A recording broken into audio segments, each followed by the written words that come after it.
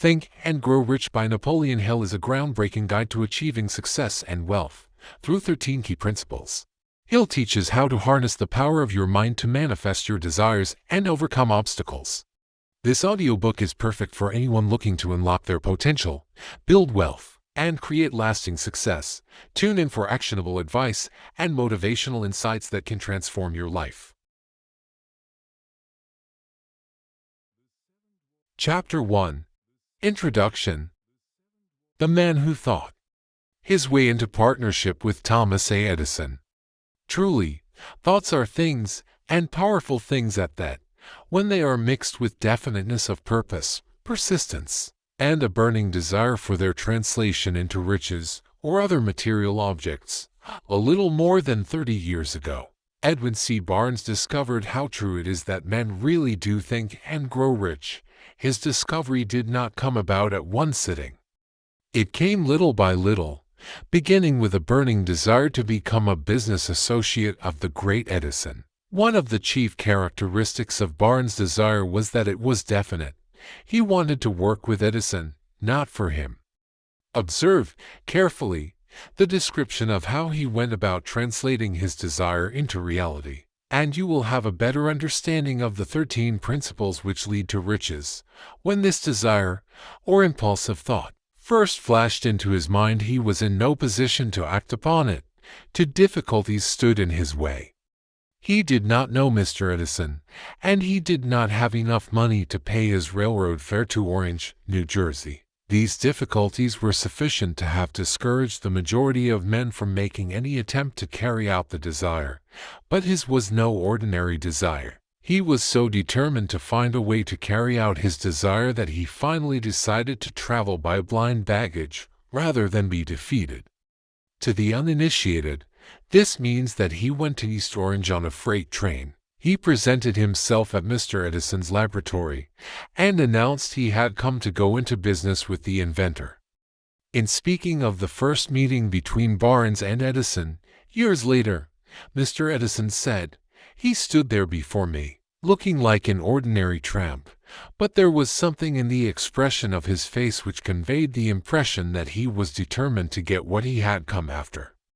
I had learned, from years of experience with men, that when a man really desires a thing so deeply that he is willing to stake his entire future on a single turn of the wheel in order to get it, he is sure to win. I gave him the opportunity he asked for, because I saw he had made up his mind to stand by until he succeeded. Subsequent events proved that no mistake was made.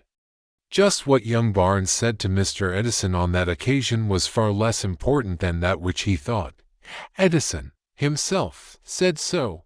It could not have been the young man's appearance which got him his start in the Edison office, for that was definitely against him.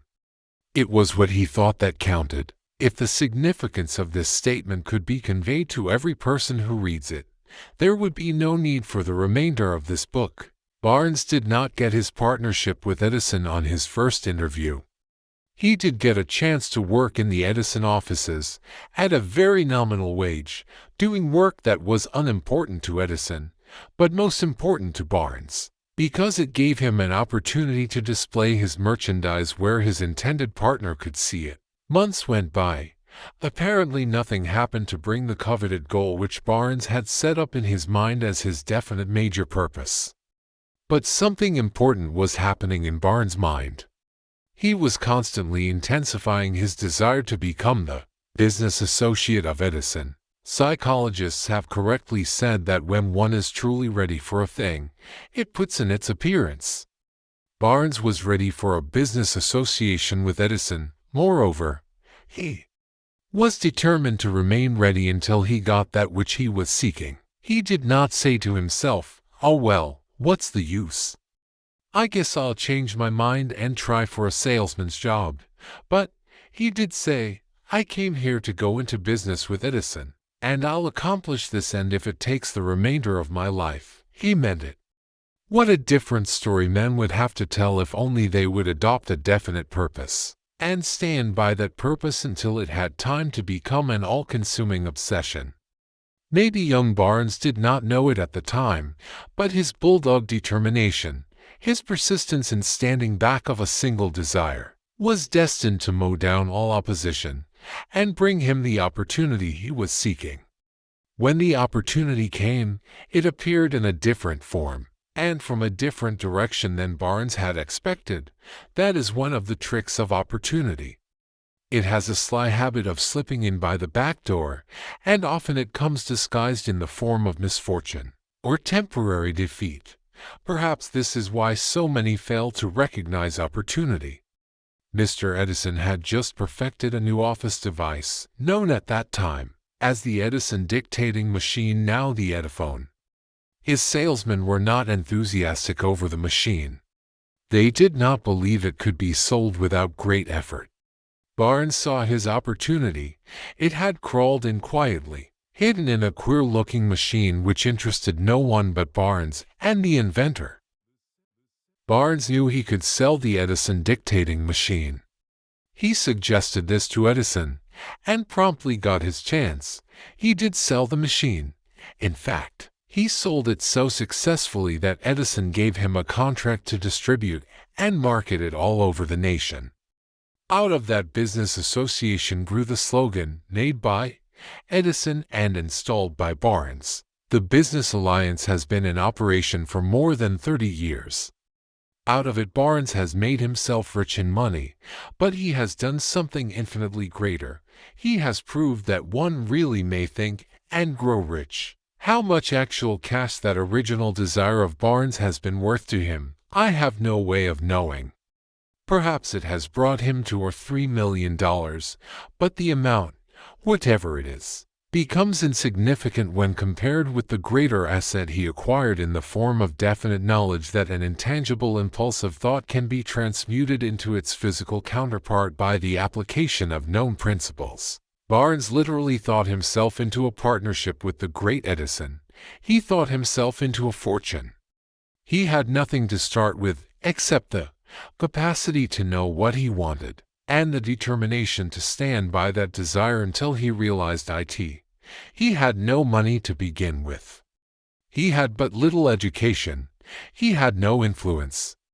But he did have initiative, faith, and the will to win. With these intangible forces he made himself #1 man with the greatest inventor who ever lived. Now, let us look at a different situation, and study a man who had plenty of tangible evidence of riches, but lost it, because he stopped 3 feet short of the goal he was seeking. 3 feet from gold. One of the most common causes of failure is the habit of quitting when one is overtaken by temporary defeat. Every person is guilty of this mistake at one time or another. An uncle of R.U. Darby was caught by the gold fever in the gold rush days, and went west to dig and grow rich. He had never heard that more gold has been mined from the brains of men than has ever been taken from the earth.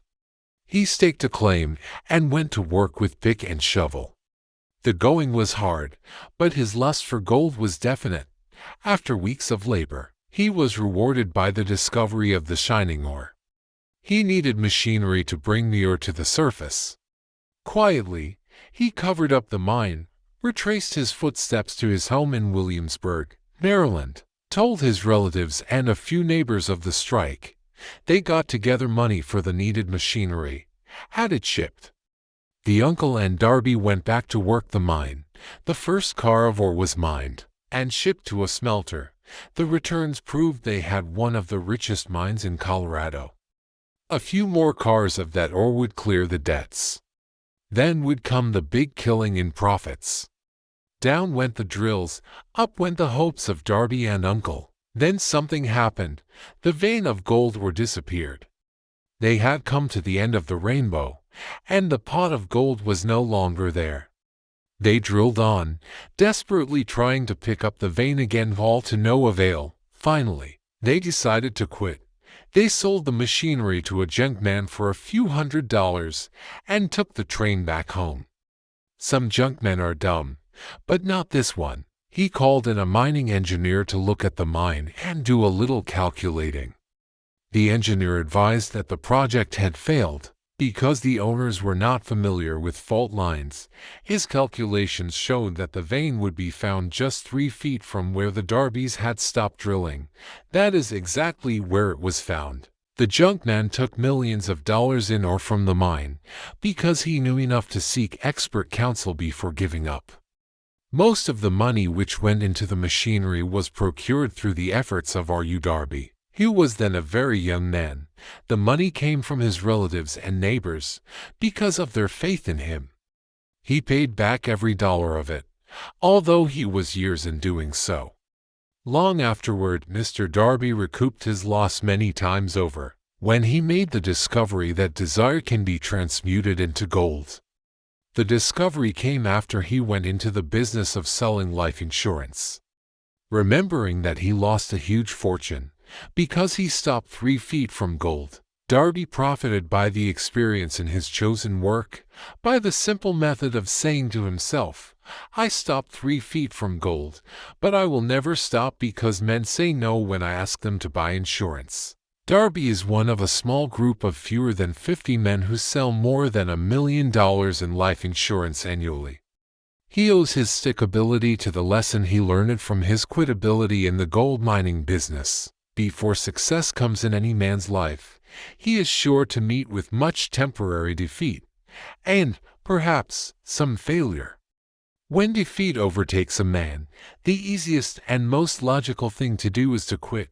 That is exactly what the majority of men do. More than 500 of the most successful men this country has ever known told the author their greatest success came just one step beyond the point at which defeat had overtaken them. Failure is a trickster with a keen sense of irony and cunning. It takes great delight in tripping one when success is almost within reach. A 50-cent lesson in persistence. Shortly after Mr. Darby received his degree from the University of Hard Knocks, and had decided to profit by his experience in the gold mining business, he had the good fortune to be present on an occasion that proved to him that no does not necessarily mean no. One afternoon he was helping his uncle grind wheat in an old-fashioned mill. The uncle operated a large farm on which a number of colored sharecrop farmers lived. Quietly, the door was opened, and a small colored child, the daughter of a tenant, walked in and took her place near the door. The uncle looked up, saw the child, and barked at her roughly, "What do you want?" Meekly, the child replied, "My mammy say send her 50 cents. I'll not do it." The uncle retorted, "Now you run on home." "Yes, sir," the child replied. But she did not move. The uncle went ahead with his work, so busily engaged that he did not pay enough attention to the child to observe that she did not leave. When he looked up and saw her still standing there, he yelled at her, "I told you to go on home. Now go, or I'll take a switch to you." The little girl said yes, so, but she did not budge an inch. The uncle dropped the sack of grain he was about to pour into the mill hopper, picked up a barrel stave, and started toward the child with an expression on his face that indicated trouble. Darby held his breath. He was certain he was about to witness a murder. He knew his uncle had a fierce temper. He knew that colored children were not supposed to defy white people in that part of the country. When the uncle reached the spot where the child was standing, she quickly stepped forward 1 step, looked up into his eyes, and screamed at the top of her shrill voice, "My mammy's gotta have that 50 cents. The uncle stopped, looked at her for a minute, then slowly laid the barrel stave on the floor, put his hand in his pocket, took out $50, and gave it to her. The child took the money and slowly backed toward the door, never taking her eyes off the man whom she had just conquered. After she had gone, the uncle sat down on a box and looked out the window into space for more than 10 minutes.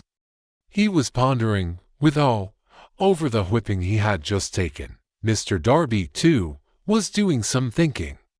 That was the first time in all his experience that he had seen a colored child deliberately master an adult white person. How did she do it? What happened to his uncle that caused him to lose his fierceness and become as docile as a lamb? What strange power did this child use that made her master over her superior? These and other similar questions flashed into Darby's mind, but he did not find the answer until years later, when he told me the story. Strangely, the story of this unusual experience was told to the author in the old mill, on the very spot where the uncle took his whipping. Strangely, too, I had devoted nearly a quarter of a century to the study of the power which enabled an ignorant, illiterate colored child to conquer an intelligent man. As we stood there in that musty old mill, Mr. Darby repeated the story of the unusual conquest, and finished by asking, "What can you make of it? What strange power did that child use that so completely whipped my uncle?" The answer to his question will be found in the principles described in this book. The answer is full and complete. It contains details and instructions sufficient to enable anyone to understand and apply the same force which the little child accidentally stumbled upon. Keep your mind alert, and you will observe exactly what strange power came to the rescue of the child. You will catch a glimpse of this power in the next chapter. Somewhere in the book you will find an idea that will quicken your receptive powers and place at your command, for your own benefit, this same irresistible power. The awareness of this power may come to you in the first chapter, or it may flash into your mind in some subsequent chapter. It may come in the form of a single idea, or it may come in the nature of a plan or a purpose. Again, it may cause you to go back into your past experiences of failure or defeat, and bring to the surface some lesson by which you can regain all that you lost through defeat. After I had described to Mr. Darby the power unwittingly used by the little colored child, he quickly retraced his 30 years of experience as a life insurance salesman, and frankly acknowledged that his success in that field was due, in no small degree, to the lesson he had learned from the child. Mr. Darby pointed out, every time a prospect tried to bow me out without buying, I saw that child standing there in the old mill, her big eyes glaring in defiance. And I said to myself, I've got to make this sale. The better portion of all sales I have made were made after people had said nitrogen monoxide.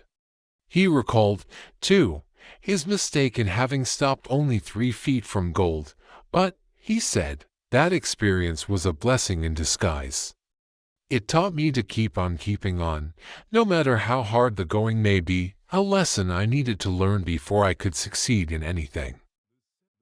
This story of Mr. Darby and his uncle, the colored child and the gold mine, doubtless will be read by hundreds of men who make their living by selling life insurance, and to all of these, the author wishes to offer the suggestion that Darby owes to these 2 experiences his ability to sell more than $1 million of life insurance every year. Life is strange and often imponderable. Both the successes and the failures have their roots in simple experiences. Mr. Darby's experiences were commonplace and simple enough, yet they held the answer to his destiny in life. Therefore they were as important to him as life itself. He profited by these 2 dramatic experiences because he analyzed them and found the lesson they taught. But what of the man who has neither the time nor the inclination to study failure in search of knowledge that may lead to success? Where and how is he to learn the art of converting defeat into stepping stones to opportunity? In answer to these questions, this book was written. The answer called for a description of 13 principles, but remember, as you read, the answer you may be seeking to the questions which have caused you to ponder over the strangeness of life may be found in your own mind through some idea, plan, or purpose which may spring into your mind as you read. One sound idea is all that one needs to achieve success. The principles described in this book contain the best and the most practical of all that is known concerning ways and means of creating useful ideas. Before we go any further in our approach to the description of these principles, we believe you are entitled to receive this important suggestion. When riches begin to come, they come so quickly, in such great abundance that one wonders where they have been hiding during all those lean years. This is an astounding statement, and all the more so when we take into consideration the popular belief that riches come only to those who work hard and long. When you begin to think and grow rich, you will observe that riches begin with a state of mind, with definiteness of purpose, with little or no hard work. You, and every other person, ought to be interested in knowing how to acquire that state of mind which will attract riches.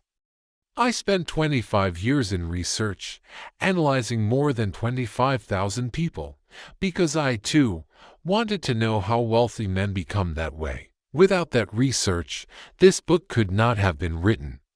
Here take notice of a very significant truth, viz. The business depression started in 1929 and continued on to an all-time record of destruction until some time after President Roosevelt entered office.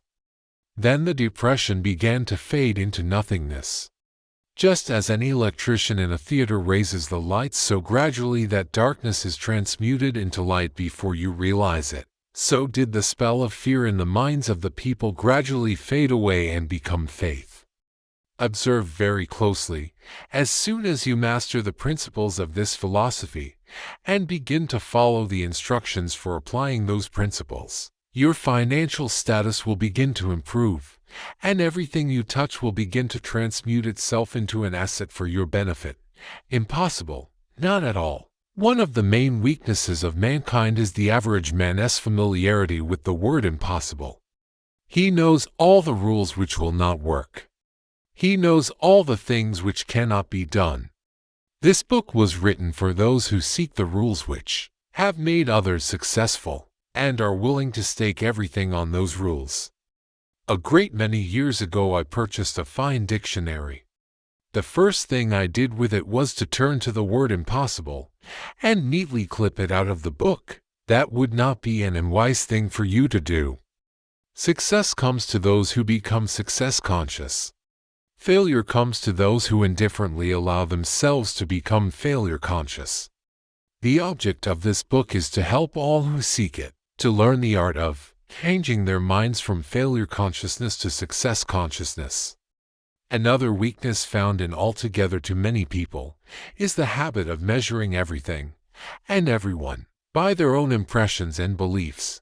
Some who will read this will believe that no one can think and grow rich. They cannot think in terms of riches because their thought habits have been steeped in poverty, want, misery, failure, and defeat. These unfortunate people remind me of a prominent Chinese who came to America to be educated in American ways. He attended the University of Chicago. One day President Harper met this young Oriental on the campus, stopped to chat with him for a few minutes, and asked what had impressed him as being the most noticeable characteristic of the American people. "Why," the Chinaman exclaimed, "the queer slant of your eyes. Your eyes are off slant. What do we say about the Chinese? We refuse to believe that which we do not understand. We foolishly believe that our own limitations are the proper measure of limitations. Sure, the other fellow's eyes are off slant, because they are not the same as our own. Millions of people look at the achievements of Henry Ford after he has arrived and envy him because of his good fortune, or luck, or genius, or whatever it is that they credit for Ford's fortune. Perhaps one person in every 100,000 knows the secret of Ford's success, and those who do know are too modest, or too reluctant, to speak of it, because of its simplicity. A single transaction will illustrate the secret perfectly. A few years back, Ford decided to produce his now famous V8 motor. He chose to build an engine with the entire 8 cylinders cast in one block, and instructed his engineers to produce a design for the engine. The design was placed on paper, but the engineers agreed, to a man, that it was simply impossible to cast an 8-cylinder gas engine block in one piece. Ford said, "Produce it anyway." But, they replied, "It's impossible." "Go ahead," Ford commanded, "and stay on the job until you succeed, no matter how much time is required." The engineers went ahead. There was nothing else for them to do if they were to remain on the Ford staff. 6 months went by, Nothing happened. Another 6 months passed, and still nothing happened. The engineers tried every conceivable plan to carry out the orders, but the thing seemed out of the question, impossible. At the end of the year, Ford checked with his engineers, and again they informed him they had found no way to carry out his orders. "Go right ahead," said Ford. "I want it, and I'll have it." They went ahead, and then, as if by a stroke of magic, the secret was discovered. The Ford determination had won once more. This story may not be described with minute accuracy, but the sum and substance of it is correct. Deduce from it, you who wish to think and grow rich, the secret of the Ford millions. If you can, you'll not have to look very far. Henry Ford is a success because he understands and applies the principles of success. One of these is desire, knowing what one wants. Remember this Ford story as you read, and pick out the lines in which the secret of his stupendous achievement have been described. If you can do this, if you can lay your finger on the particular group of principles which made Henry Ford rich, you can equal his achievements in almost any calling for which you are suited.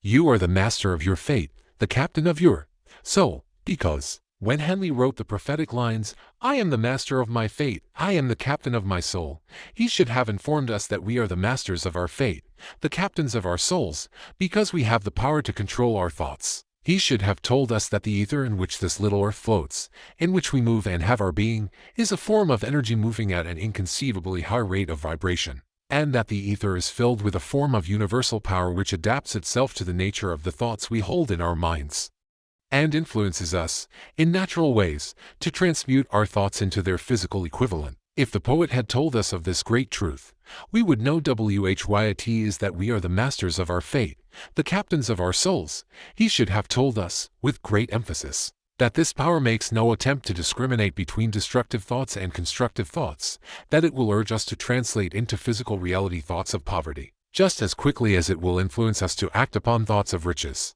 He should have told us, too, that our brains become magnetized with the dominating thoughts which we hold in our minds, and, by means with which no man is familiar, these magnets attract to us the forces, the people, the circumstances of life which harmonize with the nature of our dominating thoughts.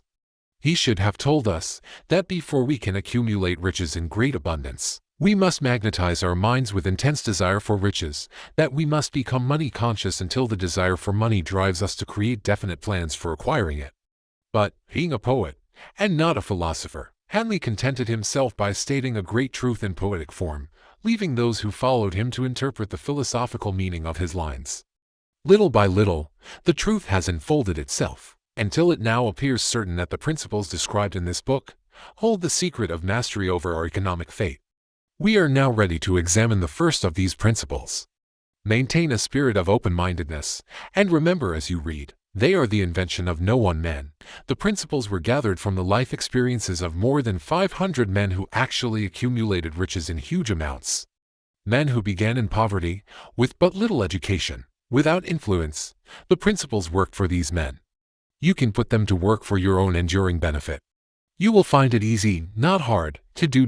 Before you read the next chapter, I want you to know that it conveys factual information which might easily change your entire financial destiny, as it has so definitely brought changes of stupendous proportions to the people described. I want you to know, also, that the relationship between these two men and myself is such that I could have taken no liberties with the facts, even if I had wished to do so.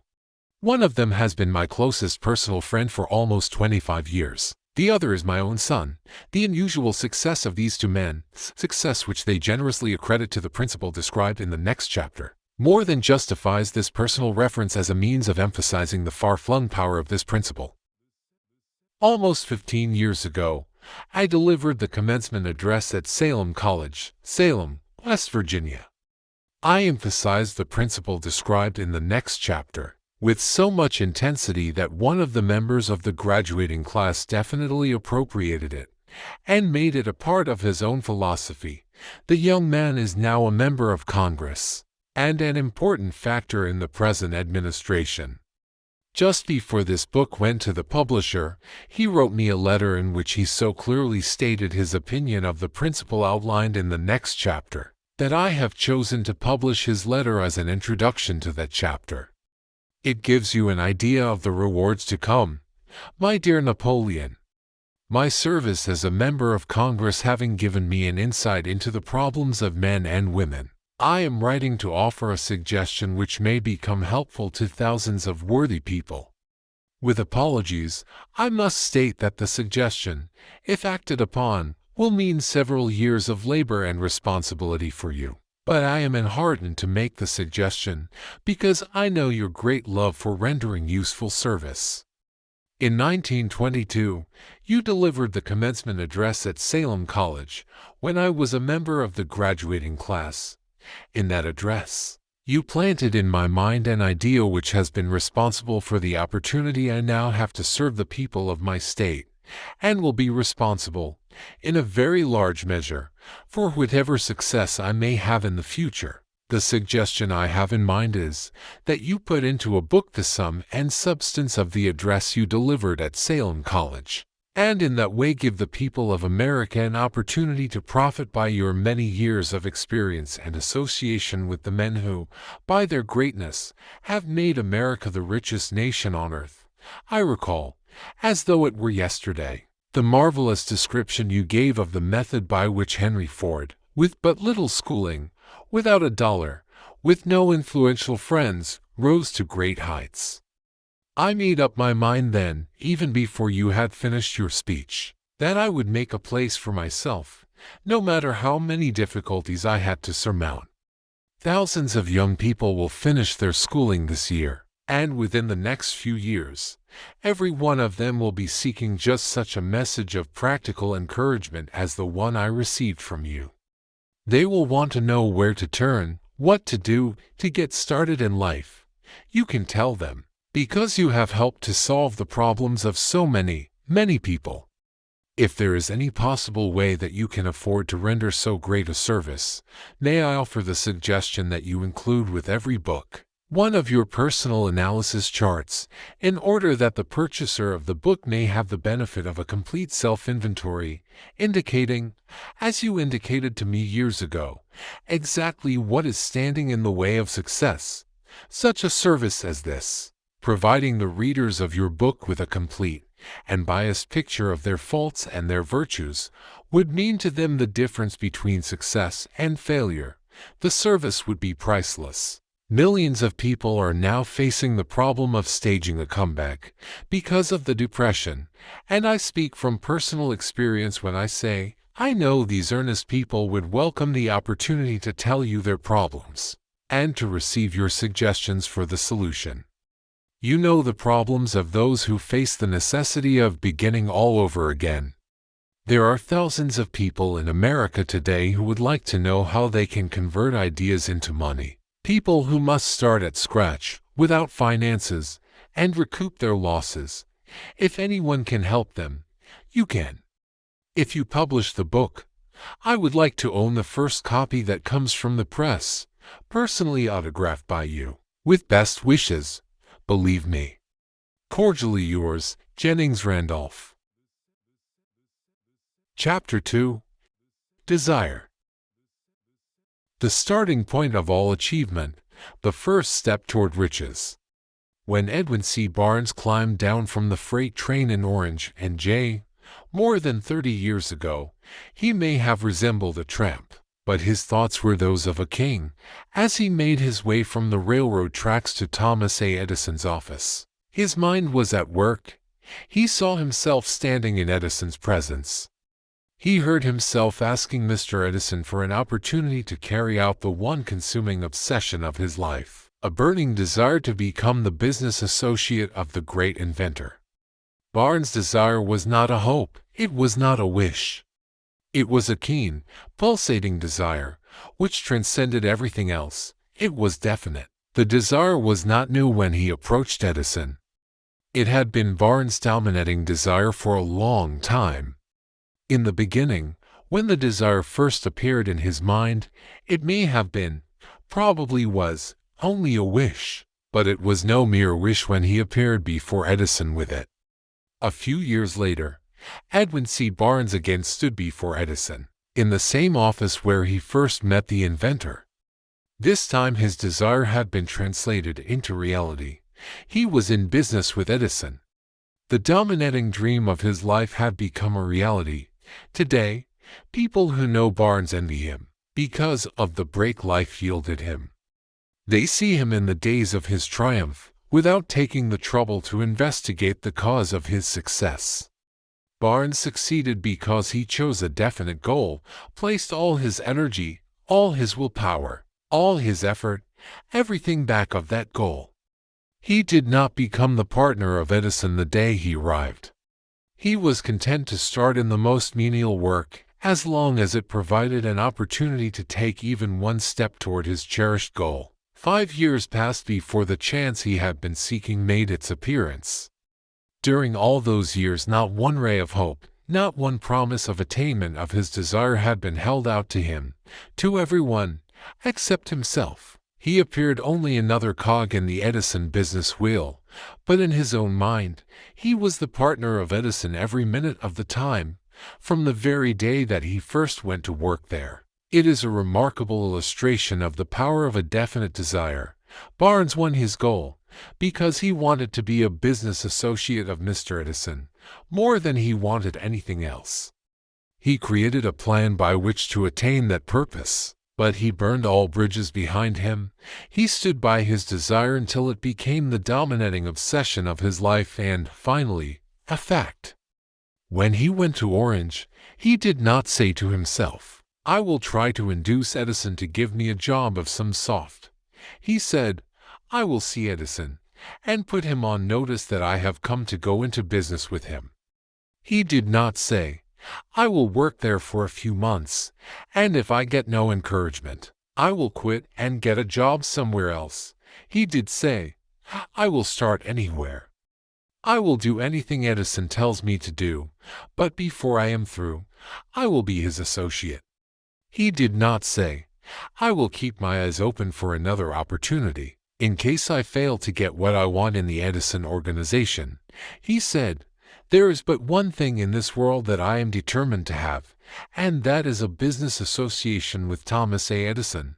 I will burn all bridges behind me, and stake my entire future on my ability to get what I want." He left himself no possible way of retreat.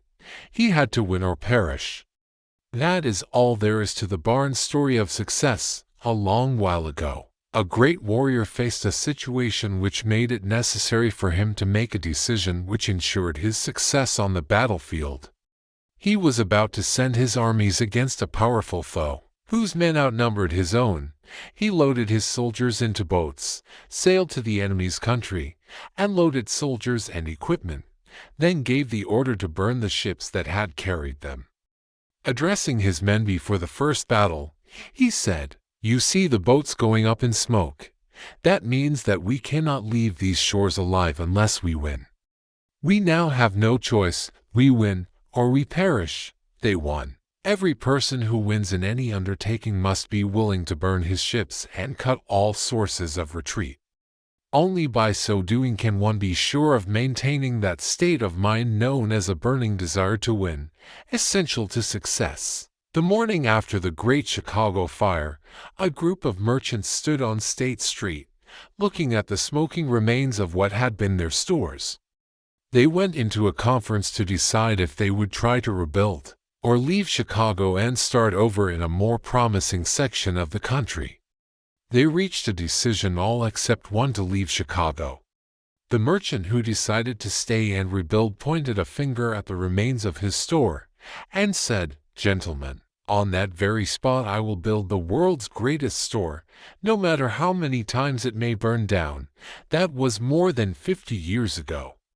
The store was built. It stands there today, a towering monument to the power of that state of mind known as a burning desire. The easy thing for Marshall Field to have done would have been exactly what his fellow merchants did. When the going was hard and the future looked dismal, they pulled up and went where the going seemed easier. Mark well this difference between Marshall Field and the other merchants, because it is the same difference which distinguishes Edwin C. Barnes from thousands of other young men who have worked in the Edison organization.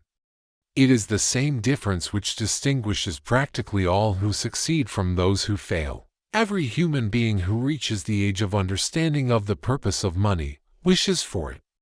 Wishing will not bring riches, but desiring riches with a state of mind that becomes an obsession, then planning definite ways and means to acquire riches, and backing those plans with persistence which does not recognize failure, will bring riches.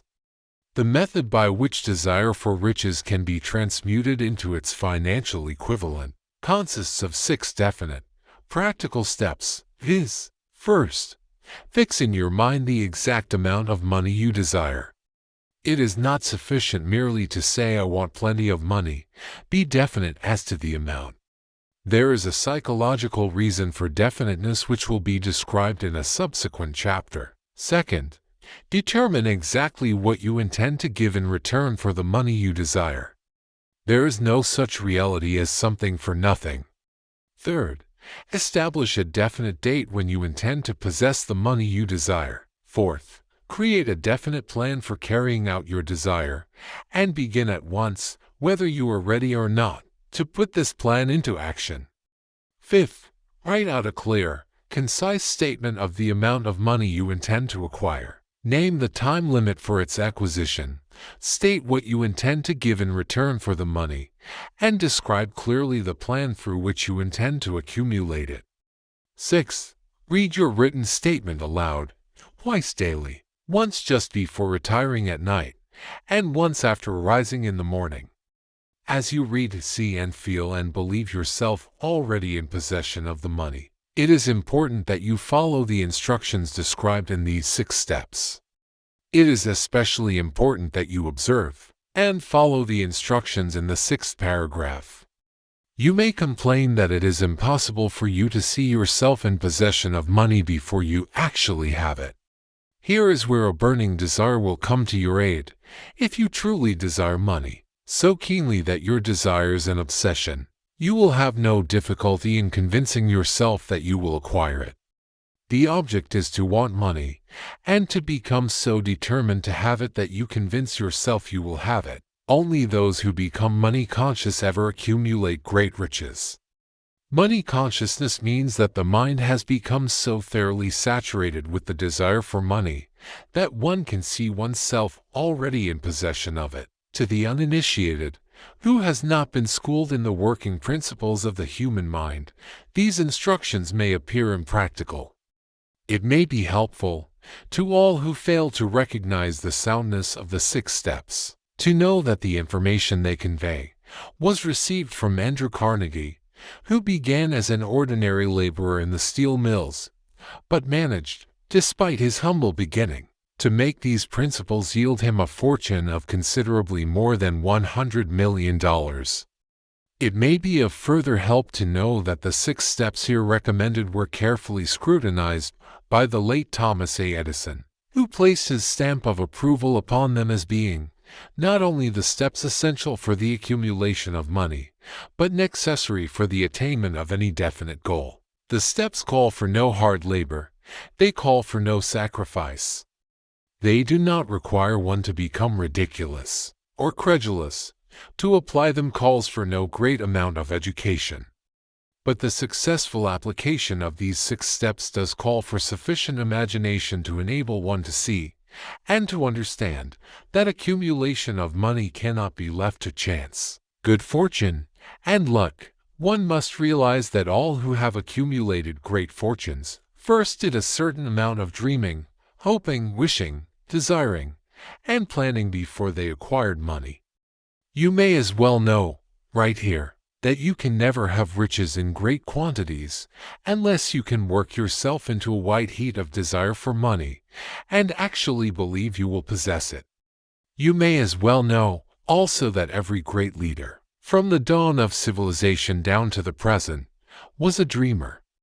Christianity is the greatest potential power in the world today, because its founder was an intense dreamer who had the vision and the imagination to see realities in their mental and spiritual form before they had been transmuted into physical form.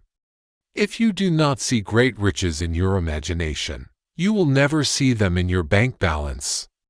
Never, in the history of America, has there been so great an opportunity for practical dreamers as now exists. The 6-year economic collapse has reduced all men, substantially, to the same level. A new race is about to be run.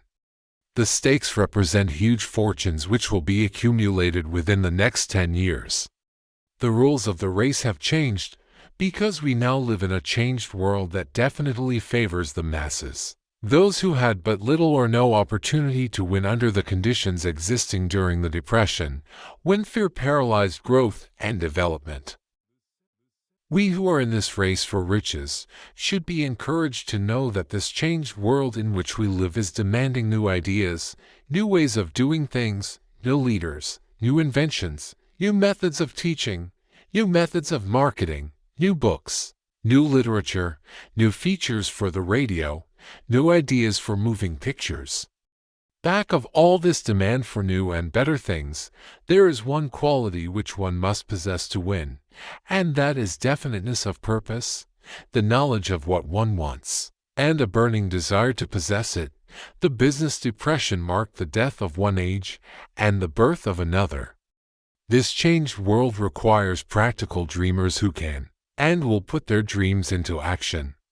The practical dreamers have always been, and always will be, the pattern makers of civilization.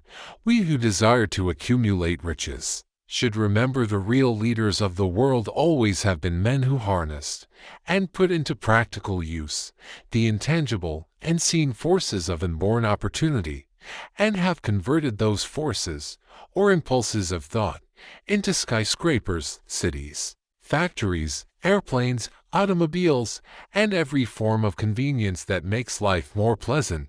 Tolerance and an open mind are practical necessities of the dreamer of today. Those who are afraid of new ideas are doomed before they start. Never has there been a time more favorable to pioneers than the present. True, there is no wild and woolly West to be conquered, as in the days of the covered wagon. But there is a vast business, financial, and industrial world to be remolded and redirected along new and better lines. In planning to acquire your share of the riches, let no one influence you to scorn the dreamer. To win the big stakes in this changed world, you must catch the spirit of the great pioneers of the past, whose dreams have given to civilization all that it has of value, the spirit which serves as the lifeblood of our own country, your opportunity and mine, to develop and market our talents. Let us not forget, Columbus dreamed of an unknown world, staked his life on the existence of such a world, and discovered it. Copernicus, the great astronomer, dreamed of a multiplicity of worlds, and revealed them. No one denounced him as impractical after he had triumphed. Instead, the world worshipped at his shrine, thus proving once more that success requires nitrogen monoxide apologies, failure permits nitrogen monoxide alibis. If the thing you wish to do is right, and you believe in it, go ahead and do it. Put your dream across, and never mind what they say if you meet with temporary defeat, for they, perhaps, do not know that every failure brings with it the seed of an equivalent success. Henry Ford, poor and uneducated, dreamed of a horseless carriage, went to work with what tools he possessed, without waiting for opportunity to favor him, and now evidence of his dream belts the entire earth. He has put more wheels into operation than any man who ever lived, because he was not afraid to back his dreams. Thomas Edison dreamed of a lamp that could be operated by electricity, began where he stood to put his dream into action, and despite more than 10,000 failures, he stood by that dream until he made it a physical reality. Practical dreamers do not quit. Whelan dreamed of a chain of cigar stores, transformed his dream into action, and now the United Cigar Stores occupy the best corners in America. Lincoln dreamed of freedom for the black slaves, put his dream into action, and barely missed living to see United North and South translate his dream into reality. The Wright brothers dreamed of a machine that would fly through the air. Now one may see evidence all over the world that they dreamed soundly, Marconi dreamed of a system for harnessing the intangible forces of the ether. Evidence that he did not dream in vain may be found in every wireless and radio in the world. Moreover, Marconi's dream brought the humblest cabin and the most stately manor house side by side. It made the people of every nation on earth backdoor neighbors. It gave the President of the United States a medium by which he may talk to all the people of America at one time. And on short notice, it may interest you to know that Marconi's friends had him taken into custody and examined in a psychopathic hospital when he announced he had discovered a principle through which he could send messages through the air. Without the aid of wires or other direct physical means of communication, the dreamers of today fare better. The world has become accustomed to new discoveries, nay, it has shown a willingness to reward the dreamer who gives the world a new idea. The greatest achievement was, at first, and for a time, but a dream. The oak sleeps in the acorn, the bird waits in the egg, and in the highest vision of the soul, a waking angel stirs. Dreams are the seedlings of reality. Awake, rise, and assert yourself. You dreamers of the world, your star is now in the ascendancy. The World Depression brought the opportunity you have been waiting for. It taught people humility, tolerance, and open-mindedness. The world is filled with an abundance of opportunity which the dreamers of the past never knew. A burning desire to be and to do is the starting point from which the dreamer must take off. Dreams are not born of indifference, laziness, or lack of ambition. The world no longer scoffs at the dreamer, nor calls him impractical. If you think it does, take a trip to Tennessee and witness what a dreamer president has done in the way of harnessing and using the great water power of America. A score of years ago, such a dream would have seemed like madness. You have been disappointed. You have undergone defeat during the Depression. You have felt the great heart within you crushed until it bled. Take courage, for these experiences have tempered the spiritual metal of which you are made. They are assets of incomparable value. Remember, too, that all who succeed in life get off to a bad start and pass through many heartbreaking struggles before they arrive. The turning point in the lives of those who succeed usually comes at the moment of some crisis, through which they are introduced to their other selves. John Bunyan wrote The Pilgrim's Progress, which is among the finest of all English literature, after he had been confined in prison and sorely punished because of his views on the subject of religion. Henry discovered the genius which slept within his brain after he had met with great misfortune and was confined in a prison cell in Columbus, Ohio, being forced, through misfortune, to become acquainted with his other self and to use his imagination. He discovered himself to be a great author instead of a miserable criminal and outcast. Strange and varied are the ways of life, and stranger still are the ways of infinite intelligence, through which men are sometimes forced to undergo all sorts of punishment before discovering their own brains and their own capacity to create useful ideas through imagination. Edison, the world's greatest inventor and scientist, was a tramp telegraph operator. He failed innumerable times before he was driven, finally, to the discovery of the genius which slept within his brain. Charles Dickens began by pasting labels on blacking pots. The tragedy of his first love penetrated the depths of his soul and converted him into one of the world's truly great authors. That tragedy produced, first, David Copperfield, then a succession of other works that made this a richer and better world for all who read his books.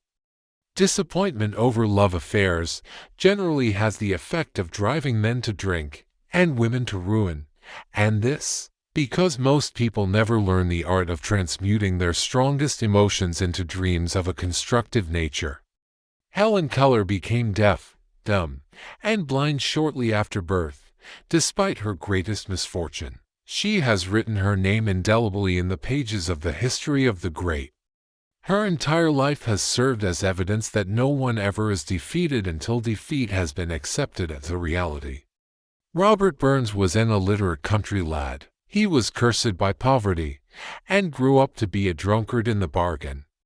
The world was made better for his having lived, because he clothed beautiful thoughts in poetry, and thereby plucked a thorn and planted a rose in its place. Booker T. Washington was born in slavery, handicapped by race and color. Because he was tolerant, had an open mind at all times, on all subjects, and was a dreamer, he left his impress for good on an entire race.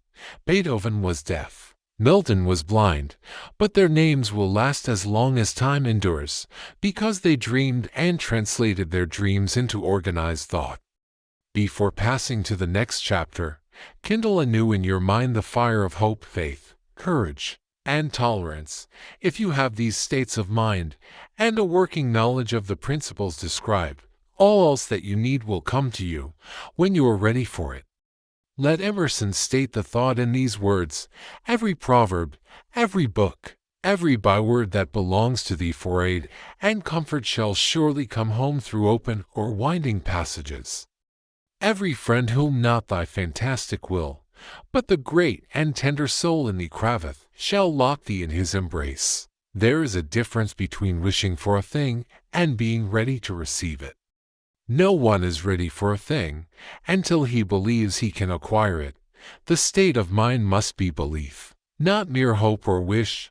Open-mindedness is essential for belief. Closed minds do not inspire faith, courage, and belief. Remember, no more effort is required to aim high in life, to demand abundance and prosperity, than is required to accept misery and poverty. A great poet has correctly stated this universal truth through these lines: I bargained with life for a penny, and life would pay no more. However, I begged at evening when I counted my scanty store. For life is a just employer, he gives you what you ask. But once you have set the wages, why, you must bear the task. I worked for a menial's hire, only to learn, dismayed, that any wage I had asked of life, life would have willingly paid. Desire outwits Mother Nature. As a fitting climax to this chapter, I wish to introduce one of the most unusual persons I have ever known. I first saw him 24 years ago, a few minutes after he was born. He came into the world without any physical sign of ears, and the doctor admitted, when pressed for an opinion, that the child might be deaf and mute for life. I challenged the doctor's opinion. I had the right to do so. I was the child's father. I, too, reached a decision and rendered an opinion, but I expressed the opinion silently, in the secrecy of my own heart. I decided that my son would hear and speak. Nature could send me a child without ears, but nature could not induce me to accept the reality of the affliction. In my own mind I knew that my son would hear and speak. How? I was sure there must be a way, and I knew I would find it. I thought of the words of the immortal Emerson: the whole course of things goes to teach us faith. We need only obey. There is guidance for each of us, and by lowly listening, we shall hear the right word. The right word, desire. More than anything else, I desired that my son should not be a deaf-mute. From that desire I never receded, not for a second. Many years previously, I had written, our only limitations are those we set up in our own minds. For the first time, I wondered if that statement were true. Lying on the bed in front of me was a newly born child, without the natural equipment of hearing. Even though he might hear and speak, he was obviously disfigured for life. Surely, this was a limitation which that child had not set up in his own mind. What could I do about it? Somehow I would find a way to transplant into that child's mind my own burning desire for ways and means of conveying sound to his brain without the aid of ears. As soon as the child was old enough to cooperate, I would fill his mind so completely with a burning desire to hear, that nature would, by methods of her own, translate it into physical reality. All this thinking took place in my own mind, but I spoke of it to no one. Every day I renewed the pledge I had made to myself, not to accept a deaf-mute for a son. As he grew older and began to take notice of things around him, we observed that he had a slight degree of hearing. When he reached the age when children usually begin talking, he made no attempt to speak, but we could tell by his actions that he could hear certain sounds slightly. That was all I wanted to know. I was convinced that if he could hear, even slightly, he might develop still greater hearing capacity. Then something happened which gave me hope. It came from an entirely unexpected source. We bought a Victrola. When the child heard the music for the first time, he went into ecstasies and promptly appropriated the machine. He soon showed a preference for certain records, among them, "It's a Long Way to Tipperary." On one occasion, he played that piece over and over, for almost 2 hours, standing in front of the Victrola, with his teeth clamped on the edge of the case. The significance of this self-formed habit of his did not become clear to us until years afterward, for we had never heard of the principle of bone conduction of sound at that time. Shortly after he appropriated the Victrola, I discovered that he could hear me quite clearly when I spoke with my lips touching his mastoid bone, or at the base of the brain. These discoveries placed in my possession the necessary media by which I began to translate into reality my burning desire to help my son develop hearing and speech. By that time he was making stabs at speaking certain words. The outlook was far from encouraging, but desire backed by faith knows no such word as impossible. Having determined that he could hear the sound of my voice plainly, I began, immediately, to transfer to his mind the desire to hear and speak. I soon discovered that the child enjoyed bedtime stories, so I went to work, creating stories designed to develop in him self-reliance, imagination, and a keen desire to hear and to be normal. There was one story in particular, which I emphasized by giving it some new and dramatic coloring each time it was told.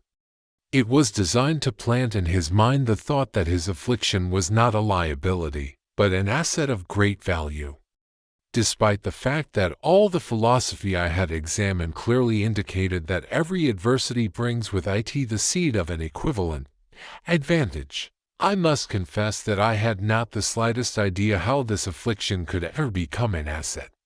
However, I continued my practice of wrapping that philosophy in bedtime stories, hoping the time would come when he would find some plan by which his handicap could be made to serve some useful purpose. Reason told me plainly that there was no adequate compensation for the lack of ears and natural hearing equipment. Desire backed by faith pushed reason aside and inspired me to carry on. As I analyze the experience in retrospect, I can see now that my son's faith in me had much to do with the astounding results. He did not question anything I told him. I sold him the idea that he had a distinct advantage over his older brother, and that this advantage would reflect itself in many ways. For example, the teachers in school would observe that he had no ears, and, because of this, they would show him special attention and treat him with extraordinary kindness. They always did. His mother saw to that, by visiting the teachers and arranging with them to give the child the extra attention necessary. I sold him the idea, too, that when he became old enough to sell newspapers, his older brother had already become a newspaper merchant. He would have a big advantage over his brother, for the reason that people would pay him extra money for his wares, because they could see that he was a bright, industrious boy, despite the fact he had no ears. We could notice that, gradually, the child's hearing was improving. Moreover, he had not the slightest tendency to be self-conscious. Because of his affliction, when he was about 7, he showed the first evidence that our method of servicing his mind was bearing fruit. For several months he begged for the privilege of selling newspapers, but his mother would not give her consent. She was afraid that his deafness made it unsafe for him to go on the street alone. Finally, he took matters in his own hands. One afternoon, when he was left at home with the servants, he climbed through the kitchen window, shinnied to the ground, and set out on his own. He borrowed 6 cents in capital from the neighborhood shoemaker, invested it in papers, sold out, reinvested, and kept repeating until late in the evening. After balancing his accounts and paying back the 6 cents he had borrowed from his banker, he had a net profit of 42 cents. When we got home that night, we found him in bed asleep, with the money tightly clenched in his hand. His mother opened his hand, removed the coins, and cried, of all things. Crying over her son's first victory seemed so inappropriate. My reaction was the reverse. I laughed heartily, for I knew that my endeavor to plant in the child's mind an attitude of faith in himself had been successful. His mother saw, in his first business venture, a little deaf boy who had gone out in the streets and risked his life to earn money. I saw a brave, ambitious, self-reliant little businessman whose stock in himself had been increased 100%, because he had gone into business on his own initiative, and had won. The transaction pleased me, because I knew that he had given evidence of a trait of resourcefulness that would go with him all through life. Later events proved this to be true. When his older brother wanted something, he would lie down on the floor, kick his feet in the air, cry for it and get it. When the little deaf boy wanted something, he would plan a way to earn the money, then buy it for himself. He still follows that plan truly. My own son has taught me that handicaps can be converted into stepping stones on which one may climb towards some worthy goal, unless they are accepted as obstacles and used as alibis. The little deaf boy went through the grades, high school, and college without being able to hear his teachers, excepting when they shouted loudly, at close range. He did not go to a school for the deaf. We would not permit him to learn the sign language. We were determined that he should live a normal life and associate with normal children, and we stood by that decision, although it cost us many heated debates with school officials. While he was in high school, he tried an electrical hearing aid, but it was of no value to him, too, we believed, to a condition that was disclosed when the child was 6 by Dr. J. Gordon Wilson of Chicago, when he operated on one side of the boy's head and discovered that there was no sign of natural hearing equipment. During his last week in college, 18 years after the operation, something happened which marked the most important turning point of his life. Through what seemed to be mere chance, he came into possession of another electrical hearing device, which was sent to him on trial. He was slow about testing it, due to his disappointment with a similar device. Finally, he picked the instrument up, and more or less carelessly, placed it on his head, hooked up the battery, and lo, as if by a stroke of magic, his lifelong desire for normal hearing became a reality. For the first time in his life he heard practically as well as any person with normal hearing. God moves in mysterious ways, his wonders to perform. Overjoyed because of the changed world which had been brought to him through his hearing device, he rushed to the telephone, called his mother, and heard her voice perfectly. The next day, he plainly heard the voices of his professors in class, for the first time in his life. Previously he could hear them only when they shouted, at short range. He heard the radio. He heard the talking pictures. For the first time in his life, he could converse freely with other people, without the necessity of their having to speak loudly. Truly, he had come into possession of a changed world. We had refused to accept nature's error, and, by persistent desire, we had induced nature to correct that error, through the only practical means available. Desire had commenced to pay dividends, but the victory was not yet complete. The boy still had to find a definite and practical way to convert his handicap into an equivalent asset.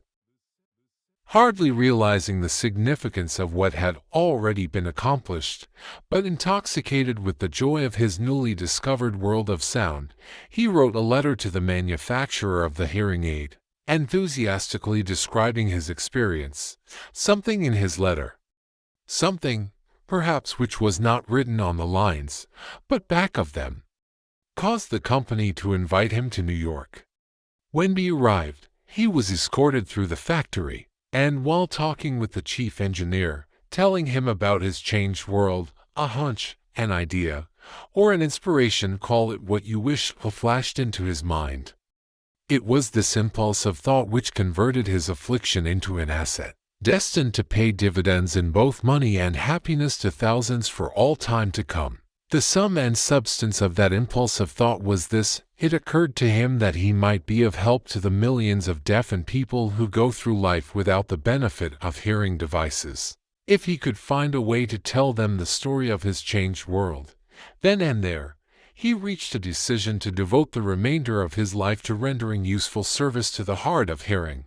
For an entire month, he carried on an intensive research, during which he analyzed the entire marketing system of the manufacturer of the hearing device, and created ways and means of communicating with the hard of hearing all over the world for the purpose of sharing with them his newly discovered changed world. When this was done, he put in writing a 2-year plan. Based upon his findings, when he presented the plan to the company, he was instantly given a position, for the purpose of carrying out his ambition. Little did he dream, when he went to work, that he was destined to bring hope and practical relief to thousands of deafened people who, without his help, would have been doomed forever to deaf-mutism. Shortly after he became associated with the manufacturer of his hearing aid, he invited me to attend a class conducted by his company, for the purpose of teaching deaf mutes to hear and to speak.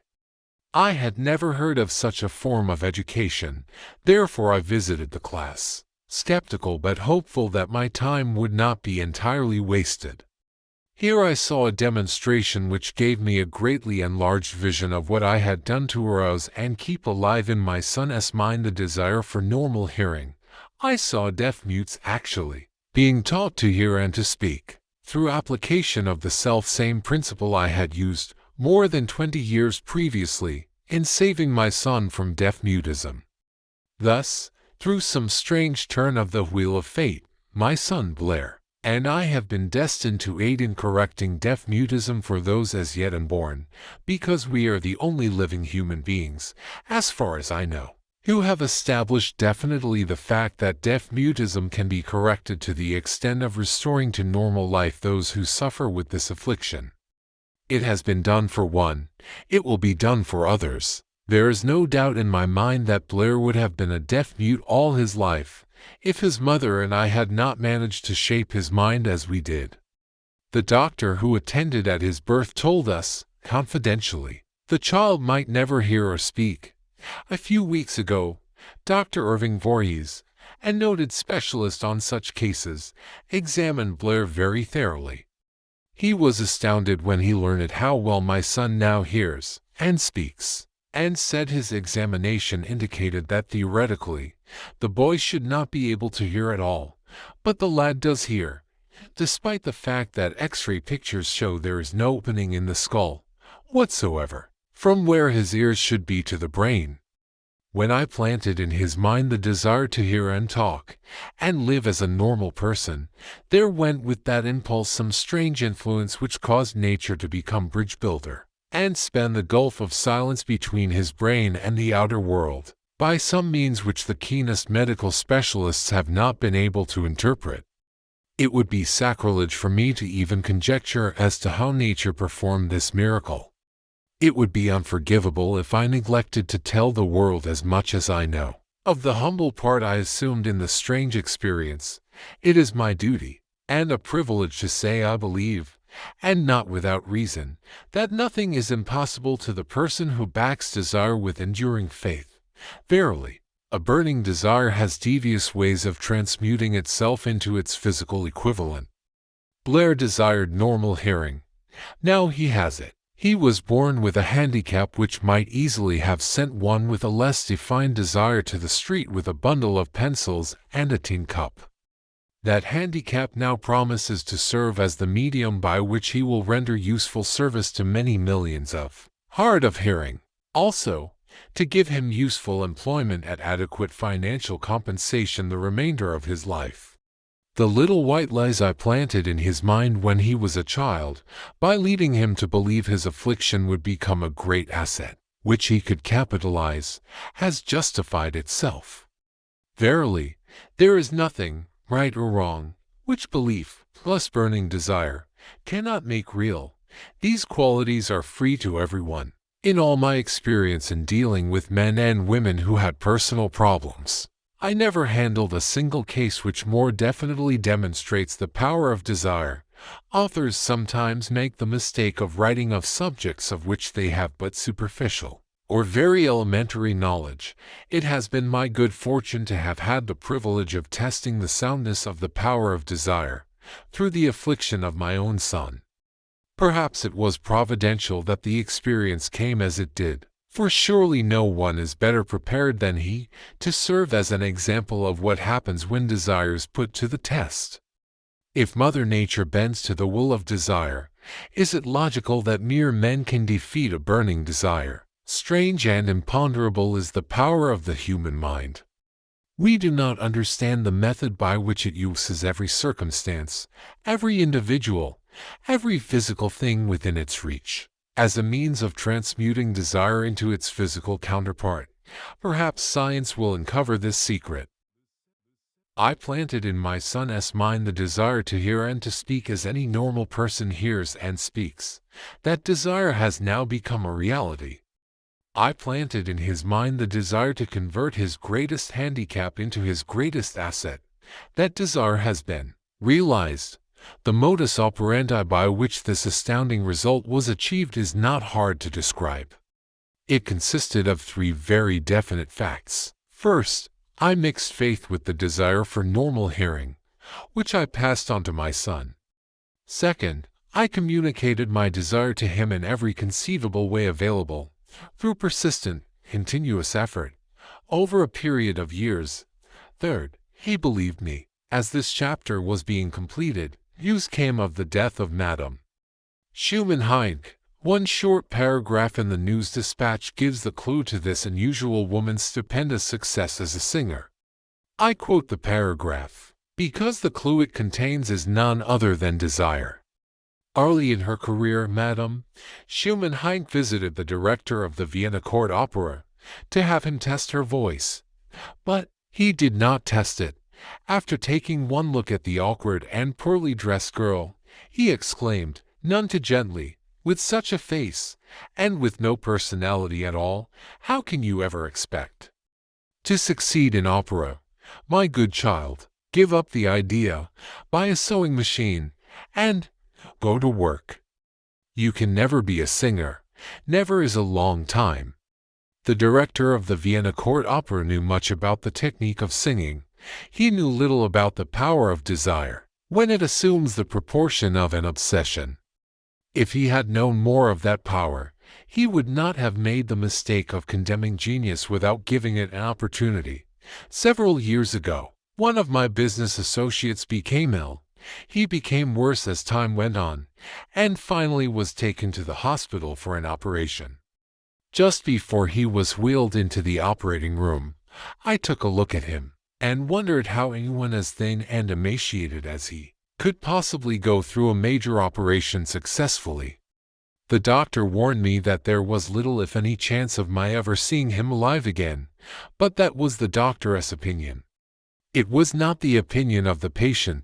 Just before he was wheeled away, he whispered feebly, "Do not be disturbed, Chief. I will be out of here in a few days." The attending nurse looked at me with pity. But the patient did come through safely. After it was all over, his physician said, nothing but his own desire to live saved him. He never would have pulled through if he had not refused to accept the possibility of death.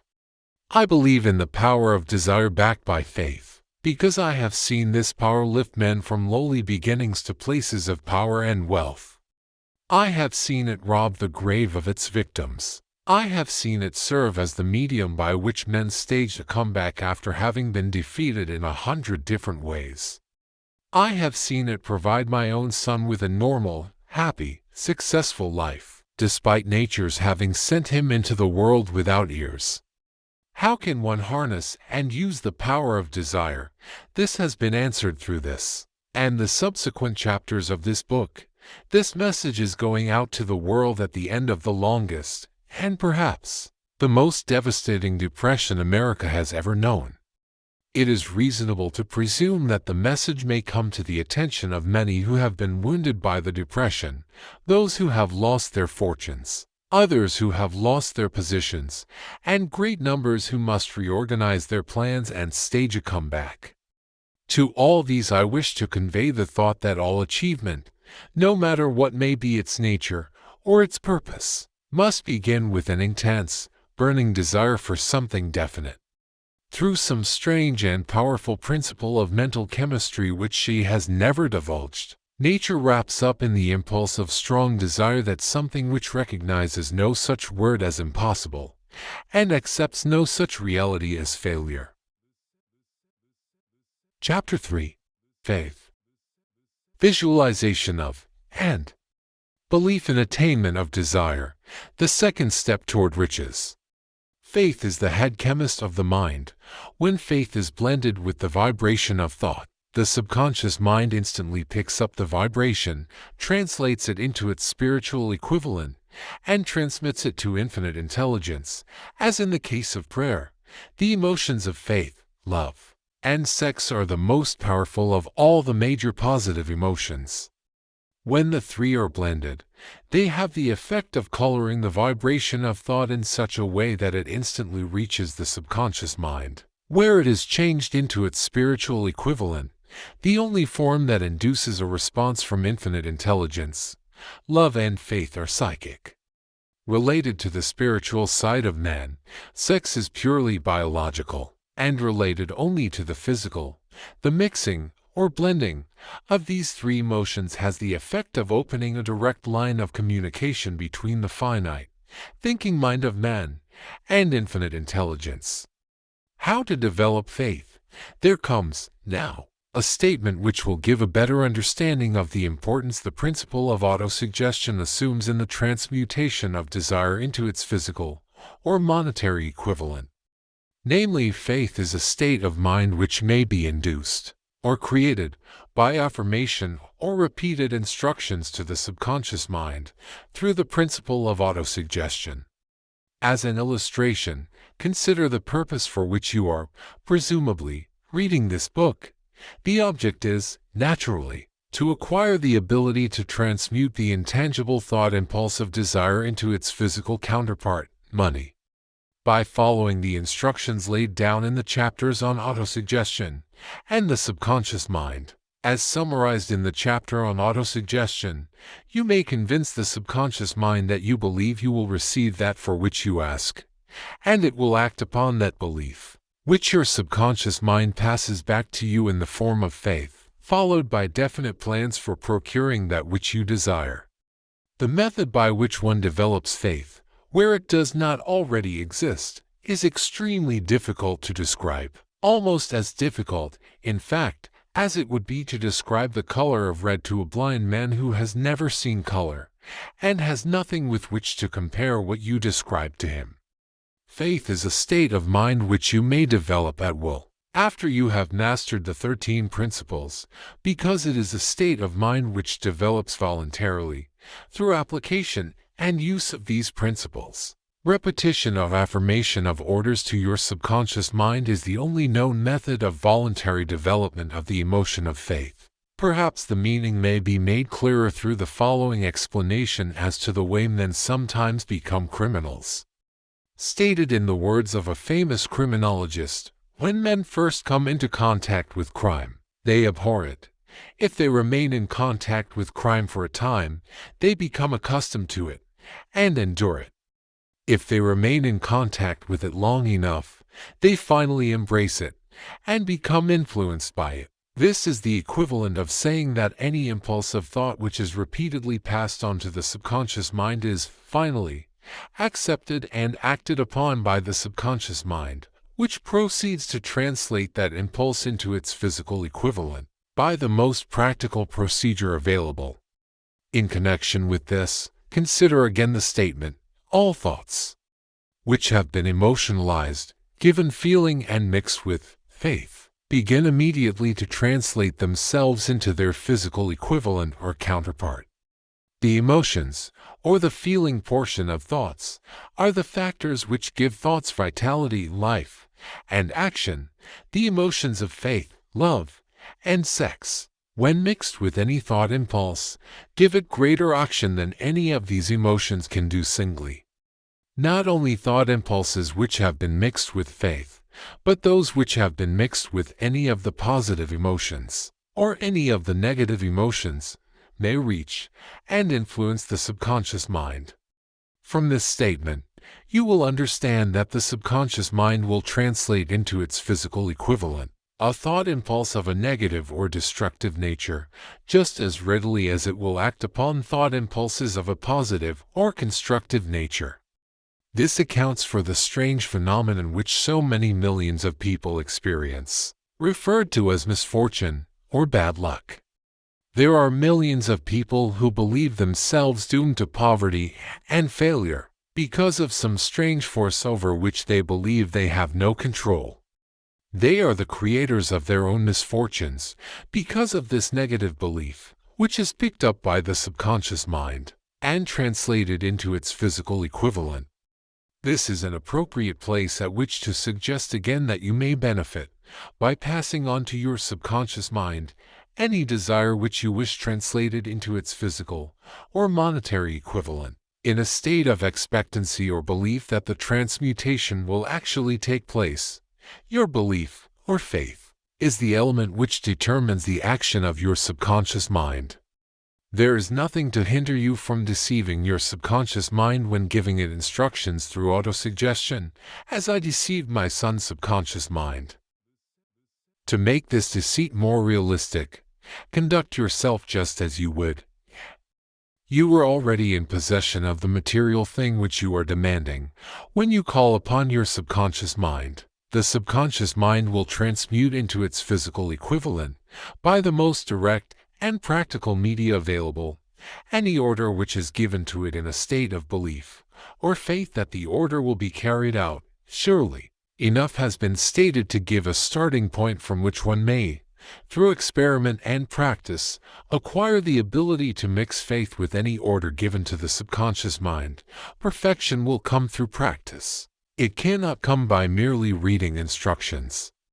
If it be true that one may become a criminal by association with crime, and this is a known fact, it is equally true that one may develop faith by voluntarily suggesting to the subconscious mind that one has faith. The mind comes finally to take on the nature of the influences which dominate it. Understand this truth, and you will know why it is essential for you to encourage the positive emotions as dominating forces of your mind, and discourage and eliminate negative emotions.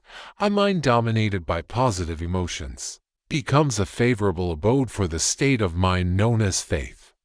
A mind so dominated may, at will, give the subconscious mind instructions, which it will accept and act upon immediately. Faith is a state of mind which may be induced by autosuggestion. All down the ages, the religionists have admonished struggling humanity to have faith in this, that, and the other dogma or creed, but they have failed to tell people how to have faith. They have not stated that faith is a state of mind, and that it may be induced by self-suggestion. In language which any normal human being can understand, we will describe all that is known about the principle through which faith may be developed, where it does not already exist. Have faith in yourself, faith in the infinite. Before we begin, you should be reminded again that faith is the eternal elixir which gives life power and action to the impulse of thought. The foregoing sentence is worth reading a second time, and a third, and a fourth. It is worth reading aloud. Faith is the starting point of all accumulation of riches. Faith is the basis of all miracles and all mysteries which cannot be analyzed by the rules of science. Faith is the only known antidote for failure. Faith is the element, the chemical which, when mixed with prayer, gives one direct communication with infinite intelligence. Faith is the element which transforms the ordinary vibration of thought, created by the finite mind of man, into the spiritual equivalent. Faith is the only agency through which the cosmic force of infinite intelligence can be harnessed and used by man. Every one of the foregoing statements is capable of proof. The proof is simple and easily demonstrated. It is wrapped up in the principle of autosuggestion.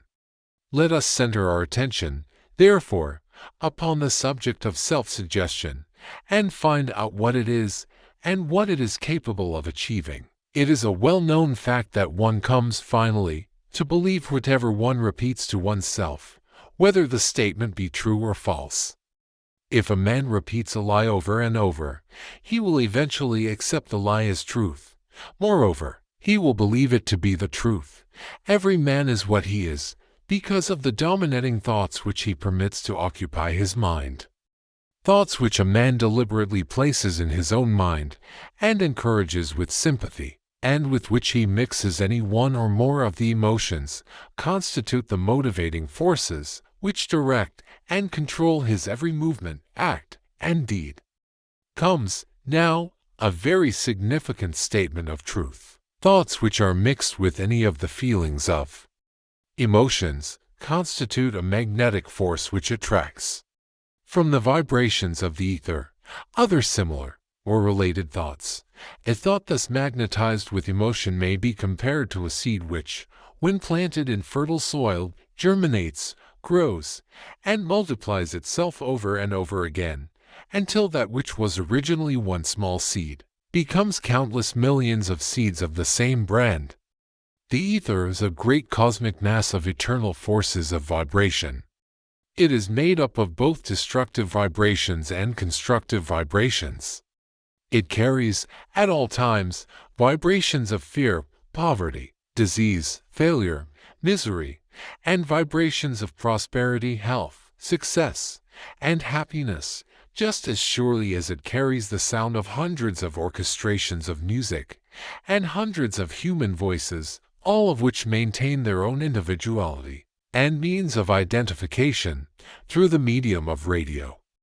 From the great storehouse of the ether, the human mind is constantly attracting vibrations which harmonize with that which dominates the human mind. Any thought, idea, plan, or purpose which one holds in one's mind attracts, from the vibrations of the ether, a host of its relatives, adds these relatives to its own force, and grows until it becomes the dominating, motivating master of the individual in whose mind it has been housed. Now, let us go back to the starting point and become informed as to how the original seed of an idea, plan, or purpose may be planted in the mind. The information is easily conveyed. Any idea, plan, or purpose may be placed in the mind through repetition of thought. This is why you are asked to write out a statement of your major purpose, or definite chief aim, commit it to memory, and repeat it, in audible words, day after day, until these vibrations of sound have reached your subconscious mind. We are what we are, because of the vibrations of thought which we pick up and register through the stimuli of our daily environment. Resolve to throw off the influences of any unfortunate environment, and to build your own life to order, taking inventory of mental assets and liabilities. You will discover that your greatest weakness is lack of self-confidence. This handicap can be surmounted, and timidity translated into courage, through the aid of the principle of autosuggestion. The application of this principle may be made through a simple arrangement of positive thought impulses stated in writing, memorized, and repeated, until they become a part of the working equipment of the subconscious faculty of your mind. SELF Confidence Formula. First, I know that I have the ability to achieve the object of my definite purpose in life. Therefore, I demand of myself persistent, continuous action toward its attainment, and I here and now promise to render such action. Second, I realize the dominating thoughts of my mind will eventually reproduce themselves in outward, physical action, and gradually transform themselves into physical reality. Therefore, I will concentrate my thoughts for 30 minutes daily upon the task of thinking of the person I intend to become, thereby creating in my mind a clear mental picture of that person. Third, I know through the principle of autosuggestion, any desire that I persistently hold in my mind will eventually seek expression through some practical means of attaining the object back of it. Therefore, I will devote 10 minutes daily to demanding of myself the development of self-confidence. Fourth, I have clearly written down a description of my definite chief aim in life, and I will never stop trying until I shall have developed sufficient self-confidence for its attainment. Fifth, I fully realize that no wealth or position can long endure unless built upon truth and justice. Therefore, I will engage in no transaction which does not benefit all whom it affects. I will succeed by attracting to myself the forces I wish to use and the cooperation of other people. I will induce others to serve me. Because of my willingness to serve others, I will eliminate hatred, envy, jealousy, selfishness, and cynicism by developing love for all humanity. Because I know that a negative attitude toward others can never bring me success, I will cause others to believe in me, because I will believe in them and in myself. I will sign my name to this formula, commit it to memory, and repeat it aloud once a day, with full faith that it will gradually influence my thoughts and actions so that I will become a self-reliant and successful person. Back of this formula is a law of nature which no man has yet been able to explain. It has baffled the scientists of all ages. The psychologists have named this law autosuggestion, and let it go at that. The name by which one calls this law is of little importance. The important fact about it is it works for the glory and success of mankind if it is used constructively. On the other hand, if used destructively, it will destroy just as readily. In this statement may be found a very significant truth, namely, that those who go down in defeat and end their lives in poverty, misery, and distress do so because of negative application of the principle of autosuggestion. The cause may be found in the fact that all impulses of thought have a tendency to clothe themselves in their physical equivalent, the subconscious mind. The chemical laboratory in which all thought impulses are combined and made ready for translation into physical reality makes no distinction between constructive and destructive thought impulses. It works with the material we feed it. Through our thought impulses, the subconscious mind will translate into reality a thought driven by fear just as readily as it will translate into reality a thought driven by courage or faith. The pages of medical history are rich with illustrations of cases of suggestive suicide. A man may commit suicide through negative suggestion, just as effectively as by any other means. In a Midwestern city, a man by the name of Joseph Grant, a bank official, borrowed a large sum of the bank's money without the consent of the directors. He lost the money through gambling. One afternoon, the bank examiner came and began to check the accounts. Grant left the bank, took a room in a local hotel, and when they found him, 3 days later, he was lying in bed, wailing and moaning, repeating over and over these words: "My God, this will kill me. I cannot stand the disgrace." In a short time he was dead. The doctors pronounced the case one of mental suicide. Just as electricity will turn the wheels of industry and render useful service if used constructively, or snuff out life if wrongly used, so will the law of autosuggestion lead you to peace and prosperity, or down into the valley of misery, failure, and death, according to your degree of understanding and application of it. If you fill your mind with fear, doubt, and unbelief in your ability to connect with and use the forces of infinite intelligence, the law of autosuggestion will take this spirit of unbelief and use it as a pattern by which your subconscious mind will translate it into its physical equivalent. This statement is as true as the statement that 2 and 2 are 4. Like the wind which carries one ship east and another west, the law of autosuggestion will lift you up or pull you down according to the way you set your sails of thought. The law of autosuggestion, through which any person may rise to altitudes of achievement which stagger the imagination, is well described in the following verse: "If you think you are beaten, you are. If you think you dare not, you don't. If you like to win, but you think you can, it is almost certain you won't. If you think you'll lose, you're lost, for out of the world we find. Success begins with a fellow's will, it's all in the state of mind. If you think you are outclassed, you are. You've got to think high to rise. You've got to be sure of yourself before you can ever win a prize. Life's battles don't always go to the stronger or faster man. But soon or late the man who wins is the man who thinks he can. Observe the words which have been emphasized, and you will catch the deep meaning which the poet had in mind. Somewhere in your makeup, perhaps in the cells of your brain, there lies sleeping the seed of achievement which, if aroused and put into action, would carry you to heights such as you may never have hoped to attain.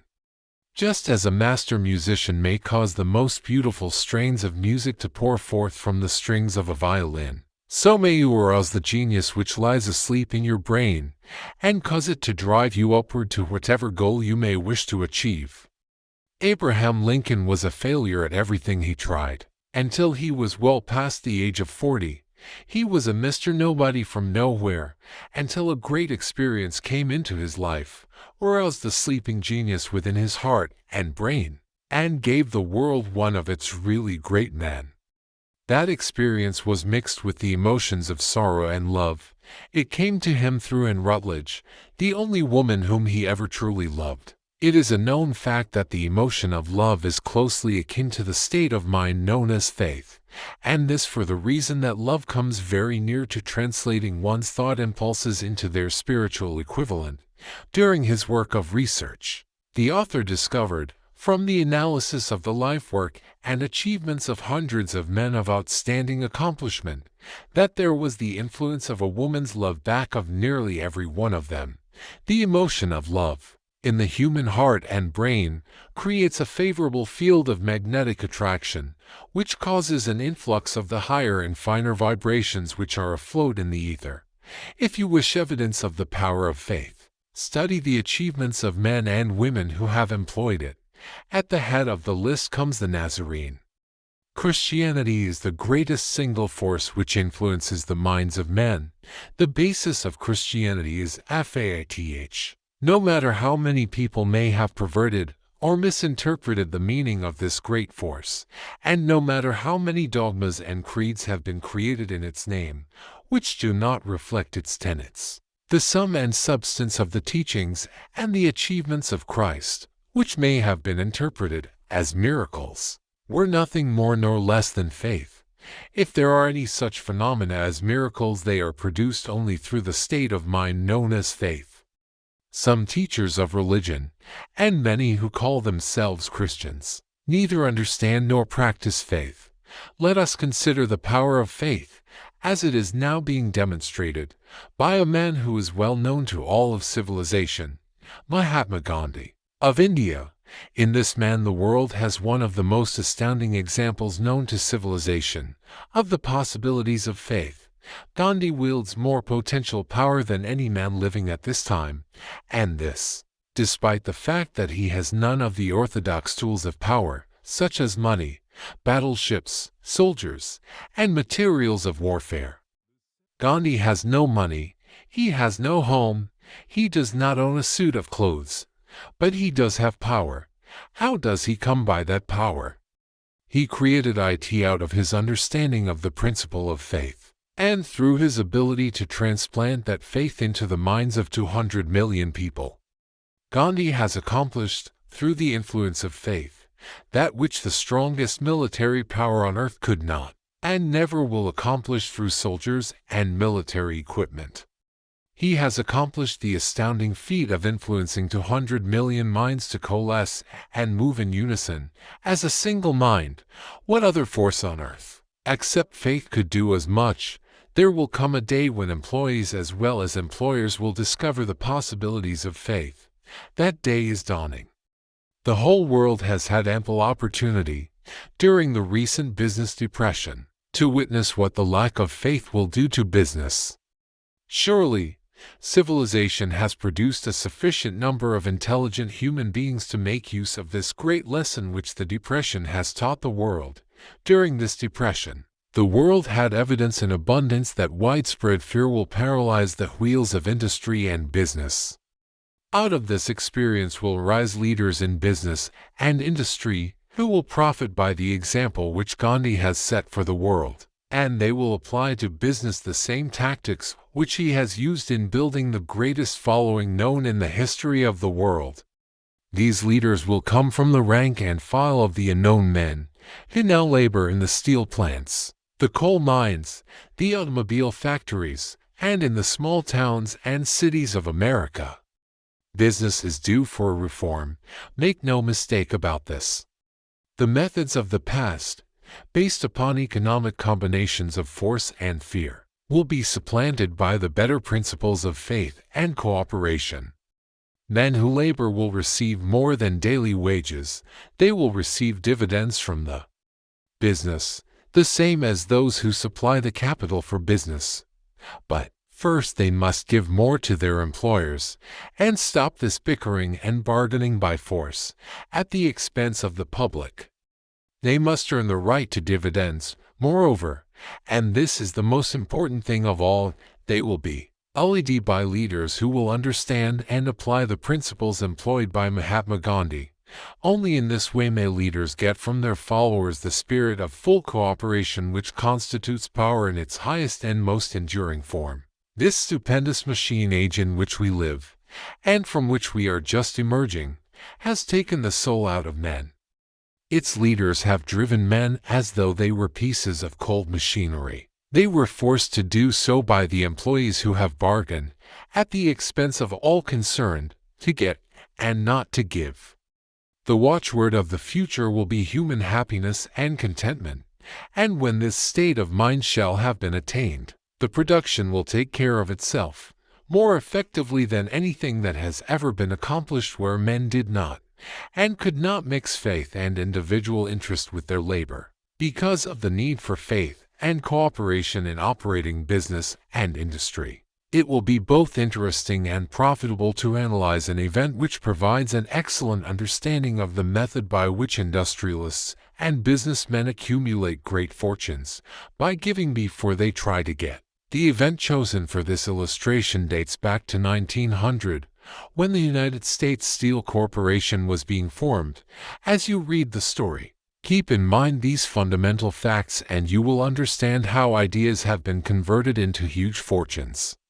First, the huge United States Steel Corporation was born in the mind of Charles M. Schwab, in the form of an idea he created through his imagination.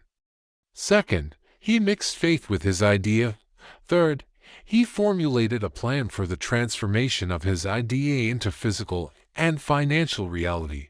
Fourth, he put his plan into action with his famous speech at the University Club. Fifth, he applied and followed through on his plan with persistence, and backed it with firm decision until it had been fully carried out. Sixth, he prepared the way for success by a burning desire for success.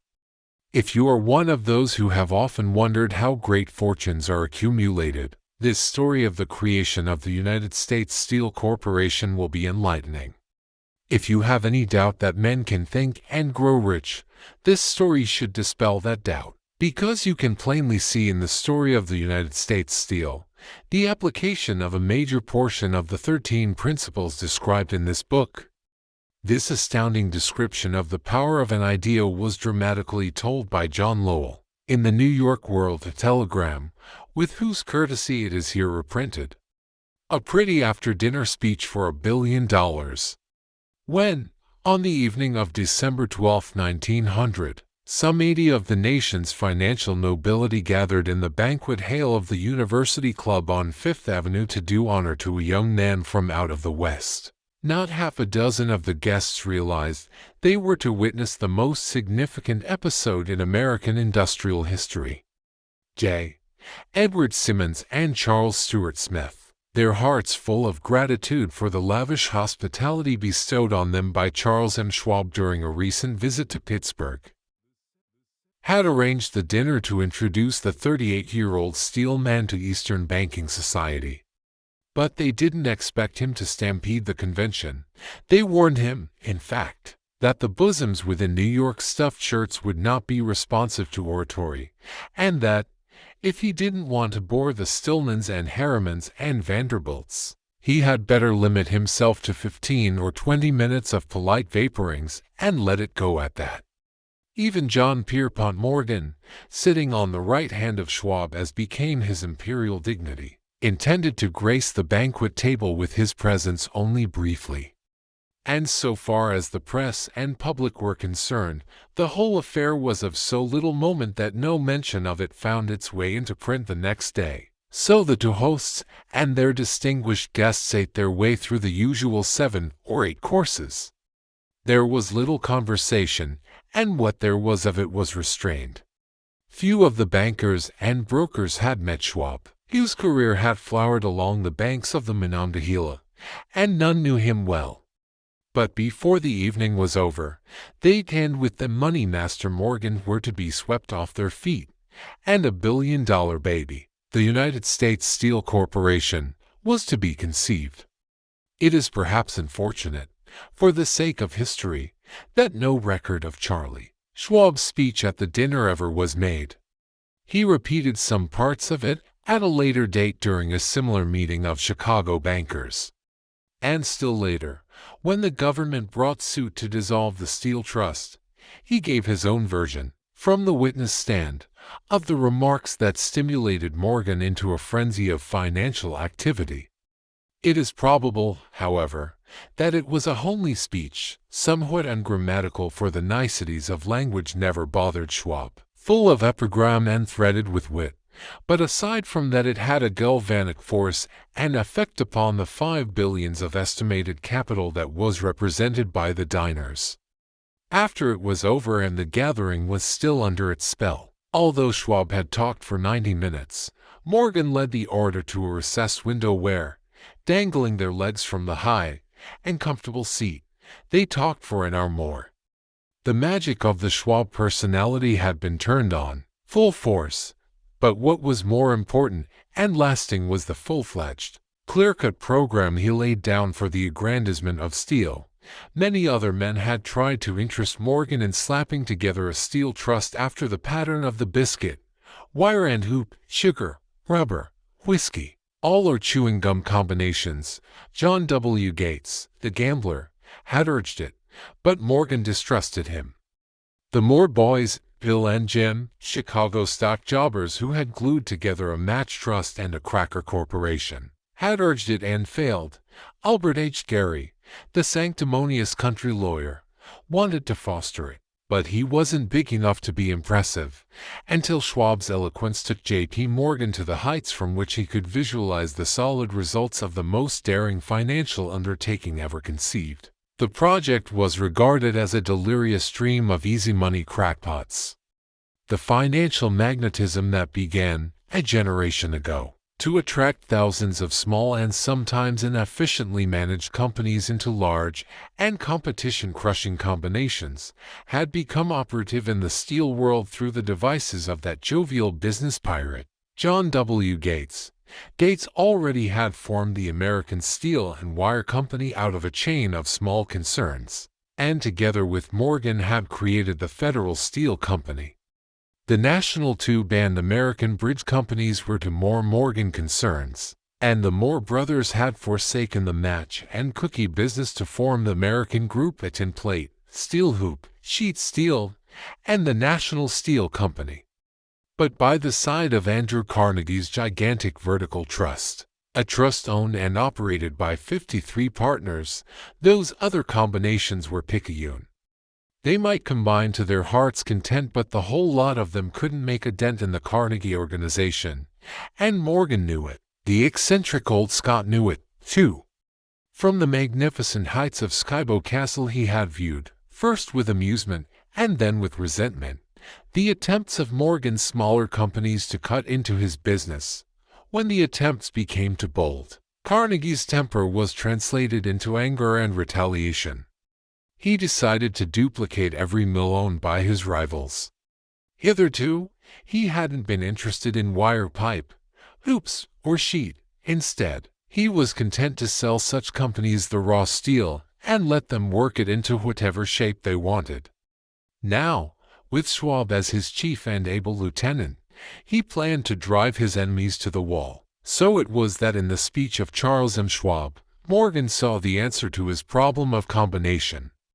A trust without Carnegie, giant of them all, would be no trust at all, a plum pudding, as one writer said, without the plums. Schwab's speech on the night of December 12, 1900, undoubtedly carried the inference, though not the pledge, that the vast Carnegie enterprise could be brought under the Morgan tent.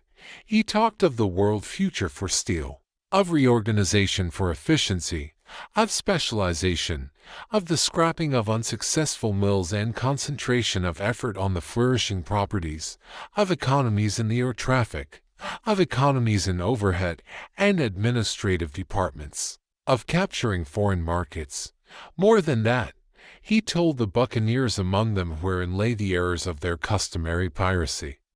Their purposes, he inferred, had been to create monopolies, raise prices, and pay themselves fat dividends out of privilege. Schwab condemned the system in his heartiest manner. The short-sightedness of such a policy, he told his hearers, lay in the fact that it restricted the market in an era when everything cried for expansion. By cheapening the cost of steel, he argued, an ever-expanding market would be created, more uses for steel would be devised, and a goodly portion of the world trade could be captured. Actually, though he did not know it, Schwab was an apostle of modern mass production. So the dinner at the University Club came to an end. Morgan went home to think about Schwab's rosy predictions. Schwab went back to Pittsburgh to run the steel business for Andrew Carnegie, while Gary and the rest went back to their stock tickers to fiddle around in anticipation of the next move. It was not long coming. It took Morgan about 1 week to digest the feast of reason Schwab had placed before him. When he had assured himself that no financial indigestion was to result, he sent for Schwab and found that young man rather coy. Mr. Carnegie, Schwab indicated, might not like it if he found his trusted company president had been flirting with the Emperor of Wall Street, the street upon which Carnegie was resolved never to tread. Then it was suggested by John W. Gates, the go-between, that if Schwab happened to be in the Bellevue Hotel in Philadelphia, J.P. Morgan might also happen to be there. When Schwab arrived, however, Morgan was inconveniently ill at his New York home, and so, on the elder man's pressing invitation, Schwab went to New York and presented himself at the door of the financier's library. Now certain economic historians have professed the belief that from the beginning to the end of the drama, the stage was set by Andrew Carnegie, that the dinner to Schwab, the famous speech, the Sunday night conference between Schwab and the Money King, were events arranged by the canny Scot. The truth is exactly the opposite. When Schwab was called in to consummate the deal, he didn't even know whether the little boss, as Andrew was called, would so much as listen to an offer to sell, particularly to a group of men whom Andrew regarded as being endowed with something less than holiness. But Schwab did take into the conference with him, in his own handwriting, 6 sheets of copperplate figures, representing to his mind the physical worth and the potential earning capacity of every steel company he regarded as an essential star in the new metal firmament. For men pondered over these figures all night. The chief, of course, was Morgan, steadfast in his belief in the divine right of money. With him was his aristocratic partner, Robert Bacon, a scholar and a gentleman. The third was John W. Gates, whom Morgan scorned as a gambler and used as a tool. The fourth was Schwab, who knew more about the processes of making and selling steel than any whole group of men then living. Throughout that conference, the Pittsburghers' figures were never questioned. If he said a company was worth so much, then it was worth that much and no more. He was insistent, too, upon including in the combination only those concerns he nominated. He had conceived a corporation in which there would be no duplication, not even to satisfy the greed of friends who wanted to unload their companies upon the broad Morgan shoulders. Thus he left out, by design, A number of the larger concerns upon which the walruses and carpenters of Wall Street had cast hungry eyes. When dawn came, Morgan rose and straightened his back. Only one question remained. "Do you think you can persuade Andrew Carnegie to sell?" he asked. "I can try," said Schwab. "If you can get him to sell, I will undertake the matter," said Morgan. So far so good. But would Carnegie sell? How much would he demand? Schwab thought about $320 million. What would he take payment in, common or preferred stocks, bonds, cash? Nobody could raise $250 million in cash. There was a golf game in January on the frost-cracking heath of the St. Andrews Links in Westchester, with Andrew bundled up in sweaters against the cold, and Charlie talking volubly, as usual, to keep his spirits up. But no word of business was mentioned until the pair sat down in the cozy warmth of the Carnegie cottage hard by. Then, with the same persuasiveness that had hypnotized 80 millionaires at the University Club, Schwab poured out the glittering promises of retirement in comfort, of untold millions to satisfy the old man's social caprices. Carnegie capitulated, wrote a figure on a slip of paper, handed it to Schwab and said, "All right. That's what we'll sell for."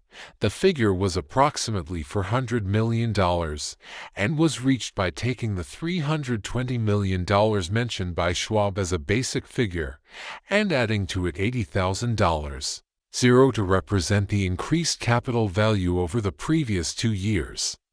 Later, on the deck of a transatlantic liner, the Scotsman said ruefully to Morgan, "I wish I had asked you for $100 million more. If you had asked for it, you'd have gotten it," Morgan told him cheerfully. There was an uproar, of course. A British correspondent cabled that the foreign steel world was appalled by the gigantic combination. President Hadley, of Yale, declared that unless trusts were regulated, the country might expect an emperor in Washington within the next 25 years. But that able stock manipulator, Keene, went at his work of shoving the new stock at the public so vigorously that all the excess water, estimated by some at nearly $600 million, was absorbed in a twinkling. So Carnegie had his millions, and the Morgan Syndicate had $62,000, zero for all its trouble, and all the boys, from Gates to Gary, had their millions. The 38-year-old Schwab had his reward. He was made president of the new corporation and remained in control until 1930. The dramatic story of big business, which you have just finished, was included in this book, because it is a perfect illustration of the method by which desire can be transmuted into its physical equivalent. I imagine some readers will question the statement that a mere, intangible desire can be converted into its physical equivalent. Doubtless some will say, you cannot convert nothing into something. The answer is in the story of United States Steel. That giant organization was created in the mind of one man. The plan by which the organization was provided with the steel mills that gave it financial stability was created in the mind of the same man. His faith, his desire, his imagination, his persistence were the real ingredients that went into United States Steel, the steel mills and mechanical equipment acquired by the corporation, after IT had been brought into legal existence, were incidental, but careful analysis will disclose the fact that the appraised value of the properties acquired by the corporation increased in value by an estimated $600 million by the mere transaction which consolidated them under one management. In other words, Charles M. Schwab's idea, plus the faith with which he conveyed it to the minds of J.P. Morgan and the others, was marketed for a profit of approximately $600. Zero, not an insignificant sum for a single idea.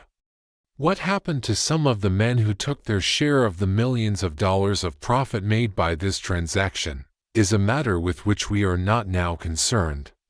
The important feature of the astounding achievement is that it serves as unquestionable evidence of the soundness of the philosophy described in this book, because this philosophy was the warp and the woof of the entire transaction. Moreover, the practicability of the philosophy has been established by the fact that the United States Steel Corporation prospered and became one of the richest and most powerful corporations in America, employing thousands of people, developing new uses for steel, and opening new markets, thus proving that the $600 million in profit which the Schwab idea produced was earned. Riches begin in the form of thought. The amount is limited only by the person in whose mind the thought is put into motion. Faith removes limitations. Remember this when you are ready to bargain with life for whatever it is that you ask as your price for having passed this way. Remember also that the man who created the United States Steel Corporation was practically unknown at the time.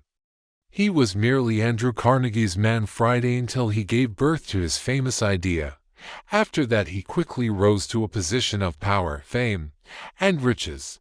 There are nitrogen monoxide limitations to the mind except those we acknowledge. Both poverty and riches are the offspring of thought. Chapter 4. Autosuggestion.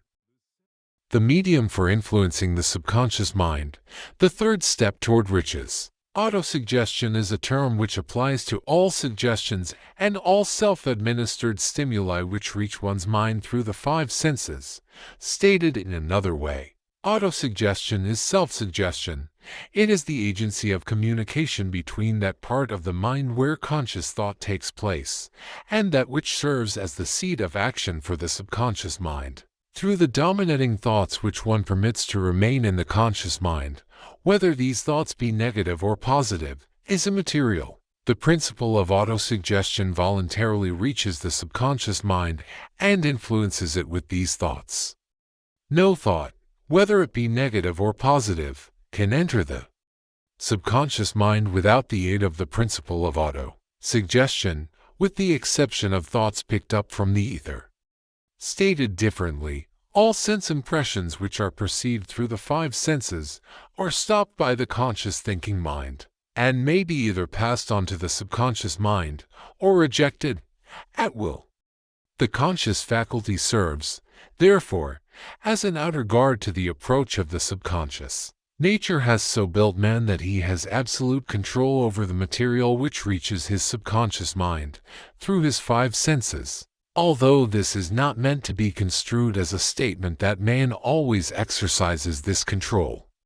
In the great majority of instances, he does not exercise it, which explains why so many people go through life in poverty. Recall what has been said about the subconscious mind resembling a fertile garden spot, in which weeds will grow in abundance, if the seeds of more desirable crops are not sown therein.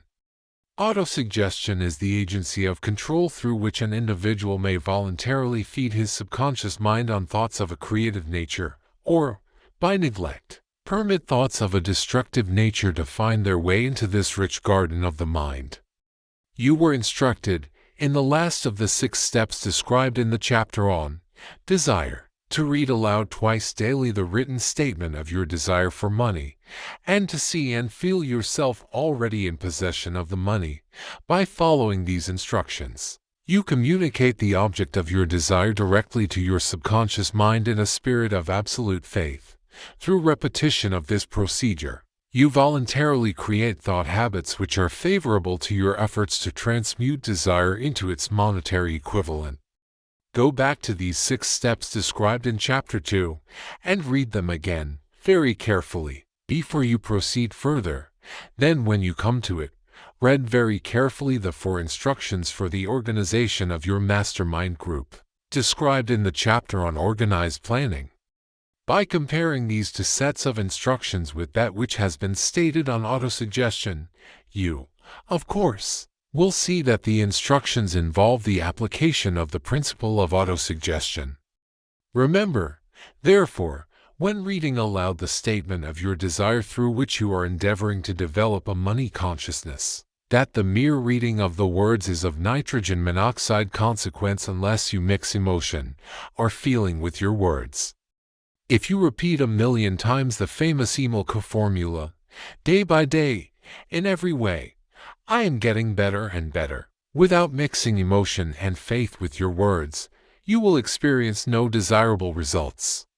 Your subconscious mind recognizes and acts upon only thoughts which have been well mixed with emotion or feeling. This is a fact of such importance as to warrant repetition in practically every chapter, because the lack of understanding of this is the main reason the majority of people who try to apply the principle of autosuggestion get no desirable results. Plain and emotional words do not influence the subconscious mind.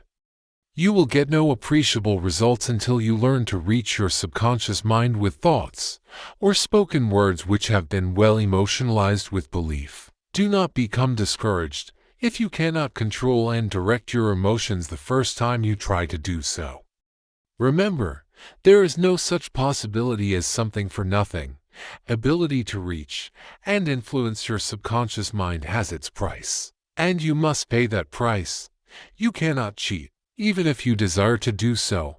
The price of ability to influence your subconscious mind is everlasting persistence in applying the principles described here.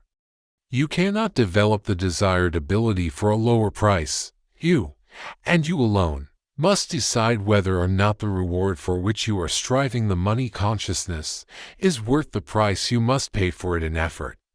Wisdom and cleverness alone will not attract and retain money except in a few very rare instances, where the law of averages favors the attraction of money through these sources.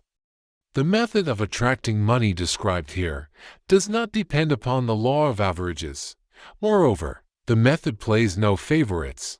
It will work for one person as effectively as it will for another. Where failure is experienced, it is the individual, not the method, which has failed. If you try and fail, make another effort, and still another, until you succeed. Your ability to use the principle of autosuggestion will depend, very largely, upon your capacity to concentrate upon a given desire until that desire becomes a burning obsession. When you begin to carry out the instructions in connection with the 6 steps described in the 2nd chapter, it will be necessary for you to make use of the principle of concentration. Let us here offer suggestions for the effective use of concentration. When you begin to carry out the first of the 6 steps, which instructs you to fix in your own mind the exact amount of money you desire, hold your thoughts on that amount of money by concentration or fixation of attention, with your eyes closed, until you can actually see the physical appearance of the money. Do this at least once each day. As you go through these exercises, follow the instructions given in the chapter on faith, and see yourself actually in possession of the money. Here is a most significant fact: the subconscious mind takes any orders given it in a spirit of absolute faith, and acts upon those orders, although the orders often have to be presented over and over again, through repetition, before they are interpreted by the subconscious mind. Following the preceding statement, consider the possibility of playing a perfectly legitimate trick on your subconscious mind by making it believe, because you believe it, that you must have the amount of money you are visualizing, that this money is already awaiting your claim, that the subconscious mind must hand over to you practical plans for acquiring the money which is yours. Hand over the thought suggested in the preceding paragraph to your imagination, and see what your imagination can, or will do, to create practical plans for the accumulation of money through transmutation of your desire. Do not wait for a definite plan, through which you intend to exchange services or merchandise in return for the money you are visualizing, but begin at once to see yourself in possession of the money, demanding and expecting meanwhile that your subconscious mind will hand over the plan or plans you need. Be on the alert for these plans, and when they appear, put them into action immediately. When the plans appear, they will probably flash into your mind through the 6th sense, in the form of an inspiration. This inspiration may be considered a direct telegram, or message from infinite intelligence. Treat it with respect, and act upon it as soon as you receive it. Failure to do this will be fatal to your success in the 4th of the 6 steps. You were instructed to create a definite plan for carrying out your desire, and begin at once to put this plan into action. You should follow this instruction in the manner described in the preceding paragraph. Do not trust to your reason when creating your plan for accumulating money through the transmutation of desire. Your reason is faulty. Moreover, your reasoning faculty may be lazy, and, if you depend entirely upon it to serve you, it may disappoint you. When visualizing the money you intend to accumulate, with closed eyes, see yourself rendering the service, or delivering the merchandise you intend to give in return for this money. This is important. Summary of instructions. The fact that you are reading this book is an indication that you earnestly seek knowledge. It is also an indication that you are a student of this subject. If you are only a student, there is a chance that you may learn much that you did not know, but you will learn only by assuming an attitude of humility. If you choose to follow some of the instructions but neglect or refuse to follow others, you will fail to get satisfactory results. You must follow all instructions in a spirit of faith. The instructions given in connection with the 6 steps in the 2nd chapter will now be summarized and blended with the principles covered by this chapter, as follows. First, go into some quiet spot, preferably in bed at night where you will not be disturbed or interrupted. Close your eyes and repeat aloud, so you may hear your own words, the written statement of the amount of money you intend to accumulate, the time limit for its accumulation, and a description of the service or merchandise you intend to give in return for the money. As you carry out these instructions, see yourself already in possession of the money. For example, suppose that you intend to accumulate $50,000 by the 1st of January, 5 years hence, that you intend to give personal services in return for the money. In the capacity of a salesman, your written statement of your purpose should be similar to the following. By the 1st day of January, 19... I will have in my possession $50,000, which will come to me in various amounts from time to time during the interim. In return for this money I will give the most efficient service of which I am capable, rendering the fullest possible quantity and the best possible quality of service in the capacity of salesman of describe the service or merchandise you intend to sell. I believe that I will have this money in my possession. My faith is so strong that I can now see this money before my eyes. I can touch it with my hands. It is now awaiting transfer to me at the time, and in the proportion that I deliver the service I intend to render in return for it. I am awaiting a plan by which to accumulate this money, and I will follow that plan when it is received. Second, repeat this program night and morning until you can see in your imagination the money you intend to accumulate. Third, place a written copy of your statement where you can see it night and morning, and read it just before retiring, and upon arising until it has been memorized. Remember, as you carry out these instructions, that you are applying the principle of autosuggestion for the purpose of giving orders to your subconscious mind. Remember, also, that your subconscious mind will act only upon instructions which are emotionalized and handed over to it with feeling. Faith is the strongest and most productive of the emotions. Follow the instructions given in the chapter on faith. These instructions may, at first, seem abstract. Do not let this disturb you. Follow the instructions, no matter how abstract or impractical they may, at first, appear to be.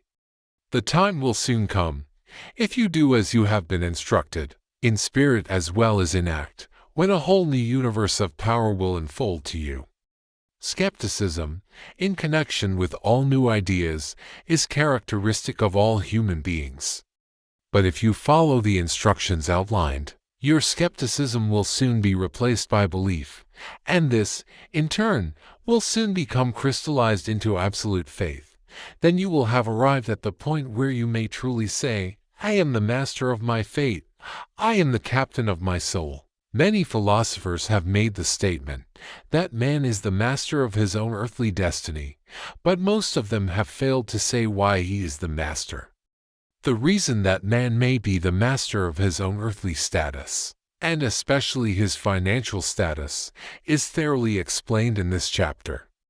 Man may become the master of himself and of his environment because he has the power to influence his own subconscious mind and through it gain the cooperation of infinite intelligence.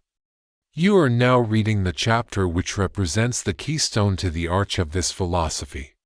The instructions contained in this chapter must be understood and applied with persistence if you succeed in transmuting desire into money.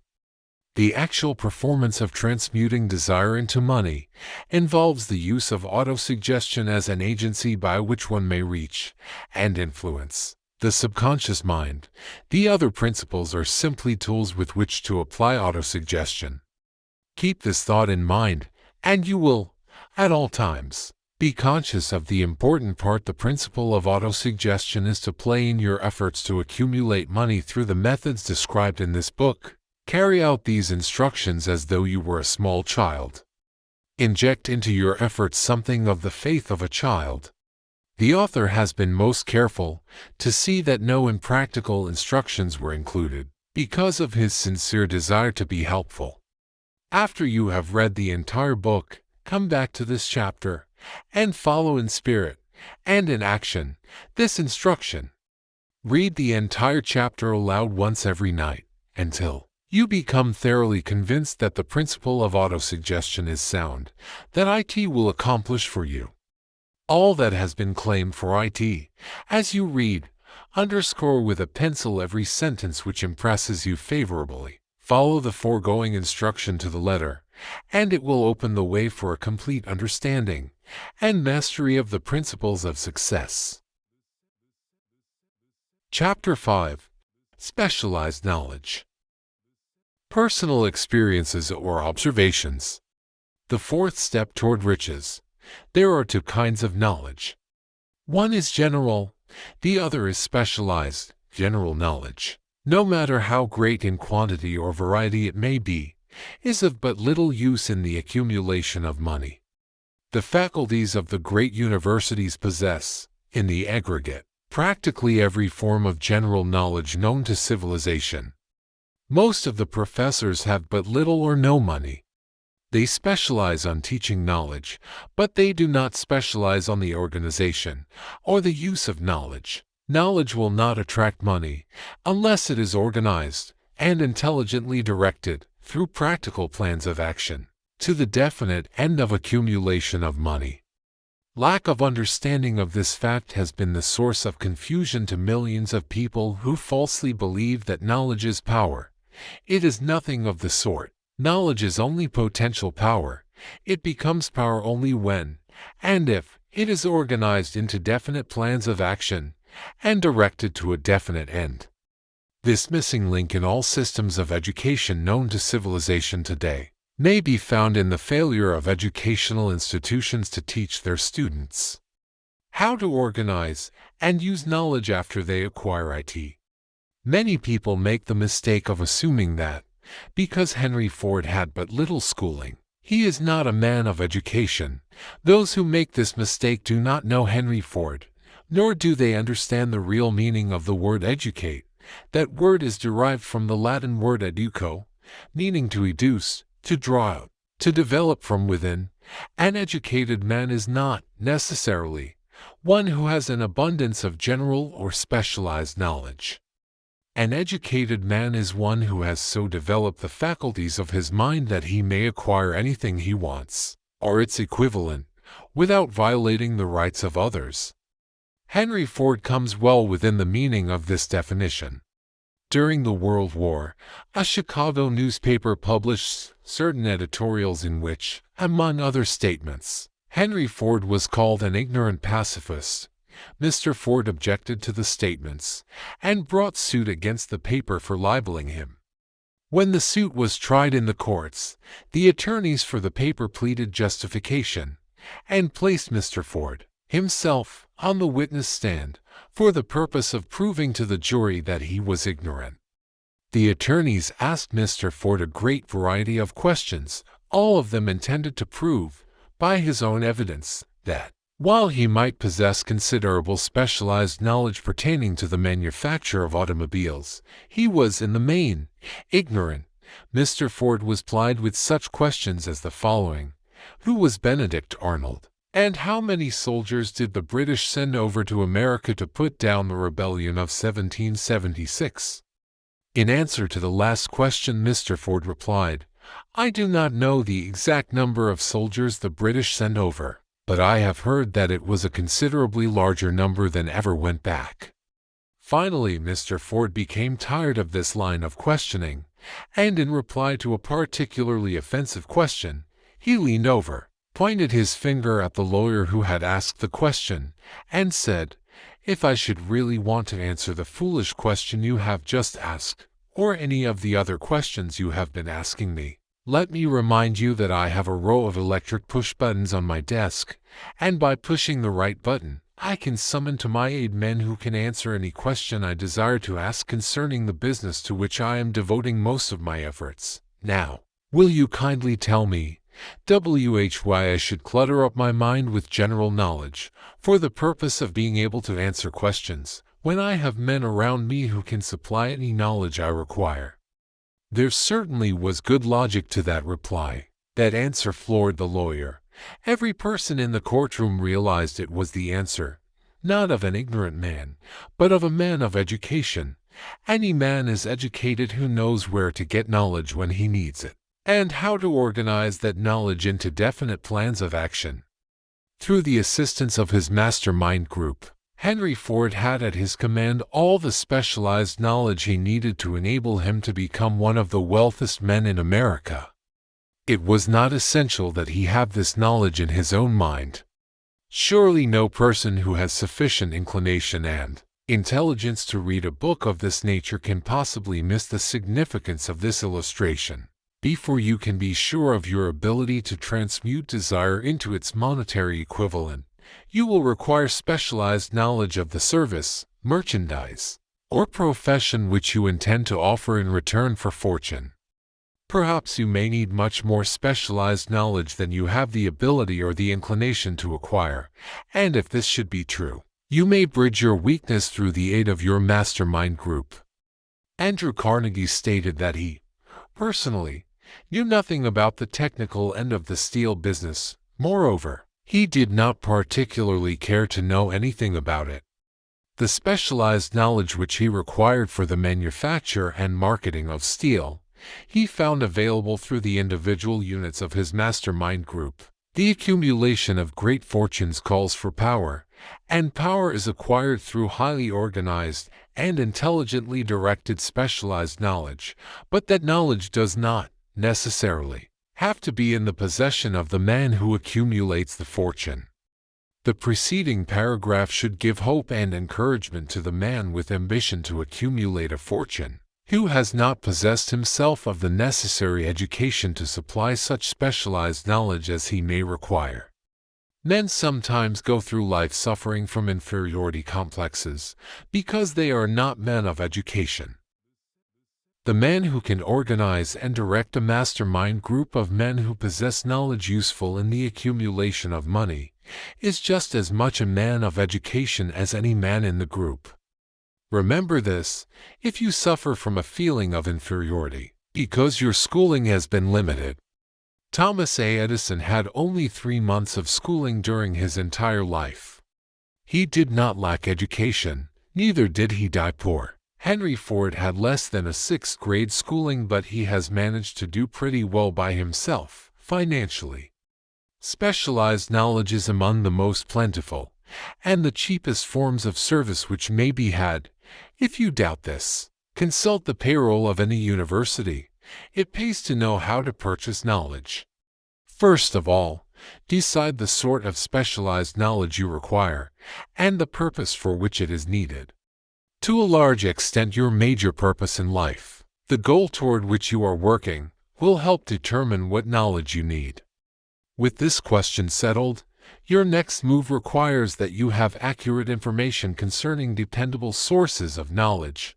The more important of these are one's own experience and education. the experience and education available through cooperation of others. Mastermind Alliance. See colleges and universities. D. Public libraries through books and periodicals in which may be found all the knowledge organized by civilization. E. Special training courses through night schools and home study schools in particular. As knowledge is acquired, it must be organized and put into use for a definite purpose. Through practical plans, knowledge has no value except that which can be gained from its application towards some worthy end. This is one reason why college degrees are not valued more highly. They represent nothing but miscellaneous knowledge. If you contemplate taking additional schooling, first determine the purpose for which you want the knowledge you are seeking, then learn where this particular sort of knowledge can be obtained from reliable sources. Successful men, in all callings, never stop acquiring specialized knowledge related to their major purpose, business, or profession. Those who are not successful usually make the mistake of believing that the knowledge acquiring period ends when one finishes school. The truth is that schooling does but little more than to put one in the way of learning how to acquire practical knowledge. With this changed world, which began at the end of the economic collapse, came also astounding changes in educational requirements. The order of the day is specialization. This truth was emphasized by Robert P. Moore, Secretary of Appointments of Columbia University. Specialists most sought. Particularly sought after by employing companies are candidates who have specialized in some field of business school, graduates with training in accounting and statistics, engineers of all varieties, journalists, architects, chemists, and also outstanding leaders and activity men of the senior class. The man who has been active on the campus, whose personality is such that he gets along with all kinds of people, and who has done an adequate job with his studies, has a most decided edge over the strictly academic student. Some of these, because of their all-around qualifications, have received several offers of positions, a few of them as many as 6. In departing from the conception that the straight-A student was invariably the one to get the choice of the better jobs, Mr. Moore said that most companies look not only to academic records but to activity records and personalities of the students. One of the largest industrial companies, the leader in its field, in writing to Mr. Moore concerning prospective seniors at the college, said, "We are interested primarily in finding men who can make exceptional progress in management work. For this reason we emphasize qualities of character, intelligence and personality far more than specific educational background." Apprenticeship proposed. Proposing a system of apprenticing students in offices, stores, and industrial occupations during the summer vacation, Mr. Moore asserts that after the first 2 or 3 years of college, every student should be asked to choose a definite future course and to call a halt if he has been merely pleasantly drifting without purpose through an unspecialized academic curriculum. Colleges and universities must face the practical consideration that all professions and occupations now demand specialists, he said, urging that educational institutions accept more direct responsibility for vocational guidance. One of the most reliable and practical sources of knowledge available to those who need specialized schooling is the night schools operated in most large cities. The correspondence schools give specialized training anywhere the U.S. males go, on all subjects that can be taught by the extension method. One advantage of home study training is the flexibility of the study program, which permits one to study during spare time. Another stupendous advantage of home study training, if the school is carefully chosen, is the fact that most courses offered by home study schools carry with them generous privileges of consultation which can be of priceless value to those needing specialized knowledge. No matter where you live, you can share the benefits. Anything acquired without effort and without cost is generally unappreciated, often discredited. Perhaps this is why we get so little from our marvelous opportunity in public schools. The self-discipline one receives from a definite program of specialized study makes up to some extent for the wasted opportunity when knowledge was available without cost. Correspondence schools are highly organized business institutions. Their tuition fees are so low that they are forced to insist upon prompt payments. Being asked to pay, whether the student makes good grades or poor, has the effect of causing one to follow through with the course when he would otherwise drop it. The correspondence schools have not stressed this point sufficiently, for the truth is that their collection departments constitute the very finest sort of training on decision, promptness, action, and the habit of finishing that which one begins. I learned this from experience. More than 25 years ago, I enrolled for a home study course in advertising. After completing 8 or 10 lessons, I stopped studying, but the school did not stop sending me bills. Moreover, it insisted upon payment, whether I kept up my studies or not. I decided that if I had to pay for the course which I had legally obligated myself to do, I should complete the lessons and get my money's worth. I felt, at the time, that the collection system of the school was somewhat too well organized, but I learned later in life that it was a valuable part of my training for which no charge had been made. Being forced to pay, I went ahead and completed the course. Later in life I discovered that the efficient collection system of that school had been worth much in the form of money earned, because of the training in advertising I had so reluctantly taken. We have in this country what is said to be the greatest public school system in the world. We have invested fabulous sums for fine buildings. We have provided convenient transportation for children living in the rural districts, so they may attend the best schools. But there is one astounding weakness to this marvelous system. IT is free. One of the strange things about human beings is that they value only that which has a price. The free schools of America and the free public libraries do not impress people because they are free. This is the major reason why so many people find it necessary to acquire additional training after they quit school and go to work. It is also one of the major reasons why employers give greater consideration to employees who take home study courses. They have learned, from experience, that any person who has the ambition to give up a part of his spare time to studying at home has in him those qualities which make for leadership. This recognition is not a charitable gesture. It is sound business judgment upon the part of the employers. There is one weakness in people for which there is no remedy. It is the universal weakness of lack of ambition.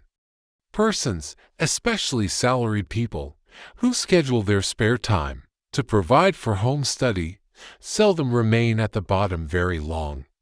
Their action opens the way for the upward climb, removes many obstacles from their path, and gains the friendly interest of those who have the power to put them in the way of opportunity. The home study method of training is especially suited to the needs of employed people who find, after leaving school, that they must acquire additional specialized knowledge, but cannot spare the time to go back to school. The changed economic conditions prevailing since the Depression have made it necessary for thousands of people to find additional or new sources of income. For the majority of these, the solution to their problem may be found only by acquiring specialized knowledge. Many will be forced to change their occupations entirely. When a merchant finds that a certain line of merchandise is not selling, he usually supplants it with another that is in demand. The person whose business is that of marketing personal services must also be an efficient merchant.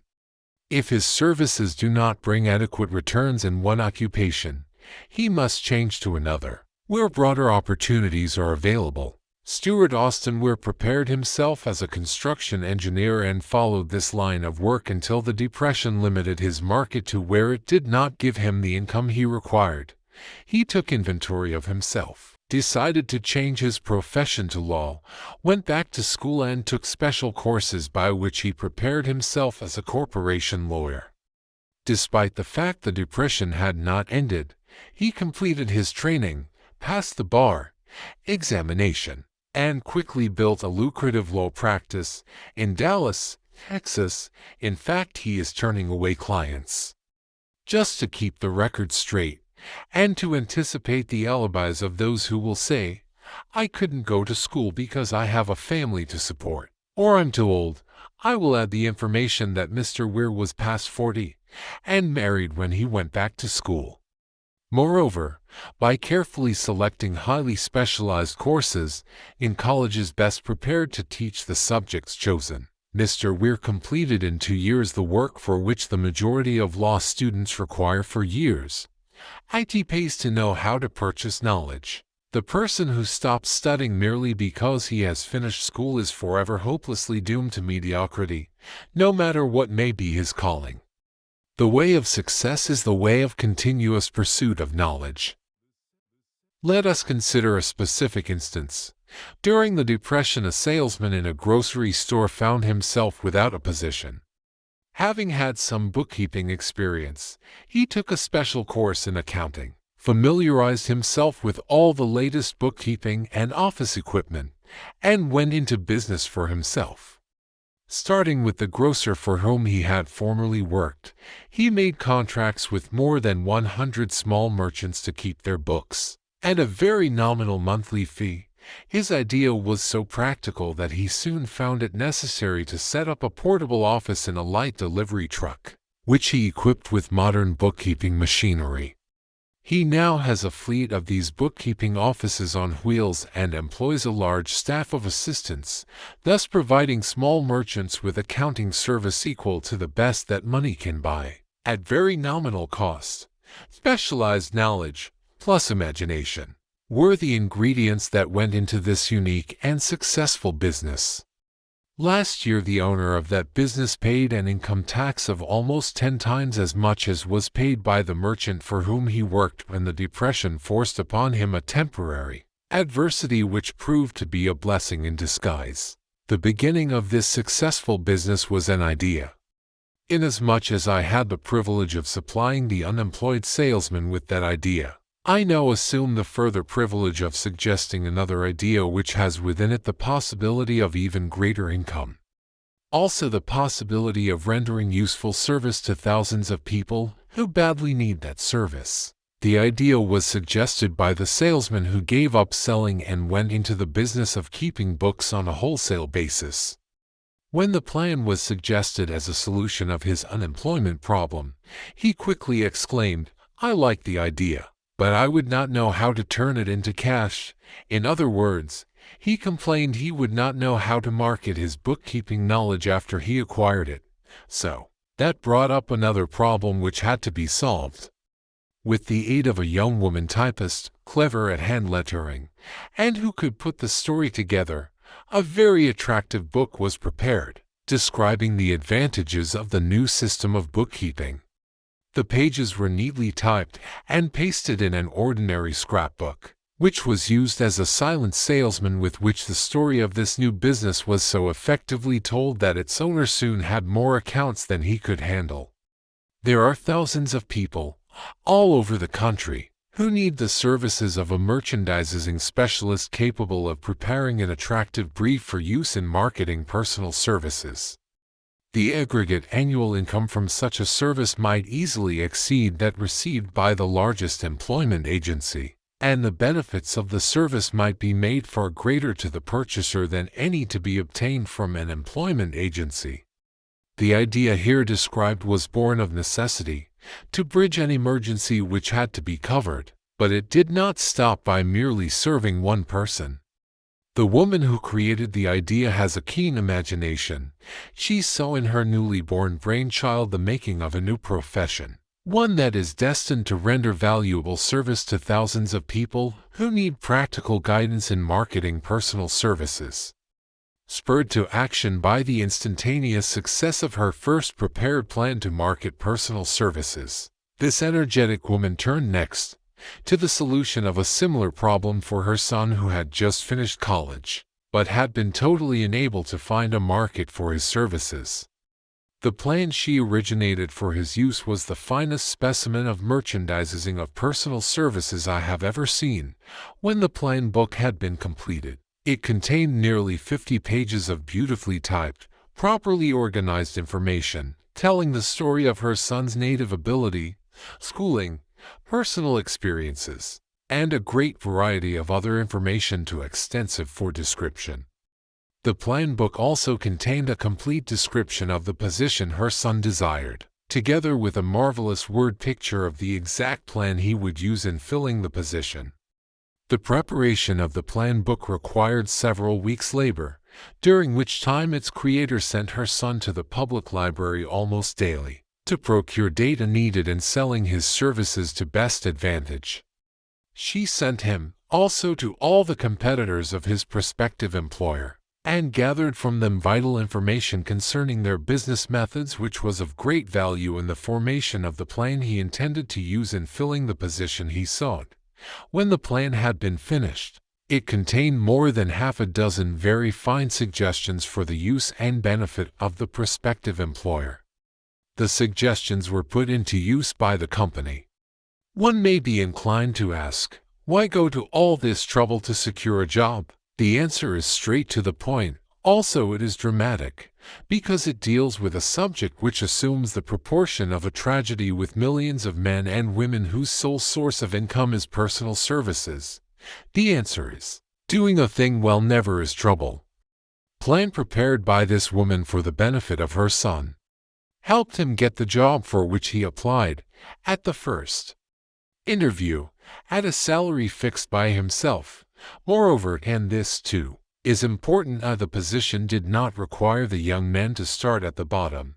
He began as a junior executive, at an executive salary. Why go to all this trouble, do you ask? Well, for one thing, the planned presentation of this young man's application for a position clipped off no less than 10 years of time he would have required to get to where he began, had he started at the bottom and worked his way up. This idea of starting at the bottom and working one's way up may appear to be sound, but the major objection to it is this: many of those who begin at the bottom never manage to lift their heads high enough to be seen by opportunity, so they remain at the bottom. It should be remembered, also, that the outlook from the bottom is not so very bright or encouraging. It has a tendency to kill off ambition. We call it getting into a rut, which means that we accept our fate because we form the habit of daily routine, a habit that finally becomes so strong we cease to try to throw it off. And that is another reason why it pays to start 1 or 2 steps above the bottom. By so doing, one forms the habit of looking around, of observing how others get ahead, of seeing opportunity, and of embracing it without hesitation. Dan Halpin is a splendid example of what I mean. During his college days, he was manager of the famous 1930 national championship Notre Dame football team, when it was under the direction of the late Knute Rockne. Perhaps he was inspired by the great football coach to aim high, and not mistake temporary defeat for failure, just as Andrew Carnegie, the great industrial leader, inspired his young business lieutenants to set high goals for themselves. At any rate, young Halpin finished college at a mighty and favorable time, when the Depression had made jobs scarce. So, after a fling at investment banking and motion pictures, he took the first opening with a potential future he could find as selling electrical hearing aids on a commission basis. Anyone could start in that sort of job, and Halpin knew it, but it was enough to open the door of opportunity to him. For almost 2 years, he continued in a job not to his liking, and he would never have risen above that job if he had not done something about his dissatisfaction. He aimed, first, at the job of assistant sales manager of his company, and got the job. That one step upward placed him high enough above the crowd to enable him to see still greater opportunity. Also, it placed him where opportunity could see him. He made such a fine record selling hearing aids that A.M. Andrews, chairman of the board of the Dictograph Products Company, a business competitor of the company for which Halpin worked, wanted to know something about that man Dan Halpin, who was taking big sales away from the long-established Dictograph Company. He sent for Halpin. When the interview was over, Halpin was the new sales manager. in charge of the Acousticon division. Then, to test young Halpin's mettle, Mr. Andrews went away to Florida for 3 months, leaving him to sink or swim in his new job. He did not sink. Rock's spirit of all the world loves a winner, and has no time for a loser inspired him to put so much into his job that he was recently elected vice president of the company and general manager of the Acousticon and Silent Radio division, a job which most men would be proud to earn through 10 years of loyal effort. Halpin turned the trick in little more than 6 months. It is difficult to say whether Mr. Andrews or Mr. Halpin is more deserving of eulogy, for the reason that both showed evidence of having an abundance of that very rare quality known as imagination. Mr. Andrews deserves credit for seeing, in young Halpin, a go-getter of the highest order. Halpin deserves credit for refusing to compromise with life by accepting and keeping a job he did not want. And that is one of the major points I am trying to emphasize through this entire philosophy, that we rise to high positions or remain at the bottom because of conditions we can control if we desire to control them. I am also trying to emphasize another point, namely, that both success and failure are largely the results of habit. I have not the slightest doubt that Dan Halpin's close association with the greatest football coach America ever knew planted in his mind the same brand of desire to excel which made the Notre Dame football team world famous. Truly, there is something to the idea that hero worship is helpful, provided one worships a winner. Halpin tells me that Rockney was one of the world's greatest leaders of men in all history. My belief in the theory that business associations are vital factors, both in failure and in success, was recently demonstrated. When my son Blair was negotiating with Dan Halpin for a position, Mr. Halpin offered him a beginning salary of about 1/2 what he could have gotten from a rival company. I brought parental pressure to bear, and induced him to accept the place with Mr. Halpin, because I believe that close association with one who refuses to compromise with circumstances he does not like is an asset that can never be measured in terms of money. The bottom is a monotonous, dreary, and profitable place for any person. That is why I have taken the time to describe how lonely beginnings may be circumvented by proper planning. Also, that is why so much space has been devoted to a description of this new profession, created by a woman who was inspired to do a fine job of planning because she wanted her son to have a favorable break. With the changed conditions ushered in by the world economic collapse, came also the need for newer and better ways of marketing personal services. It is hard to determine why someone had not previously discovered this stupendous need, in view of the fact that more money changes hands in return for personal services than for any other purpose. The sum paid out monthly to people who work for wages and salaries is so huge that it runs into hundreds of millions, and the annual distribution amounts to billions. Perhaps some will find, in the idea here briefly described, the nucleus of the riches they desire. Ideas with much less merit have been the seedlings from which great fortunes have grown. Woolworth's 5 and 10-cent store idea, for example, had far less merit, but it piled up a fortune for its creator. Those seeing opportunity lurking in this suggestion will find valuable aid in the chapter on organized planning. Incidentally, an efficient merchandiser of personal services would find a growing demand for his services wherever there are men and women who seek better markets for their services.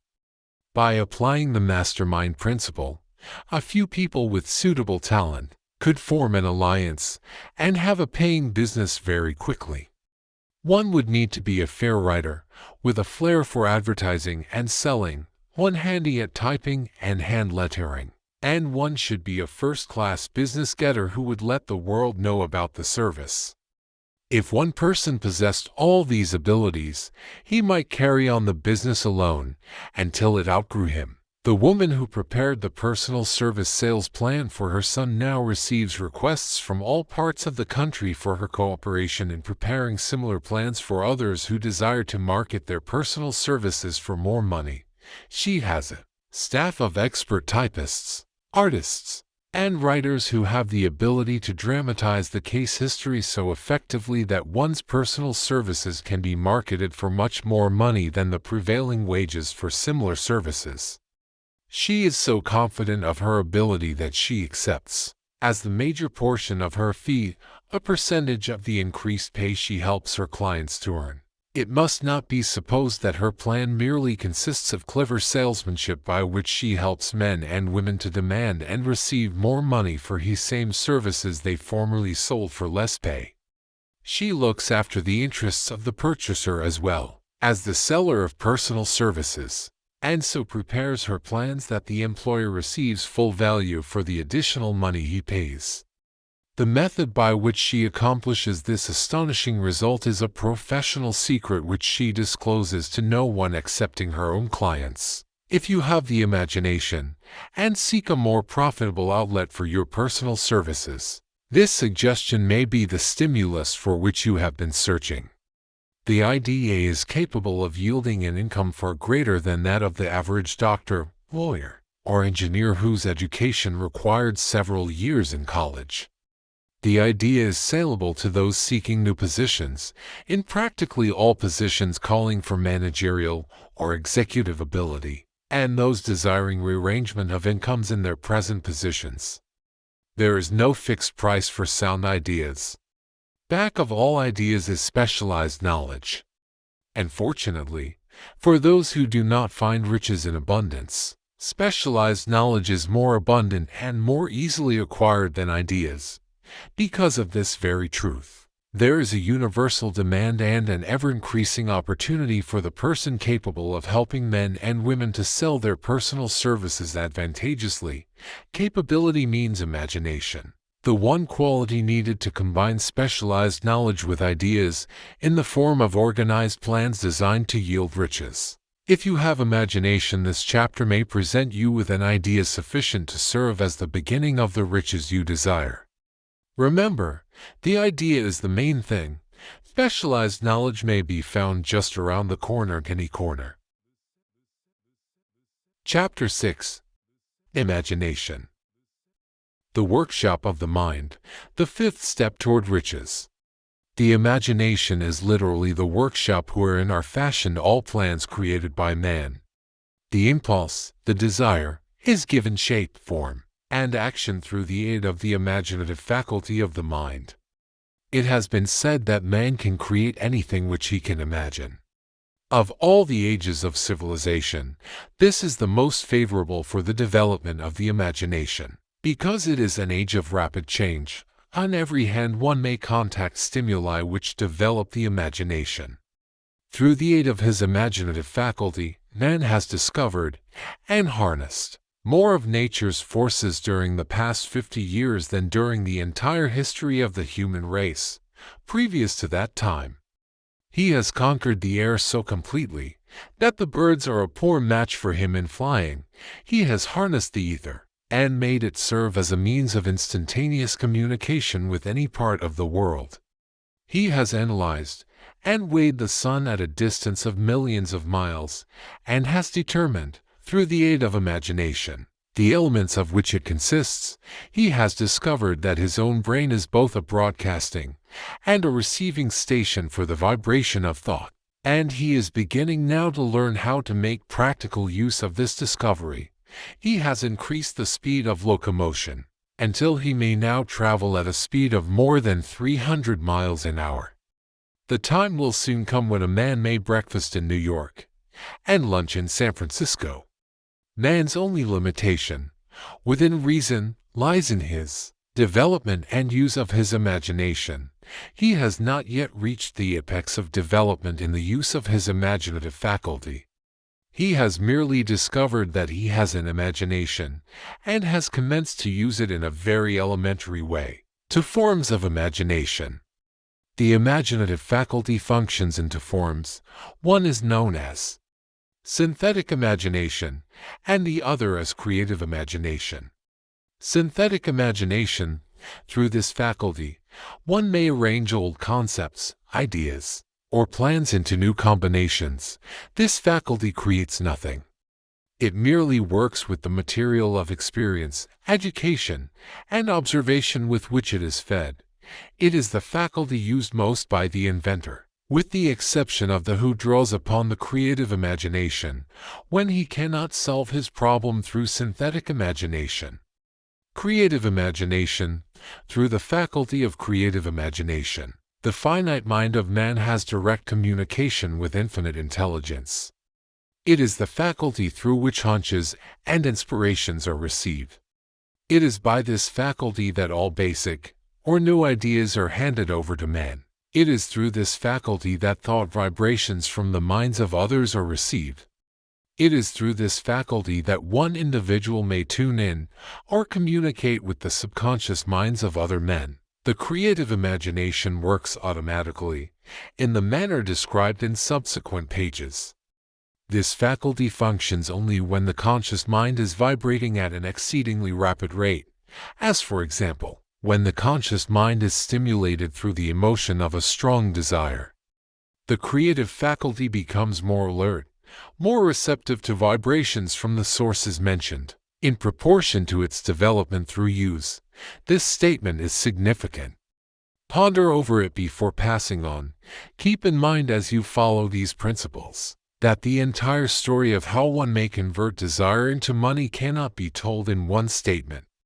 The story will be complete only when one has mastered, assimilated, and begun to make use of all the principles. The great leaders of business, industry, finance, and the great artists, musicians, poets, and writers became great because they developed the faculty of creative imagination. Both the synthetic and creative faculties of imagination become more alert with use. Just as any muscle or organ of the body develops through use, desire is only a thought, an impulse. It is nebulous and ephemeral. It is abstract and of no value until it has been transformed into its physical counterpart. While the synthetic imagination is the one which will be used most frequently in the process of transforming the impulse of desire into money, you must keep in mind the fact that you may face circumstances and situations which demand use of the creative imagination as well. Your imaginative faculty may have become weak through inaction. It can be revived and made alert through use. This faculty does not die, though it may become quiescent through lack of use. Center your attention, for the time being, on the development of the synthetic imagination, because this is the faculty which you will use more often in the process of converting desire into money.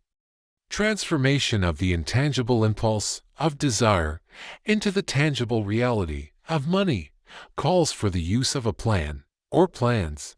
These plans must be formed with the aid of the imagination, and mainly with the synthetic faculty. Read the entire book through, then come back to this chapter, and begin at once to put your imagination to work on the building of a plan, or plans, for the transformation of your desire into money. Detailed instructions for the building of plans have been given in almost every chapter. Carry out the instructions best suited to your needs. Reduce your plan to writing. If you have not already done so, the moment you complete this, you will have definitely given concrete form to the intangible desire. Read the preceding sentence once more. Read it aloud, very slowly, and as you do so, remember that the moment you reduce the statement of your desire and a plan for its realization to writing, you have actually taken the first of a series of steps, which will enable you to convert the thought into its physical counterpart. The earth on which you live, you yourself, and every other material thing are the result of evolutionary change, through which microscopic bits of matter have been organized and arranged in an orderly fashion. Moreover, and this statement is of stupendous importance, this earth, every one of the billions of individual cells of your body, and every atom of matter, began as an intangible form of energy. Desire is thought impulse. Thought impulses are forms of energy. When you begin with the thought impulse, desire, to accumulate money, you are drafting into your service the same stuff that nature used in creating this earth, and every material form in the universe. including the body and brain in which the thought impulses function. As far as science has been able to determine, the entire universe consists of but two elements, matter and energy.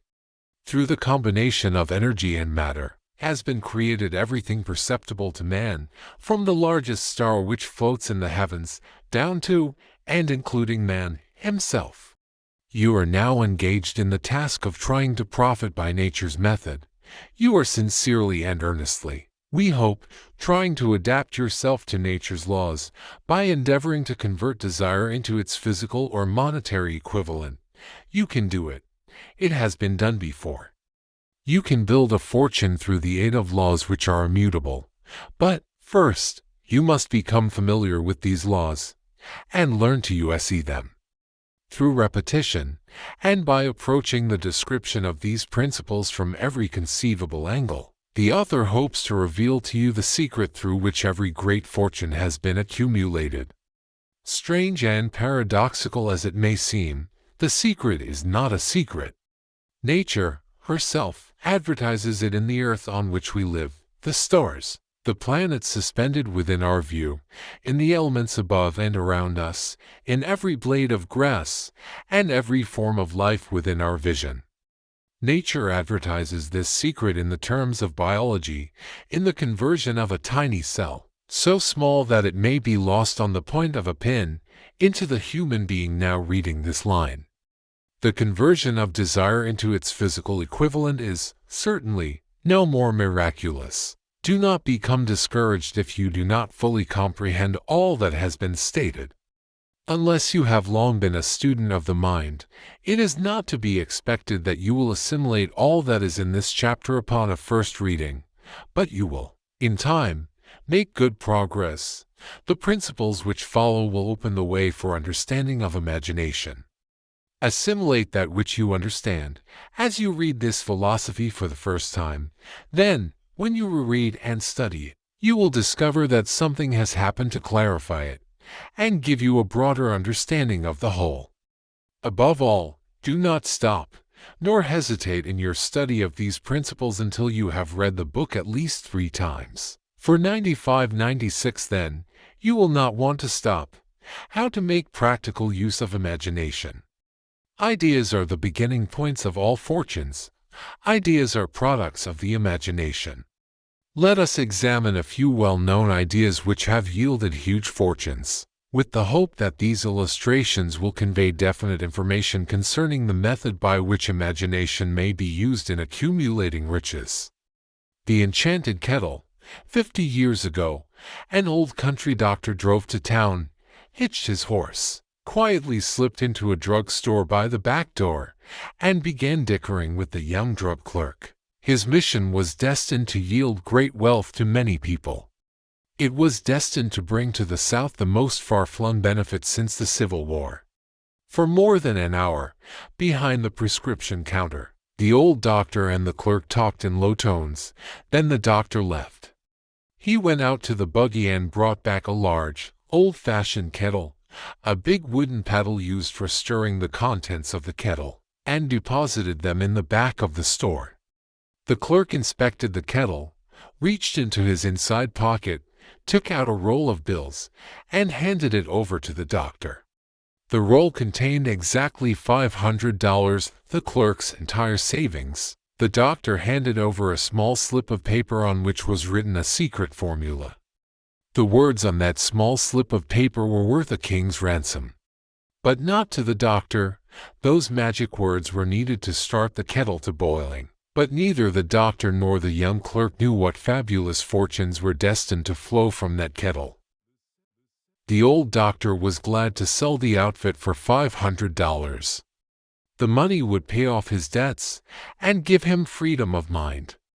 The clerk was taking a big chance by staking his entire life savings on a mere scrap of paper and an old kettle. He never dreamed his investment would start a kettle to overflowing with gold that would surpass the miraculous performance of Aladdin's lamp.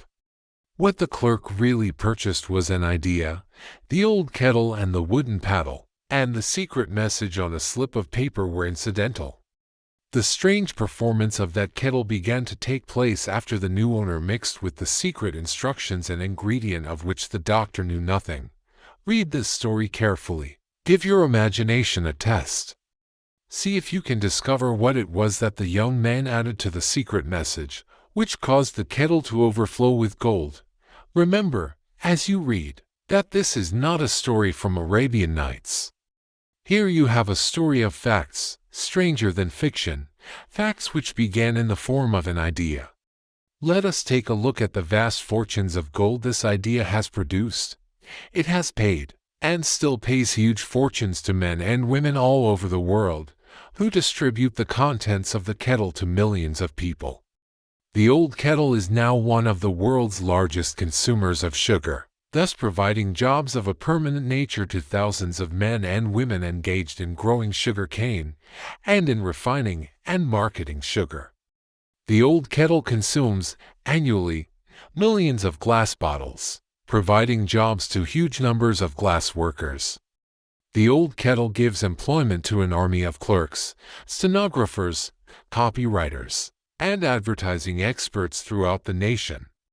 It has brought fame and fortune to scores of artists who have created magnificent pictures describing the product. The old kettle has converted a small southern city into the business capital of the South, where it now benefits, directly or indirectly, every business and practically every resident of the city.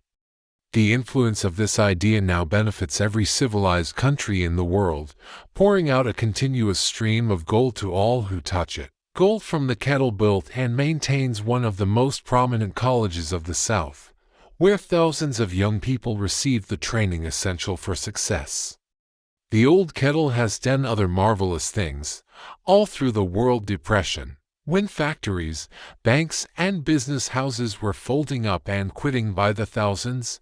The owner of this enchanted kettle went marching on, giving continuous employment to an army of men and women all over the world, and paying out extra portions of gold to those who, long ago, had faith in the idea. If the product of that old brass kettle could talk, it would tell thrilling tales of romance in every language, romances of love, romances of business, romances of professional men and women who are daily being stimulated by it. The author is sure of at least one such romance, for he was a part of it. And it all began not far from the very spot on which the drug clerk purchased the old kettle. It was here that the author met his wife, and it was she who first told him of the enchanted kettle. It was the product of that kettle they were drinking when he asked her to accept him for better or worse. Now that you know the content of the enchanted kettle is a world-famous drink, it is fitting that the author confess that the home city of the drink supplied him with a wife. Also that the drink itself provides him with stimulation of thought without intoxication, and thereby it serves to give the refreshment of mind which an author must have to do his best work. Whoever you are, wherever you may live, whatever occupation you may be engaged in, just remember in the future, every time you see the words Coca-Cola, that its vast empire of wealth and influence grew out of a single idea, and that the mysterious ingredient the drug clerk Asa Candela mixed with the secret formula was imagination. Stop and think of that for a moment.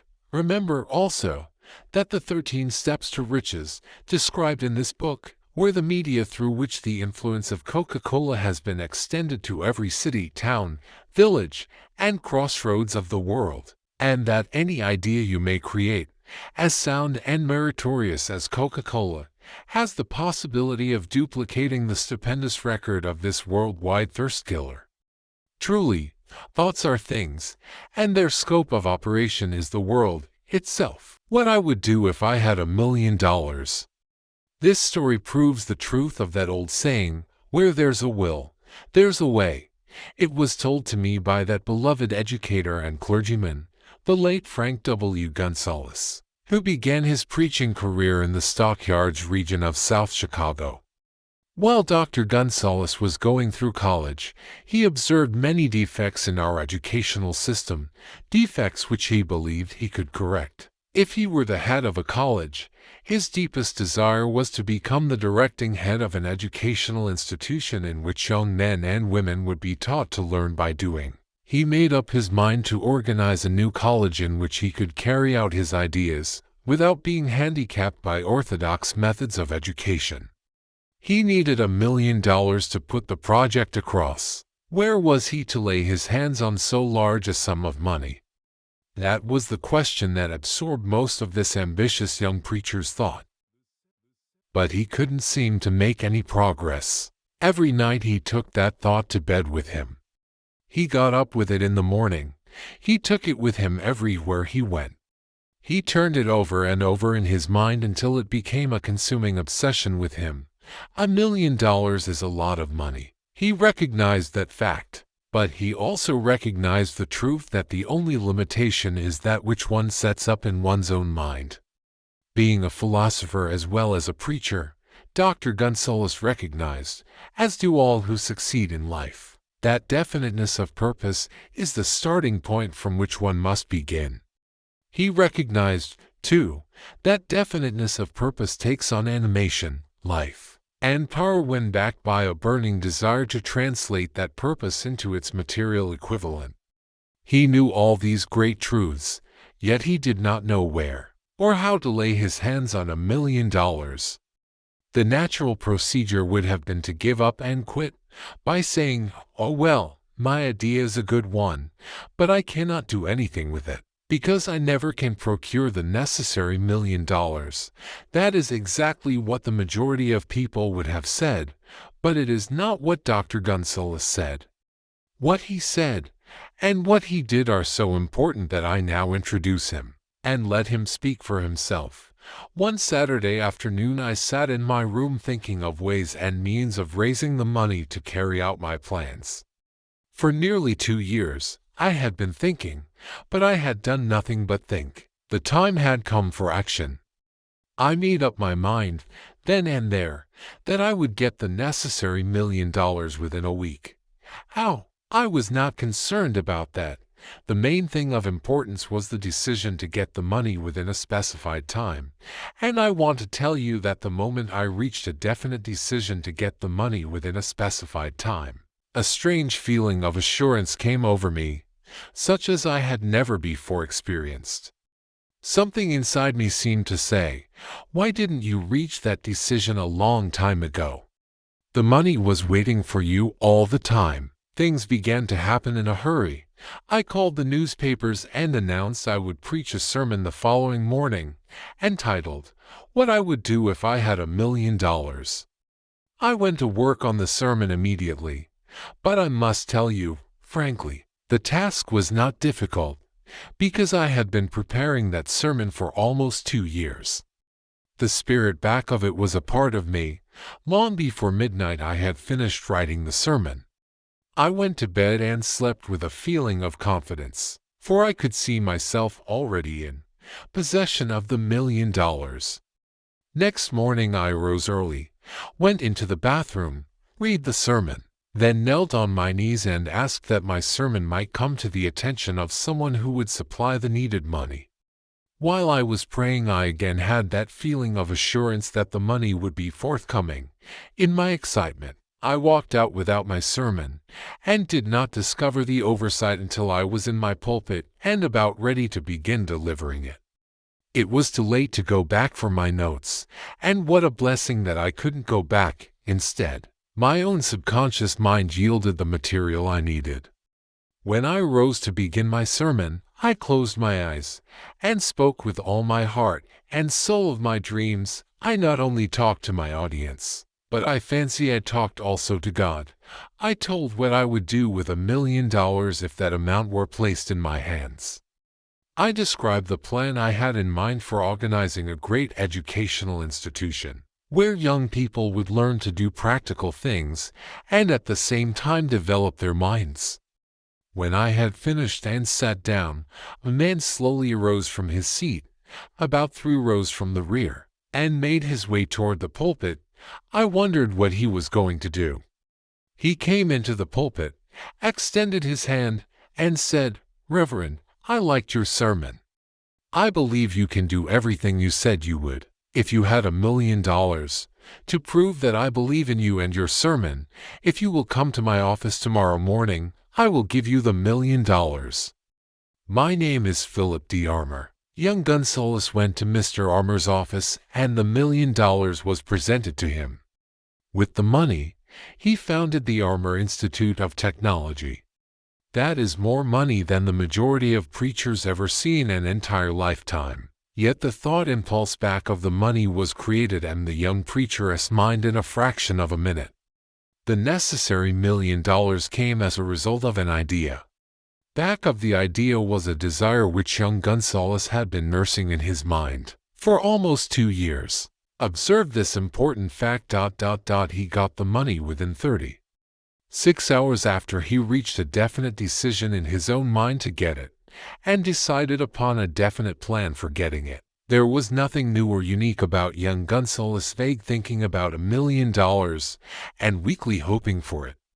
Others before him, and many since his time, have had similar thoughts, but there was something very unique and different about the decision he reached on that memorable Saturday, when he put vagueness into the background and definitely said, "I will get that money within a week." God seems to throw himself on the side of the man who knows exactly what he wants, if he is determined to get just that. Moreover, the principle through which Dr. Gonzalez got his $1,000,000 is still alive. It is available to you. This universal law is as workable today as it was when the young preacher made use of it so successfully. This book describes, step by step, the 13 elements of this great law, and suggests how they may be put to use. Observe that Asa Candela and Dr. Frank Gonzalez had one characteristic in common. Both knew the astounding truth that ideas can be transmuted into cash through the power of definite purpose plus definite plans. If you are one of those who believe that hard work and honesty alone will bring riches, perish the thought. It is not true. Riches, when they come in huge quantities, are never the result of hard work. Riches come, if they come at all, in response to definite demands, based upon the application of definite principles, and not by chance or luck. Generally speaking, an idea is an impulse of thought that impels action. By an appeal to the imagination, all master salesmen know that ideas can be sold where merchandise cannot. Ordinary salesmen do not know this. That is why they are ordinary. A publisher of books, which sell for a nickel, made a discovery that should be worth much to publishers generally. He learned that many people buy titles, and not contents of books. By merely changing the name of one book that was not moving, his sales on that book jumped upward more than 1,000,000 copies. The inside of the book was not changed in any way. He merely ripped off the cover bearing the title that did not sell, and put on a new cover with a title that had box office value. That, as simple as it may seem, was an idea. It was imagination. There is no standard price on ideas. The creator of ideas makes his own price, and, if he is smart, gets it. The moving picture industry created a whole flock of millionaires. Most of them were men who couldn't create ideas, but they had the imagination to recognize ideas when they saw them. The next flock of millionaires will grow out of the radio business, which is new and not overburdened with men of keen imagination. The money will be made by those who discover or create new and more meritorious radio programs and have the imagination to recognize merit, and to give the radio listeners a chance to profit by it. The sponsor. That unfortunate victim who now pays the cost of all radio entertainment, soon will become idea conscious and demand something for his money. The man who beats the sponsor to the draw and supplies programs that render useful service is the man who will become rich in this new industry. Crooners and light chatter artists who now pollute the air with wisecracks and silly giggles will go the way of all light timbers, and their places will be taken by real artists who interpret carefully planned programs which have been designed to service the minds of men, as well as provide entertainment. Here is a wide-open field of opportunity screaming its protest at the way it is being butchered because of lack of imagination, and begging for rescue at any price. Above all, the thing that radio needs is new ideas. If this new field of opportunity intrigues you, perhaps you might profit by the suggestion that the successful radio programs of the future will give more attention to creating beer audiences, and less attention to listener audiences. Stated more plainly, the builder of radio programs who succeeds in the future must find practical ways to convert listeners into buyers. Moreover, the successful producer of radio programs in the future must key his features so that he can definitely show its effect upon the audience. Sponsors are becoming a bit weary of buying glib selling talks, based upon statements grabbed out of thin air. They want, and in the future will demand, indisputable proof that the WHOSIT program not only gives millions of people the sillest giggle ever, but that the silly giggler can sell merchandise. Another thing that might as well be understood by those who contemplate entering this new field of opportunity: radio advertising is going to be handled by an entirely new group of advertising experts, separate and distinct from the old-time newspaper and magazine advertising agency men. The old-timers in the advertising game cannot read the modern radio scripts, because they have been schooled to see ideas. The new radio technique demands men who can interpret ideas from a written manuscript in terms of sound. It costs the author a year of hard labor, and many thousands of dollars to learn this. Radio, right now, is about where the moving pictures were when Mary Pickford and her curls first appeared on the screen. There is plenty of room in radio for those who can produce or recognize ideas. If the foregoing comment on the opportunities of radio has not started your idea factory to work, you had better forget it. Your opportunity is in some other field. If the comment intrigued you in the slightest degree, then go further into it, and you may find the one idea you need to round out your career. Never let it discourage you if you have no experience in radio. Andrew Carnegie knew very little about making steel. I have Carnegie's own word for this, but he made practical use of two of the principles described in this book, and made the steel business yield him a fortune. The story of practically every great fortune starts with the day when a creator of ideas and a seller of ideas got together and worked in harmony. Carnegie surrounded himself with men who could do all that he could not do, men who created ideas, and men who put ideas into operation, and made himself and the others fabulously rich. Millions of people go through life hoping for favorable breaks. Perhaps a favorable break can get one an opportunity, but the safest plan is not to depend upon luck. It was a favorable break that gave me the biggest opportunity of my life, but 25 years of determined effort had to be devoted to that opportunity before it became an asset. The break consisted of my good fortune in meeting and gaining the cooperation of Andrew Carnegie. On that occasion, Carnegie planted in my mind the idea of organizing the principles of achievement into a philosophy of success. Thousands of people have profited by the discoveries made in the 25 years of research, and several fortunes have been accumulated through the application of the philosophy. The beginning was simple. It was an idea which anyone might have developed. The favorable break came through Carnegie, but what about the determination, definiteness of purpose, and the desire to attain the goal, and the persistent effort of 25 years? It was no ordinary desire that survived disappointment, discouragement, temporary defeat, criticism, and the constant reminding of waste of time. It was a burning desire, an obsession. When the idea was first planted in my mind by Mr. Carnegie, it was coaxed, nursed, and enticed to remain alive. Gradually, the idea became a giant under its own power, and it coaxed, nursed, and drove me. Ideas are like that. First you give life and action and guidance to ideas, then they take on power of their own and sweep aside all opposition. Ideas are intangible forces, but they have more power than the physical brains that give birth to them. They have the power to live on after the brain that creates them has returned to dust. For example, take the power of Christianity that began with a simple idea born in the brain of Christ. Its chief tenet was, "Do unto others as you would have others do unto you." Christ has gone back to the source from whence he came, but his idea goes marching on. Someday, it may grow up and come into its own. Then it will have fulfilled Christ's deepest desire. The idea has been developing only 2,000 years. Give it time. Success requires nitrogen monoxide explanations. Failure permits nitrogen monoxide alibis. Chapter 7. Organized Planning. The crystallization of desire into action, the sixth step toward riches. You have learned that everything man creates or acquires begins in the form of desire.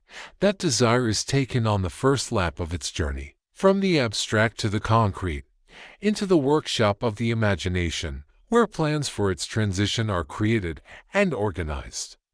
In Chapter 2, you were instructed to take 6 definite, practical steps as your first move in translating the desire for money into its monetary equivalent. One of these steps is the formation of a definite, practical plan, or plans, through which this transformation may be made. You will now be instructed how to build plans which will be practical, viz. Ally yourself with a group of as many people as you may need for the creation and carrying out of your plan, or plans for the accumulation of money, making use of the mastermind principle described in a later chapter. Compliance with this instruction is absolutely essential. Do not neglect it. Before forming your mastermind alliance, decide what advantages and benefits you may offer the individual members of your group. In return for their cooperation, no one will work indefinitely without some form of compensation. No intelligent person will either request or expect another to work without adequate compensation, although this may not always be in the form of money. Arrange to meet with the members of your mastermind group at least twice a week, and more often if possible, until you have jointly perfected the necessary plan, or plans for the accumulation of money. Maintain perfect harmony between yourself and every member of your mastermind group. If you fail to carry out this instruction to the letter, you may expect to meet with failure. The mastermind principle cannot obtain where perfect harmony does not prevail. Keep in mind these facts.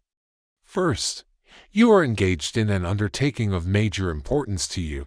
To be sure of success, you must have plans which are faultless. Second, you must have the advantage of the experience, education, native ability, and imagination of other minds. This is in harmony with the methods followed by every person who has accumulated a great fortune. No individual has sufficient experience, education, native ability, and knowledge to ensure the accumulation of a great fortune without the cooperation of other people. Every plan you adopt in your endeavor to accumulate wealth should be the joint creation of yourself and every other member of your mastermind group. You may originate your own plans, either in whole or in part, but see that those plans are checked and approved by the members of your mastermind alliance. If the first plan which you adopt does not work successfully, replace it with a new plan. If this new plan fails to work, replace it, in turn, with still another, and so on, until you find a plan which does work. Right here is the point at which the majority of men meet with failure, because of their lack of persistence in creating new plans to take the place of those which fail. The most intelligent man living cannot succeed in accumulating money, nor in any other undertaking without plans which are practical and workable. Just keep this fact in mind, and remember, when your plans fail, that temporary defeat is not permanent failure. It may only mean that your plans have not been sound. Build other plans. Start all over again. Thomas A. Edison failed 10,000 times before he perfected the incandescent electric light bulb.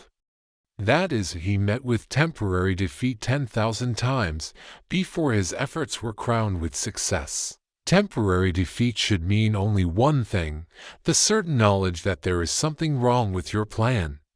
Millions of men go through life in misery and poverty because they lack a sound plan through which to accumulate a fortune. Henry Ford accumulated a fortune not because of his superior mind, but because he adopted and followed a plan which proved to be sound.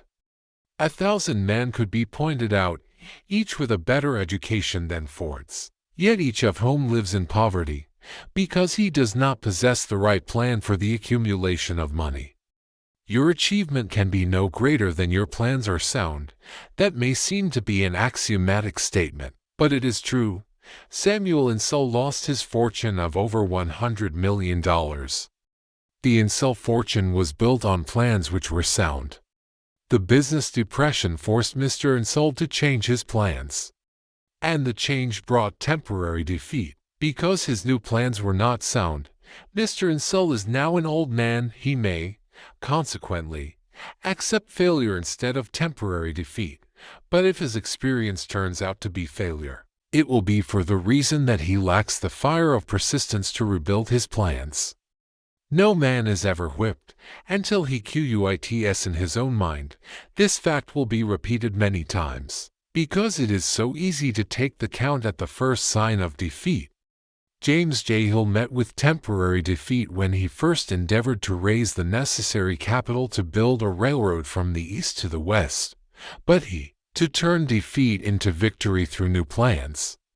Henry Ford met with temporary defeat, not only at the beginning of his automobile career, but after he had gone far toward the top.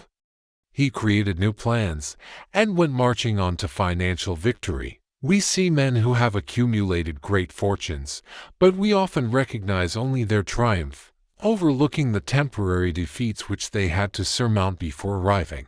No follower of this philosophy can reasonably expect to accumulate a fortune without experiencing temporary defeat. When defeat comes, accept it as a signal that your plans are not sound. Rebuild those plans, and set sail once more toward your coveted goal. If you give up before your goal has been reached, you are a quitter. A quitter never wins and a winner never quits. Lift this sentence out. Write it on a piece of paper in letters an inch high, and place it where you will see it every night before you go to sleep, and every morning before you go to work. When you begin to select members for your mastermind group, endeavor to select those who do not take defeat seriously. Some people foolishly believe that only money can make money. This is not true. Desire, transmuted into its monetary equivalent, through the principles laid down here, is the agency through which money is made. Money, of itself, is nothing but inert matter.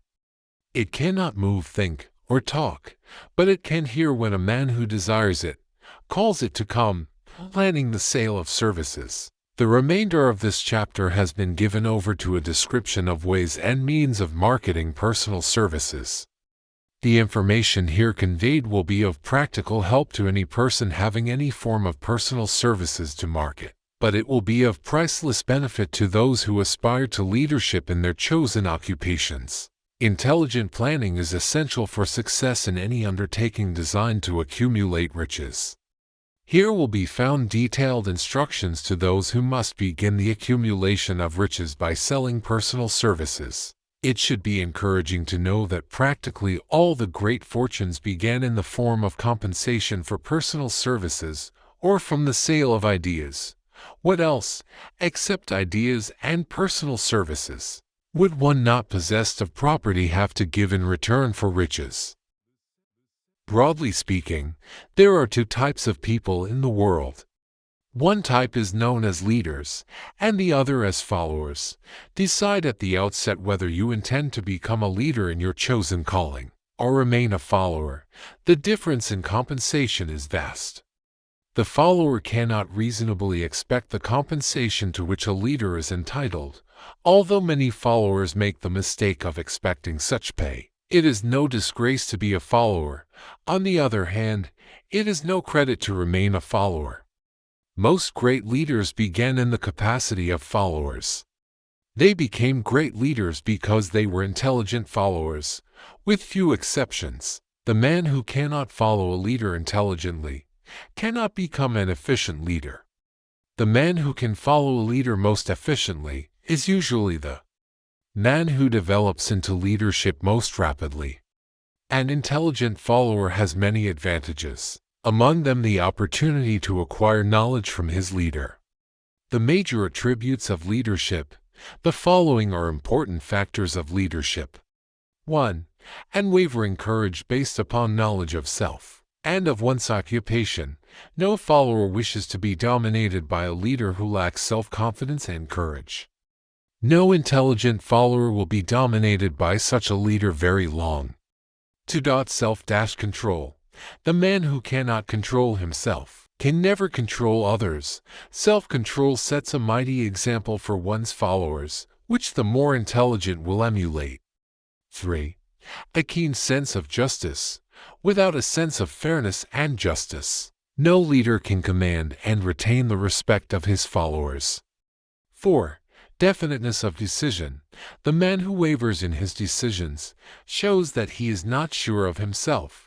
He cannot lead others successfully. 5. Definiteness of plans. The successful leader must plan his work and work his plan. A leader who moves by guesswork, without practical, definite plans, is comparable to a ship without a rudder. Sooner or later he will land on the rocks. 6. The habit of doing more than paid for. One of the penalties of leadership is the necessity of willingness, upon the part of the leader, to do more than he requires of his followers. 7. A pleasing personality. No slovenly, careless person can become a successful leader. Leadership calls for respect. Followers will not respect a leader who does not grade high on all of the factors of a pleasing personality. 8. Sympathy and understanding. The successful leader must be in sympathy with his followers. Moreover, he must understand them and their problems. 9. Mastery of detail. Successful leadership calls for mastery of details of the leader's position. 10. Willingness to assume full responsibility. The successful leader must be willing to assume responsibility for the mistakes and the shortcomings of his followers. If he tries to shift this responsibility, he will not remain the leader.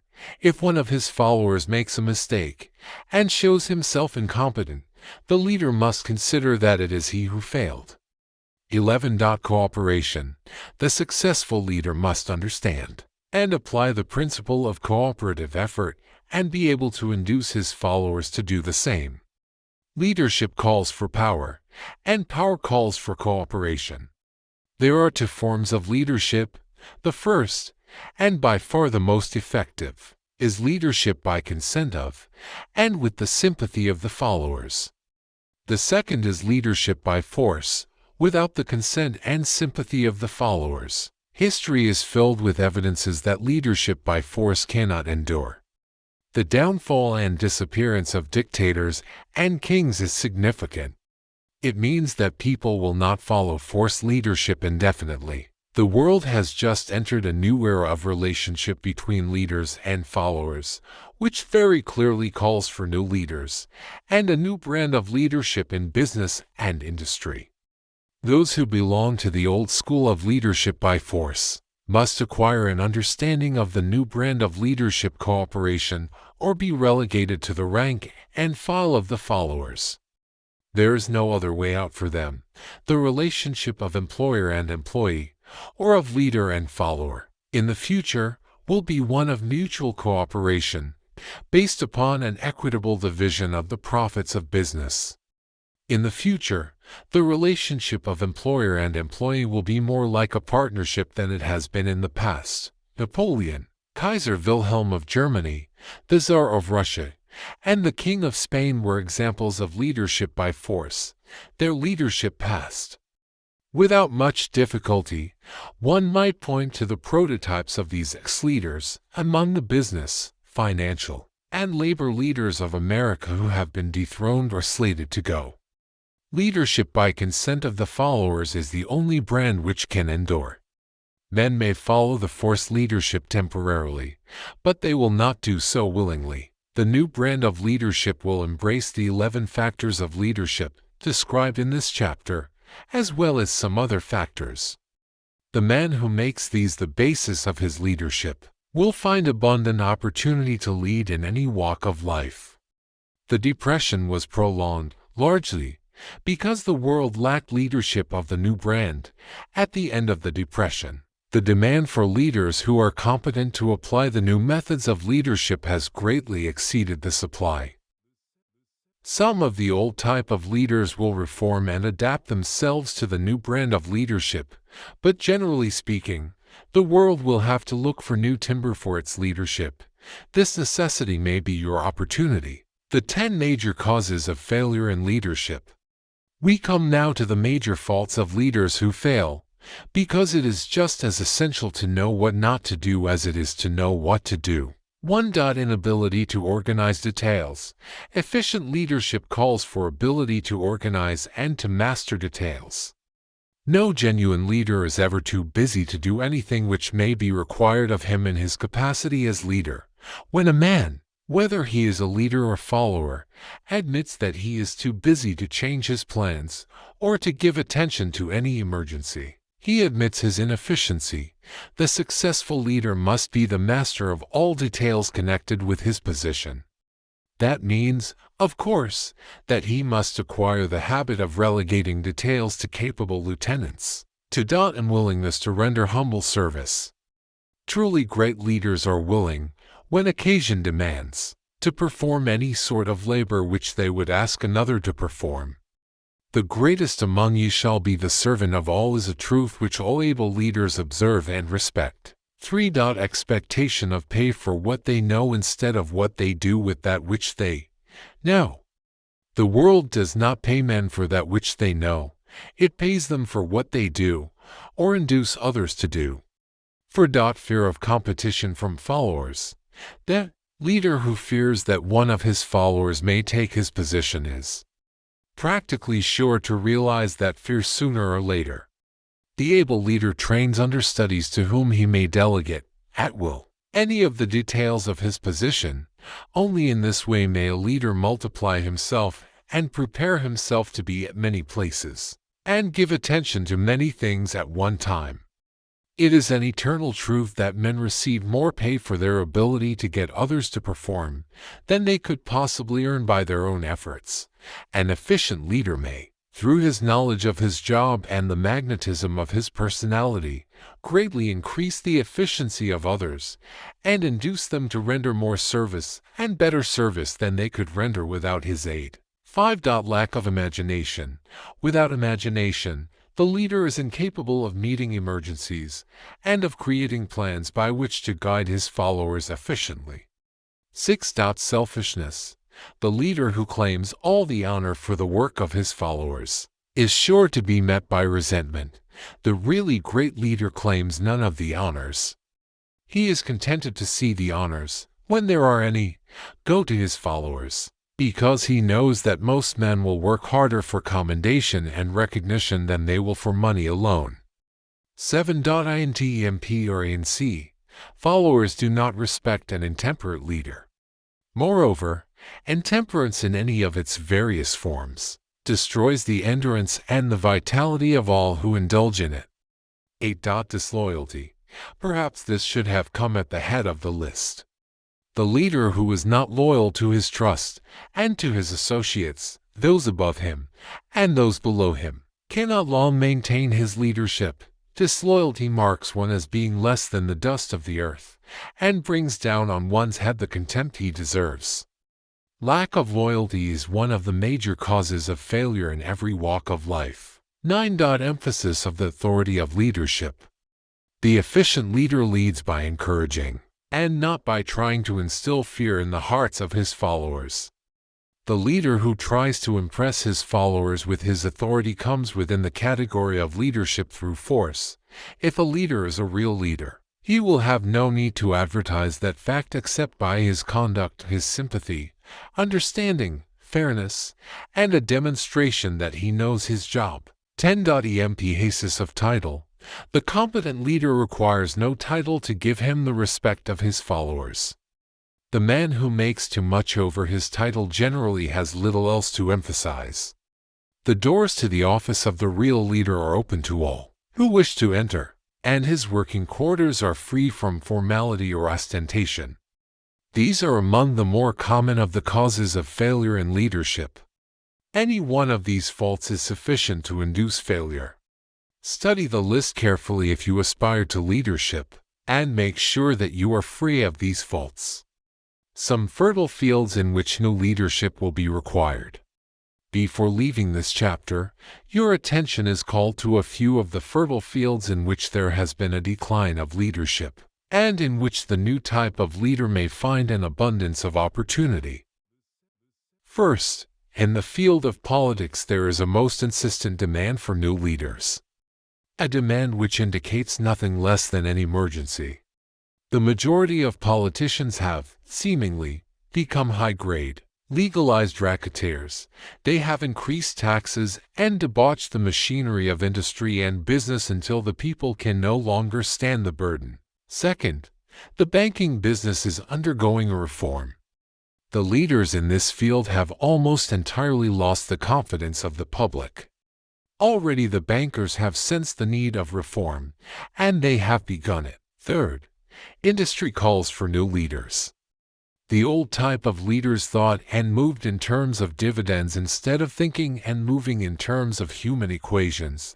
The future leader in industry, to endure, must regard himself as a quasi-public official whose duty it is to manage his trust in such a way that it will work hardship on no individual or group of individuals. Exploitation of working men is a thing of the past. Let the man who aspires to leadership in the field of business, industry, and labor remember this. Fourth, the religious leader of the future will be forced to give more attention to the temporal needs of his followers in the solution of their economic and personal problems of the present, and less attention to the dead past and the yet unborn future. Fifth, in the professions of law, medicine, and education, a new brand of leadership, and to some extent, new leaders will become a necessity. This is especially true in the field of education. The leader in that field must, in the future, find ways and means of teaching people how to apply the knowledge they receive in school. He must deal more with practice and less with theory. Sixth, new leaders will be required in the field of journalism. Newspapers of the future, to be conducted successfully, must be divorced from special privilege and relieved from the subsidy of advertising. They must cease to be organs of propaganda for the interests which patronize their advertising columns. The type of newspaper which publishes scandal and lewd pictures will eventually go the way of all forces which debauch the human mind. These are but a few of the fields in which opportunities for new leaders and a new brand of leadership are now available. The world is undergoing a rapid change. This means that the media through which the changes in human habits are promoted must be adapted to the changes. The media here described are the ones which, more than any others, determine the trend of civilization. When and how to apply for a position. The information described here is the net result of many years of experience during which thousands of men and women were helped to market their services effectively. It can, therefore, be relied upon as sound and practical media through which services may be marketed. Experience has proved that the following media offer the most direct and effective methods of bringing the buyer and seller of personal services together. 1. Employment bureaus. Care must be taken to select only reputable bureaus, the management of which can show adequate records of achievement of satisfactory results. There are comparatively few such bureaus. Point 2.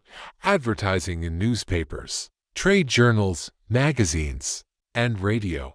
Classified advertising may usually be relied upon to produce satisfactory results in the case of those who apply for clerical or ordinary salaried positions. Display advertising is more desirable in the case of those who seek executive connections. The copy to appear in the section of the paper which is most apt to come to the attention of the class of employer being sought. The copy should be prepared by an expert who understands how to inject sufficient selling qualities to produce replies. 3. Personal letters of application, directed to particular firms or individuals most apt to need such services as are being offered. Letters should be neatly typed, always, and signed by hand. With the letter, should be sent a complete brief or outline of the applicant's qualifications. Both the letter of application and the brief of experience or qualifications should be prepared by an expert. See instructions as to information to be supplied for application through personal acquaintances.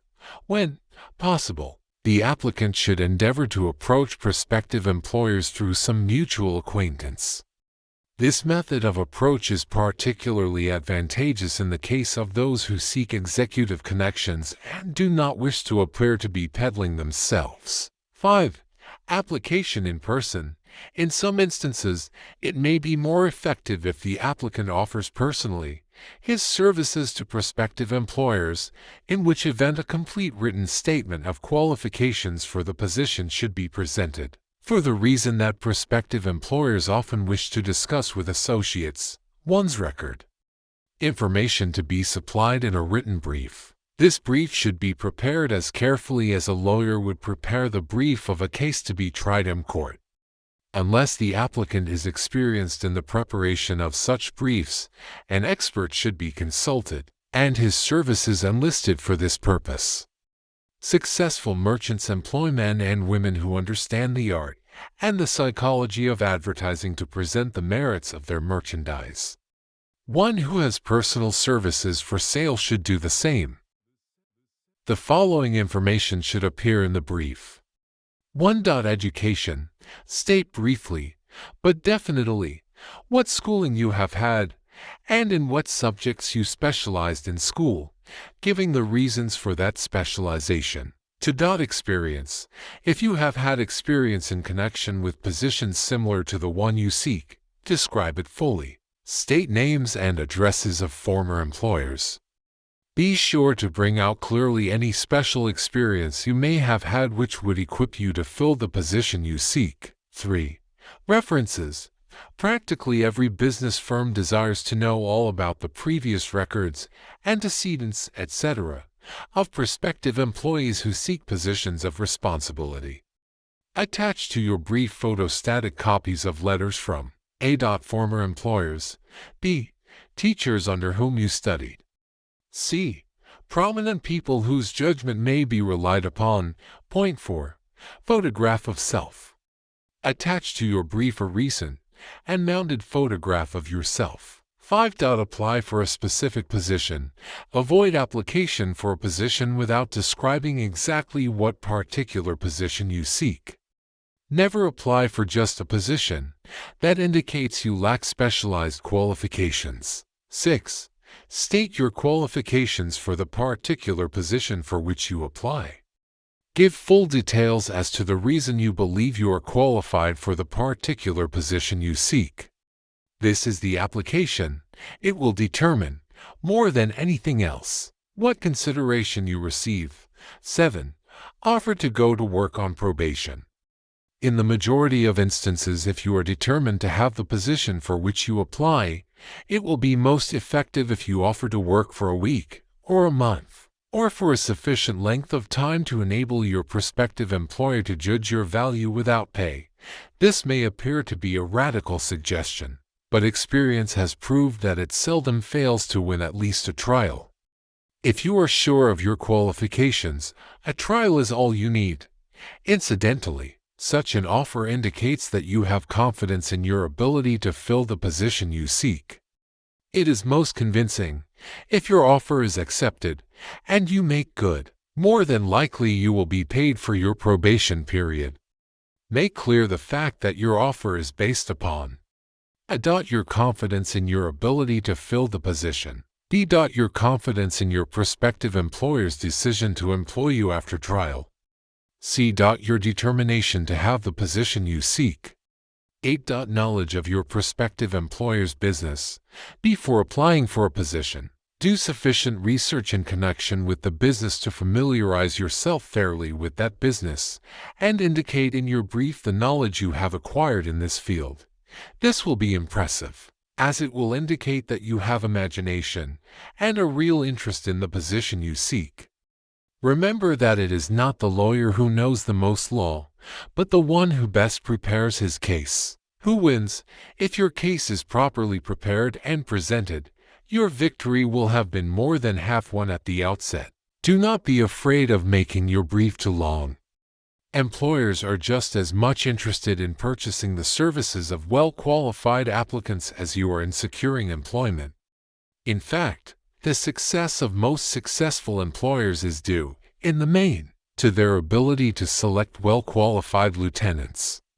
They want all the information available. Remember another thing: neatness in the preparation of your brief will indicate that you are a painstaking person. I have helped to prepare briefs for clients which were so striking and out of the ordinary that they resulted in the employment of the applicant without a personal interview. When your brief has been completed, have it neatly bound by an experienced binder and lettered by an artist or printer similar to the following. Brief of the qualifications of Robert K. Smith, applying for the position of Private Secretary to the President of the Blank Company, Inc. Change names each time brief is shown. This personal touch is sure to command attention. Have your brief neatly typed or mimeographed on the finest paper you can obtain, and bound with a heavy paper of the book cover variety, the binder to be changed, and the proper firm name to be inserted if it is to be shown to more than one company. Your photograph should be pasted on one of the pages of your brief. Follow these instructions to the letter, improving upon them wherever your imagination suggests. Successful salesmen groom themselves with care. They understand that first impressions are lasting. Your brief is your salesman. Give it a good suit of clothes, so it will stand out in bold contrast to anything your prospective employer ever saw, in the way of an application for a position. If the position you seek is worth having, it is worth going after with care. Moreover, if you sell yourself to an employer in a manner that impresses him with your individuality, you probably will receive more money for your services from the very start than you would if you applied for employment in the usual conventional way. If you seek employment through an advertising agency or an employment agency, have the agent use copies of your brief in marketing your services. This will help to gain preference for you, both with the agent and the prospective employers.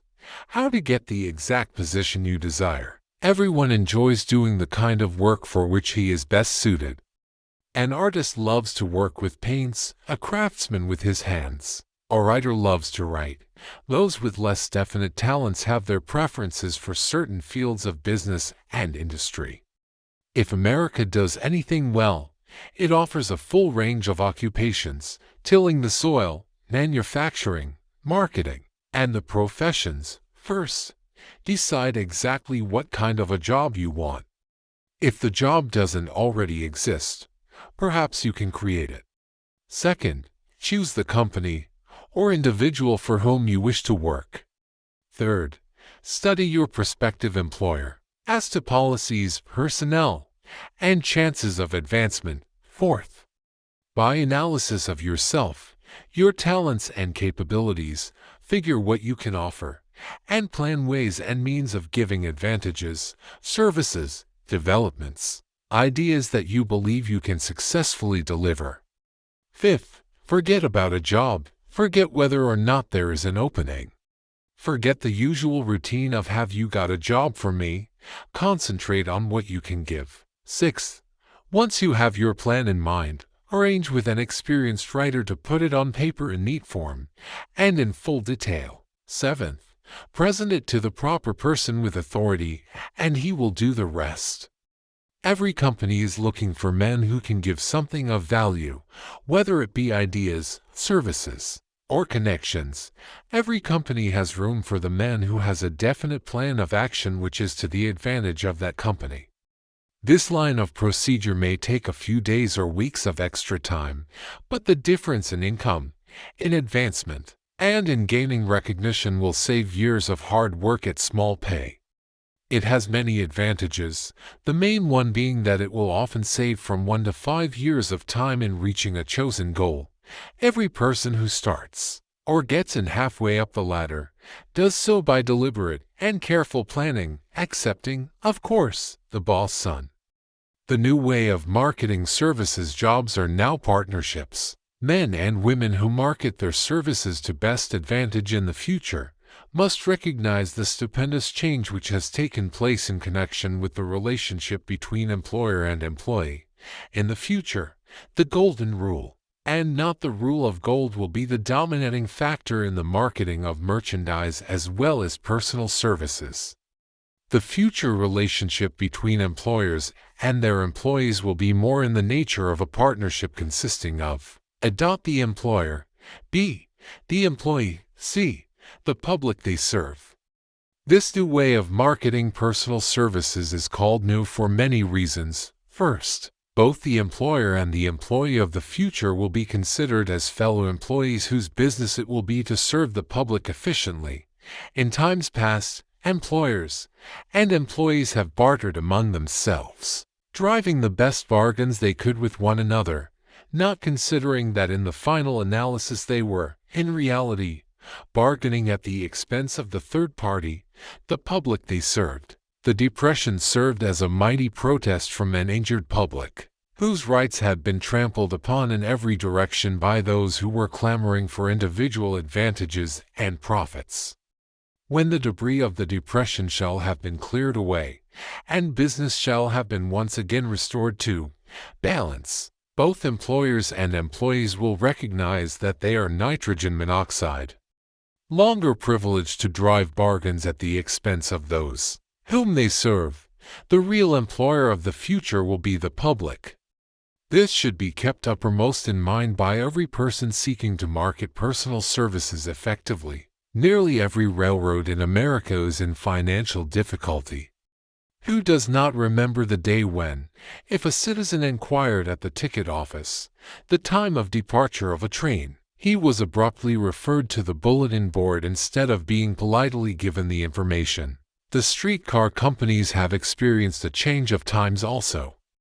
There was a time not so very long ago when streetcar conductors took pride in giving argument to passengers. Many of the streetcar tracks have been removed, and passengers ride on a bus whose driver is the last word in politeness. All over the country, streetcar tracks are rusting from abandonment or have been taken up.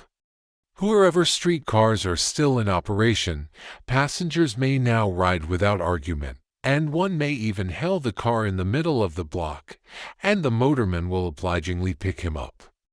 How times have changed! That is just the point I am trying to emphasize. Times have changed. Moreover, the change is reflected not merely in railroad offices and on streetcars, but in other walks of life as well.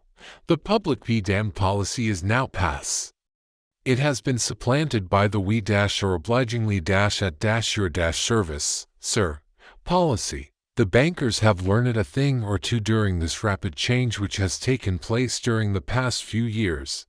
Impoliteness on the part of a bank official or bank employee today is as rare as it was conspicuous a dozen years ago. In the years past, some bankers, not all of them, of course, carried an atmosphere of austerity which gave every would-be borrower a chill when he even thought of approaching his banker for a loan. The thousands of bank failures during the Depression had the effect of removing the mahogany doors behind which bankers formerly barricaded themselves.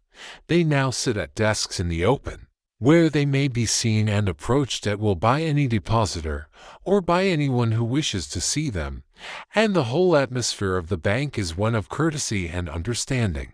It used to be customary for customers to have to stand and wait at the corner grocery until the clerks were through passing the time of day with friends, and the proprietor had finished making up his bank deposit. B for being waited upon. Chain stores, managed by courteous men who do everything in the way of service, short of shining the customer's shoes, have pushed the old-time merchants into the background. Time marches on. Courtesy and service are the watchwords of merchandising today, and apply to the person who is marketing personal services even more directly than to the employer whom he serves, because, in the final analysis, both the employer and his employee are employed by the public they serve. If they fail to serve well, they pay by the loss of their privilege of serving. We can all remember the time when the gas meter reader pounded on the door hard enough to break the panels. When the door was opened, he pushed his way in, uninvited, with a scowl on his face which plainly said, "What the hell did you keep me waiting for?" All that has undergone a change. The meter man now conducts himself as a gentleman who is delighted to be at your service sir.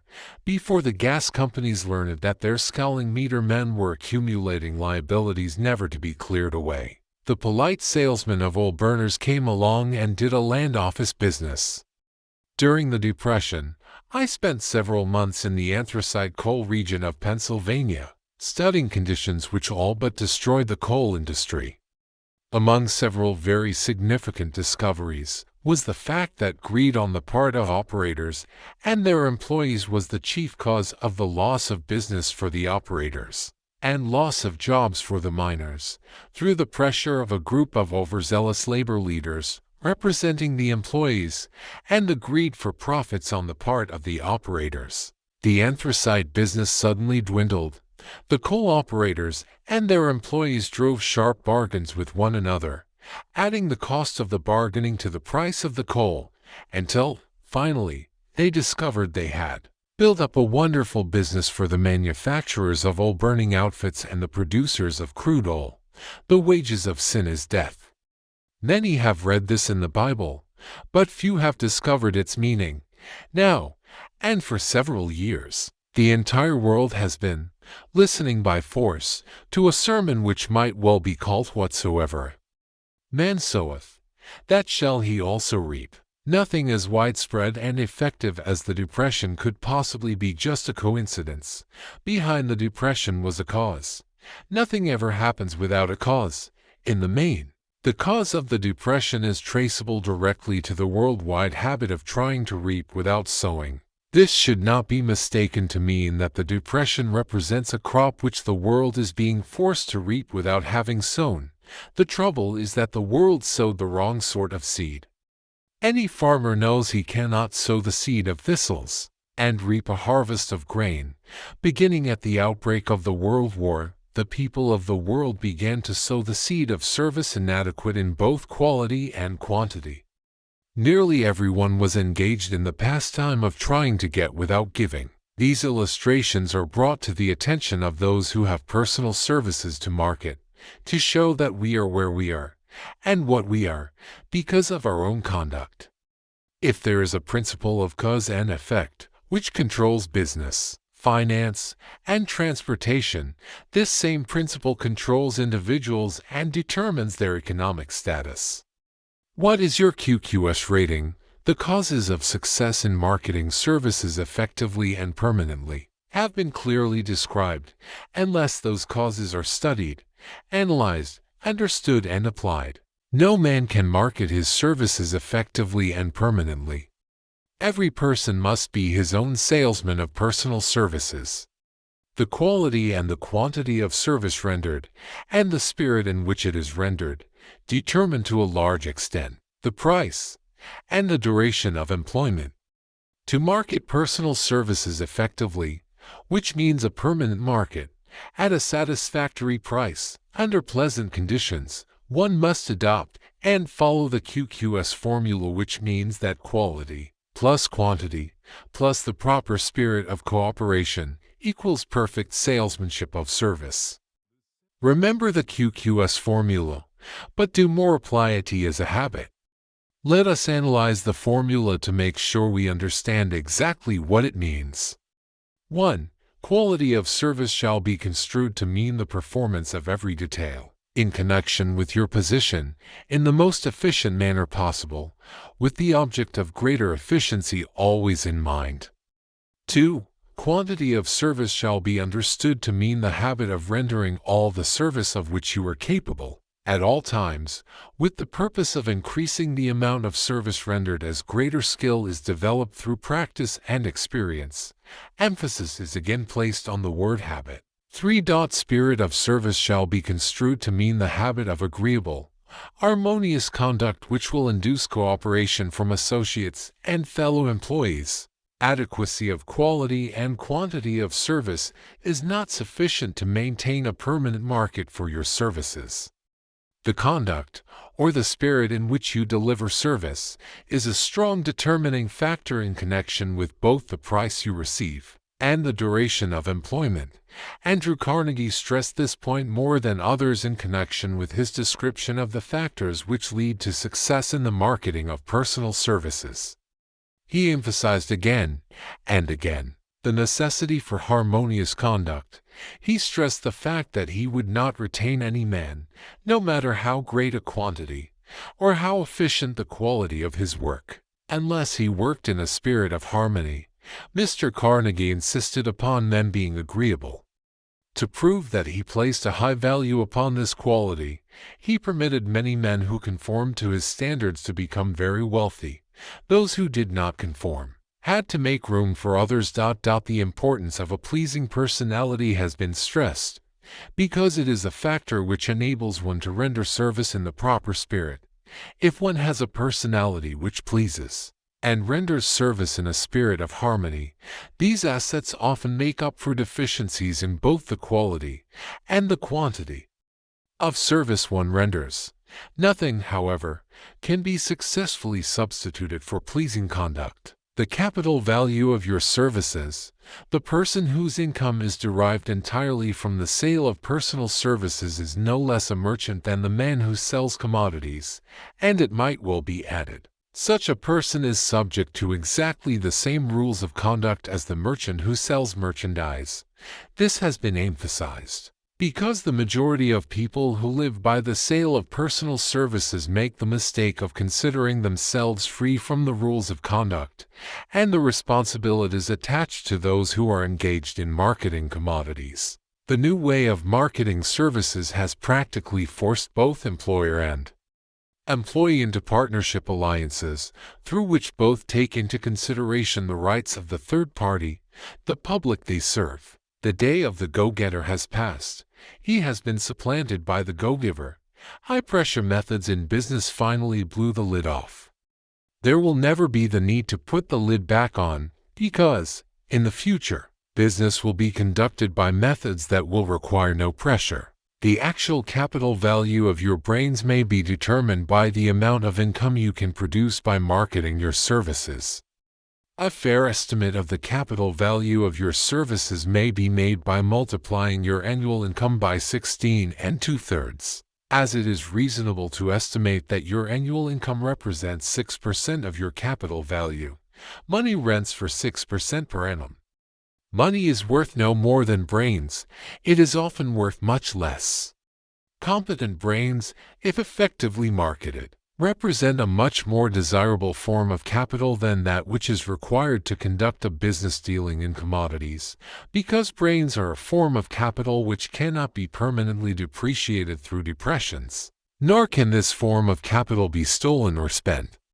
Moreover, the money which is essential for the conduct of business is as worthless as a sand dune until it has been mixed with efficient brains. The 30 major causes of failure. How many of these are holding you back? Life's greatest tragedy consists of men and women who earnestly try and fail. The tragedy lies in the overwhelmingly large majority of people who fail, as compared to the few who succeed. I have had the privilege of analyzing several thousand men and women, 98% of whom were classed as failures. There is something radically wrong with a civilization and a system of education which permit 98% of the people to go through life as failures. But I did not write this book for the purpose of moralizing on the rights and wrongs of the world. That would require a book 100 times the size of this one. My analysis work proved that there are 30 major reasons for failure and 13 major principles through which people accumulate fortunes. In this chapter, a description of the 30 major causes of failure will be given. As you go over the list, check yourself by it, point by point, for the purpose of discovering how many of these causes of failure stand between you and success. 1. Unfavorable hereditary background. There is but little, if anything, which can be done for people who are born with a deficiency in brain power. This philosophy offers but one method of bridging this weakness through the aid of the mastermind. Observe with profit, however, that this is the only one of the 30 causes of failure which may not be easily corrected by any individual. 2. Lack of a well-defined purpose in life. There is no hope of success for the person who does not have a central purpose or definite goal at which to aim. 98 out of every 100 of those whom I have analyzed had no such aim. Perhaps this was the 3. Lack of ambition to aim above mediocrity. We offer no hope for the person who is so indifferent as not to want to get ahead in life, and who is not willing to pay the price for insufficient education. This is a handicap which may be overcome with comparative ease. Experience has proven that the best educated people are often those who are known as self-made or self-educated. It takes more than a college degree to make one a person of education. Any person who is educated is one who has learned to get whatever he wants in life without violating the rights of others. Education consists not so much of knowledge, but of knowledge effectively and persistently applied. Men are paid not merely for what they know, but more particularly for what they do with that which they know. 5. Lack of self-discipline. Discipline comes through self-control. This means that one must control all negative qualities. Before you can control conditions, you must first control yourself. Self-mastery is the hardest job you will ever tackle. If you do not conquer self, you will be conquered by self. You may see at one and the same time both your best friend and your greatest enemy by stepping in front of a mirror. 6. Ill health. No person may enjoy outstanding success without good health. Many of the causes of ill health are subject to mastery and control. These, in the main, are a. Overeating of foods not conducive to health. b. Wrong habits of thought, giving expression to negatives. c. Wrong use of and overindulgence in sex. d. Lack of proper physical exercise. e. An inadequate supply of fresh air due to improper breathing. 7. Unfavorable environmental influences. During childhood, as the twig is bent, so shall the tree grow. Most people who have criminal tendencies acquire them as the result of bad environment and improper associates during childhood. 8. Procrastination. This is one of the most common causes of failure. Old man procrastination stands within the shadow of every human being, waiting his opportunity to spoil one's chances of success. Most of us go through life as failures because we are waiting for the time to be right to start doing something worthwhile. Do not wait. The time will never be just right. Start where you stand and work with whatever tools you may have at your command, and better tools will be found as you go along. 9. Lack of persistence. Most of us are good starters but poor finishers of everything we begin. Moreover, people are prone to give up at the first signs of defeat. There is no substitute for persistence. The person who makes persistence his watchword discovers that old man failure finally becomes tired and makes his departure. Failure cannot cope with persistence. 10. Negative personality. There is no hope of success for the person who repels people through a negative personality. Success comes through the application of power, and power is attained through the cooperative efforts of other people. A negative personality will not induce cooperation. 11. Lack of controlled sexual urge, sex energy. the most powerful of all the stimuli which move people into action. Because it is the most powerful of the emotions, it must be controlled through transmutation and converted into other channels. 12. Uncontrolled desire for something for nothing. The gambling instinct drives millions of people to failure. Evidence of this may be found in a study of the Wall Street crash of '29, during which millions of people tried to make money by gambling on stock margins. 13. Lack of a well-defined power of decision. Men who succeed reach decisions promptly and change them, if at all, very slowly. Men who fail reach decisions, if at all, very slowly, and change them frequently and quickly. Indecision and procrastination are twin brothers. Where one is found, the other may usually be found also. Kill off this pair before they completely hogtie you to the treadmill of failure. 14. One or more of the 6 basic fears. These fears have been analyzed for you in a later chapter. They must be mastered before you can market your services effectively. 15. Wrong selection of a mate in marriage. This a most common cause of failure. The relationship of marriage brings people intimately into contact. Unless this relationship is harmonious, failure is likely to follow. Moreover, it will be a form of failure that is marked by misery and unhappiness, destroying all signs of ambition. 16. Overcaution. The person who takes no chances generally has to take whatever is left when others are through choosing. Overcaution is as bad as undercaution. Both are extremes to be guarded against. Life itself is filled with the element of chance. 17. Wrong selection of associates in business. This is one of the most common causes of failure in business. In marketing personal services, one should use great care to select an employer who will be an inspiration, and who is, himself, intelligent and successful. We emulate those with whom we associate most closely. Pick an employer who is worth emulating. 18. Superstition and prejudice.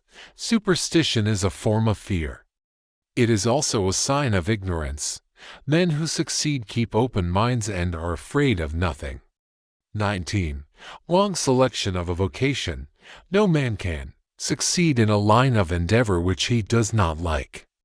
The most essential step in the marketing of personal services is that of selecting an occupation into which you can throw yourself wholeheartedly. 20. Lack of concentration of effort. The jack of all trades seldom is good at any.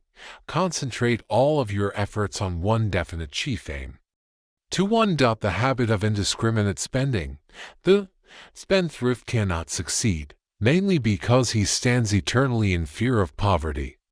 Form the habit of systematic saving by putting aside a definite percentage of your income. Money in the bank gives one a very safe foundation of courage when bargaining for the sale of personal services. Without money, one must take what one is offered and be glad to get it. 22. Lack of enthusiasm. Without enthusiasm one cannot be convincing. Moreover, enthusiasm is contagious, and the person who has it under control is generally welcome in any group of people. 3. Intolerance. The person with a closed MMD on any subject seldom gets ahead. Intolerance means that one has stopped acquiring knowledge. The most damaging forms of intolerance are those connected with religious, racial, and political differences of opinion. 24. Intemperance. The most damaging forms of intemperance are connected with eating, strong drink, and sexual activities. Overindulgence in any of these is fatal to success. 25. Inability to cooperate with others. More people lose their positions and their big opportunities in life because of this fault than for all other reasons combined. It is a fault which no well-informed businessman or leader will tolerate. 26. Possession of power that was not acquired through self-effort. Sons and daughters of wealthy men and others who inherit money which they did not earn. Power in the hands of one who did not acquire it gradually is often fatal to success. Quick riches are more dangerous than poverty. 27. Intentional dishonesty. There is no substitute for honesty. One may be temporarily dishonest by force of circumstances over which one has no control, without permanent damage, but there is nitrogen monoxide hope for the person who is dishonest by choice. Sooner or later, his deeds will catch up with him, and he will pay by loss of reputation, and perhaps even loss of liberty. 28. Egotism and vanity. These qualities serve as red lights which warn others to keep away. They are fatal to success. 29. Guessing instead of thinking. Most people are too indifferent or lazy to acquire facts with which to think accurately. They prefer to act on opinions created by guesswork or snap judgments. 30. Lack of capital. This is a common cause of failure among those who start out in business for the first time, without sufficient reserve of capital to absorb the shock of their mistakes, and to carry them over until they have established a reputation. 31. Under this, name any particular cause of failure from which you have suffered that has not been included in the foregoing list. In these 30 major causes of failure is found a description of the tragedy of life, which obtains for practically every person who tries and fails. It will be helpful if you can induce someone who knows you well to go over this list with you, and help to analyze you by the 30 causes of failure. It may be beneficial if you try this alone. Most people cannot see themselves as others see them. You may be one who cannot. The oldest of admonitions is man, know thyself. If you market merchandise successfully, you must know the merchandise. The same is true in marketing personal services. You should know all of your weaknesses in order that you may either bridge them or eliminate them entirely. You should know your strength in order that you may call attention to it when selling your services. You can know yourself only through accurate analysis. The folly of ignorance in connection with self was displayed by a young man who applied to the manager of a well-known business for a position. He made a very good impression until the manager asked him what salary he expected. He replied that he had no fixed sum in mind, lack of a definite aim. The manager then said, "We will pay you all you are worth, although we try you out for a week." "I will not accept it," the applicant replied, "because I am getting more than that where I am now employed." Before you even start to negotiate for a readjustment of your salary in your present position, or to seek employment elsewhere, be sure that you are worth more than you now receive. It is one thing to want money, everyone wants more, but it is something entirely different to be worth more. Many people mistake their wants for their just dues. Your financial requirements or wants have nothing whatever to do with your worth. Your value is established entirely by your ability to render useful service or your capacity to induce others to render such service. Take inventory of yourself. 28 questions you should answer. Annual self-analysis is an essential in the effective marketing of personal services, as is annual inventory in merchandising. Moreover, the yearly analysis should disclose a decrease in faults and an increase in virtues. One goes ahead, stands still, or goes backward in life. One's object should be, of course, to go ahead. Annual self-analysis will disclose whether advancement has been made, and if so, how much. It will also disclose any backward steps one may have made. The effective marketing of personal services requires one to move forward even if the progress is slow. Your annual self-analysis should be made at the end of each year, so you can include in your New Year's resolutions any improvements which the analysis indicates should be made. Take this inventory by asking yourself the following questions, and by checking your answers with the aid of someone who will not permit you to deceive yourself as to their accuracy. Self-analysis questionnaire for personal inventory. 1. Have I attained the goal which I established as my objective for this year? You should work with a definite yearly objective to be attained as a part of your major life objective. 2. Have I delivered service of the best possible quality of which I was capable, or could I have improved any part of this service? 3. Have I delivered service in the greatest possible quantity of which I was capable? 4. Has the spirit of my conduct been harmonious and cooperative at all times? 5. Have I permitted the habit of procrastination to decrease my efficiency, and if so, to what extent? 6. Have I improved my personality, and if so, in what ways? 7. Have I been persistent in following my plans through to completion? 8. Have I reached decisions promptly and definitely on all occasions? 9. Have I permitted any one or more of the 6 basic fears to decrease my efficiency? 10. Have I been either overcautious or undercautious? 11. Has my relationship with my associates in work been pleasant or unpleasant? If it has been unpleasant, has the fault been partly or wholly mine? 12. Have I dissipated any of my energy through lack of concentration of effort? 13. Have I been open-minded and tolerant in connection with all subjects? 14. In what way have I improved my ability to render service? 15. Have I been intemperate in any of my habits? 16.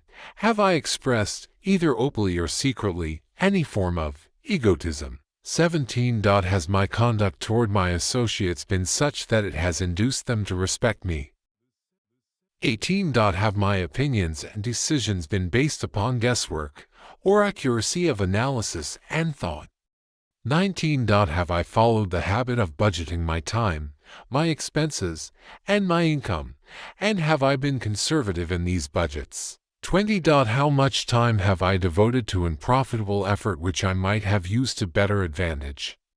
1. How may I rebudget my time and change my habits so I will be more efficient during the coming year? 22. Have I been guilty of any conduct which was not approved by my conscience?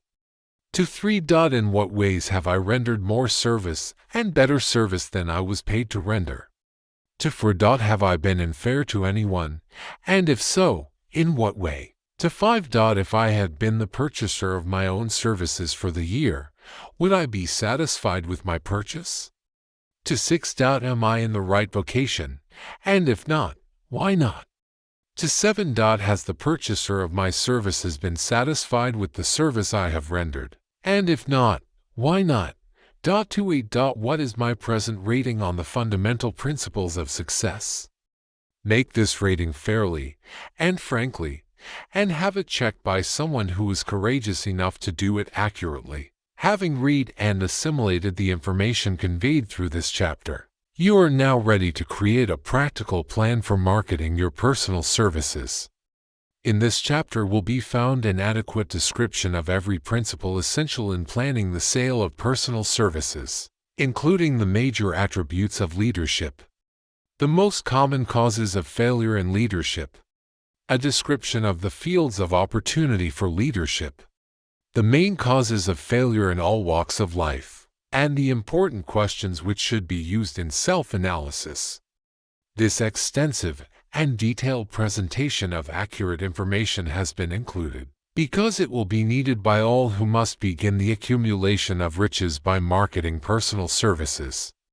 Those who have lost their fortunes and those who are just beginning to earn money have nothing but personal services to offer in return for riches. Therefore, it is essential that they have available the practical information needed to market services to best advantage.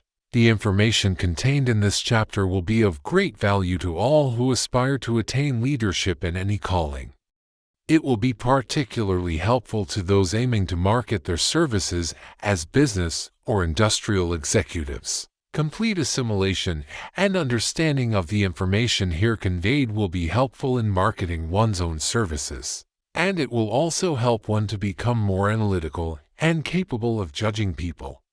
The information will be priceless to personnel directors, employment managers, and other executives charged with the selection of employees and the maintenance of efficient organizations. If you doubt this statement, test its soundness by answering in writing the 28 self-analysis questions.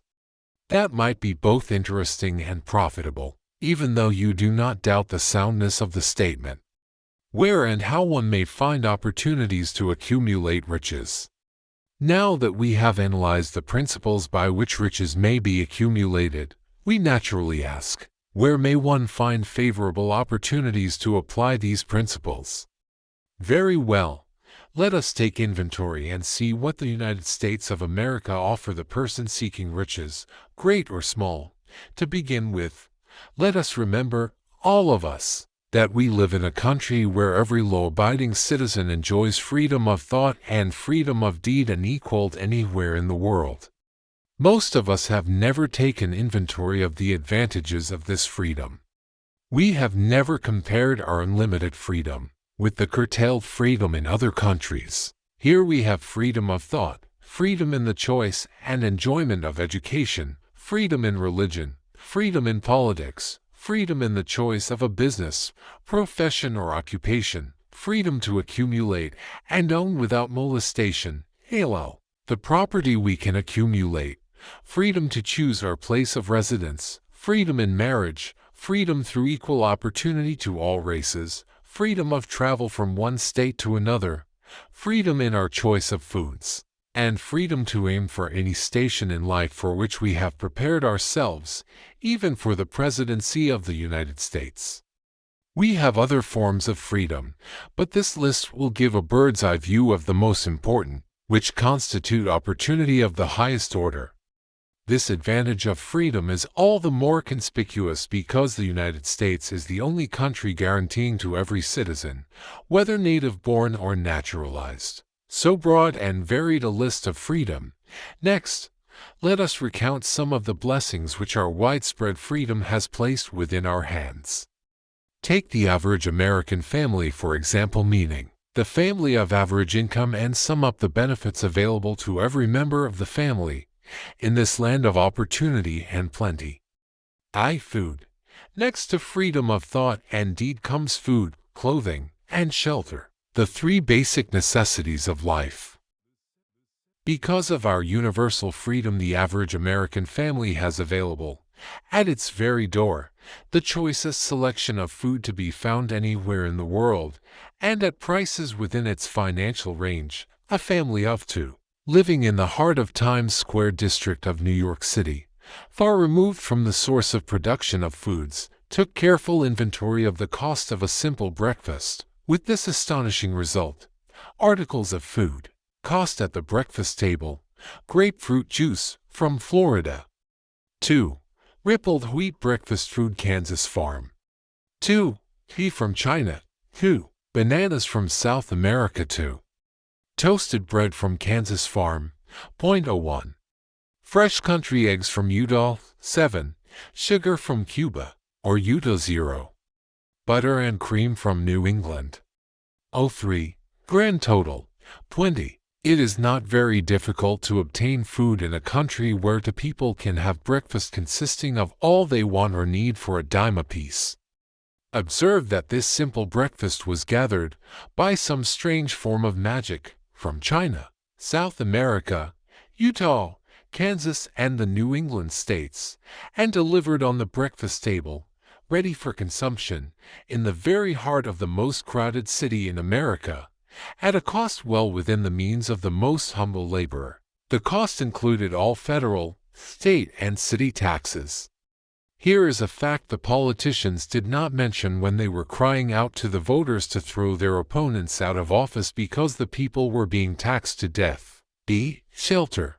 This family lives in a comfortable apartment, heated by steam, lighted with electricity, with gas for cooking, all for $65 a month. In a smaller city, or a more sparsely settled part of New York City, the same apartment could be had for as low as $20 a month.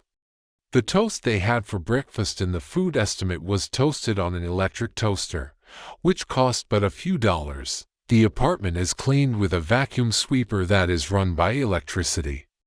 Hot and cold water is available, at all times, in the kitchen and the bathroom. The food is kept cool in a refrigerator that is run by electricity. The wife curls her hair, washes her clothes, and irons them with easily operated electrical equipment, on power obtained by sticking a plug in the wall.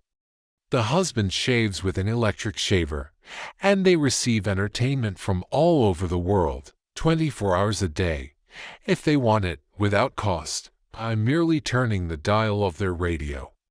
There are other conveniences in this apartment, but the foregoing list will give a fair idea of some of the concrete evidences of the freedom we, of America, enjoy, and this is neither political nor economic propaganda.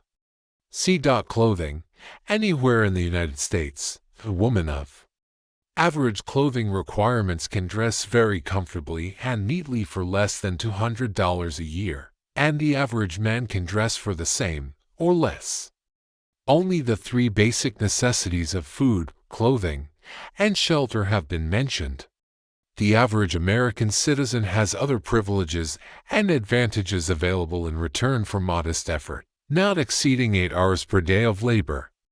Among these is the privilege of automobile transportation, with which one can go and come at will, at very small cost. The average American has security of property rights not found in any other country in the world. He can place his surplus money in a bank with the assurance that his government will protect it and make good to him if the bank fails. If an American citizen wants to travel from one state to another, he needs no passport, no one's permission. He may go when he pleases and return at will. Moreover, he may travel by train, private automobile, bus, airplane, or ship, as his pocketbook permits. In Germany, Russia, Italy, and most of the other European and Oriental countries, the people cannot travel with so much freedom, and at so little cost. The miracle that has provided these blessings. We often hear politicians proclaiming the freedom of America when they solicit votes, but seldom do they take the time or devote sufficient effort to the analysis of the source or nature of this freedom, having no axe to grind, no grudge to express, no ulterior motives to be carried out. I have the privilege of going into a frank analysis of that mysterious, abstract, greatly misunderstood something which gives to every citizen of America more blessings, more opportunities to accumulate wealth, more freedom of every nature than may be found in any other country. I have the right to analyze the source and nature of this unseen power, because I know, and have known for more than a quarter of a century, many of the men who organized that power, and many who are now responsible for its maintenance. The name of this mysterious benefactor of mankind is capital. Capital consists not alone of money, but more particularly of highly organized, intelligent groups of men who plan ways and means of using money efficiently for the good of the public, and profitably to themselves. These groups consist of scientists, educators, chemists, inventors, business analysts, publicity men, transportation experts, accountants, lawyers, doctors, and both men and women who have highly specialized knowledge in all fields of industry and business. They pioneer, experiment, and blaze trails in new fields of endeavor. They support colleges, hospitals, public schools, build good roads, publish newspapers, pay most of the cost of government, and take care of the multitudinous detail essential to human progress. Stated briefly, the capitalists are the brains of civilization, because they supply the entire fabric of which all education, enlightenment, and human progress consists. Money, without brains, always is dangerous. Properly used, it is the most important essential of civilization. The simple breakfast here described could not have been delivered to the New York family at a dime each, or at any other price, if organized capital had not provided the machinery, the ships, the railroads, and the huge armies of trained men to operate them. Some slight idea of the importance of organized capital may be had by trying to imagine yourself burdened with the responsibility of collecting, without the aid of capital, and delivering to the New York City family, the simple breakfast described. To supply the tea, you would have to make a trip to China or India, both a very long way from America. Unless you are an excellent swimmer, you would become rather tired before making the round trip. Then, too, another problem would confront you. What would you use for money, even if you had the physical endurance to swim the ocean, to supply the sugar? You would have to take another long swim to Cuba, or a long walk to the sugar beet section of Utah. But even then, you might come back without the sugar, because organized effort and money are necessary to produce sugar, to say nothing of what is required to refine, transport, and deliver it to the breakfast table anywhere in the United States. The eggs you could deliver easily enough from the barnyards near New York City, but you would have a very long walk to Florida and return before you could serve the 2 glasses of grapefruit juice. You would have another long walk to Kansas, or one of the other wheat-growing states, when you went after the 4 slices of wheat bread. The rippled wheat biscuits would have to be omitted from the menu, because they would not be available except through the labor of a trained organization of men and suitable machinery, all of which call for capital. While resting, you could take off for another little swim down to South America, where you would pick up a couple of bananas, and on your return, you could take a short walk to the nearest farm having a dairy and pick up some butter and cream. Then your New York City family would be ready to sit down and enjoy breakfast, and you could collect your 2 dimes for your labor. Seems absurd, doesn't it? Well, the procedure described would be the only possible way these simple items of food could be delivered to the heart of New York City, if we had no capitalistic system. The sum of money required for the building and maintenance of the railroads and steamships used in the delivery of that simple breakfast is so huge that it staggers one's imagination. It runs into hundreds of millions of dollars, not to mention the armies of trained employees required to man the ships and trains. But transportation is only a part of the requirements of modern civilization in capitalistic America. Before there can be anything to haul, something must be grown from the ground, or manufactured and prepared for market. This calls for more millions of dollars for equipment, machinery, boxing, marketing, and for the wages of millions of men and women. Steamships and railroads do not spring up from the earth and function automatically. They come in response to the call of civilization, through the labor and ingenuity and organizing ability of men who have imagination, faith, enthusiasm, decision, persistence. These men are known as capitalists. They are motivated by the desire to build, construct, achieve, render useful service, earn profits and accumulate riches, and, because they render service without which there would be no civilization, they put themselves in the way of great riches.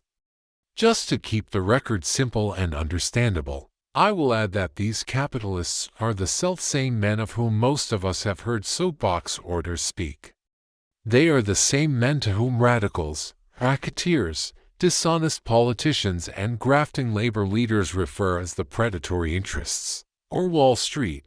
I am not attempting to present a brief for or against any group of men or any system of economics. I am not attempting to condemn collective bargaining when I refer to grafting labor leaders, nor do I aim to give a clean bill of health to all individuals known as capitalists. The purpose of this book, a purpose to which I have faithfully devoted over a quarter of a century, is to present to all who want the knowledge the most dependable philosophy through which individuals may accumulate riches in whatever amounts they desire. I have here analyzed the economic advantages of the capitalistic system for the twofold purpose of showing, 1. That all who seek riches must recognize and adapt themselves to the system that controls all approaches to fortunes, large or small, and 2. To present the side of the picture opposite to that being shown by politicians and demagogues who deliberately becloud the issues they bring up, by referring to organized capital as if it were something poisonous. This is a capitalistic country. It was developed through the use of capital, and we who claim the right to partake of the blessings of freedom and opportunity, we who seek to accumulate riches here, may as well know that neither riches nor opportunity would be available to us if organized capital had not provided these benefits. For more than 20 years it has been a somewhat popular and growing pastime for radicals, self-seeking politicians, racketeers, crooked labor leaders, and on occasion religious leaders, to take pot shots at Wall Street, the money changers, and big business. The practice became so general that we witnessed during the business depression the unbelievable sight of high government officials lining up with the cheap politicians and labor leaders, with the openly avowed purpose of throttling the system which has made industrial America the richest country on earth. The lineup was so general and so well organized that it prolonged the worst depression America has ever known. It cost millions of men their jobs, because those jobs were inseparably a part of the industrial and capitalistic system which formed the very backbone of the nation. During this unusual alliance of government officials and self-seeking individuals who were endeavoring to profit by declaring open season on the American system of industry, a certain type of labor leader joined forces with the politicians and offered to deliver voters in return for legislation designed to permit men to take riches away from industry by organized force of numbers, instead of the better method of giving a fair day's work for a fair day's pay. Millions of men and women throughout the nation are still engaged in this popular pastime of trying to get without giving. Some of them are lined up with labor unions, where they demand shorter hours and more pay. Others do not take the trouble to work at all. They demand government relief and are getting it. Their idea of their rights of freedom was demonstrated in New York City, where violent complaint was registered with the postmaster by a group of relief beneficiaries, because the postman awakened them at 7:30 a.m. to deliver government relief checks. They demanded that the time of delivery be set up to 10 o'clock. If you are one of those who believe that riches can be accumulated by the mere act of men who organize themselves into groups and demand more pay for less service, if you are one of those who demand government relief without early morning disturbance when the money is delivered to you, if you are one of those who believe in trading their votes to politicians in return for the passing of laws which permit the raiding of the public treasury, you may rest securely on your belief, with certain knowledge that no one will disturb you, because this is a free country where every man may think as he pleases, where nearly everybody can live with but little effort, where many may live well without doing any work whatsoever. However, you should know the full truth concerning this freedom of which so many people boast, and so few understand. As great as it is, as far as it reaches, as many privileges as it provides, it does not, and cannot bring riches without effort. There is but one dependable method of accumulating and legally holding riches, and that is by rendering useful service. No system has ever been created by which man can legally acquire riches through mere force of numbers, or without giving in return an equivalent value of one form or another. There is a principle known as the law of economics. This is more than a theory. It is a law no man can beat. Mark well the name of the principle, and remember it, because it is far more powerful than all the politicians and political machines. It is above and beyond the control of all the labor unions. It cannot be swayed, nor influenced nor bribed by racketeers or self-appointed leaders in any calling. Moreover, it has an all-seeing eye, and a perfect system of bookkeeping, in which it keeps an accurate account of the transactions of every human being engaged in the business of trying to get without giving. Sooner or later its auditors come around, look over the records of individuals both great and small, and demand an accounting. Wall Street, big business, capital predatory interests, or whatever name you choose to give the system which has given us American freedom, represents a group of men who understand, respect, and adapt themselves to this powerful law of economics. Their financial continuation depends upon their respecting the law. Most people living in America like this country, its capitalistic system and all. I must confess I know of no better country, where one may find greater opportunities to accumulate riches. Judging by their acts and deeds, there are some in this country who do not like it, That, of course, is their privilege. If they do not like this country, its capitalistic system, its boundless opportunities, they have the privilege of clearing out. Always there are other countries, such as Germany, Russia, and Italy, where one may try one's hand at enjoying freedom and accumulating riches providing one is not too particular. America provides all the freedom and all the opportunity to accumulate riches that any honest person may require. When one goes hunting for game, one selects hunting grounds where game is plentiful. When seeking riches, the same rule would naturally obtain. If it is riches you are seeking, do not overlook the possibilities of a country whose citizens are so rich that women, alone, spend over $200 million annually for lipsticks, rouge and cosmetics. Think twice, you who are seeking riches, before trying to destroy the capitalistic system of a country whose citizens spend over $50 million a year for greeting cards, with which to express their appreciation of their freedom. If it is money you are seeking, consider carefully a country that spends hundreds of millions of dollars annually for cigarettes, the bulk of the income from which goes to only for major companies engaged in supplying this national builder of nonchalance and quiet nerves. By all means give plenty of consideration to a country whose people spend annually more than $15 million for the privilege of seeing moving pictures, and toss in a few additional millions for liquor, narcotics, and other less potent soft drinks and giggle waters.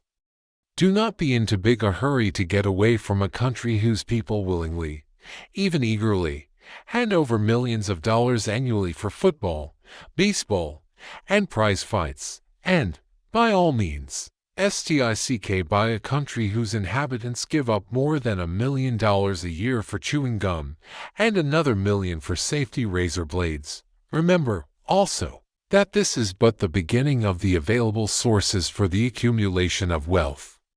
Only a few of the luxuries and non-essentials have been mentioned. But remember that the business of producing, transporting, and marketing these few items of merchandise gives regular employment to many millions of men and women, who receive for their services many millions of dollars monthly, and spend it freely for both the luxuries and the necessities.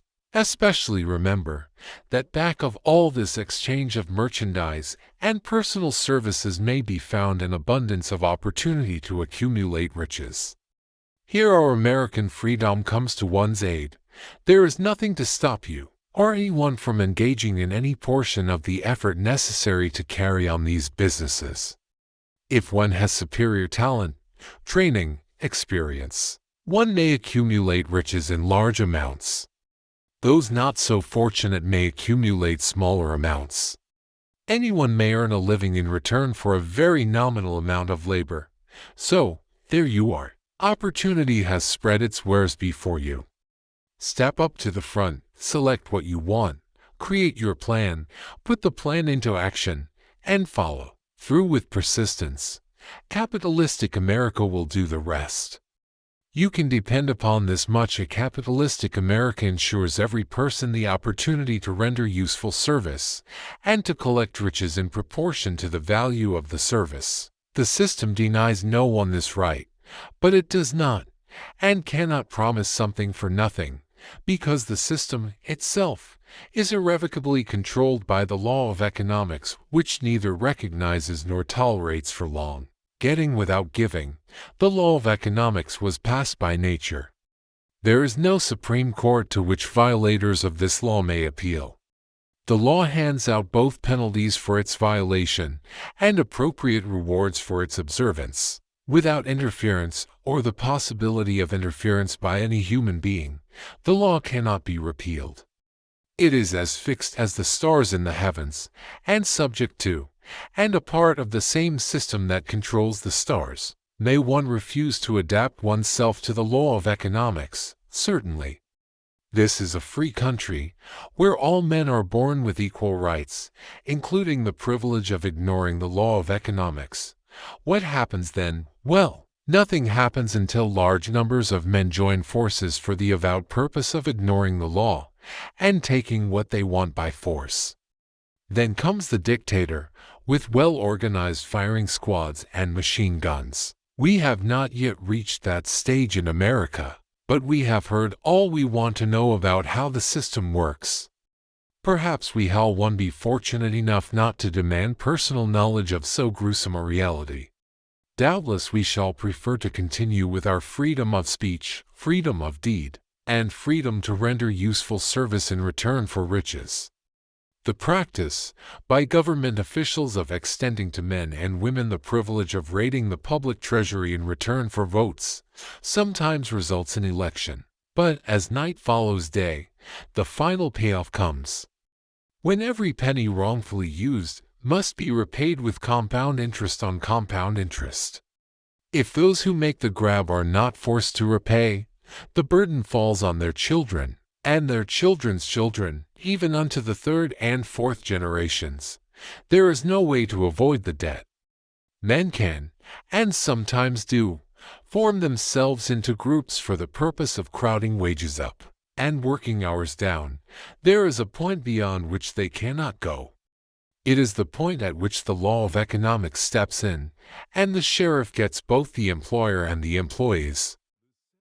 For 6 years, from 1929 to 1935, the people of America, both rich and poor, barely missed seeing the old man economics hand over to the sheriff all the businesses and industries and banks. It was not a pretty sight. It did not increase our respect for mob psychology, through which men cast reason to the winds and start trying to get without giving. We who went through those 6 discouraging years, when fear was in the saddle and faith was on the ground, cannot forget how ruthlessly the law of economics exacted its toll from both rich and poor, weak and strong, old and young.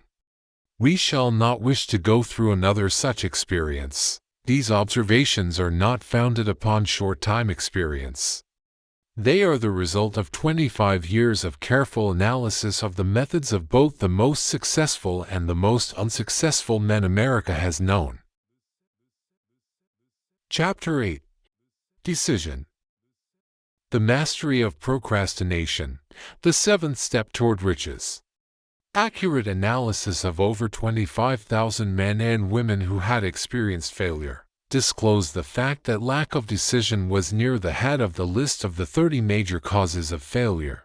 This is no mere statement of a theory, it is a fact. Procrastination, the opposite of decision, is a common enemy which practically every man must conquer. You will have an opportunity to test your capacity to reach quick and definite decisions when you finish reading this book and are ready to begin putting into action the principles which it describes. Analysis of several hundred people who had accumulated fortunes well beyond the $1 million mark disclosed the fact that every one of them had the habit of reaching decisions promptly and of changing these decisions slowly, if and when they were changed. People who fail to accumulate money, without exception, have the habit of reaching decisions, if at all very slowly, and of changing these decisions quickly and often. One of Henry Ford's most outstanding qualities is his habit of reaching decisions quickly and definitely, and changing them slowly. This quality is so pronounced in Mr. Ford that it has given him the reputation of being obstinate. It was this quality which prompted Mr. Ford to continue to manufacture his famous Model T, the world's ugliest car, when all of his advisors and many of the purchasers of the car were urging him to change it. Perhaps Mr. Ford delayed too long in making the change, but the other side of the story is that Mr. Ford's firmness of decision yielded a huge fortune before the change in model became necessary. There is but little doubt that Mr. Ford's habit of definiteness of decision assumes the proportion of obstinacy, but this quality is preferable to slowness in reaching decisions and quickness in changing them. The majority of people who fail to accumulate money sufficient for their needs are generally easily influenced by the opinions of others. They permit the newspapers and the gossiping neighbors to do their thinking for them. Opinions are the cheapest commodities on earth. Everyone has a flock of opinions ready to be wished upon. Anyone who will accept them.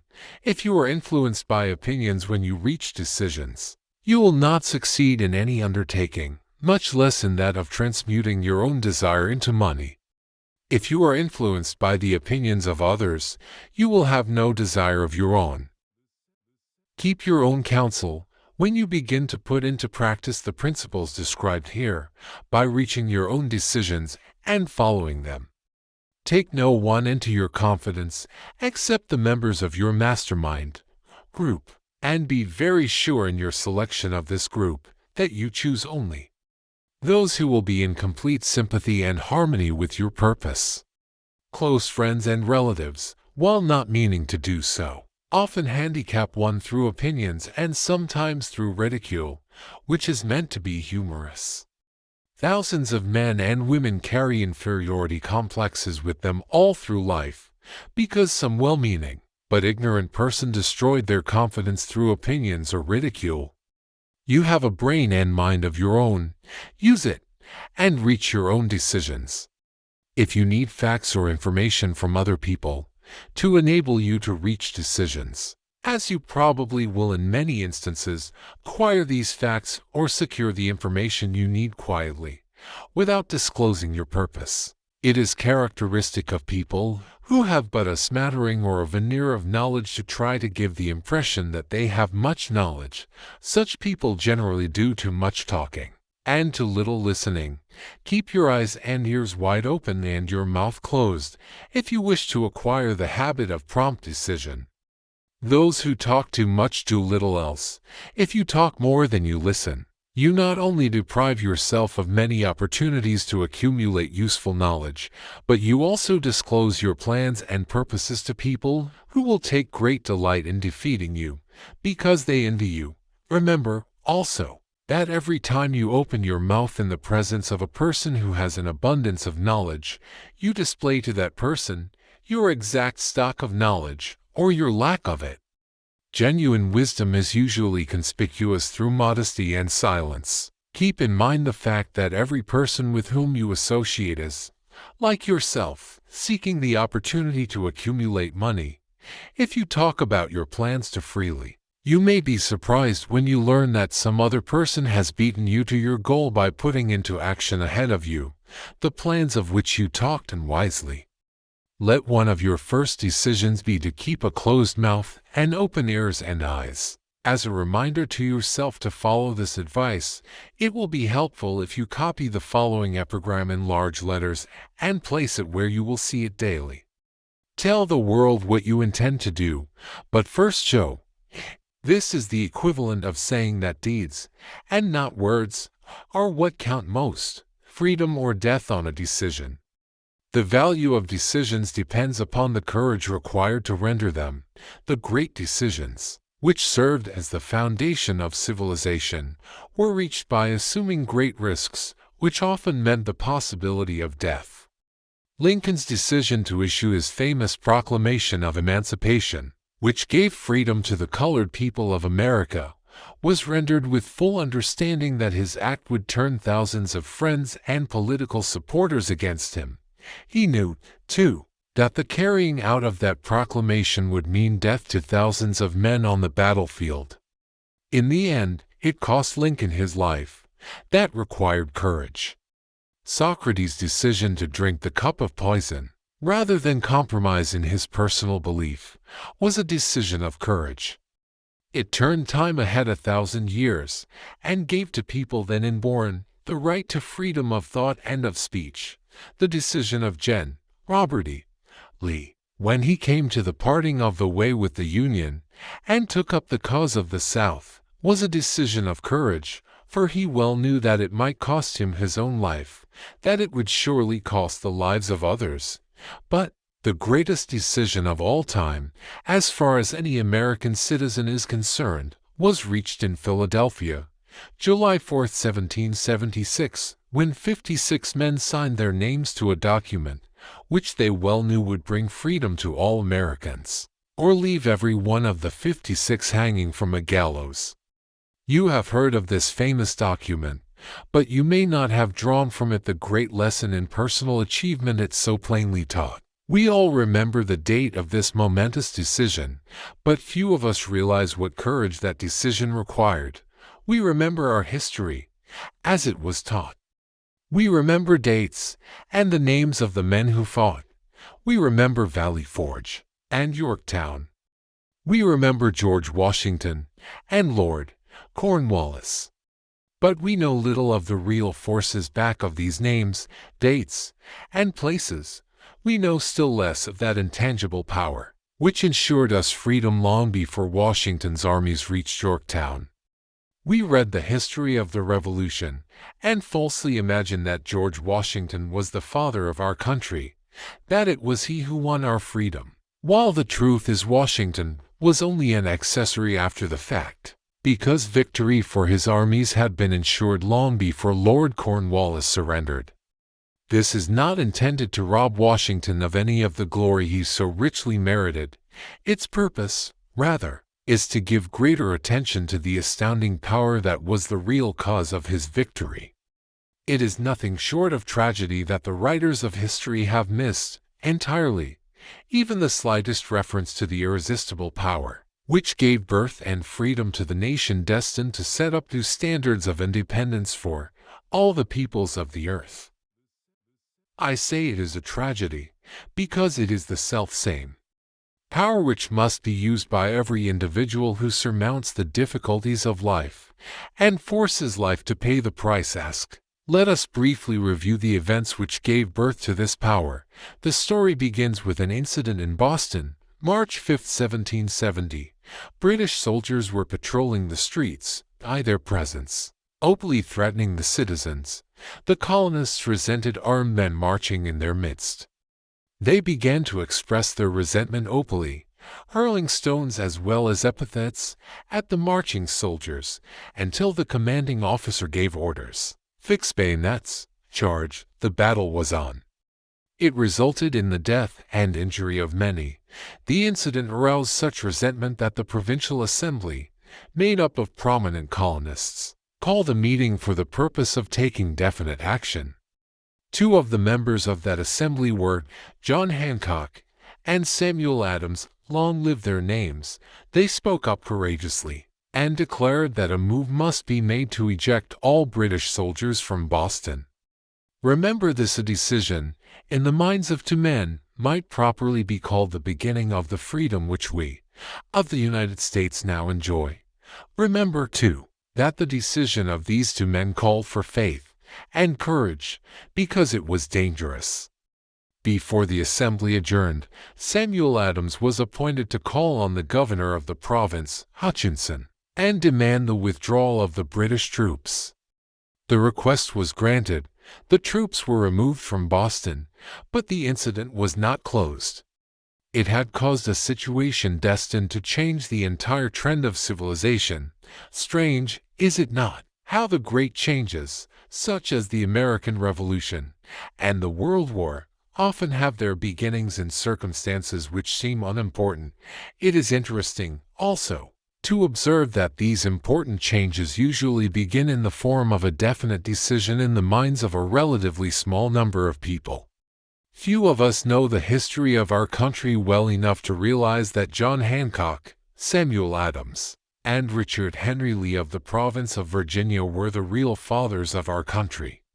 Richard Henry Lee became an important factor in this story by reason of the fact that he and Samuel Adams communicated frequently by correspondence, sharing freely their fears and their hopes concerning the welfare of the people of their provinces.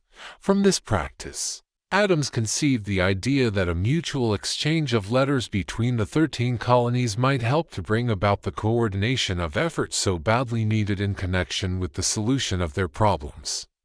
2 years after the clash with the soldiers, in Boston, March 72, Adams presented this idea to the Assembly in the form of a motion that a correspondence committee be established among the colonies, with definitely appointed correspondents in each colony, for the purpose of friendly cooperation for the betterment of the colonies of British America. Mark well this incident. It was the beginning of the organization of the far-flung power destined to give freedom to you and to me. The mastermind had already been organized. It consisted of Adams, Lee, and Hancock. I tell you further, that if two of you agree upon the earth concerning anything for which you ask, it will come to you from my Father, who is in heaven. The Committee of Correspondence was organized. Observe that this move provided the way for increasing the power of the mastermind by adding to it men from all the colonies. Take notice that this procedure constituted the first organized planning of the disgruntled colonists. In union there is strength. The citizens of the colonies had been waging disorganized warfare against the British soldiers through incidents similar to the Boston riot, but nothing of benefit had been accomplished. Their individual grievances had not been consolidated under one mastermind. No group of individuals had put their hearts, minds, souls, and bodies together in one definite decision to settle their difficulty with the British once and for all, until Adams, Hancock, and Lee got together. Meanwhile, the British were not idle. They, too, were doing some planning and masterminding on their own account, with the advantage of having back of them money and organized soldiery. The Crown appointed Gage to supplant Hutchinson as the governor of Massachusetts. One of the new governor's first acts was to send a messenger to call on Samuel Adams for the purpose of endeavoring to stop his opposition by fear. We can best understand the spirit of what happened by quoting the conversation between Call, Fenton, the messenger sent by Gage, and Adams. Call, Fenton, I have been authorized by Governor Gage to assure you, Mr. Adams, that the governor has been empowered to confer upon you such benefits as would be satisfactory. Endeavor to win Adams by promise of bribes, upon the condition that you engage to cease in your opposition to the measures of the government. It is the governor's advice to you, sir, not to incur the further displeasure of His Majesty. Your conduct has been such as makes you liable to penalties of an MT of Henry VIII, by which persons can be sent to England for trial for treason or misprision of treason, at the discretion of a governor of a province. But, by changing your political course, you will not only receive great personal advantages, but you will make your peace with the king. Samuel Adams had the choice of two decisions. He could cease his opposition and receive personal bribes, or he could continue and run the risk of being hanged. Clearly, the time had come when Adams was forced to reach instantly a decision which could have cost his life. The majority of men would have found it difficult to reach such a decision. The majority would have sent back an evasive reply, but not Adams. He insisted upon Call, Fenton's word of honor, that the colonel would deliver to the governor the answer exactly as Adams would give it to him. Adams' answer: Then you may tell Governor Gage that I trust I have long since made my peace with the King of Kings. No personal consideration shall induce me to abandon the righteous cause of my country. And tell Governor Gage it is the advice of Samuel Adams to him, no longer to insult the feelings of an exasperated people. Comment as to the character of this man seems unnecessary. It must be obvious to all who read this astounding message that its sender possessed loyalty of the highest order. This is important. Racketeers and dishonest politicians have prostituted the honor for which such men as Adams died. When Governor Gage received Adams' caustic reply, he flew into a rage and issued a proclamation which read, I do hereby, in His Majesty's name, offer and promise His most gracious pardon to all persons who shall forthwith lay down their arms and return to the duties of peaceable subjects, excepting only from the benefit of such pardon, Samuel Adams and John Hancock, whose offenses are of too flagitious a nature to admit of any other consideration but that of condign punishment. As one might say, in modern slang, Adams and Hancock were on the spot. The threat of the irate governor forced the two men to reach another decision, equally as dangerous. They hurriedly called a secret meeting of their staunchest followers. Here the mastermind began to take on momentum. After the meeting had been called to order, Adams locked the door, placed the key in his pocket, and informed all present that it was imperative that a Congress of the colonists be organized, and that no man should leave the room until the decision for such a Congress had been reached. Great excitement followed. Some weighed the possible consequences of such radicalism. Old man fear. Some expressed grave doubt as to the wisdom of so definite a decision in defiance of the Crown. Locked in that room were two men immune to fear, blind to the possibility of failure, Hancock and Adams. Through the influence of their minds, the others were induced to agree that, through the Correspondence Committee, arrangements should be made for a meeting of the First Continental Congress, to be held in Philadelphia, September 5, 1774. Remember this date. It is more important than July 4, 1776. If there had been no decision to hold a Continental Congress, there could have been no signing of the Declaration of Independence. Before the first meeting of the new Congress, another leader, in a different section of the country, was deep in the throes of publishing a summary view of the rights of British America. He was Thomas Jefferson, of the province of Virginia, whose relationship to Lord Dunmore, representative of the Crown in Virginia, was as strained as that of Hancock and Adams with their governor. Shortly after his famous Summary of Rights was published, Jefferson was informed that he was subject to prosecution for high treason against His Majesty's government. Inspired by the threat, one of Jefferson's colleagues, Patrick Henry, boldly spoke his mind, concluding his remarks with a sentence which shall remain forever a classic: "If this be treason, then make the most of it." It was such men as these who, without power, without authority, without military strength, without money, sat in solemn consideration of the destiny of the colonies, beginning at the opening of the First Continental Congress, and continuing at intervals for 2 years, until on June 7, 1776, Richard Henry Lee rose, addressed the chair, and to the startled assembly made this motion: "Gentlemen, I make the motion that these united colonies are, and of right ought to be, free and independent states, that they be absolved from all allegiance to the British Crown, and that all political connection between them and the state of Great Britain is, and ought to be totally dissolved." Lee's astounding motion was discussed fervently, and at such length that he began to lose patience. Finally, after days of argument, he again took the floor, and declared in a clear, firm voice, "Mr. President, we have discussed this issue for days. It is the only course for us to follow. Why, then, sir, do we longer delay? Why still deliberate? Let this happy day give birth to an American Republic. Let her rise, not to devastate and to conquer, but to re-establish the reign of peace and of law. The eyes of Europe are fixed upon us. She demands of us a living example of freedom, that may exhibit a contrast, in the felicity of the citizen, to the ever-increasing tyranny." Before his motion was finally voted upon, Lee was called back to Virginia, because of serious family illness. But before leaving, he placed his cause in the hands of his friend, Thomas Jefferson, who promised to fight until favorable action was taken.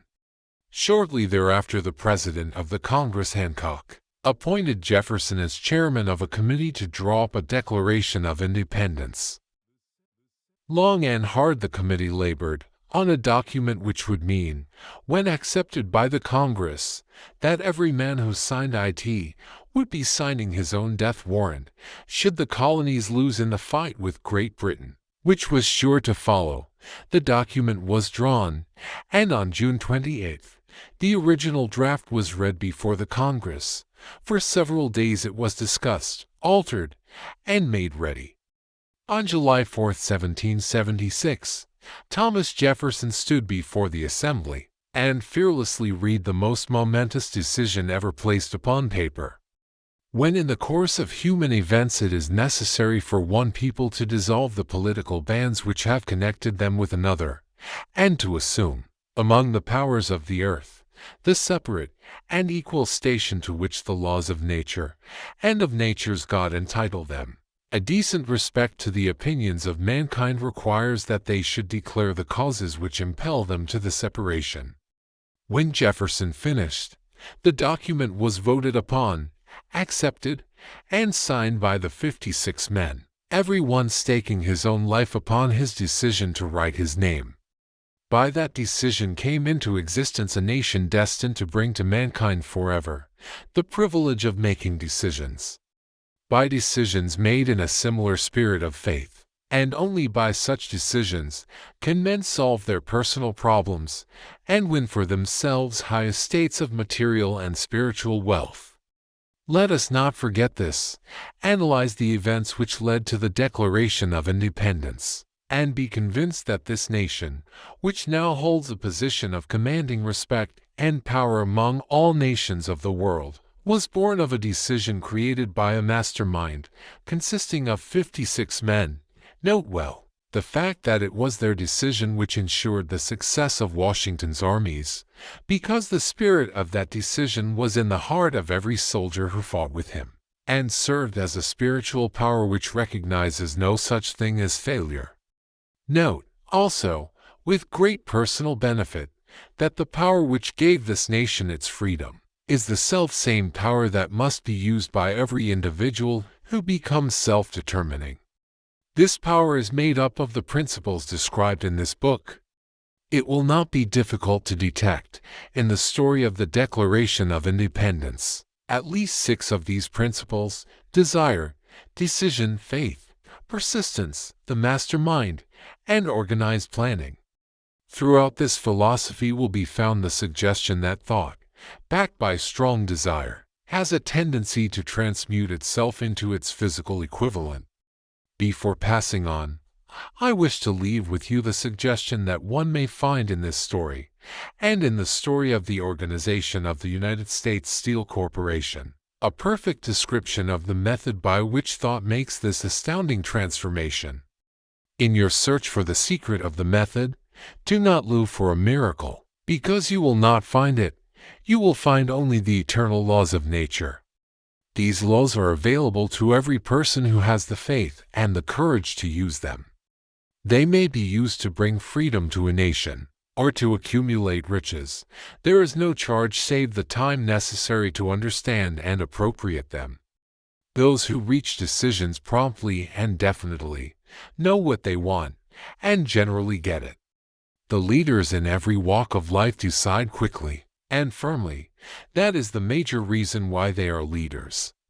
The world has the habit of making room for the man whose words and actions show that he knows where he is going. Indecision is a habit which usually begins in youth. The habit takes on permanency as the youth goes through graded school, high school, and even through college. Without definiteness of purpose, the major weakness of all educational systems is that they neither teach nor encourage the habit of definite decision. It would be beneficial if no college would permit the enrollment of any student, unless and until the student declared his major purpose in matriculating. It would be of still greater benefit if every student who enters the graded schools were compelled to accept training in the habit of decision, and forced to pass a satisfactory examination on this subject before being permitted to advance in the grades. The habit of indecision acquired because of the deficiencies of our school systems goes with the student into the occupation he chooses. If, in fact, he chooses his occupation. Generally, the youth just out of school seeks any job that can be found. He takes the first place he finds. Because he has fallen into the habit of indecision, 98 out of every 100 people working for wages today are in the positions they hold because they lack the definiteness of decision to plan a definite position, and the knowledge of how to choose an employer. Definiteness of decision always requires courage. Sometimes very great courage. The 56 men who signed the Declaration of Independence staked their lives on the decision to affix their signatures to that document. The person who reaches a definite decision to procure the particular job and make life pay the price he asks does not stake his life on that decision. He stakes his economic freedom, financial independence, riches, Desirable business and professional positions are not within reach of the person who neglects or refuses to expect, plan, and demand these things. The person who desires riches in the same spirit that Samuel Adams desired freedom for the colonies is sure to accumulate wealth. In the chapter on organized planning, you will find complete instructions for marketing every type of personal services. You will find also detailed information on how to choose the employer you prefer and the particular job you desire. These instructions will be of no value to you unless you definitely decide to organize them into a plan of action. Chapter 9. Persistence. The sustained effort necessary to induce faith. The eighth step toward riches. Persistence is an essential factor in the procedure of transmuting desire into its monetary equivalent. The basis of persistence is the power of will. Willpower and desire, when properly combined, make an irresistible pair. Men who accumulate great fortunes are generally known as cold-blooded, and sometimes ruthless. Often they are misunderstood. What they have is willpower, which they mix with persistence, and place back of their desires to ensure the attainment of their objectives. Henry Ford has been generally misunderstood to be ruthless and cold-blooded. This misconception grew out of Ford's habit of following through in all of his plans with persistence. The majority of people are ready to throw their aims and purposes overboard and give up at the first sign of opposition or misfortune. A few carry on despite all opposition until they attain their goal. These few are the Fords, Carnegies, Rockefellers, and Edisons. There may be no heroic connotation to the word persistence, but the quality is to the character of man what carbon is to steel. The building of a fortune, generally, involves the application of the entire 13 factors of this philosophy. These principles must be understood. They must be applied with persistence by all who accumulate money. If you are following this book with the intention of applying the knowledge it conveys, your first test as to your persistence will come when you begin to follow the 6 steps described in the 2nd chapter.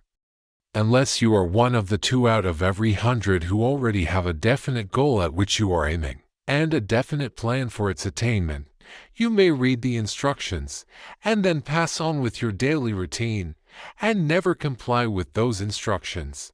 The author is checking you up at this point, because lack of persistence is one of the major causes of failure. Moreover, experience with thousands of people has proved that lack of persistence is a weakness common to the majority of men. It is a weakness which may be overcome by effort. The ease with which lack of persistence may be conquered will depend entirely upon the intensity of one's desire. The starting point of all achievement is desire. Keep this constantly in mind. Weak desires bring weak results, just as a small amount of fire makes a small amount of heat. If you find yourself lacking in persistence, this weakness may be remedied by building a stronger fire under your desires. Continue to read through to the end, then go back to Chapter 2, and start immediately to carry out the instructions given in connection with the 6 steps. The eagerness with which you follow these instructions will indicate clearly how much or how little you really desire to accumulate money. If you find that you are indifferent, you may be sure that you have not yet acquired the money consciousness which you must possess before you can be sure of accumulating a fortune. Fortunes gravitate to men whose minds have been prepared to attract them, just as surely as water gravitates to the ocean. In this book may be found all the stimuli necessary to attune any normal mind to the vibrations which will attract the object of one's desires. If you find you are weak in persistence, center your attention upon the instructions contained in the chapter on power. Surround yourself with a mastermind group, and through the cooperative efforts of the members of this group, you can develop persistence. You will find additional instructions for the development of persistence in the chapters on autosuggestion and the subconscious mind. Follow the instructions outlined in these chapters until your habit nature hands over to your subconscious mind a clear picture of the object of your desire. From that point on, You will not be handicapped by lack of persistence. Your subconscious mind works continuously, while you are awake, and while you are asleep. Spasmodic or occasional effort to apply the rules will be of no value to you. To get results, you must apply all of the rules until their application becomes a fixed habit with you. In no other way can you develop the necessary money consciousness. Poverty is attracted to the one whose mind is favorable to it, as money is attracted to him whose mind has been deliberately prepared to attract it, and through the same laws. Poverty consciousness will voluntarily seize the mind which is not occupied with the money consciousness. A poverty consciousness develops without conscious application of habits favorable to it. The money consciousness must be created to order, unless one is born with such a consciousness. Catch the full significance of the statements in the preceding paragraph, and you will understand the importance of persistence in the accumulation of a fortune. Without persistence, you will be defeated even before you start. With persistence you will win. If you have ever experienced a nightmare, you will realize the value of persistence. You are lying in bed half awake, with a feeling that you are about to smother. You are unable to turn over, or to move a muscle. You realize that you must begin to regain control over your muscles. Through persistent effort of willpower, you finally manage to move the fingers of one hand. By continuing to move your fingers, you extend your control to the muscles of one arm, until you can lift it. Then you gain control of the other arm in the same manner. You finally gain control over the muscles of one leg, and then extend it to the other leg. And with one supreme effort of will you regain complete control over your muscular system, and snap out of your nightmare. The trick has been turned step by step. You may find it necessary to snap out of your mental inertia through a similar procedure, moving slowly at first, then increasing your speed, until you gain complete control over your will. Be persistent no matter how slowly you may, at first, have to move. With persistence will come success. If you select your mastermind group with care, you will have in it at least one person who will aid you in the development of persistence. Some men who have accumulated great fortunes did so because of necessity. They developed the habit of persistence because they were so closely driven by circumstances that they had to become persistent. There is nitrogen monoxide substitute for persistence. It cannot be supplanted by any other quality. Remember this, and it will hearten you in the beginning, when the going may seem difficult and slow. Those who have cultivated the habit of persistence seem to enjoy insurance against failure. No matter how many times they are defeated, they finally arrive up toward the top of the ladder. Sometimes it appears that there is a hidden guide whose duty is to test men through all sorts of discouraging experiences. Those who pick themselves up after defeat and keep on trying arrive, and the world cries, "Bravo! I knew you could do it." The hidden guide lets no one enjoy great achievement without passing the persistence test. Those who can't take it simply do not make the grade. Those who can take it are bountifully rewarded for their persistence. They receive, as their compensation, whatever goal they are pursuing. That is not all. They receive something infinitely more important than material compensation, the knowledge that every failure brings with it the seed of an equivalent advantage. There are exceptions to this rule. A few people know from experience the soundness of persistence. They are the ones who have not accepted defeat as being anything more than temporary. They are the ones whose desires are so persistently applied that defeat is finally changed into victory. We who stand on the sidelines of life see the overwhelmingly large number who go down in defeat, never to rise again. We see the few who take the punishment of defeat as an urge to greater effort. These, fortunately, never learn to accept life's reverse gear. But what we do not see, what most of us never suspect of existing, is the silent but irresistible power which comes to the rescue of those who fight on in the face of discouragement. If we speak of this power at all, we call it persistence. and let it go at that.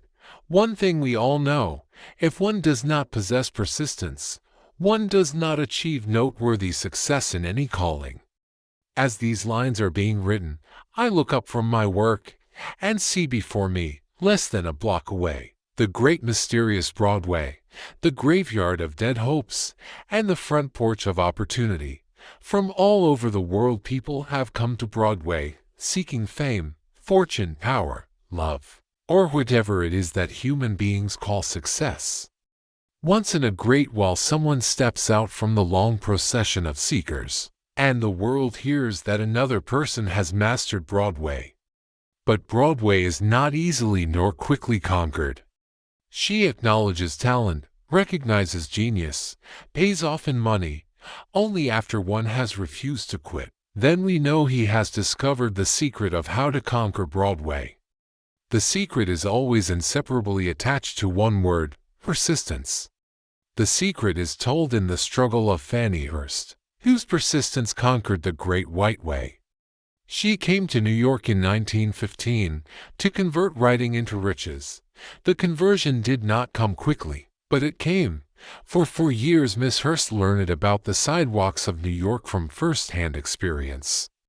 She spent her days laboring, and her nights hoping. When hope grew dim, she did not say, "All right, Broadway, you win," she said, "Very well, Broadway, you may whip some, but not me. I'm going to force you to give up." One publisher, the Saturday Evening Post, sent her 36 rejection slips before she broke the ice and got a story across. The average writer, like the average in other walks of life, would have given up the job when the first rejection slip came. She pounded the pavements for 4 years to the tune of the publisher's no, because she was determined to win. Then came the payoff. The spell had been broken. The unseen guide had tested Fanny Hurst, and she could take it. From that time on, publishers made a beaten path to her door. Money came so fast she hardly had time to count it. Then the moving picture men discovered her, and money came not in small change, but in floods. The moving picture rights to her latest novel, Great Laughter, brought $100,000, said to be the highest price ever paid for a story before publication. Her royalties from the sale of the book probably will run much more. Briefly, you have a description of what persistence is capable of achieving. Fanny Hurst is no exception. Wherever men and women accumulate great riches, you may be sure they first acquired persistence. Broadway will give any beggar a cup of coffee and a sandwich, but it demands persistence of those who go after the big stakes. Kate Smith will say amen when she reads this. For years she sang, without money and without price, before any microphone she could reach. Broadway said to her, "Come and get it, if you can take it." She did take it until one happy day Broadway got tired and said, "Oh, what's the use? You don't know when you're whipped, so name your price, and go to work in earnest." Miss Smith named her price. It was plenty, way up in figures so high that 1 week's salary is far more than most people make in a whole year. Verily it pays to be persistent. And here is an encouraging statement which carries with it a suggestion of great significance. Thousands of singers who excel Kate Smith are walking up and down Broadway looking for a break, without success. Countless others have come and gone, and many of them sang well enough, but they failed to make the grade because they lacked the courage to keep on keeping on, until Broadway became tired of turning them away. Persistence is a state of mind, therefore it can be cultivated. Like all states of mind, persistence is based upon definite causes, among them these: definiteness of purpose, knowing what one wants, is the first and, perhaps, the most important step toward the development of persistence.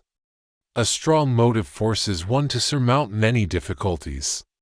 Desire. It is comparatively easy to acquire and to maintain persistence in pursuing the object of intense desire. Self-reliance. Belief in one's ability to carry out a plan encourages one to follow the plan through with persistence. Self-reliance can be developed through the principle described in the chapter on autosuggestion. D.definitions of plans, organized plans even, though they may be weak and entirely impractical, encourage persistence. Accurate knowledge, knowing that one's plans are sound, based upon experience or observation, encourages persistence. Guessing instead of knowing destroys persistence. F.co-operation, sympathy, understanding, and harmonious cooperation with others tend to develop persistence.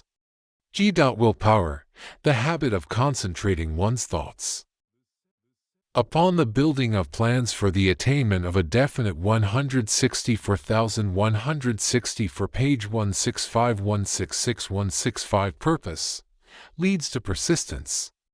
HHABIT. Persistence is the direct result of habit. The mind absorbs and becomes a part of the daily experiences upon which it feeds. Fear, the worst of all enemies, can be effectively cured by forced repetition of acts of courage. Everyone who has seen active service in war knows this. Before leaving the subject of persistence, take inventory of yourself and determine in what particular, if any, you are lacking in this essential quality. Measure yourself courageously, point by point, and see how many of the 8 factors of persistence you lack. The analysis may lead to discoveries that will give you a new grip on yourself. Symptoms of lack of persistence. Here you will find the real enemies which stand between you and noteworthy achievement. Here you will find not only the symptoms indicating weakness of persistence, but also the deeply seated subconscious causes of this weakness. Study the list carefully, and face yourself squarely if you really wish to know who you are and what you are capable of doing. These are the weaknesses which must be mastered by all who accumulate riches. 1. Failure to recognize and to clearly define exactly what one wants. 2. Procrastination, with or without cause, usually backed up with a formidable array of alibis and excuses.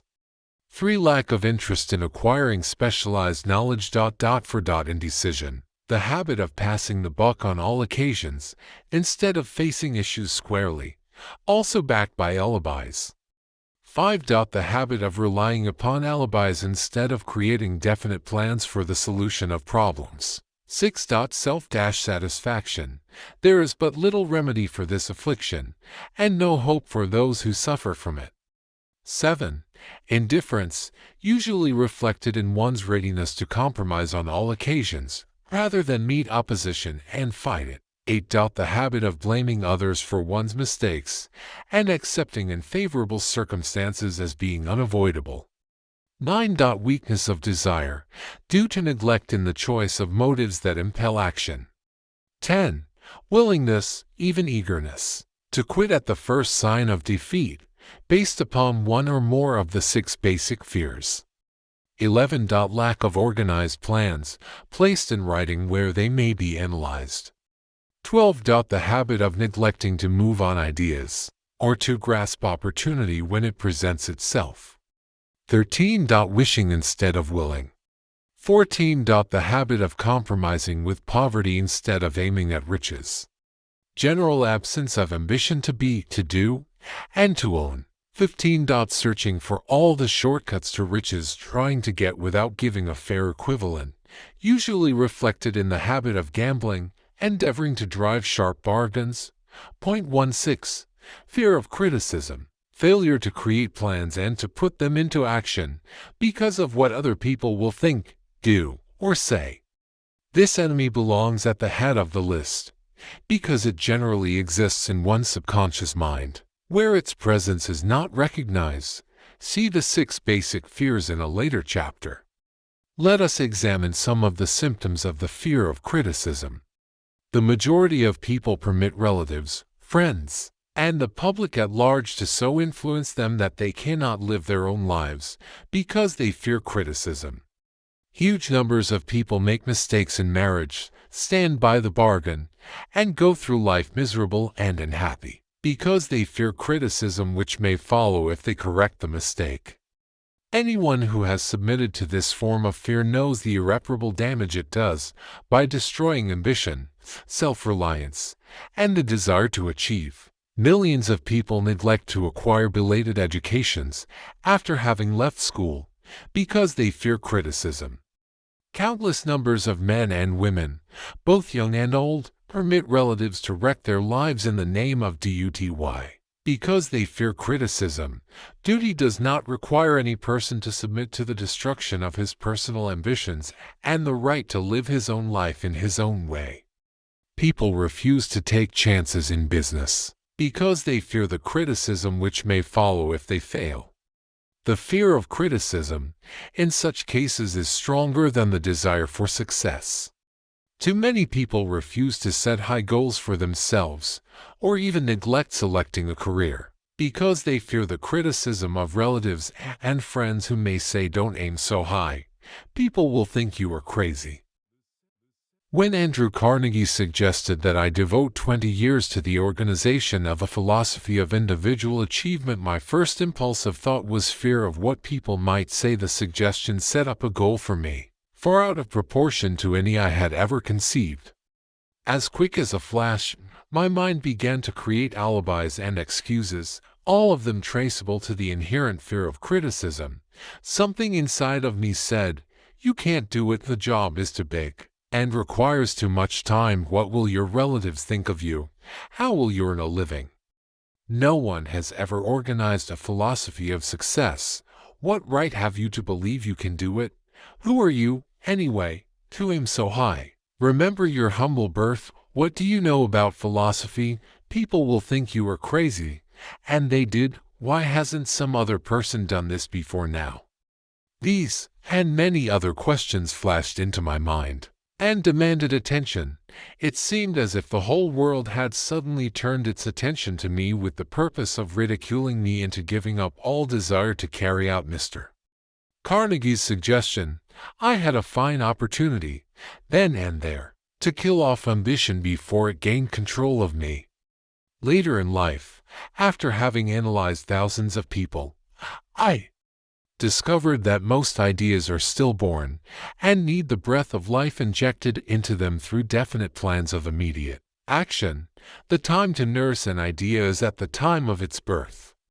Every minute it lives gives it a better chance of surviving.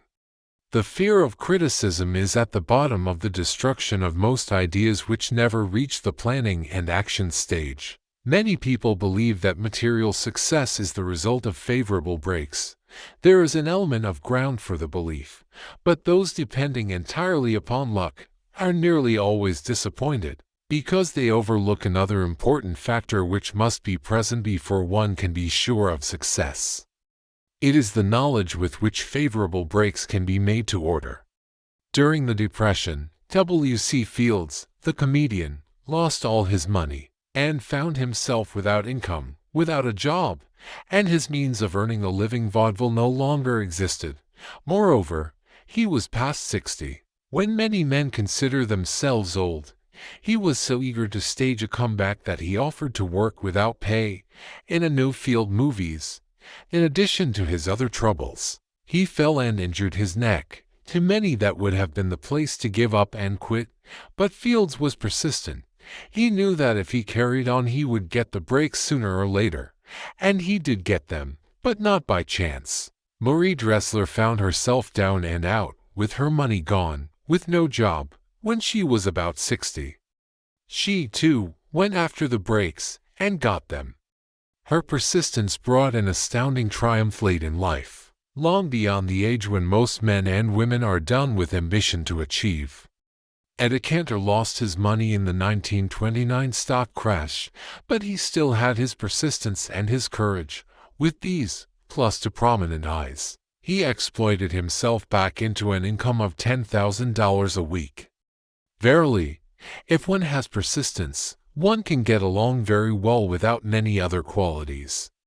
The only break anyone can afford to rely upon is a self-made break. These come through the application of persistence. The starting point is definiteness of purpose. Examine the first 100 people you meet.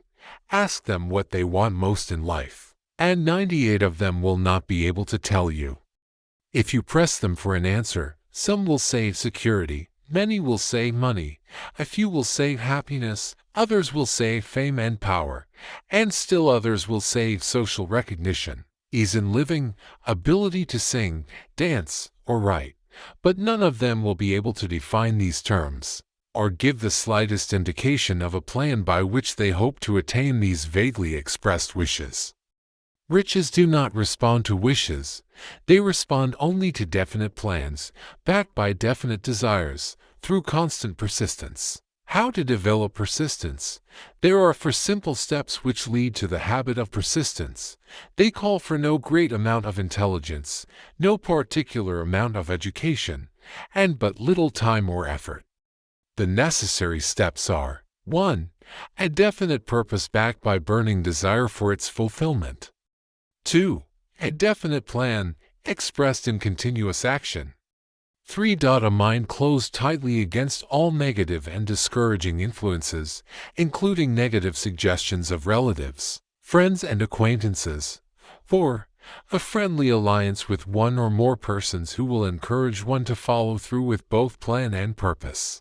These 4 steps are essential for success in all walks of life.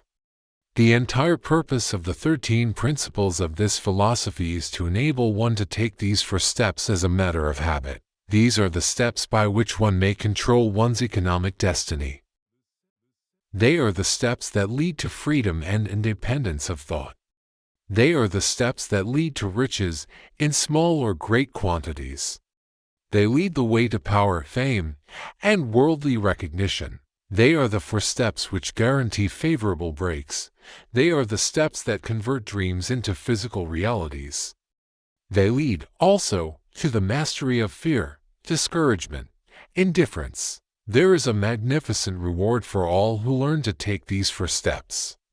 It is the privilege of writing one's own ticket, and of making life yield whatever price is asked. I have no way of knowing the facts, but I venture to conjecture that Mrs. Wallace Simpson's great love for a man was not accidental, nor the result of favorable breaks alone. There was a burning desire, and careful searching at every step of the way. Her first duty was to love. What is the greatest thing on earth? The master called it love, not man-made rules, criticism, bitterness, slander, or political marriages, but love. She knew what she wanted, not after she met the Prince of Wales, but long before that. Twice when she had failed to find it, she had the courage to continue her search. To thine own self be true, and it must follow, as the night the day. Thou canst not then be false to any man. Her rise from obscurity was of the slow, progressive, persistent order, but it was sure. She triumphed over unbelievably long odds, and, no matter who you are, or what you may think of Wallace Simpson, or the king who gave up his crown for her love, she is an astounding example of applied persistence, an instructor on the rules of self-determination, from whom the entire world might profitably take lessons. When you think of Wallace Simpson, think of one who knew what she wanted, and shook the greatest empire on earth to get it. Women who complain that this is a man's world, that women do not have an equal chance to win, owe it to themselves to study carefully the life of this unusual woman, who, at an age which most women consider old, captured the affections of the most desirable bachelor in the entire world. And what of King Edward? What lesson may we learn from his part in the world's greatest drama of recent times? Did he pay too high a price for the affections of the woman of his choice? Surely no one but he can give the correct answer. The rest of us can only conjecture. This much we know: the king came into the world without his own consent. He was born to great riches. Without requesting them, he was persistently sought in marriage. Politicians and statesmen throughout Europe tossed dowagers and princesses at his feet. Because he was the firstborn of his parents, he inherited a crown, which he did not seek, and perhaps did not desire. For more than 40 years he was not a free agent, could not live his life in his own way, had but little privacy, and finally assumed duties inflicted upon him when he ascended the throne. Some will say, with all these blessings, King Edward should have found peace of mind, contentment, and joy of living. The truth is that back of all the privileges of a crown, all the money, the fame, and the power inherited by King Edward, there was an emptiness which could be filled only by love. His greatest desire was for love. Long before he met Wallis Simpson, he doubtless felt this great universal emotion tugging at the strings of his heart, beating upon the door of his soul, and crying out for expression, and when he met a kindred spirit, crying out for this same holy privilege of expression, he recognized it, and without fear or apology, opened his heart and bade it enter. All the scandalmongers in the world cannot destroy the beauty of this international drama, through which two people found love, and had the courage to face open criticism, renounce all else to give it holy expression. King Edward's decision to give up the crown of the world's most powerful empire, for the privilege of going the remainder of the way through life with the woman of his choice, was a decision that required courage. The decision also had a price, but who has the right to say the price was too great? Surely not. He who said, "He among you who is without sin, let him cast the first stone," as a suggestion to any evil-minded person who chooses to find fault with the Duke of Windsor, because his desire was for love, and for openly declaring his love for Wallis Simpson, and giving up his throne for her. Let it be remembered that the open declaration was not essential.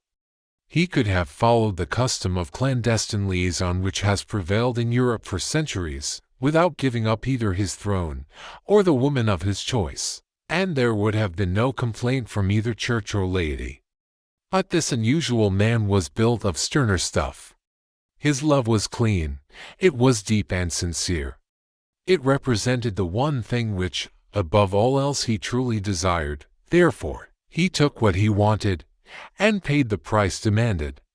If Europe had been blessed with more rulers with the human heart and the traits of honesty of ex-King Edward, for the past century, that unfortunate hemisphere now seething with greed, hate, lust, political connivance, and threats of war, would have a different and a better story to tell, a story in which love and not hate would rule. In the words of Stuart Austin, where we raise our cup and drink this toast to ex-King Edward and Wallis Simpson. Blessed is the man who has come to know that our muted thoughts are our sweetest thoughts. Blessed is the man who, from the blackest depths, can see the luminous figure of love, and seeing sing, and singing, say, "Sweeter far than uttered lays are the thoughts I have of you." In these words would we pay tribute to the two people who, more than all others of modern times, have been the victims of criticism and the recipients of abuse, because they found life's greatest treasure and claimed it. Mrs. Simpson read and approved this analysis. Most of the world will applaud the Duke of Windsor and Wallis Simpson because of their persistence in searching until they found life's greatest reward. All of us can profit by following their example in our own search for that which we demand of life. What mystical power gives to men of persistence the capacity to master difficulties? Does the quality of persistence set up in one's mind some form of spiritual, mental or chemical activity which gives one access to supernatural forces? Does infinite intelligence throw itself on the side of the person who still fights on, after the battle has been lost, with the whole world on the opposing side? These and many other similar questions have arisen in my mind as I have observed men like Henry Ford, who started at scratch and built an industrial empire of huge proportions, with little else in the way of a beginning but persistence, or Thomas A. Edison, who, with less than 3 months of schooling, became the world's leading inventor and converted persistence into the talking machine, the moving picture machine, and the incandescent light, to say nothing of 100 other useful inventions. I had the happy privilege of analyzing both Mr. Edison and Mr. Ford, year by year, over a long period of years, and therefore the opportunity to study them at close range. So I speak from actual knowledge when I say that I found no quality save persistence in either of them that even remotely suggested the major source of their stupendous achievements. As one makes an impartial study of the prophets, philosophers, miracle men, and religious leaders of the past, one is drawn to the inevitable conclusion that persistence, concentration of effort, and definiteness of purpose were the major sources of their achievements. Consider, for example, the strange and fascinating story of Mohammed. Analyze his life, compare him with men of achievement in this modern age of industry and finance, and observe how they have one outstanding trait in common: persistence. If you are keenly interested in studying the strange power which gives potency to persistence, read a biography of Mohammed, especially the one by Asad Bey. This brief review of that book, by Thomas Sugru, in the Herald Tribune, will provide a preview of the rare treat in store for those who take the time to read the entire story of one of the most astounding examples of the power of persistence known to civilization. The Last Great Prophet, reviewed by Thomas Sugru. Mohammed was a prophet, but he never performed a miracle. He was not a mystic. He had no formal schooling. He did not begin his mission until he was 40. When he announced that he was the messenger of God, bringing word of the true religion, he was ridiculed and labeled a lunatic. Children tripped him and women threw filth upon him. He was banished from his native city, Mecca, and his followers were stripped of their worldly goods and sent into the desert after him. When he had been preaching 10 years, he had nothing to show for it but banishment, poverty, and ridicule. Yet before another 10 years had passed, he was dictator of all Arabia, ruler of Mecca, and the head of a new world religion which was to sweep to the Danube and the Pyrenees before exhausting the impetus he gave it. That impetus was threefold: the power of words, the efficacy of prayer, and man's kinship with God. His career never made sense. Mohammed was born to impoverished members of a leading family of Mecca, because Mecca, the crossroads of the world, home of the magic stone called the Kaaba, great city of trade and the center of trade routes, was insanitary. Its children were sent to be raised in the desert by Bedouins. Mohammed was thus nurtured, drawing strength and health from the milk of nomad, vicarious mothers. He tended sheep and soon hired out to a rich widow as leader of her caravans. He traveled to all parts of the Eastern world, talked with many men of diverse beliefs, and observed the decline of Christianity into warring sects. When he was 28, Khadijah, the widow, looked upon him with favor and married him. Her father would have objected to such a marriage, so she got him drunk and held him up while he gave the paternal blessing. For the next 12 years Mohammed lived as a rich and respected and very shrewd trader. Then he took to wandering in the desert, and one day he returned with the first verse of the Quran and told Khadijah that the archangel Gabriel had appeared to him and said that he was to be the messenger of God. The Quran, the revealed word of God, was the closest thing to a miracle in Mohammed's life. He had not been a poet. He had no gift of words. Yet the verses of the Quran, as he received them and recited them to the faithful, were better than any verses which the professional poets of the tribes could produce. This, to the Arabs, was a miracle. To them the gift of words was the greatest gift. The poet was all-powerful. In addition, the Quran said that all men were equal before God, that the world should be a democratic state, Islam.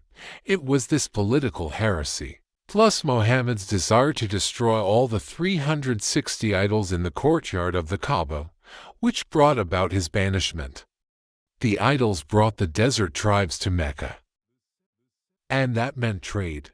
So the businessmen of Mecca, the capitalists, of which he had been one, set upon Mohammed.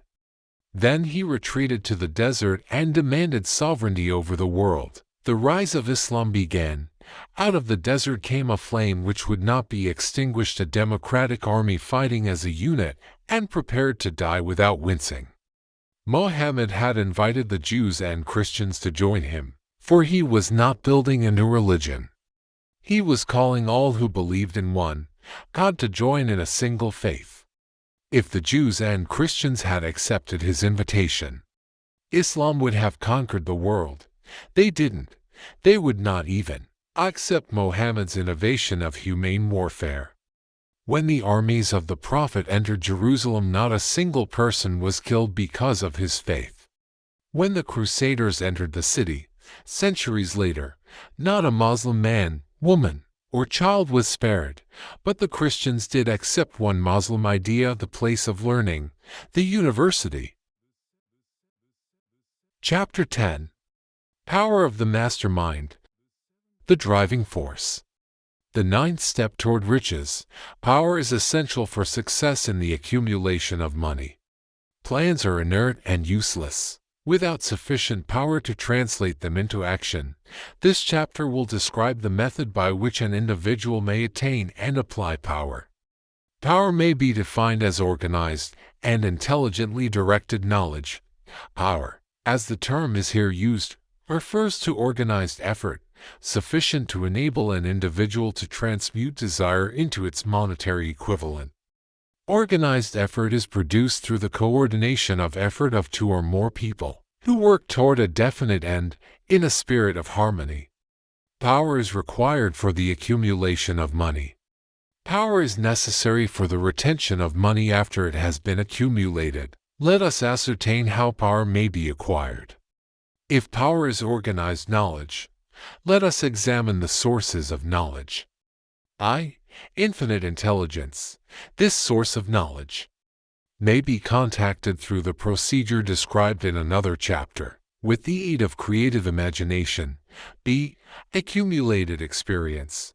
The accumulated experience of man, or that portion of it which has been organized and recorded, may be found in any well-equipped public library. An important part of this accumulated experience is taught in public schools and colleges, where it has been classified and organized. Experiment and research. In the field of science, and in practically every other walk of life, men are gathering, classifying, and organizing new facts daily. This is the source to which one must turn when knowledge is not available through accumulated experience. Here, too, the creative imagination must often be used. Knowledge may be acquired from any of the foregoing sources. It may be converted into power by organizing it into definite plans and by expressing those plans in terms of action. Examination of the three major sources of knowledge will readily disclose the difficulty an individual would have if he depended upon his efforts alone in assembling knowledge and expressing it through definite plans in terms of action. If his plans are comprehensive, and if they contemplate large proportions, he must, generally, induce others to cooperate with him before he can inject into them the necessary element of power. Gaining power through the mastermind. The mastermind may be defined as coordination of knowledge and effort in a spirit of harmony between two or more people for the attainment of a definite purpose. No individual may have great power without availing himself of the mastermind. In a preceding chapter, instructions were given for the creation of plans for the purpose of translating desire into its monetary equivalent. If you carry out these instructions with persistence and intelligence, and use discrimination in the selection of your mastermind group, your objective will have been halfway reached, even before you begin to recognize it. So, you may better understand the intangible potentialities of power available to you through a properly chosen mastermind group. We will here explain the two characteristics of the mastermind principle, one of which is economic in nature, and the other psychic. The economic feature is obvious. Economic advantages may be created by any person who surrounds himself with the advice, counsel, and personal cooperation of a group of men who are willing to lend him wholehearted aid. In a spirit of perfect harmony, this form of cooperative alliance has been the basis of nearly every great fortune. Your understanding of this great truth may definitely determine your financial status. The psychic phase of the mastermind principle is much more abstract, much more difficult to comprehend, because it has reference to the spiritual forces with which the human race, as a whole, is not well acquainted. You may catch a significant suggestion from this statement: no two minds ever come together without, thereby creating a third, invisible, intangible force which may be likened to a third mind. Keep in mind the fact that there are only two known elements in the whole universe: energy and matter. It is a well-known fact that matter may be broken down into units of molecules, atoms, and electrons. There are units of matter which may be isolated, separated, and analyzed. Likewise, there are units of energy. The human mind is a form of energy, a part of it being spiritual in nature. When the minds of two people are coordinated in a spirit of harmony, the spiritual units of energy of each mind form an affinity, which constitutes the psychic phase of the mastermind. The mastermind principle, or rather the economic feature of it, was first called to my attention by Andrew Carnegie over 25 years ago. Discovery of this principle was responsible for the choice of my life's work. Mr. Carnegie's mastermind group consisted of a staff of approximately 50 men, with whom he surrounded himself, for the definite purpose of manufacturing and marketing steel. He attributed his entire fortune to the power he accumulated through this mastermind. Analyze the record of any man who has accumulated a great fortune, and many of those who have accumulated modest fortunes, and you will find that they have either consciously or unconsciously employed the mastermind principle. Great power can be accumulated through nitrogen monoxide other principle. Energy is nature's universal set of building blocks, out of which she constructs every material thing in the universe, including man, and every form of animal and vegetable life. Through a process which only nature completely understands, she translates energy into matter. Nature's building blocks are available to man in the energy involved in thinking. Man's brain may be compared to an electric battery. It absorbs energy from the ether, which permeates every atom of matter, and fills the entire universe. It is a well-known fact that a group of electric batteries will provide more energy than a single battery. It is also a well-known fact that an individual battery will provide energy in proportion to the number and capacity of the cells it contains. The brain functions in a similar fashion. This accounts for the fact that some brains are more efficient than others, and leads to this significant statement: a group of brains coordinated or connected in a spirit of harmony will provide more thought energy than a single brain, just as a group of electric batteries will provide more energy than a single battery. Through this metaphor, it becomes immediately obvious that the mastermind principle holds the secret of the power wielded by men who surround themselves with other men of brains. There follows, now, another statement which will lead still nearer to an understanding of the psychic phase of the mastermind principle. When a group of individual brains are coordinated and function in harmony, the increased energy created through that alliance becomes available to every individual brain in the group.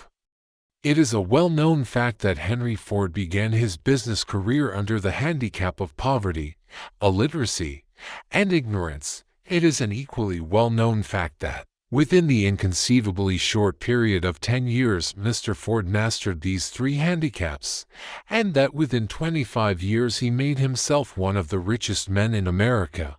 Connect with this fact the additional knowledge that Mr. Ford's most rapid strides became noticeable from the time he became a personal friend of Thomas A. Edison, and you will begin to understand what the influence of one mind upon another can accomplish. Go a step farther and consider the fact that Mr. Ford's most outstanding achievements began from the time that he formed the acquaintances of Harvey Firestone, John Burroughs, and Luther Burbank, each a man of great brain capacity. And you will have further evidence that power may be produced through friendly alliance of minds. There is little if any doubt that Henry Ford is one of the best informed men in the business and industrial world. The question of his wealth needs no discussion. Analyze Mr. Ford's intimate personal friends, some of whom have already been mentioned, and you will be prepared to understand the following statement: men take on the nature and the habits and the power of thought of those with whom they associate in a spirit of sympathy and harmony. Henry Ford whipped poverty, illiteracy, and ignorance by allying himself with great minds, whose vibrations of thought he absorbed into his own mind. Through his association with Edison, Burbank, Burroughs, and Firestone, Mr. Ford added to his own brain power the sum and substance of the intelligence, experience, knowledge, and spiritual forces of these 4 men. Moreover, he appropriated and made use of the mastermind principle through the methods of procedure described in this book. This principle is available to you. We have already mentioned Mahatma Gandhi. Perhaps the majority of those who have heard of Gandhi look upon him as merely an eccentric little man who goes around without formal wearing apparel and makes trouble for the British government. In reality, Gandhi is not eccentric, but he is the most powerful man now living, estimated by the number of his followers and their faith in their leader. Moreover, he is probably the most powerful man who has ever lived. His power is passive, but it is real. Let us study the method by which he attained his stupendous power. It may be explained in a few words. He came by power through inducing over 200 million people to coordinate, with mind and body, in a spirit of harmony, for a definite purpose. In brief, Gandhi has accomplished a miracle, for it is a miracle when 200 million people can be induced, not forced, to cooperate in a spirit of harmony, for a limitless time. If you doubt that this is a miracle, try to induce any 2 people to cooperate in a spirit of harmony for any length of time. Every man who manages a business knows what a difficult matter it is to get employees to work together in a spirit even remotely resembling harmony. The list of the chief sources from which power may be attained is, as you have seen, headed by infinite intelligence. When 2 or more people coordinate in a spirit of harmony and work toward a definite objective, they place themselves in position, through that alliance, to absorb power directly from the great universal storehouse of infinite intelligence. This is the greatest of all sources of power. It is the source to which the genius turns. It is the source to which every great leader turns, whether he may be conscious of the fact or not. The other 2 major sources from which the knowledge, necessary for the accumulation of power, may be obtained are no more reliable than the 5 senses of man. The senses are not always reliable.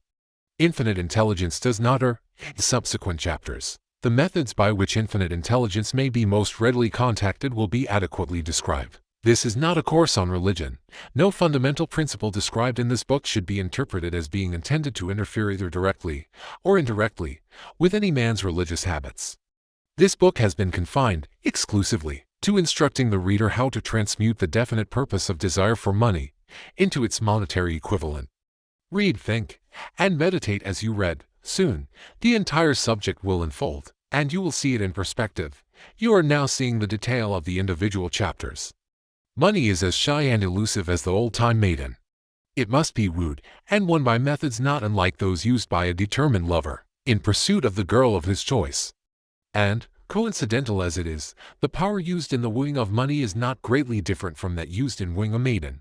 That power, when successfully used in the pursuit of money, must be mixed with faith. It must be mixed with desire. It must be mixed with persistence. It must be applied through a plan, and that plan must be set into action. When money comes in quantities known as the big money, it flows to the one who accumulates it, as easily as water flows downhill. There exists a great unseen stream of power, which may be compared to a river, except that one side flows in one direction, carrying all who get into that side of the stream, onward and upward to WELTH, and the other side flows in the opposite direction, carrying all who are unfortunate enough to get into it, and not able to extricate themselves from it, downward to misery and poverty. Every man who has accumulated a great fortune has recognized the existence of this stream of life. It consists of one thinking process. The positive emotions of thought form the side of the stream which carries one to fortune. The negative emotions form the side which carries one down to poverty. This carries a thought of stupendous importance to the person who is following this book with the object of accumulating a fortune. If you are in the side of the stream of power which leads to poverty, this may serve as an oar by which you may propel yourself over into the other side of the stream. It can serve you only through application and use. Merely reading and passing judgment on it, either one way or another, will in no way benefit you. Some people undergo the experience of alternating between the positive and negative sides of the stream, being at times on the positive side and at times on the negative side. The Wall Street crash of '29 swept millions of people from the positive to the negative side of the stream. These millions are struggling, some of them in desperation and fear, to get back to the positive side of the stream. This book was written especially for those millions. Poverty and riches often change places. The crash taught the world this truth. Although the world will not long remember the lesson, poverty may, and generally does, voluntarily take the place of riches. When riches take the place of poverty, the change is usually brought about through well-conceived and carefully executed plans. Poverty needs no plan. It needs no one to aid it, because it is bold and ruthless. Riches are shy and timid. They have to be attracted. Anybody can wish for riches, and most people do, but only a few know that a definite plan, plus a burning desire for wealth, are the only dependable means of accumulating wealth. Chapter 11. The Mystery of Sex Transmutation. The 10th step toward riches. The meaning of the word transmute is, in simple language, the changing or transferring of one element or form of energy into another. The emotion of sex brings into being a state of mind. Because of ignorance on the subject, this state of mind is generally associated with the physical, and because of improper influences to which most people have been subjected in acquiring knowledge of sex, things essentially physical have highly biased the mind. The emotion of sex has back of it the possibility of 3 constructive potentialities. They are: 1. The perpetuation of mankind. 2. The maintenance of health. As a therapeutic agency, it has no equal. 3. The transformation of mediocrity into genius through transmutation. Sex transmutation is simple and easily explained. It means the switching of the mind from thoughts of physical expression to thoughts of some other nature. Sex desire is the most powerful of human desires. When driven by this desire, men develop keenness of imagination, courage, willpower, persistence, and creative ability unknown to them at other times. So strong and impelling is the desire for sexual contact that men freely run the risk of life and reputation to indulge it.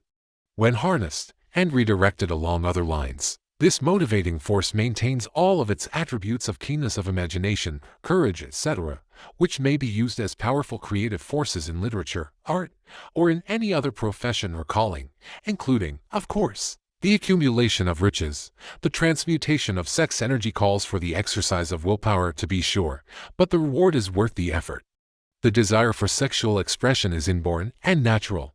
The desire cannot and should not be submerged or eliminated, but it should be given an outlet through forms of expression which enrich the body, mind, and spirit of man.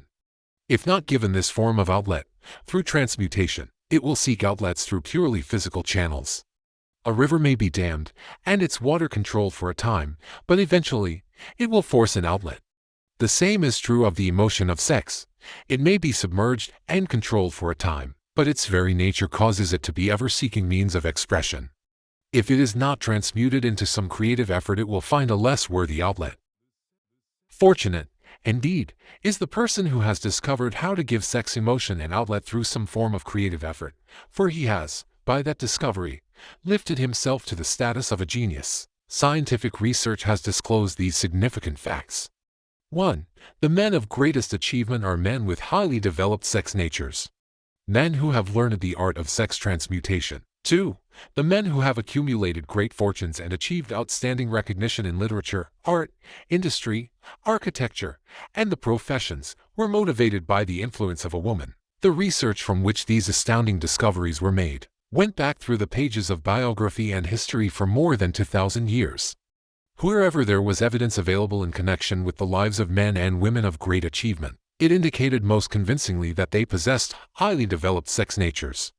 The emotion of sex is an irresistible force, against which there can be no such opposition as an immovable body.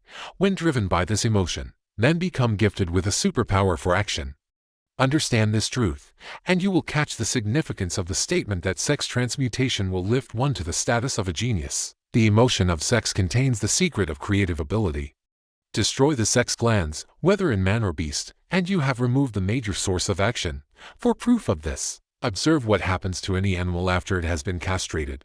A bull becomes as docile as a cow after it has been altered sexually. Sex alteration takes out of the male, whether man or beast, all the fight that was in him. Sex alteration of the female has the same effect, the 10 mind stimuli. The human mind responds to stimuli, through which it may be keyed up to high rates of vibration, known as enthusiasm, creative imagination, intense desire, etc. The stimuli to which the mind responds most freely are 1. The desire for sex expression, 2. Love, 3. A burning desire for fame, power, or financial gain, money, 4. Music, 5. Friendship between either those of the same sex or those of the opposite sex, 6. A mastermind alliance based upon the harmony of 2 or more people who ally themselves for spiritual or temporal advancement, 7.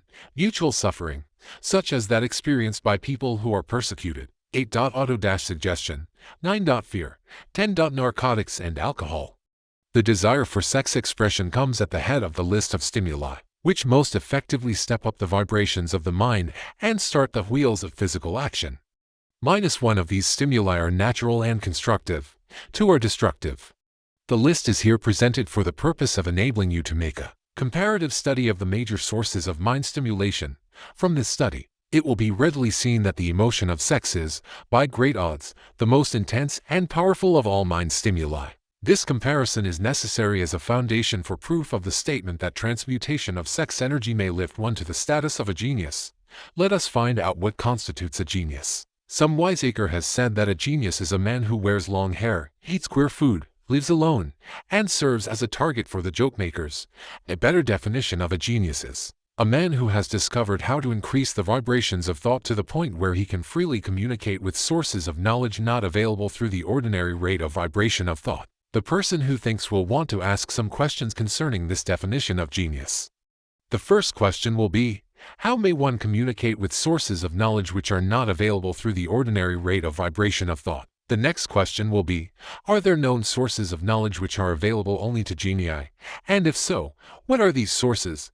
And exactly how may they be reached? We shall offer proof of the soundness of some of the more important statements made in this book, or at least we shall offer evidence through which you may secure your own proof through experimentation. And in doing so, we shall answer both of these questions. Genius is developed through the sixth sense. The reality of a sixth sense has been fairly well established. This sixth sense is creative imagination. The faculty of creative imagination is one which the majority of people never use during an entire lifetime, and if used at all, usually happens by mere accident. A relatively small number of people use, with deliberation and purpose aforethought, the faculty of creative imagination. Those who use this faculty voluntarily, and with understanding of its functions, are genii. The faculty of creative imagination is the direct link between the finite mind of man and infinite intelligence. Also called revelations, referred to in the realm of religion, and all discoveries of basic or new principles in the field of invention, take place through the faculty of creative imagination. When ideas or concepts flash into one's mind, through what is popularly called a hunch, they come from one or more of the following sources. 1. Infinite intelligence. 2. One subconscious mind, wherein is stored every sense impression and thought impulse which ever reached the brain through any of the 5 senses. 3. From the mind of some other person who has just released the thought, or picture of the idea or concept, through conscious thought. Or 4. From the other person's subconscious storehouse. There are no other KNOW sources from which inspired ideas or hunches may be received. The creative imagination functions best when the mind is vibrating due to some form of mind stimulation at an exceedingly high rate. That is, when the mind is functioning at a rate of vibration higher than that of ordinary, normal thought. When brain action has been stimulated through one or more of the 10 mind stimulants, it has the effect of lifting the individual far above the horizon of ordinary thought and permits him to envision distance, scope, and quality of thoughts not available on the lower plane, such as that occupied while one is engaged in the solution of the problems of business and professional routine. When lifted to this higher level of thought, through any form of mind stimulation, an individual occupies, relatively, the same position as one who has ascended in an airplane to a height from which he may see over and beyond the horizon line which limits his vision, while on the ground. Moreover, while on this higher level of thought, the individual is not hampered or bound by any of the stimuli which circumscribe and limit his vision while wrestling with the problems of gaining the 3 basic necessities of food, clothing, and shelter. He is in a world of thought in which the ordinary, workaday thoughts have been as effectively removed as are the hills and valleys and other limitations of physical vision when he rises in an airplane. While on this exalted plane of thought, the creative faculty of the mind is given freedom for action. The way has been cleared for the sixth sense to function. It becomes receptive to ideas which could not reach the individual under any other circumstances. The sixth sense is the faculty which marks the difference between a genius and an ordinary individual. The creative faculty becomes more alert and receptive to vibrations originating outside the individual's subconscious mind. The more this faculty is used, and the more the individual relies upon it, and makes demands upon it for thought impulses. This faculty can be cultivated and developed only through use. That which is known as one's conscience operates entirely through the faculty of the sixth sense. The great artists, writers, musicians, and poets become great because they acquire the habit of relying upon the still small voice which speaks from within, through the faculty of creative imagination. It is a fact well known to people who have keen imaginations that their best ideas come through so-called hunches. There is a great orator who does not attain to greatness until he closes his eyes and begins to rely entirely upon the faculty of creative imagination. When asked why he closed his eyes just before the climaxes of his oratory, he replied, "I do it because then I speak through ideas which come to me from within." One of America's most successful and best-known financiers followed the habit of closing his eyes for 2 or 3 minutes before making a decision. When asked why he did this, he replied, "With my eyes closed, I am able to draw upon a source of superior intelligence." The late Dr. Elmer R. Gates, of Chevy Chase, Maryland, created more than 200 useful patents, many of them basic, through the process of cultivating and using the creative faculty. His method is both significant and interesting to one interested in attaining to the status of genius, in which category Dr. Gates unquestionably belonged. Dr. Gates was one of the really great, though less publicized scientists of the world. In his laboratory, he had what he called his personal communication room. It was practically soundproof, and so arranged that all light could be shut out. It was equipped with a small table, on which he kept a pad of writing paper. In front of the table, on the wall, was an electric push-button, which controlled the lights. When Dr. Gates desired to draw upon the forces available to him through his creative imagination, he would go into this room, seat himself at the table, shut off the lights, and concentrate upon the known factors of the invention on which he was working, remaining in that position until ideas began to flash into his mind in connection with the unknown factors of the invention. On one occasion, ideas came through so fast that he was forced to write for almost 3 hours.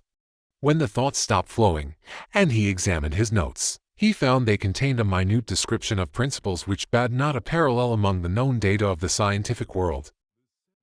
Moreover, the answer to his problem was intelligently presented in those notes. In this manner Dr. Gates completed over 200 patents, which had been begun, but not completed, by half-baked brains. Evidence of the truth of this statement is in the United States Patent Office. Dr. Gates earned his living by sitting for ideas for individuals and corporations. Some of the largest corporations in America paid him substantial fees, by the hour, for sitting for ideas. The reasoning faculty is often faulty, because it is largely guided by one's accumulated experience. Not all knowledge, which one accumulates through experience, is accurate. Ideas received through the creative faculty are much more reliable, for the reason that they come from sources more reliable than any which are available to the reasoning faculty of the mind.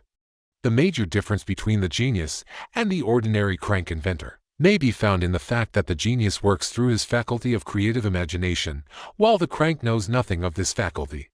The scientific inventor such as Mr. Edison and Dr. Gates makes use of both the synthetic and the creative faculties of imagination. For example, the scientific inventor, or genius, begins an invention by organizing and combining the known ideas, or principles accumulated through experience, through the synthetic faculty, the reasoning faculty. If he finds this accumulated knowledge to be insufficient for the completion of his invention, he then draws upon the sources of knowledge available to him through his creative faculty. The method by which he does this varies with the individual, but this is the sum and substance of his procedure. 1. He stimulates his mind's sulfur monoxide that it vibrates on a higher than average plane, using one or more of the 10 mind stimulants or some other stimulant of his choice. 2.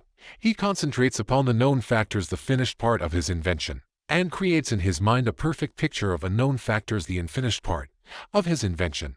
He holds this picture in mind until it has been taken over by the subconscious mind, then relaxes by clearing his mind of all thought, and waits for his answer to flash into his mind.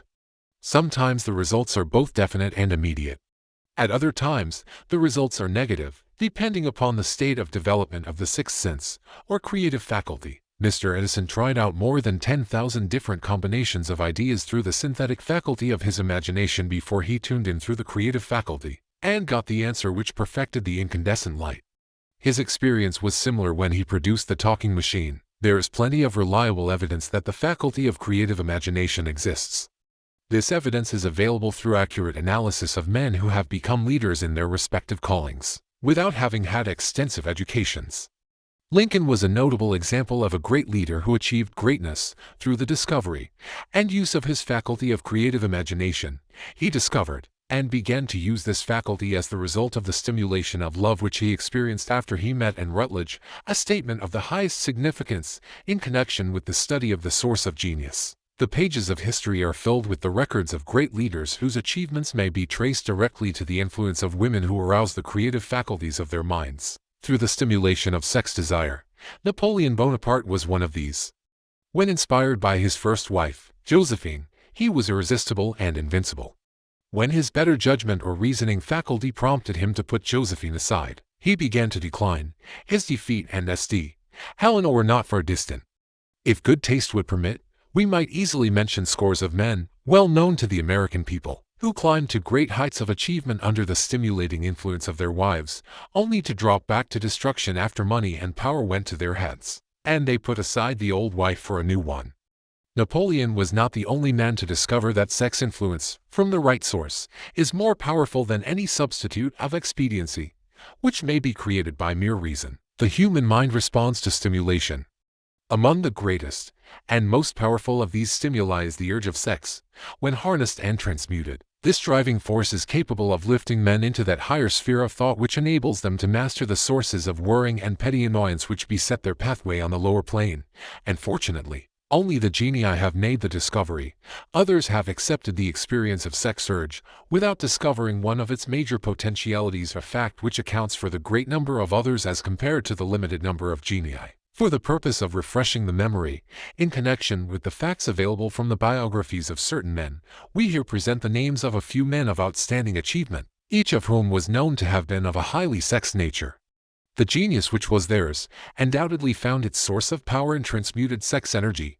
George Washington, Napoleon Bonaparte, William Shakespeare, Abraham Lincoln, Ralph Waldo Emerson, Robert Burns, Thomas Jefferson, Albert Hubbard, Albert H. Gary, Oscar Wilde, Woodrow Wilson, John H. Patterson, Andrew Jackson, Enrico Caruso.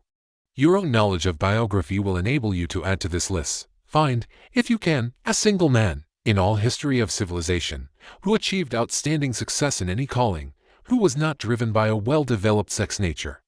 If you do not wish to rely upon biographies of men not now living, take inventory of those whom you know to be men of great achievement, and see if you can find one among them who is not highly sexed. Sex energy is the creative energy of all genii. There never has been, and never will be, a great leader, builder, or artist lacking in this driving force of sex.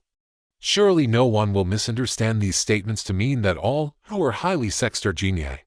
Man attains to the status of a genius only when, and if, he stimulates his mind so that it draws upon the forces available through the creative faculty of the imagination. Chief among the stimuli with which this stepping up of the vibrations may be produced is sex energy. The mere possession of this energy is not sufficient to produce a genius.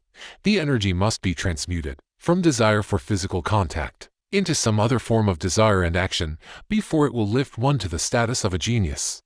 Far from becoming genii, because of great sex desires, the majority of men lower themselves, through misunderstanding and misuse of this great force, to the status of the lower animals.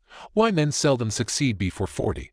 I discovered, from the analysis of over 25,000 people, that men who succeed in an outstanding way seldom do so before the age of 40, and more often they do not strike their real pace until they are well beyond the age of 50. This fact was so astounding that it prompted me to go into the study of its cause most carefully, carrying the investigation over a period of more than 12 years. This study disclosed the fact that the major reason why the majority of men who succeed do not begin to do so before the age of 40 to 50 is their tendency to dissipate their energies through overindulgence in physical expression of the emotion of sex. The majority of men never learn that the urge of sex has other possibilities, which far transcend in importance that of mere physical expression. The majority of those who make this discovery do so after having wasted many years at a period when the sex energy is at its height, prior to the age of 45 to 50. This usually is followed by noteworthy achievement. The lives of many men up to, and sometimes well past the age of 40, reflect a continued dissipation of energies, which could have been more profitably turned into better channels. Their finer and more powerful emotions are sown wildly to the four winds. Out of this habit of the male grew the term, sowing his wild oats. The desire for sexual expression is by far the strongest and most impelling of all the human emotions, and for this very reason this desire, when harnessed and transmuted into action, other than that of physical expression, may raise one to the status of a genius. One of America's most able businessmen frankly admitted that his attractive secretary was responsible for most of the plans he created. He admitted that her presence lifted him to heights of creative imagination, such as he could experience under no other stimulus. One of the most successful men in America owes most of his success to the influence of a very charming young woman, who has served as his source of inspiration for more than 12 years. Everyone knows the man to whom this reference is made, but not everyone knows the real source of his achievements. History is not lacking in examples of men who attained to the status of genii as the result of the use of artificial mind stimulants in the form of alcohol and narcotics. Edgar Allan Poe wrote The Raven while under the influence of liquor, dreaming dreams that mortal never dared to dream before. James Whitcomb Riley did his best writing while under the influence of alcohol. Perhaps it was thus he saw the ordered intermingling of the real and the dream, the mill above the river, and the mist above the stream. Robert Burns wrote best when intoxicated. For auld lang syne, my dear, we'll take a cup of kindness yet, for auld lang syne. But let it be remembered that many such men have destroyed themselves in the end. Nature has prepared her own potions with which men may safely stimulate their minds, so they vibrate on a plane that enables them to tune into fine and rare thoughts which come from no man knows where. No satisfactory substitute for nature's stimulants has ever been found. It is a fact well known to psychologists that there is a very close relationship between sex desires and spiritual urges, a fact which accounts for the peculiar behavior of people who participate in the orgies known as religious revivals, common among the primitive types. The world is ruled, and the destiny of civilization is established, by the human emotions. People are influenced in their actions, not by reason so much as by feelings. The creative faculty of the mind is set into action entirely by emotions, and not by cold reason. The most powerful of all human emotions is that of sex. There are other mind stimulants, some of which have been listed, but no one of them, nor all of them combined, can equal the driving power of sex. A mind stimulant is any influence which will either temporarily or permanently increase the vibrations of thought. The 10 major stimulants described are those most commonly resorted to. Through these sources one may commune with infinite intelligence, or enter, at will, the storehouse of the subconscious mind, either one's own or that of another person, a procedure which is all there is of genius. A teacher, who has trained and directed the efforts of more than 30,000 salespeople, made the astounding discovery that highly sexed men are the most efficient salesmen. The explanation is that the factor of personality known as personal magnetism is nothing more nor less than sex energy. Highly sexed people always have a plentiful supply of magnetism. Through cultivation and understanding, this vital force may be drawn upon and used to great advantage in the relationships between people. This energy may be communicated to others through the following media. 1. The handshake. The touch of the hand indicates, instantly, the presence of magnetism, or the lack of it. 2. The tone of voice. Magnetism, or sex energy, is the factor with which the voice may be colored, or made musical and charming. 3. Posture and carriage of the body. Highly sexed people move briskly, and with grace and ease. 4. The vibrations of thought. Highly sexed people mix the emotion of sex with their thoughts, or may do so at will, and in that way, may influence those around them. 5. Body adornment. People who are highly sexed are usually very careful about their personal appearance. They usually select clothing of a style becoming to their personality, physique, complexion, etc. When employing salesmen, The more capable sales manager looks for the quality of personal magnetism as the first requirement of a salesman. People who lack sex energy will never become enthusiastic nor inspire others with enthusiasm. And enthusiasm is one of the most important requisites in salesmanship, no matter what one is selling. The public speaker, orator, preacher, lawyer, or salesman who is lacking in sex energy is a flop, as far as being able to influence others is concerned. Couple with this the fact that most people can be influenced only through an appeal to their emotions, and you will understand the importance of sex energy as a part of the salesman's native ability. Master salesmen attain the status of mastery in selling because they, either consciously or unconsciously, transmute the energy of sex into sales enthusiasm. In this statement may be found a very practical suggestion as to the actual meaning of sex transmutation.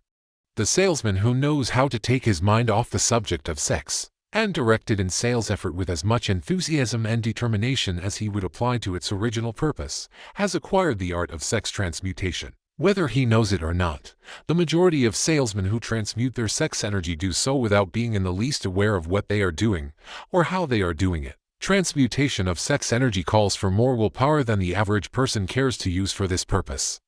Those who find it difficult to summon willpower sufficient for transmutation may gradually acquire this ability. Though this requires willpower, the reward for the practice is more than worth the effort. The entire subject of sex is one with which the majority of people appear to be unpardonably ignorant. The urge of sex has been grossly misunderstood, slandered, and burlesqued by the ignorant and the evil-minded for so long that the very word sex is seldom used in polite society. Men and women who are known to be blessed with highly sexed natures, are usually looked upon as being people who will bear watching. Instead of being called blessed, they are usually called cursed. Millions of people, even in this age of enlightenment, have inferiority complexes which they develop because of this false belief that a highly sexed nature is a curse. These statements of the virtue of sex energy should not be construed as justification for the libertine. The emotion of sex is a virtue only when used intelligently and with discrimination. It may be misused, and often is, to such an extent that it debases, instead of enriches, both body and mind. The better use of this power is the burden of this chapter. It seemed quite significant to the author when he made the discovery that practically every great leader, whom he had the privilege of analyzing, was a man whose achievements were largely inspired by a woman. In many instances, the woman in the case was a modest, self-denying wife, of whom the public had heard but little or nothing. In a few instances, the source of inspiration has been traced to the other woman. Perhaps such cases may not be entirely unknown to you. Intemperance in sex habits is just as detrimental as intemperance in habits of drinking and eating. In this age in which we live, an age which began with the World War, intemperance in habits of sex is common. This orgy of indulgence may account for the shortage of great leaders. No man can avail himself of the forces of his creative imagination while dissipating them. Man is the only creature on earth which violates nature's purpose in this connection. Every other animal indulges its sex nature in moderation, and with purpose which harmonizes with the laws of nature. Every other animal responds to the call of sex only in season. Man's inclination is to declare open season. Every intelligent person knows that stimulation in excess, through alcoholic drink and narcotics, is a form of intemperance which destroys the vital organs of the body, including the brain. Not every person knows, however, that overindulgence in sex expression may become a habit as destructive and as detrimental to creative effort as narcotics or liquor. A sex-mad man is not essentially different than a dope-mad man. Both have lost control over their faculties of reason and willpower. Sexual overindulgence may not only destroy reason and willpower, but it may also lead to either temporary or permanent insanity. Many cases of hypochondria imaginary illness grow out of habits developed in ignorance of the true function of sex. From these brief references to the subject, it may be readily seen that ignorance on the subject of sex transmutation forces stupendous penalties upon the ignorant on the one hand, and withholds from them equally stupendous benefits on the other. Widespread ignorance on the subject of sex is due to the fact that the subject has been surrounded with mystery and beclouded by dark silence. The conspiracy of mystery and silence has had the same effect upon the minds of young people that the psychology of prohibition had. The result has been increased curiosity and desire to acquire more knowledge on this verboten subject. And to the shame of all lawmakers and most physicians, by training best qualified to educate youth on that subject, information has not been easily available. Seldom does an individual enter upon highly creative effort in any field of endeavor before the age of 40. The average man reaches the period of his greatest capacity to create between 40 and 60. These statements are based upon analysis of thousands of men and women who have been carefully observed. They should be encouraging to those who fail to arrive before the age of 40, and to those who become frightened at the approach of old age around the 40-year mark. The years between 40 and 50 are, as a rule, the most fruitful. Man should approach this age, not with fear and trembling, but with hope and eager anticipation. If you want evidence that most men do not begin to do their best work before the age of 40, study the records of the most successful men known to the American people, and you will find it. Henry Ford had not hit his pace of achievement until he had passed the age of 40. Andrew Carnegie was well past 40 before he began to reap the reward of his efforts. James J. Hale was still running a telegraph key at the age of 40. His stupendous achievements took place after that age. Biographies of American industrialists and financiers are filled with evidence that the period from 40 to 60 is the most productive age of man. Between the ages of 30 and 40, man begins to learn, if he ever learns, the art of sex transmutation. This discovery is generally accidental, and more often than otherwise, the man who makes it is totally unconscious of his discovery. He may observe that his powers of achievement have increased around the age of 35 to 40, but in most cases, he is not familiar with the cause of this change. That nature begins to harmonize the emotions of love and sex in the individual between the ages of 30 and 40, so that he may draw upon these great forces and apply them jointly as stimuli to action. Sex, alone, is a mighty urge to action, but its forces are like a cyclone. They are often uncontrollable. When the emotion of love begins to mix itself with the emotion of sex, the result is calmness of purpose, poise, accuracy of judgment, and balance. What person who has attained to the age of 40 is so unfortunate as to be unable to analyze these statements and to corroborate them by his own experience? When driven by his desire to please a woman, based solely upon the emotion of sex, a man may be, and usually is, capable of great achievement, but his actions may be disorganized, distorted, and totally destructive. When driven by his desire to please a woman, based upon the motive of sex alone, a man may steal, cheat, and even commit murder. But when the emotion of love is mixed with the emotion of sex, that same man will guide his actions with more sanity, balance, and reason. Criminologists have discovered that the most hardened criminals can be reformed through the influence of a woman's love. There is no record of a criminal having been reformed solely through the sex influence. These facts are well known, but their cause is not. Reformation comes, if at all, through the heart, or the emotional side of man, not through his head, or reasoning side. Reformation means a change of heart. It does not mean a change of head. A man may, because of reason, make certain changes in his personal conduct to avoid the consequences of undesirable effects, but genuine reformation comes only through a change of heart, through a desire to change. Love, romance, and sex are all emotions capable of driving men to heights of superachievement. Love is the emotion which serves as a safety valve and ensures balance, poise, and constructive effort. When combined, these three emotions may lift one to an altitude of a genius. There are genii, however, who know but little of the emotion of love. Most of them may be found engaged in some form of action which is destructive, or at least, not based upon justice and fairness toward others. If good taste would permit, a dozen genii could be named in the field of industry and finance, who ride ruthlessly over the rights of their fellow men. They seem totally lacking in conscience. The reader can easily supply his own list of such men. The emotions are states of mind. Nature has provided man with a chemistry of the mind which operates in a manner similar to the principles of chemistry of matter. It is a well-known fact that, through the aid of chemistry of matter, a chemist may create a deadly poison by mixing certain elements, none of which are in themselves harmful in the right proportions. The emotions may, likewise, be combined so as to create a deadly poison. The emotions of sex and jealousy, when mixed, may turn a person into an insane beast. The presence of any one or more of the destructive emotions in the human mind, through the chemistry of the mind, sets up a poison which may destroy one's sense of justice and fairness. In extreme cases, the presence of any combination of these emotions in the mind may destroy one's reason. The road to genius consists of the development, control, and use of sex, love, and romance. Briefly, the process may be stated as follows. Encourage the presence of these emotions as the dominating thoughts in one's mind, and discourage the presence of all the destructive emotions. The mind is a creature of habit. It thrives upon the dominating thoughts fed it. Through the faculty of willpower, one may discourage the presence of any emotion and encourage the presence of any other. Control of the mind, through the power of will, is not difficult. Control comes from persistence and habit.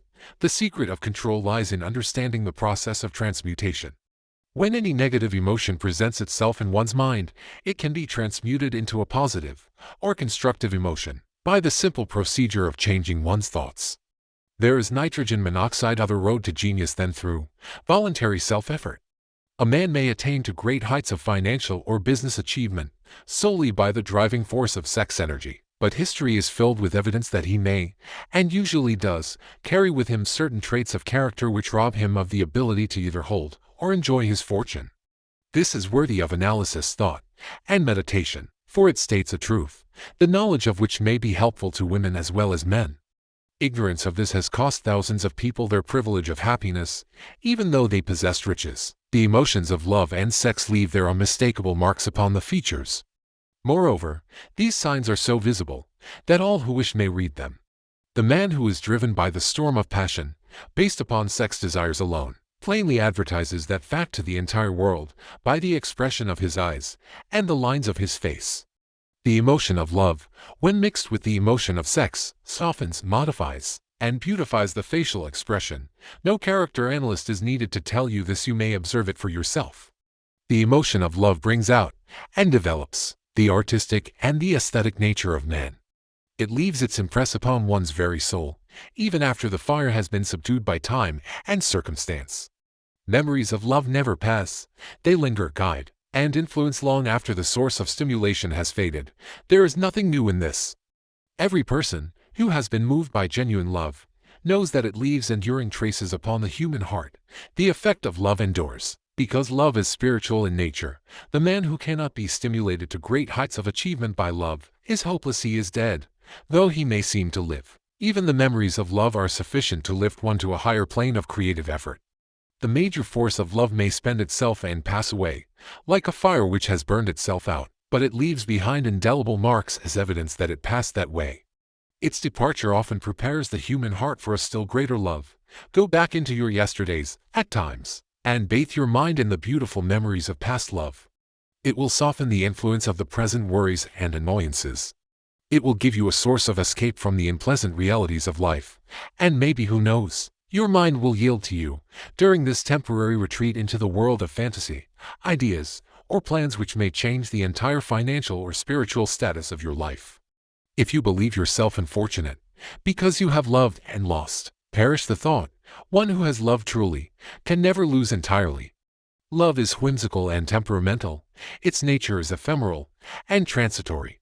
It comes when it pleases and goes away without warning. Accept and enjoy it while it remains, but spend no time worrying about its departure. Worrying will never bring it back.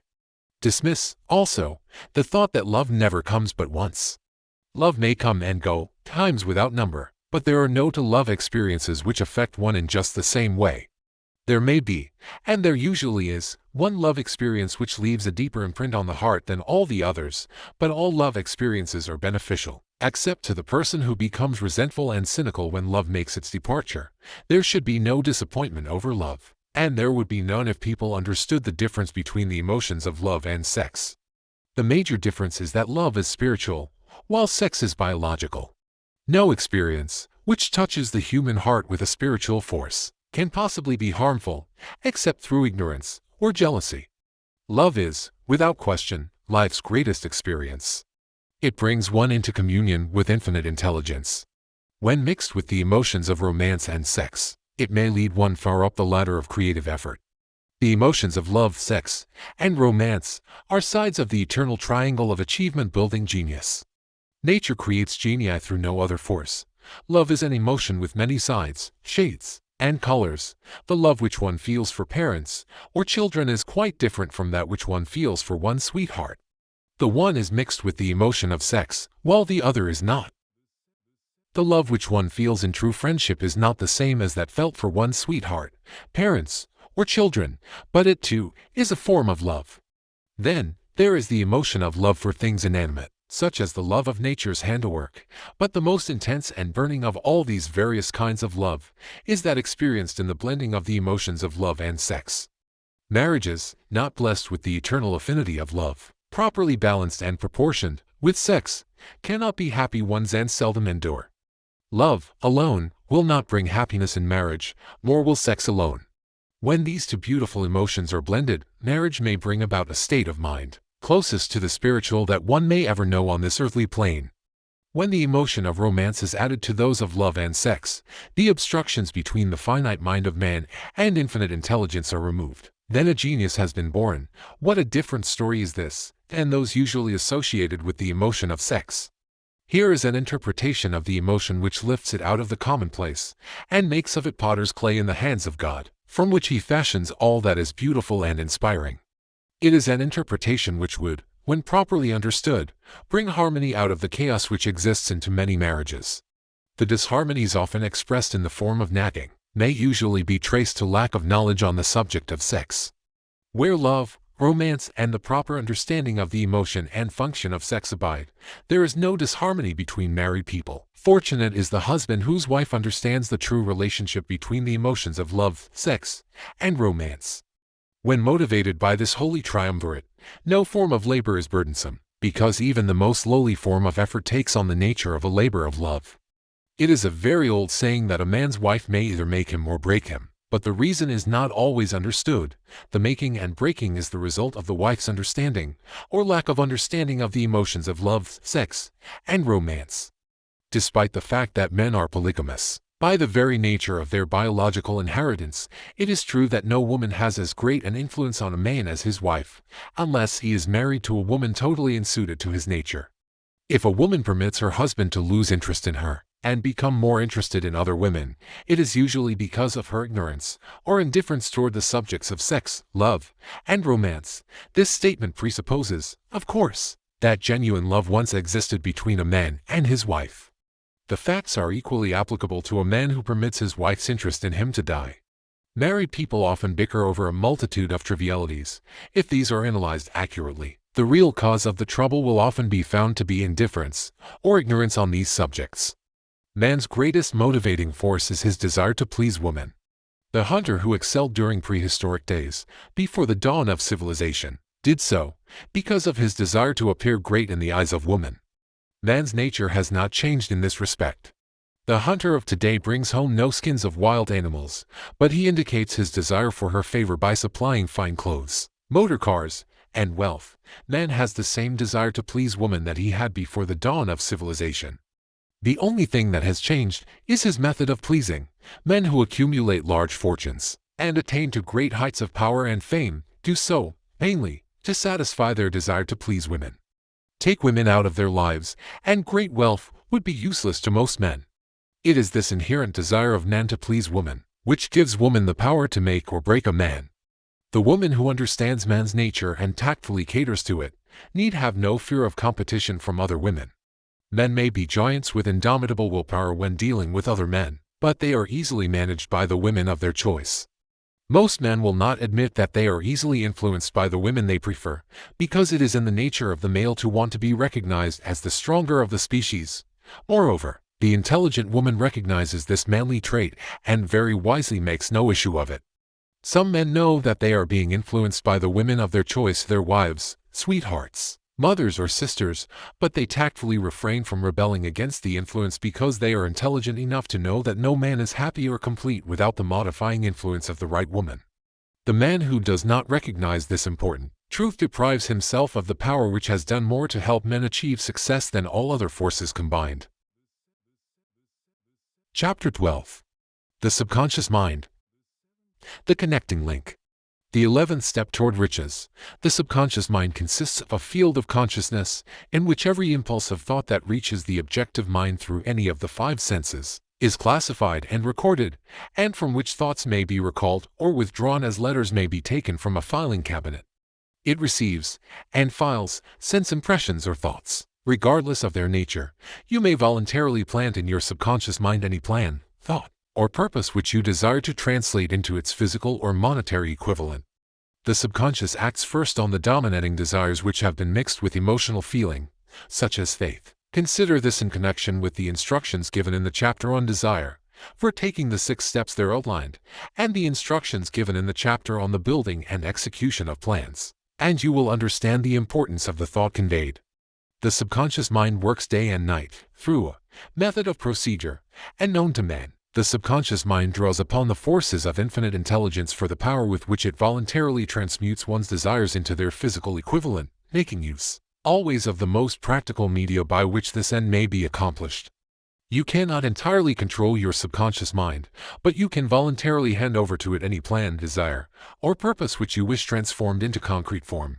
Read, again, instructions for using the subconscious mind in the chapter on autosuggestion. There is plenty of evidence to support the belief that the subconscious mind is the connecting link between the finite mind of man and infinite intelligence. It is the intermediary through which one may draw upon the forces of infinite intelligence at will. Alone contains the secret process by which mental impulses are modified and changed into their spiritual equivalent. It, alone, is the medium through which prayer may be transmitted to the source capable of answering prayer. The possibilities of creative effort connected with the subconscious mind are stupendous and imponderable. They inspire one with awe. I never approach the discussion of the subconscious mind without a feeling of littleness and inferiority due, perhaps, to the fact that man's entire stock of knowledge on this subject is so pitifully limited. The very fact that the subconscious mind is the medium of communication between the thinking mind of man and infinite intelligence is, of itself, a thought which almost paralyzes one's reason. After you have accepted, as a reality, the existence of the subconscious mind, and understand its possibilities as a medium for transmuting your desires into their physical or monetary equivalent, you will comprehend the full significance of the instructions given in the chapter on desire. You will also understand why you have been repeatedly admonished to make your desires clear, and to reduce them to writing. You will also understand the necessity of persistence in carrying out instructions. The 13 principles are the stimuli with which you acquire the ability to reach and to influence your subconscious mind. Do not become discouraged if you cannot do this upon the first attempt. Remember that the subconscious mind may be voluntarily directed only through habit. Under the directions given in the chapter on faith, you have not yet had time to master faith. Be patient, be persistent. A good many statements in the chapters on faith and autosuggestion will be repeated here, for the benefit of your subconscious mind. Remember, your subconscious mind functions voluntarily, whether you make any effort to influence it or not. This, naturally, suggests to you that thoughts of fear and poverty, and all negative thoughts serve as stimuli to your subconscious mind. Unless you master these impulses and give it more desirable food upon which it may feed, the subconscious mind will not remain idle. If you fail to plant desires in your subconscious mind, it will feed upon the thoughts which reach it as the result of your neglect. We have already explained that thought impulses, both negative and positive, are reaching the subconscious mind continuously, from the 4 sources which were mentioned in the chapter on sex transmutation. For the present, it is sufficient if you remember that you are living daily in the midst of all manner of thought impulses which are reaching your subconscious mind without your knowledge. Some of these impulses are negative, some are positive. You are now engaged in trying to help shut off the flow of negative impulses, and to aid in voluntarily influencing your subconscious mind through positive impulses of desire. When you achieve this, you will possess the key which unlocks the door to your subconscious mind. Moreover, you will control that door so completely that no undesirable thought may influence your subconscious mind. Everything which man creates begins in the form of a thought impulse. Man can create nothing which he does not first conceive in thought. Through the aid of the imagination, thought impulses may be assembled into plans. The imagination, when under control, may be used for the creation of plans or purposes that lead to success in one's chosen occupation. All thought impulses, intended for transmutation into their physical equivalent, voluntarily planted in the subconscious mind, must pass through the imagination and be mixed with faith. The mixing of faith with a plan, or purpose, intended for submission to the subconscious mind, may be done only through the imagination. From these statements, you will readily observe that voluntary use of the subconscious mind calls for coordination and application of all the principles. Ella Wheeler Wilcox gave evidence of her understanding of the power of the subconscious mind when she wrote, "You never can tell what a thought will do in bringing you hate or love, for thoughts are things, and their airy wings are swifter than carrier doves. They follow the law of the universe, each thing creates its kind. and they speed o'er the track to bring you back whatever went out from your mind.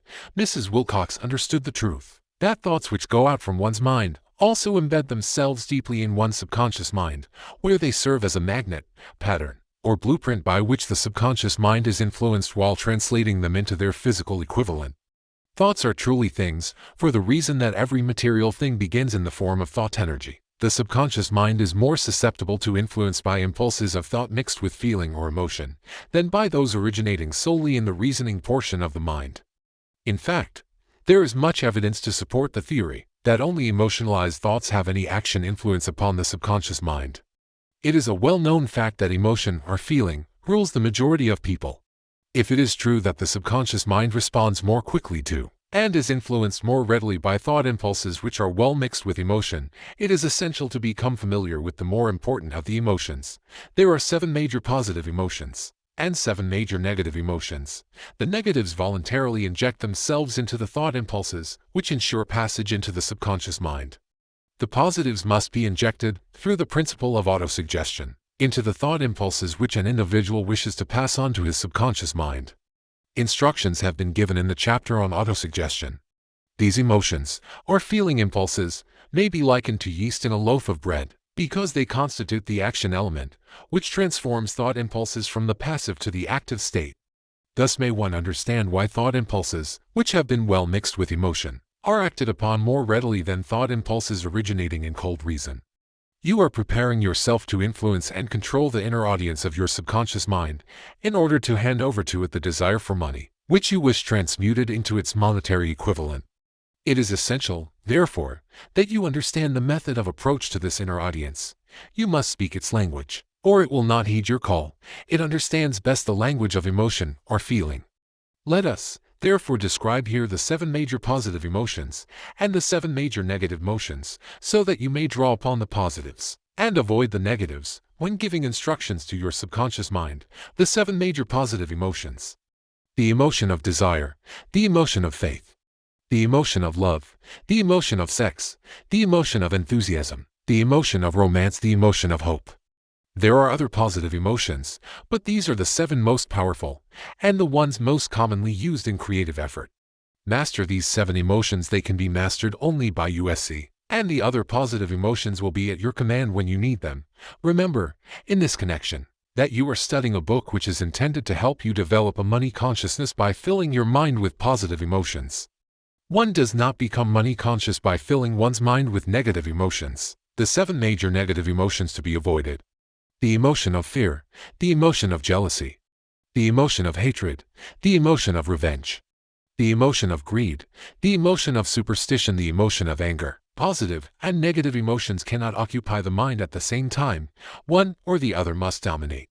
It is your responsibility to make sure that positive emotions constitute the dominating influence of your mind. Here the law of habit will come to your aid. Form the habit of applying and using the positive emotions. Eventually, they will dominate your mind so completely that the negatives cannot enter it. Only by following these instructions literally and continuously can you gain control over your subconscious mind. The presence of a single negative in your conscious mind is sufficient to destroy all chances of constructive aid from your subconscious mind. If you are an observing person, you must have noticed that most people resort to prayer only after everything else has failed. Or else they pray by a ritual of meaningless words. And, because it is a fact that most people who pray do so only after everything else has failed, they go to prayer with their minds filled with fear and doubt, which are the emotions the subconscious mind acts upon and passes on to infinite intelligence.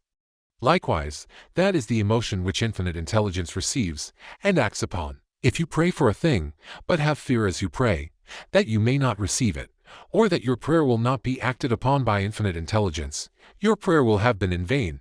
Prayer does, sometimes, result in the realization of that for which one prays. If you have ever had the experience of receiving that for which you prayed, go back in your memory and recall your actual state of mind while you were praying, and you will know, for sure, that the theory here described is more than a theory. The time will come when the schools and educational institutions of the country will teach the science of prayer.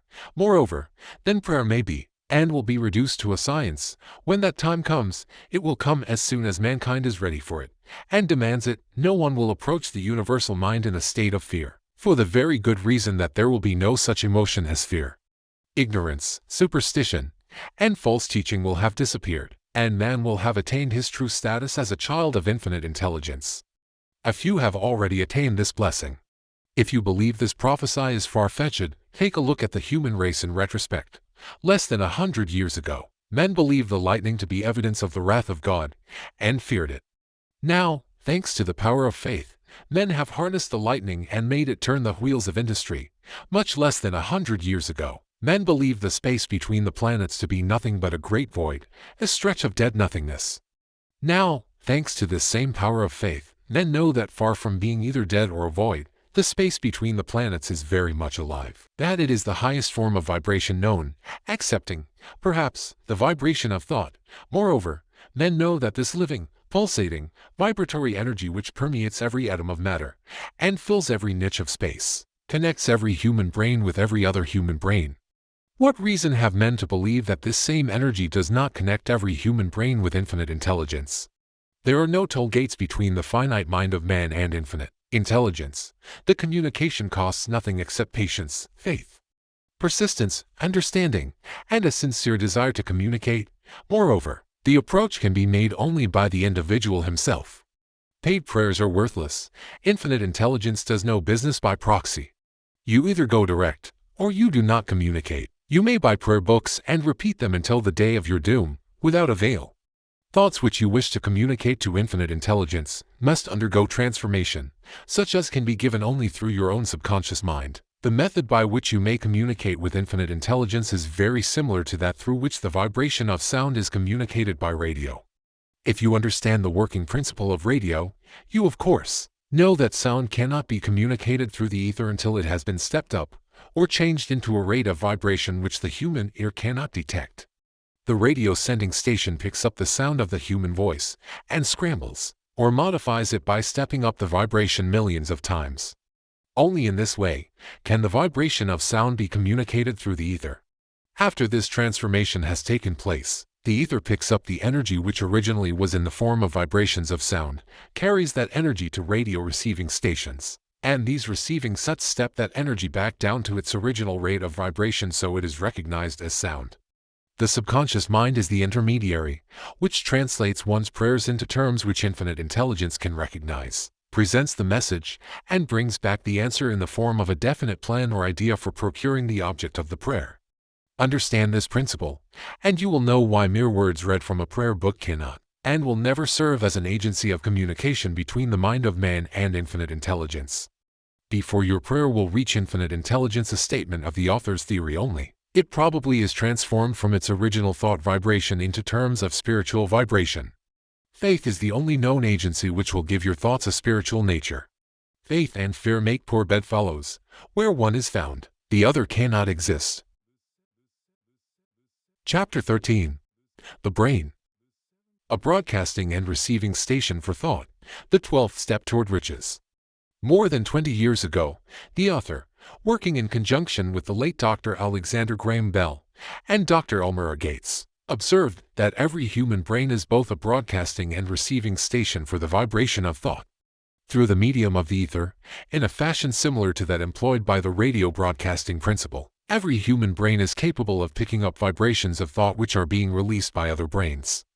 In connection with the statement in the preceding paragraph, compare and consider the description of the creative imagination. As outlined in the chapter on imagination, the creative imagination is the receiving set of the brain, which receives thoughts released by the brains of others.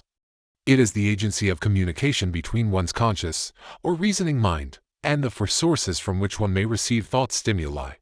When stimulated or stepped up to a high rate of vibration, the mind becomes more receptive to the vibration of thought which reaches it through the ether from outside sources.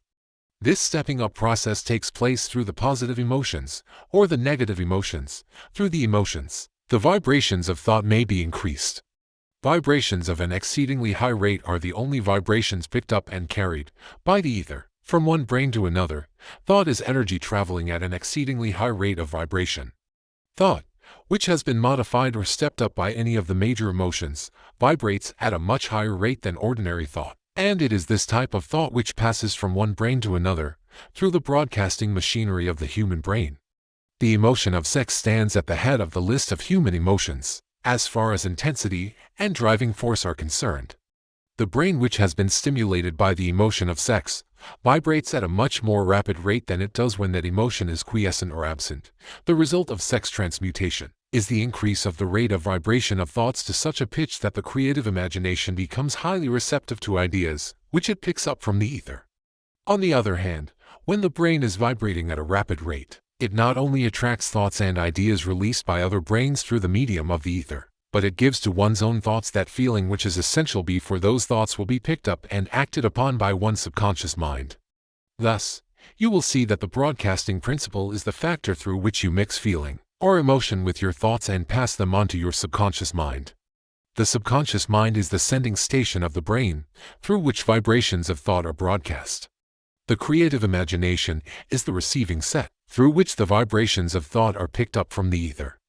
Along with the important factors of the subconscious mind and the faculty of the creative imagination, which constitute the sending and receiving sets of your mental broadcasting machinery, consider now the principle of autosuggestion, which is the medium by which you may put into operation your broadcasting station. Through the instructions described in the chapter on autosuggestion, you were definitely informed of the method by which desire may be transmuted into its monetary equivalent. Operation of your mental broadcasting station is a comparatively simple procedure.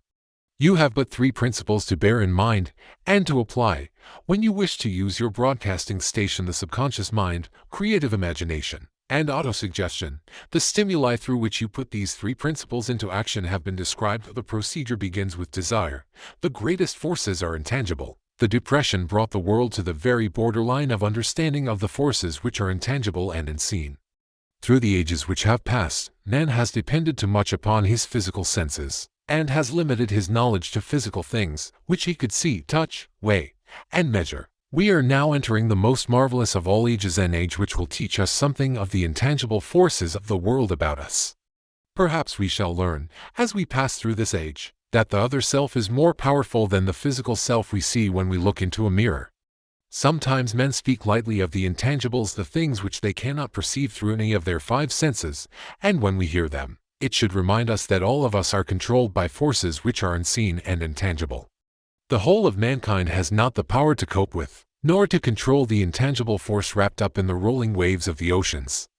Man has not the capacity to understand the intangible force of gravity, which keeps this little earth suspended in mid-air, and keeps man from falling from it, much less the power to control that force. Man is entirely subservient to the intangible force which comes with a thunderstorm, and he is just as helpless in the presence of the intangible force of electricity. Nay, he does not even know what electricity is, where it comes from, or what is its purpose. Nor is this by any means the end of man's ignorance in connection with things unseen and intangible. He does not understand the intangible force and intelligence wrapped up in the soil of the earth, the force which provides him with every morsel of food he eats, every article of clothing he wears, every dollar he carries in his pockets, the dramatic story of the brain. Last, but not least, man, with all of his boasted culture and education, understands little or nothing of the intangible force, the greatest of all the intangibles of thought. He knows but little concerning the physical brain and its vast network of intricate machinery through which the power of thought is translated into its material equivalent. But he is now entering an age which shall yield enlightenment on the subject. Already men of science have begun to turn their attention to the study of this stupendous thing called a brain, and, while they are still in the kindergarten stage of their studies, they have uncovered enough knowledge to know that the central switchboard of the human brain, the number of lines which connect the brain cells one with another, equal the figure 1, followed by 15 million ciphers. The figure is so stupendous, said Dr. C. Judson Herrick, of the University of Chicago, that astronomical figures dealing with hundreds of millions of light years become insignificant by comparison. It has been determined that there are from 10 billion to 14 billion nerve cells in the human cerebral cortex, and we know that these are arranged in definite patterns. These arrangements are not haphazard, they are orderly. Recently developed methods of electrophysiology draw off action currents from very precisely located cells, or fibers with microelectrodes, amplify them with radio tubes, and record potential differences to a millionth of a volt. It is inconceivable that such a network of intricate machinery should be in existence for the sole purpose of carrying on the physical functions incidental to growth and maintenance of the physical body. Is it not likely that the same system, which gives billions of brain cells the media for communication one with another, provides also the means of communication with other intangible forces? After this book had been written, just before the manuscript went to the publisher, there appeared in the New York Times an editorial showing that at least one great university and one intelligent investigator in the field of mental phenomena are carrying on an organized research through which conclusions have been reached that parallel many of those described in this and the following chapter. The editorial briefly analyzed the work carried on by Dr. Rhine and his associates at Duke University, viz., what is telepathy? A month ago we cited on this page some of the remarkable results achieved by Professor Rhine and his associates in Duke University from more than 100,000 tests to determine the existence of telepathy and clairvoyance. These results were summarized in the first two articles in Harper's Magazine. In the second, which has now appeared, the author, H. Wright, attempts to summarize what has been learned, or what it seems reasonable to infer, regarding the exact nature of these extrasensory modes of perception. The actual existence of telepathy and clairvoyance now seems to some scientists enormously probable as the result of Rhine's experiments. Various recipients were asked to name as many cards in a special pack as they could without looking at them and, without other sensory access to them. About a score of men and women were discovered who could regularly name so many of the cards correctly that there was not one chance in many a million of their having done their feats by luck or accident. But how did they do them? These powers, assuming that they exist, do not seem to be sensory. There is no known organ for them. The experiments work just as well at distances of several hundred miles as they did in the same room. These facts also dispose, in Mr. Wright's opinion, of the attempt to explain telepathy or clairvoyance through any physical theory of radiation. All known forms of radiant energy decline inversely as the square of the distance traversed.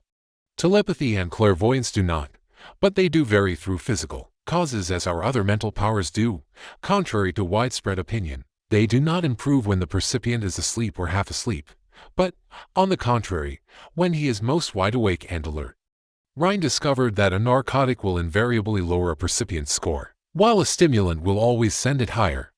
The most reliable performer apparently cannot make a good score unless he tries to do his best. One conclusion that Wright draws with some confidence is that telepathy and clairvoyance are really one and the same gift. That is, the faculty that sees a card face down on a table seems to be exactly the same one that reads a thought residing only in another mind. There are several grounds for believing this. So far, for example, the two gifts have been found in every person who enjoys either of them. In every one so far the two have been of equal vigor, almost exactly. Screens, walls, distances have no effect at all on either. Wright advances from this conclusion to express what he puts forward as no more than the mere hunch that other extrasensory experiences, prophetic dreams, premonitions of disaster, and the like, may also prove to be part of the same faculty. The reader is not asked to accept any of these conclusions unless he finds it necessary, but the evidence that Rhine has piled up must remain impressive. In view of Dr. Rhine's announcement in connection with the conditions under which the mind responds to what he terms extrasensory modes of perception, I now feel privileged to add to his testimony by stating that my associates and I have discovered what we believe to be the ideal conditions under which the mind can be stimulated so that the sixth sense described in the next chapter can be made to function in a practical way. The conditions to which I refer consist of a close working alliance between myself and two members of my staff. Through experimentation and practice, we have discovered how to stimulate our minds by applying the principle used in connection with the invisible counselors described in the next chapter so that we can, by a process of blending our three minds into one, find the solution to a great variety of personal problems which are submitted by my clients. The procedure is very simple. We sit down at a conference table, clearly state the nature of the problem we have under consideration, then begin discussing it. Each contributes whatever thoughts that may occur. The strange thing about this method of mind stimulation is that it places each participant in communication with unknown sources of knowledge definitely outside his own experience. If you understand the principle described in the chapter on the mastermind, you of course recognize the roundtable procedure here described as being a practical application of the mastermind. This method of mind stimulation, through harmonious discussion of definite subjects between three people, illustrates the simplest and most practical use of the mastermind. By adopting and following a similar plan, any student of this philosophy may come into possession of the famous Carnegie formula briefly described in the introduction. If it means nothing to you at this time, mark this page and read it again after you have finished the last chapter. The depression was a blessing in disguise. It reduced the whole world to a new starting point that gives everyone a new opportunity. Chapter 14. The Sixth Sense. The door to the Temple of Wisdom, the 13th step toward riches. The 13th principle is known as the Sixth Sense, through which infinite intelligence may and will communicate voluntarily, without any effort from, or demands by, the individual. This principle is the apex of the philosophy. It can be assimilated, understood, and applied only by first mastering the other 12 principles. The sixth sense is that portion of the subconscious mind which has been referred to as the creative imagination. It has also been referred to as the receiving set through which ideas, plans, and thoughts flash into the mind. The flashes are sometimes called hunches or inspirations. The sixth sense defies description. It cannot be described to a person who has not mastered the other principles of this philosophy, because such a person has no knowledge and no experience with which the sixth sense may be compared. Understanding of the sixth sense comes only by meditation through mind development from within. The sixth sense probably is the medium of contact between the finite mind of man and infinite intelligence, and for this reason, it is a mixture of both the mental and the spiritual. It is believed to be the point at which the mind of man contacts the universal mind.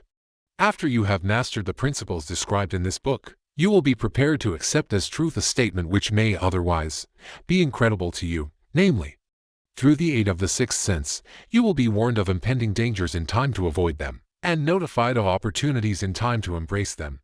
There comes to your aid, and to do your bidding, with the development of the sixth sense, a guardian angel who will open to you at all times the door to the temple of wisdom. Whether or not this is a statement of truth, you will never know, except by following the instructions described in the pages of this book, or some similar method of procedure. The author is not a believer in, more an advocate of miracles, for the reason that he has enough knowledge of nature to understand that nature never deviates from her established laws. Some of her laws are so incomprehensible that they produce what appear to be miracles. The sixth sense comes as near to being a miracle as anything I have ever experienced, and it appears so only because I do not understand the method by which this principle is operated. This much the author does know, that there is a power, or a first cause, or an intelligence, which permeates every atom of matter, and embraces every unit of energy perceptible to man, that this infinite intelligence converts acorns into oak trees, causes water to flow downhill in response to the law of gravity, follows night with day, and winter with summer, each maintaining its proper place and relationship to the other.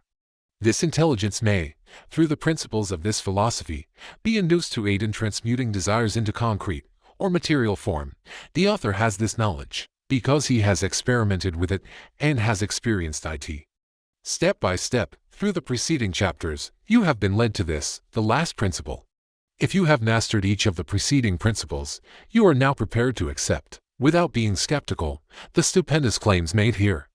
If you have not mastered the other principles, you must do so before you may determine, definitely, whether or not the claims made in this chapter are fact or fiction. While I was passing through the age of hero worship, I found myself trying to imitate those whom I most admired. Moreover, I discovered that the element of faith, with which I endeavored to imitate my idols, gave me great capacity to do so quite successfully. I have never entirely divested myself of this habit of hero worship, although I have passed the age commonly given over to such. My experience has taught me that the next best thing to being truly great is to emulate the great, by feeling and action, as nearly as possible. Long before I had ever written a line for publication, or endeavored to deliver a speech in public, I followed the habit of reshaping my own character, by trying to imitate the 9 men whose lives and life works had been most impressive to me. These 9 men were Emerson, Paine, Edison, Darwin, Lincoln, Burbank, Napoleon, Ford, and Carnegie. Every night, over a long period of years, I held an imaginary council meeting with this group whom I called my invisible counselors. The procedure was this: just before going to sleep at night, I would shut my eyes and see, in my imagination, this group of men seated with me around my council table. Here I had not only an opportunity to sit among those whom I considered to be great, but I actually dominated the group, by serving as the chairman. I had a very definite purpose in indulging my imagination through these nightly meetings. My purpose was to rebuild my own character so it would represent a composite of the characters of my imaginary counselors. Realizing, as I did early in life, that I had to overcome the handicap of birth in an environment of ignorance and superstition, I deliberately assigned myself the task of voluntary rebirth through the method here described. Building character through autosuggestion. Being an earnest student of psychology, I knew, of course, that all men have become what they are because of their dominating thoughts and desires. I knew that every deeply seated desire has the effect of causing one to seek outward expression through which that desire may be transmuted into reality. I knew that self-suggestion is a powerful factor in building character, that it is, in fact, the sole principle through which character is builded. With this knowledge of the principles of mind operation, I was fairly well armed with the equipment needed in rebuilding my character.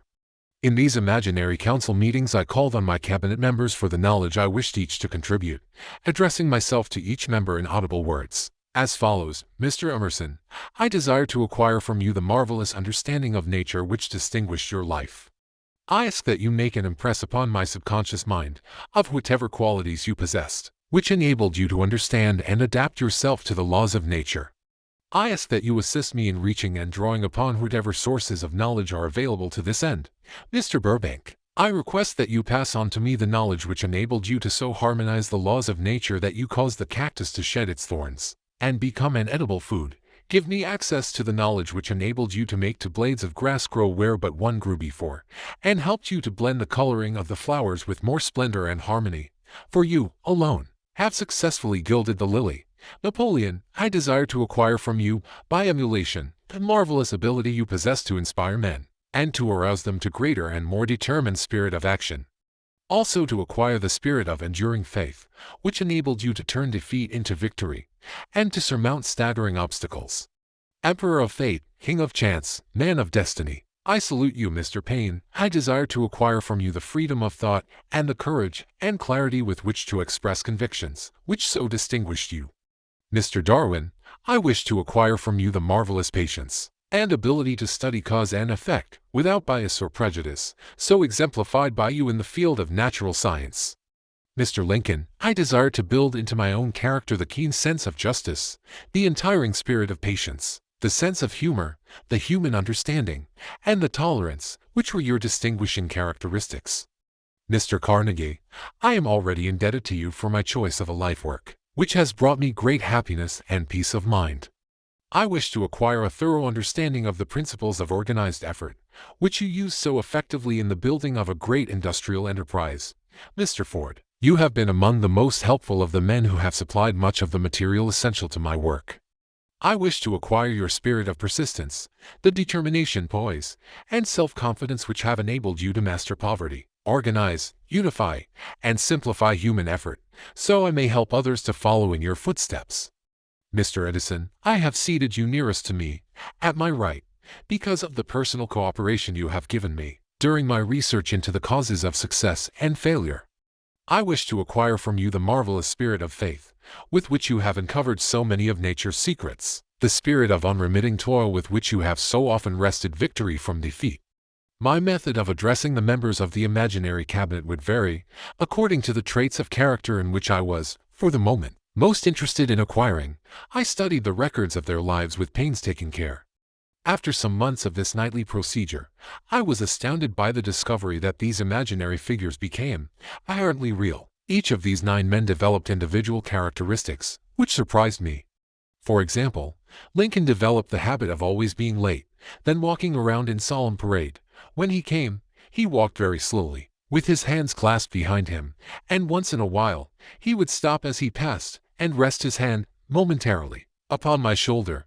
He always wore an expression of seriousness upon his face. Rarely did I see him smile. The cares of a sundered nation made him grave. That was not true of the others. Burbank and Paine often indulged in witty repartee which seemed, at times, to shock the other members of the cabinet. One night Paine suggested that I prepare a lecture on the age of reason, and deliver it from the pulpit of a church which I formerly attended. Many around the table laughed heartily at the suggestion. Not Napoleon. He drew his mouth down at the corners and groaned so loudly that all turned and looked at him with amazement. To him the church was but a pawn of the state, not to be reformed, but to be used. as a convenient insider to mass activity by the people. On one occasion Burbank was late.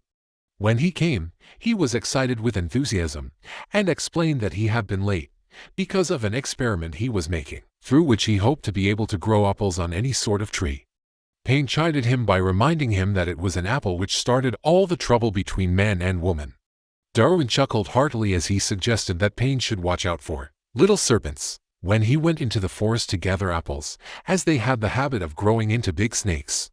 Emerson observed, "No serpents, no apples," and Napoleon remarked, "No apples, no state." Lincoln developed the habit of always being the last one to leave the table after each meeting.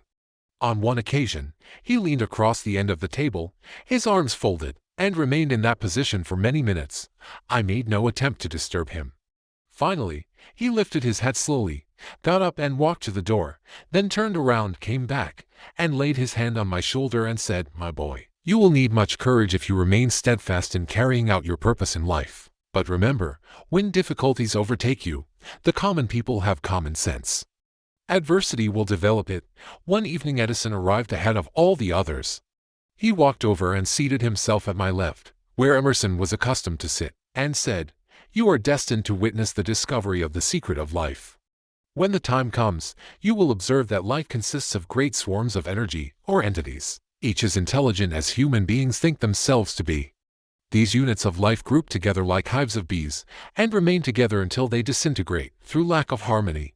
These units have differences of opinion, the same as human beings, and often fight among themselves.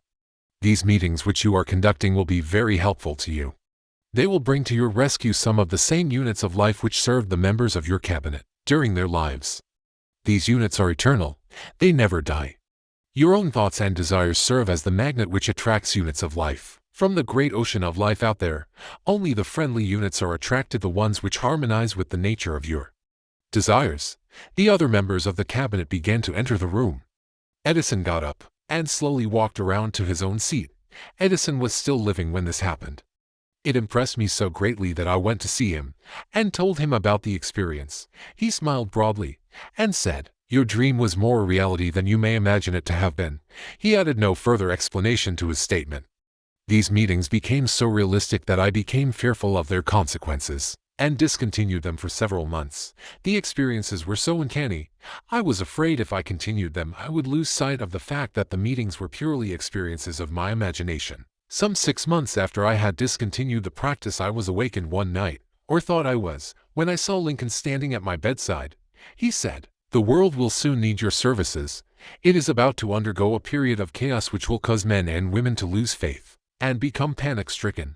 Go ahead with your work and complete your philosophy.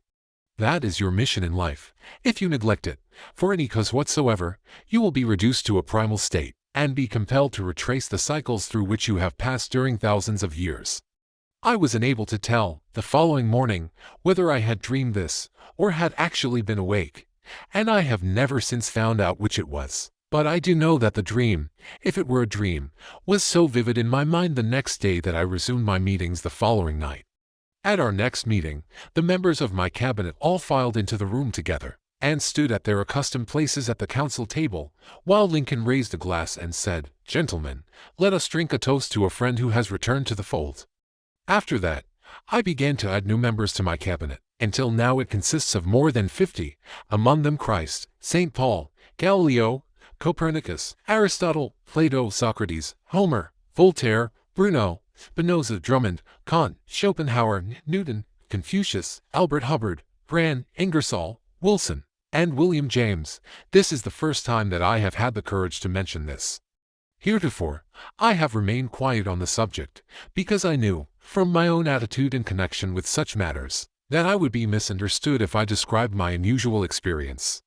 I have been emboldened now to reduce my experience to the printed page, because I am now less concerned about what they say than I was in the years that have passed.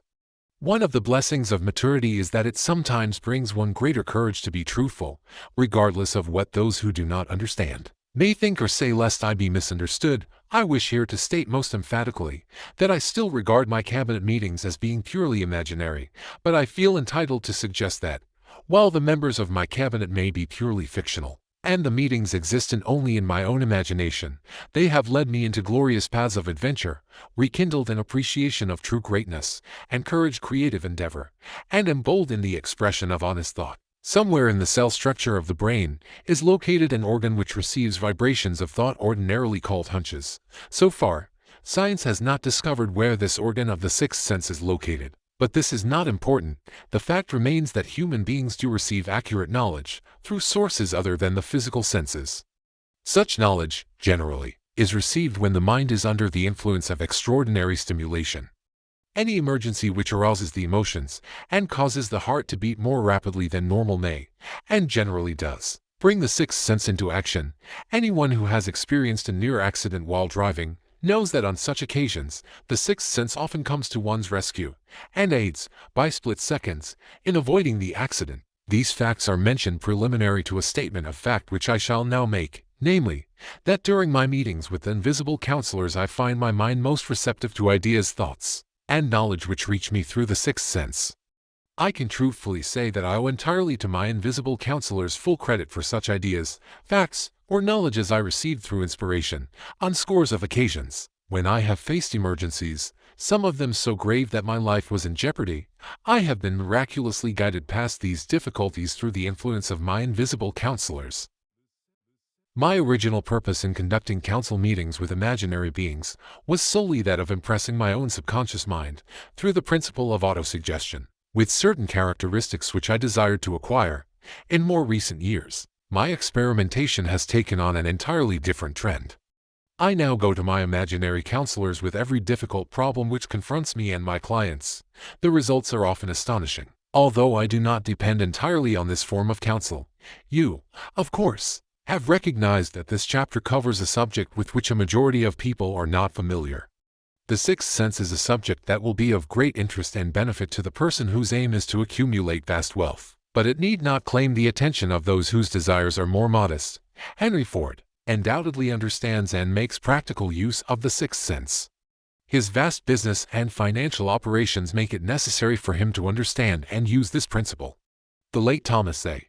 Edison understood and used the sixth sense in connection with the development of inventions, especially those involving basic patents, in connection with which he had no human experience and no accumulated knowledge to guide him, as was the case while he was working on the talking machine and the moving picture machine. Nearly all great leaders, such as Napoleon, Bismarck, Joan of Arc, Christ, Buddha, Confucius, and Mohammed, understood and probably made use of the sixth sense almost continuously. The major portion of their greatness consisted of their knowledge of this principle. The sixth sense is not something that one can take off and put on at will. Ability to use this great power comes slowly, through application of the other principles outlined in this book. Seldom does any individual come into workable knowledge of the sixth sense before the age of 40. More often the knowledge is not available until one is well past 50, and this, for the reason that the spiritual forces, with which the sixth sense is so closely related, do not mature and become usable except through years of meditation, self-examination, and serious thought. No matter who you are, or what may have been your purpose in reading this book, you can profit by it without understanding the principle described in this chapter. This is especially true if your major purpose is that of accumulation of money or other material things. The chapter on the sixth sense was included because the book is designed for the purpose of presenting a complete philosophy by which individuals may unerringly guide themselves in attaining whatever they ask of life. The starting point of all achievement is desire. The finishing point is that brand of knowledge which leads to understanding of self, understanding of others, understanding of the laws of nature, recognition, and understanding of happiness.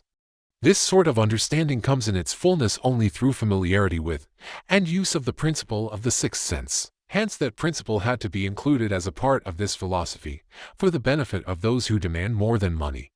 Having read the chapter, you must have observed that while reading it, you were lifted to a high level of mental stimulation. Splendid. Come back to this again a month from now, read it once more, and observe that your mind will soar to a still higher level of stimulation.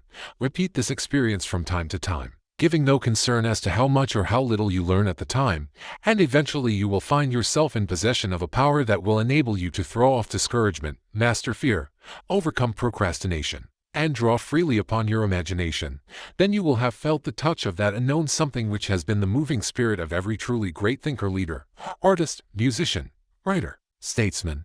Then you will be in position to transmute your desires into their physical or financial counterpart as easily as you may lie down and quit at the first sign of opposition. Faith vs. Fear. Previous chapters have described how to develop faith through autosuggestion, desire, and the subconscious. The next chapter presents detailed instructions for the mastery of fear. Here will be found a full description of the 6 fears which are the cause of all discouragement, timidity, procrastination, indifference, indecision, and the lack of ambition, self-reliance, initiative, self-control, and enthusiasm. Search yourself carefully as you study these 6 enemies, as they may exist only in your subconscious mind, where their presence will be hard to detect. Remember, too, as you analyze the 6 ghosts of fear, that they are nothing but ghosts because they exist only in one's mind. Remember, also, that ghosts are creations of uncontrolled imagination have caused most of the damage people have done to their own minds. Therefore, ghosts can be as dangerous as if they lived and walked on the earth in physical bodies. The ghost of the fear of poverty, which seized the minds of millions of people in 1929, was so real that it caused the worst business depression this country has ever known. Moreover, this particular ghost still frightens some of us out of our wits. Chapter 15. How to outwit the 6 ghosts of fear. Take inventory of yourself as you read this closing chapter, and find out how many of the ghosts are standing in your way before you can put any portion of this philosophy into successful use. Your mind must be prepared to receive it. The preparation is not difficult. It begins with study, analysis, and understanding of 3 enemies which you shall have to clear out. These are indecision, doubt, and fear. The 6th sense will never function while these 3 negatives, or any of them, remain in your mind. The members of this unholy trio are closely related. Where one is found, the other 2 are close at hand. Indecision is the seedling of fear. Remember this as you read. Indecision crystallizes into doubt. The 2 blend and become fear. The blending process often is slow. This is one reason why these 3 enemies are so dangerous. They germinate and grow without their presence being observed. The remainder of this chapter describes an end which must be attained before the philosophy, as a whole, can be put into practical use. It also analyzes a condition which has, but lately, reduced huge numbers of people to poverty, and it states a truth which must be understood by all who accumulate riches, whether measured in terms of money or a state of mind of far greater value than money. The purpose of this chapter is to turn the spotlight of attention upon the cause and the cure of the 6 basic fears. Before we can master an enemy, we must know its name, its habits, and its place of abode. As you read, analyze yourself carefully, and determine which, if any, of the 6 common fears have attached themselves to you. Do not be deceived by the habits of these subtle enemies. Sometimes they remain hidden in the subconscious mind, where they are difficult to locate, and still more difficult to eliminate. The 6 basic fears. There are 6 basic fears, with some combination of which every human suffers at one tune or another. Most people are fortunate if they do not suffer from the entire 6. Named in the order of their most common appearance, they are the fear of poverty, the fear of criticism, the fear of ill health, the fear of loss of love of someone, the fear of old age, the fear of death. All other fears are of minor importance. They can be grouped under these 6 headings. The prevalence of these fears, as a curse to the world, runs in cycles. For almost 6 years, while the Depression was on, we floundered in the cycle of fear of poverty. During the World War, we were in the cycle of fear of death. Just following the war, we were in the cycle of fear of ill health, as evidenced by the epidemic of disease which spread itself all over the world. Fears are nothing more than states of mind. One state of mind is subject to control and direction. Physicians, as everyone knows, are less subject to attack by disease than ordinary laymen, for the reason that physicians do not fear disease. Physicians, without fear or hesitation, have been known to physically contact hundreds of people, daily, who were suffering from such contagious diseases as smallpox, without becoming infected. Their immunity against the disease consisted, largely, if not solely, in their absolute lack of fear. Man can create nothing which he does not first conceive in the form of an impulse of thought. Following this statement, comes another of still greater importance, namely, man's thought impulses begin immediately to translate themselves into their physical equivalent, whether those thoughts are voluntary or involuntary. Thought impulses which are picked up through the ether, by mere chance. Thoughts which have been released by other minds may determine one's financial, business, professional, or social destiny just as surely as do the thought impulses which one creates by intent and design. We are here laying the foundation for the presentation of a fact of great importance to the person who does not understand why some people appear to be lucky while others of equal or greater ability, training, experience, and brain capacity seem destined to ride with misfortune. This fact may be explained by the statement that every human being has the ability to completely control his own mind, and with this control, obviously, every person may open his mind to the thought impulses which are being released by other brains, or close the doors tightly and admit only thought impulses of his own choice. Nature has endowed man with absolute control over but one thing, and that is thought. This fact, coupled with the additional fact that everything which man creates begins in the form of a thought, leads one very near to the principle by which fear may be mastered.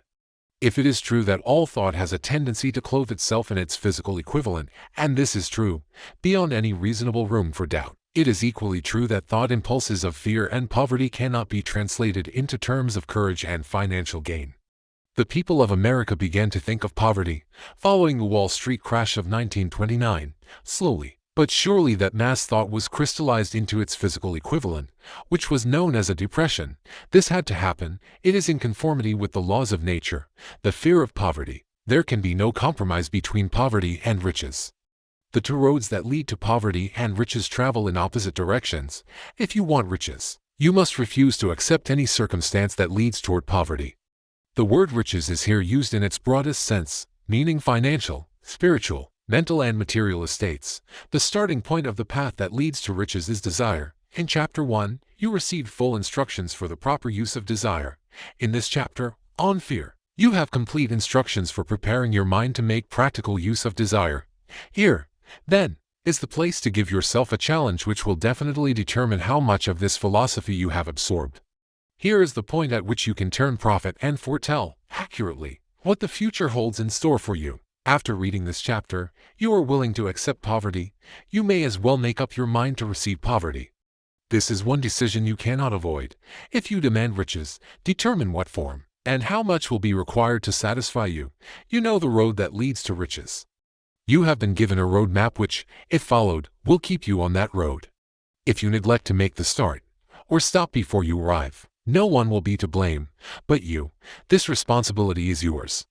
No alibi will save you from accepting the responsibility if you now fail or refuse to demand riches of life, because the acceptance calls for but one thing incidentally, the only thing you can control, and that is a state of mind. A state of mind is something that one assumes. It cannot be purchased, it must be created. Fear of poverty is a state of mind, nothing else, but it is sufficient to destroy one's chances of achievement in any undertaking, a truth which became painfully evident during the Depression.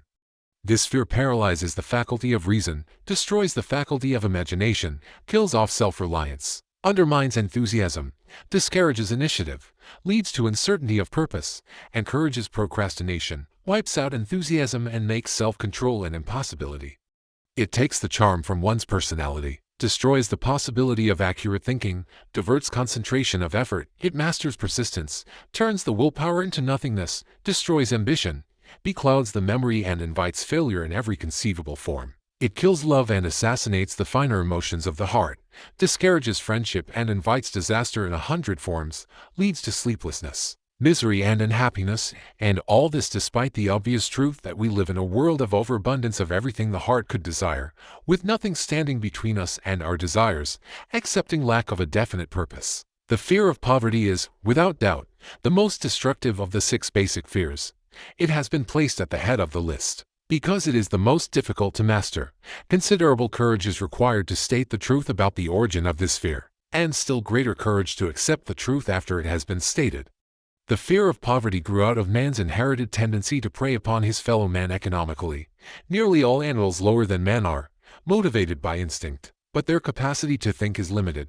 Therefore, they prey upon one another physically. Man, with his superior sense of intuition, with the capacity to think and to reason, does not eat his fellowman bodily. He gets more satisfaction out of eating him financially. Man is so avaricious that every conceivable law has been passed to safeguard him from his fellowman. Of all the ages of the world, of which we know anything, The age in which we live seems to be one that is outstanding because of man's money madness. Man is considered less than the dust of the earth, unless he can display a fat bank account. But if he has money, never mind how he acquired it, he is a king or a big shot.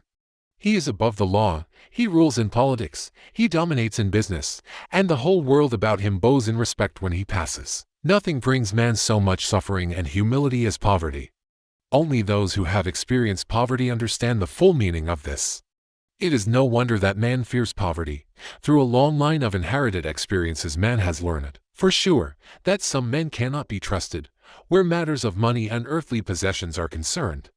This is a rather stinging indictment, the worst part of it being that it is true. The majority of marriages are motivated by the wealth possessed by one or both of the contracting parties. It is no wonder, therefore, that the divorce courts are busy. So eager is man to possess wealth that he will acquire it in whatever manner he can, through legal methods if possible, through other methods if necessary or expedient. Self-analysis may disclose weaknesses which one does not like to acknowledge. This form of examination is essential to all who demand of life more than mediocrity and poverty. Remember, as you check yourself point by point, that you are both the court and the jury, the prosecuting attorney and the attorney for the defense, and that you are the plaintiff and the defendant, also, that you are on trial. Face the facts squarely. Ask yourself definite questions and demand direct replies. When the examination is over, you will know more about yourself.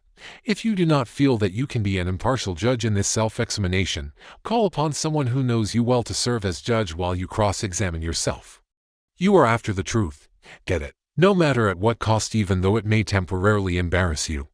The majority of people, if asked what they fear most, would reply, "I fear nothing." The reply would be inaccurate, because few people realize that they are bound, handicapped, whipped spiritually and physically through some form of fear. So subtle and deeply seated is the emotion of fear that one may go through life burdened with it, never recognizing its presence. Only a courageous analysis will disclose the presence of this universal enemy. When you begin such an analysis, search deeply into your character. Here is a list of the symptoms for which you should look. Symptoms of the fear of poverty: indifference, commonly expressed through lack of ambition. Willingness to tolerate poverty, acceptance of whatever compensation life may offer without protest. Mental and physical laziness, lack of initiative, imagination, enthusiasm and self-control. Indecision, the habit of permitting others to do one's thinking, staying on the fence. Doubt, generally expressed through alibis and excuses designed to cover up, explain away, or apologize for one's failures, sometimes expressed in the form of envy of those who are successful, or by criticizing them. Worrying, usually expressed by finding fault with others, a tendency to spend beyond one's income. Neglect of personal appearance, scowling and frowning. Intemperance in the use of alcoholic drink, sometimes through the use of narcotics. Nervousness, lack of poise, self-consciousness and lack of self-reliance. Overcaution, the habit of looking for the negative side of every circumstance, thinking and talking of possible failure instead of concentrating upon the means of succeeding, knowing all the roads to disaster, but never searching for the plans to avoid failure. Waiting for the right time to begin putting ideas and plans into action, until the waiting becomes a permanent habit, remembering those who have failed, and forgetting those who have succeeded, seeing the hole in the donut, but overlooking the donut. Pessimism, leading to indigestion, poor elimination, auto-intoxication, bad breath and bad disposition. Procrastination, the habit of putting off until tomorrow that which should have been done last year. Spending enough time in creating alibis and excuses to have done the job. This symptom is closely related to overcaution, doubt and worrying, refusal to accept responsibility when it can be avoided. Willingness to compromise rather than put up a stiff fight. Compromising with difficulties instead of harnessing and using them as stepping stones to advancement. Bargaining with life for a penny, instead of demanding prosperity, opulence, riches, contentment, and happiness. Planning what to do if and when overtaken by failure, instead of burning all bridges and making retreat impossible. Weakness of, and often total lack of self-confidence, definiteness of purpose, self-control, initiative, enthusiasm, ambition, thrift and sound reasoning ability. Expecting poverty instead of demanding riches, association with those who accept poverty instead of seeking the company of those who demand and receive riches. Money talks, some will ask. Why did you write a book about money? Why measure riches in dollars alone? Some will believe, and rightly so, that there are other forms of riches more desirable than money. Yes, there are riches which cannot be measured in terms of dollars, but there are millions of people who will say, "Give me all the money I need, and I will find everything else I want." The major reason why I wrote this book on how to get money is the fact that the world has but lately passed through an experience that left millions of men and women paralyzed with the fear of poverty. What this sort of fear does to one was well described by Westbrook Pegler in the New York World Telegram, viz., money is only clamshells or metal discs or scraps of paper, and there are treasures of the heart and soul which money cannot buy. But most people, being broke, are unable to keep this in mind and sustain their spirits. When a man is down and out and on the street, unable to get any job at all, something happens to his spirit which can be observed in the droop of his shoulders, the set of his hat, his walk and his gaze.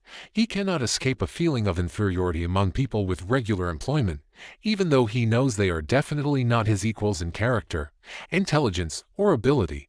These people even his friends feel, on the other hand, a sense of superiority and regard him, perhaps unconsciously, as a casualty. He may borrow for a time, but not enough to carry on in his accustomed way, and he cannot continue to borrow very long. But borrowing in itself, when a man is borrowing merely to live, is a depressing experience, and the money lacks the power of earned money to revive his spirits.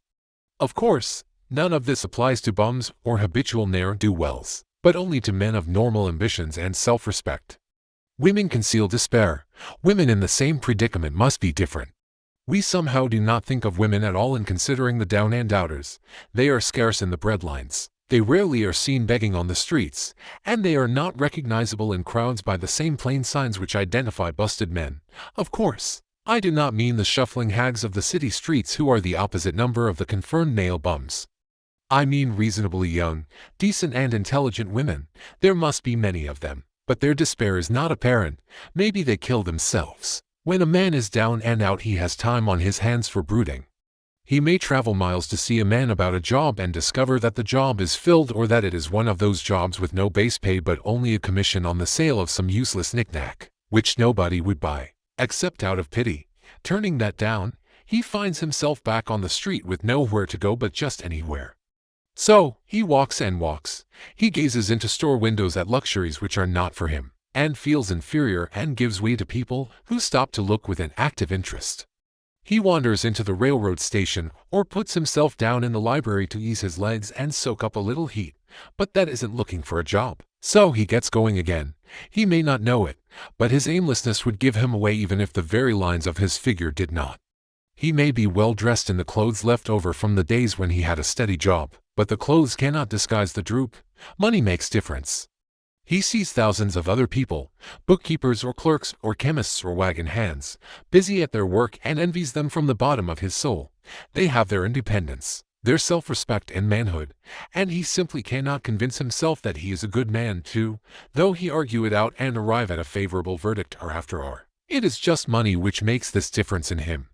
With a little money, he would be himself again. Some employers take the most shocking advantage of people who are down and out. The agencies hang out little colored cards offering miserable wages to busted men. $12 a week, $15 a week. An $18 a week job is a plum, and anyone with $25 a week to offer does not hang the job in front of an agency on a colored card. I have a want ad clip from a local paper demanding a clerk, a good, clean penman, to take telephone orders for a sandwich shop from 11 a.m. to 2 p.m. for $8 a month, not $8 a week but $8 a month. The ad says also, state religion. Can you imagine the brutal effrontery of anyone who demands a good, clean penman for 11 cents and are inquiring into the victim's religion? But that is what busted people are offered, the fear of criticism. Just how man originally came by this fear, no one can state definitely, but one thing is certain, he has it in a highly developed form. Some believe that this fear made its appearance about the time that politics became a profession. Others believe it can be traced to the age when women first began to concern themselves with styles in wearing apparel. This author, being neither a humorist nor a prophet, is inclined to attribute the basic fear of criticism to that part of man's inherited nature which prompts him not only to take away his fellowman's goods and wares, but to justify his action by criticism of his fellowman's character. It is a well-known fact that a thief will criticize the man from whom he steals, that politicians seek office, not by displaying their own virtues and qualifications, but by attempting to besmirch their opponents. The fear of criticism takes on many forms, the majority of which are petty and trivial. Bald-headed men, for example, are bald for no other reason than their fear of criticism. Hats become bald because of the tight-fitting bands of hats which cut off the circulation from the roots of the hair. Men wear hats, not because they actually need them, but mainly because everyone is doing it. The individual falls into line and does likewise, lest some other individual criticize him. Women seldom have bald heads, or even thin hair, because they wear hats which fit their heads loosely, the only purpose of the hats being adornment. But it must not be supposed that women are free from the fear of criticism. If any woman claims to be superior to man with reference to this fear, ask her to walk down the street wearing a hat of the vintage of 1890. The astute manufacturers of clothing have not been slow to capitalize this basic fear of criticism, with which all mankind has been cursed. Every season the styles in many articles of wearing apparel change. Who establishes the styles? Certainly not the purchaser of clothing, but the manufacturer. Why does he change the styles so often? The answer is obvious. He changes the style so he can sell more clothes. For the same reason the manufacturers of automobiles, with a few rare and very sensible exceptions, change styles of models every season. No man wants to drive an automobile which is not of the latest style, although the older model may actually be the better car. We have been describing the manner in which people behave under the influence of fear of criticism as applied to the small and petty things of life. Let us now examine human behavior when this fear affects people in connection with the more important events of human relationship. Take, for example, practically any person who has reached the age of mental maturity from 35 to 40 years of age, as a general average, and if you could read the secret thoughts of his mind, you would find a very decided disbelief in most of the fables taught by the majority of the dogmatists and theologians a few decades back. Not often, however, will you find a person who has the courage to openly state his belief on this subject. Most people will, if pressed for enough, tell a lie rather than admit that they do not believe the stories associated with that form of religion which held people in bondage prior to the age of scientific discovery and education. Why does the average person, even in this day of enlightenment, shy away from denying his belief in the fables which were the basis of most of the religions a few decades ago? The answer is because of the fear of criticism. Men and women have been burned at the stake for daring to express disbelief in ghosts. It is no wonder we have inherited a consciousness which makes us fear criticism. The time was, and not so far in the past, when criticism carried severe punishments. It still does in some countries. The fear of criticism robs man of his initiative, destroys his power of imagination, limits his individuality, takes away his self-reliance, and does him damage in 100 other ways. Parents often do their children irreparable injury by criticizing them. The mother of one of my boyhood chums used to punish him with a switch almost daily, always completing the job with the statement, "You'll land in the penitentiary before you are 20. He was sent to a reformatory at the age of 17. Criticism is the one form of service, of which everyone has too much. Everyone has a stock of it which is handed out, gratis. Whether called for or not, one's nearest relatives often are the worst offenders. It should be recognized as a crime. In reality, it is a crime of the worst nature for any parent to build inferiority complexes in the mind of a child through unnecessary criticism. Employers who understand human nature get the best there is in men, not by criticism, but by constructive suggestion. Parents may accomplish the same results with their children. Criticism will plant fear in the human heart, or resentment, but it will not build love or affection. Symptoms of the fear of criticism. This fear is almost as universal as the fear of poverty, and its effects are just as fatal to personal achievement, mainly because this fear destroys initiative and discourages the use of imagination. The major symptoms of the fear are self-consciousness, generally expressed through nervousness, timidity in conversation and in meeting strangers, awkward movement of the hands and limbs, shifting of the eyes, lack of poise, expressed through lack of voice control, nervousness in the presence of others, poor posture of body, poor memory, personality, lacking in firmness of decision, personal charm, and ability to express opinions definitely. The habit of sidestepping issues instead of meeting them squarely. Agreeing with others without careful examination of their opinions. Inferiority complex. The habit of expressing self-approval by word of mouth and by actions as a means of covering up a feeling of inferiority. Using big words to impress others. often without knowing the real meaning of the words. Imitating others in dress, speech and manners, boasting of imaginary achievements. This sometimes gives a surface appearance of a feeling of superiority, extravagance, the habit of trying to keep up with the Joneses, spending beyond one's income. Lack of initiative, failure to embrace opportunities for self-advancement, fear to express opinions, lack of confidence in one's own ideas, giving evasive answers to questions asked by superiors, hesitancy of manner and speech, deceit in both words and deeds. Lack of ambition, mental and physical laziness, lack of self-assertion, slowness in reaching decisions, easily influenced by others, the habit of criticizing others behind their backs and flattering them to their faces, the habit of accepting defeat without protest, quitting an undertaking when opposed by others, suspicious of other people without cause, lacking in tactfulness of manner and speech, and willingness to accept the blame for mistakes. The fear of ill health. This fear may be traced to both physical and social heredity. It is closely associated, as to its origin, with the causes of fear of old age and the fear of death, because it leads one closely to the border of terrible worlds of which man knows not, but concerning which he has been taught some discomforting stories. The opinion is somewhat general, also, that certain unethical people engaged in the business of selling health have had not a little to do with keeping alive the fear of ill health. In the main, man fears ill health because of the terrible pictures which have been planted in his mind of what may happen if death should overtake him.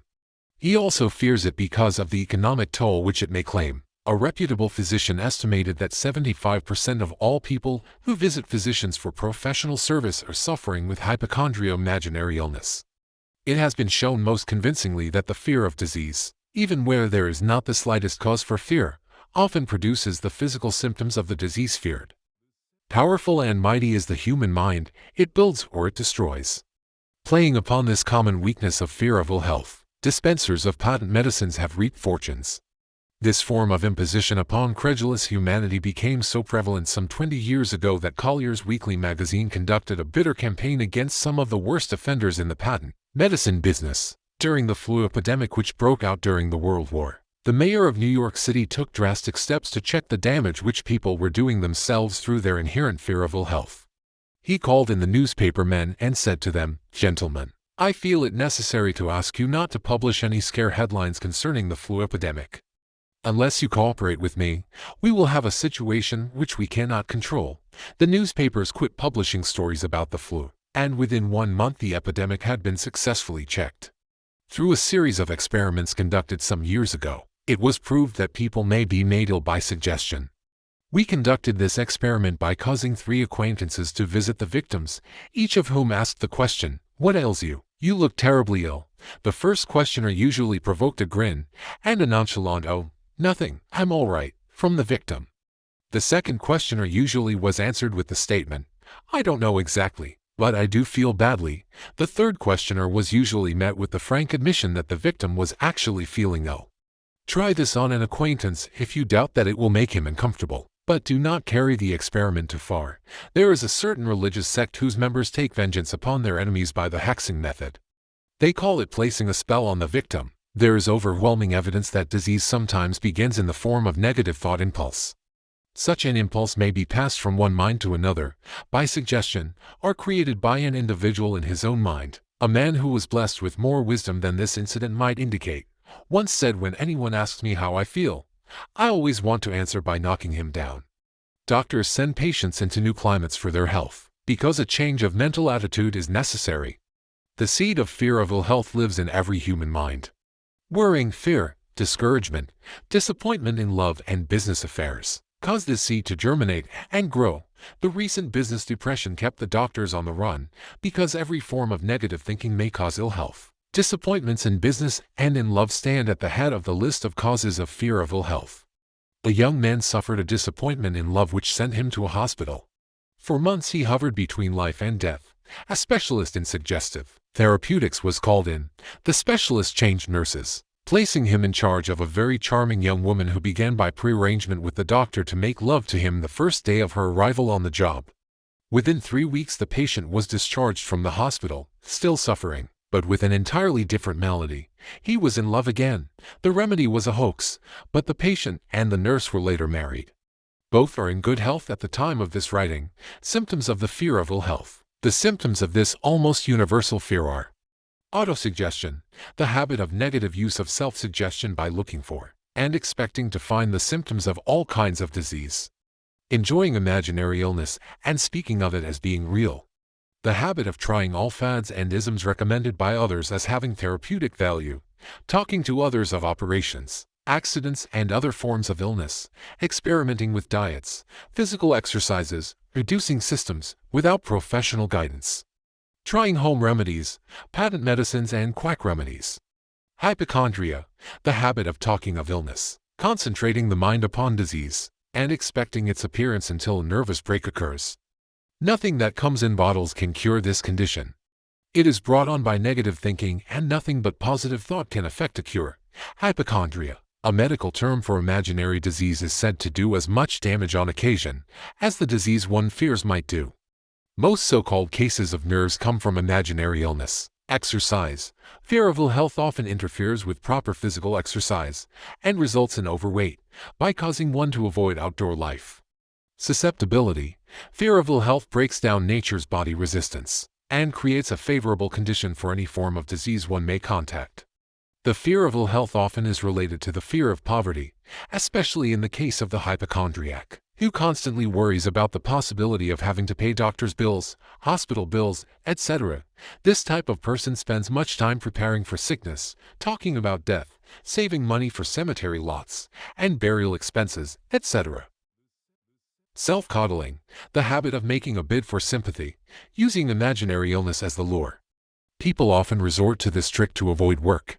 The habit of feigning illness to cover plain laziness or to serve as an alibi for lack of ambition. Intemperance, the habit of using alcohol or narcotics to destroy pains such as headaches, neuralgia, etc., instead of eliminating the cause. The habit of reading about illness and worrying over the possibility of being stricken by it. The habit of reading patent medicine advertisements. The fear of loss of love. The original source of this inherent fear needs but little description, because it obviously grew out of man's polygamous habit of stealing his fellow man's mate, and his habit of taking liberties with her whenever he could. Jealousy and other similar forms of dementia precox grow out of man's inherited fear of the loss of love of someone. This fear is the most painful of all the 6 basic fears. It probably plays more havoc with the body and mind than any of the other basic fears, as it often leads to permanent insanity. The fear of the loss of love probably dates back to the Stone Age, when men stole women by brute force. They continue to steal females, but their technique has changed. Instead of force, they now use persuasion, the promise of pretty clothes, motor cars, and other bait much more effective than physical force. Man's habits are the same as they were at the dawn of civilization, but he expresses them differently. Careful analysis has shown that women are more susceptible to this fear than men. This fact is easily explained. Women have learned, from experience, that men are polygamous by nature, that they are not to be trusted in the hands of rivals. Symptoms of the fear of loss of love. The distinguishing symptoms of this fear are jealousy, the habit of being suspicious of friends and loved ones without any reasonable evidence of sufficient grounds. Jealousy is a form of dementia precox which sometimes becomes violent without the slightest cause. The habit of accusing wife or husband of infidelity without grounds. General suspicion of everyone. Absolute faith in no one. Fault-finding, the habit of finding fault with friends, relatives, business associates, and loved ones upon the slightest provocation, or without any cause whatsoever. Gambling, the habit of gambling, stealing, cheating, and otherwise taking hazardous chances to provide money for loved ones, with the belief that love can be bought. The habit of spending beyond one's means, or incurring debts, to provide gifts for loved ones, with the object of making a favorable showing. Insomnia, nervousness, lack of persistence, weakness of will, lack of self-control, lack of self-reliance, bad temper, the fear of old age. In the main, this fear grows out of 2 sources. First, the thought that old age may bring with it poverty. Secondly, and by far the most common source of origin, from false and cruel teachings of the past which have been too well mixed with fire and brimstone, and other bogies cunningly designed to enslave man through fear. In the basic fear of old age, man has 2 very sound reasons for his apprehension, one growing out of his distrust of his fellowmen, who may seize whatever worldly goods he may possess, and the other rising from the terrible pictures of the world beyond, which were planted in his mind, through social heredity before he came into full possession of his mind. The possibility of ill health, which is more common as people grow older, is also a contributing cause of this common fear of old age.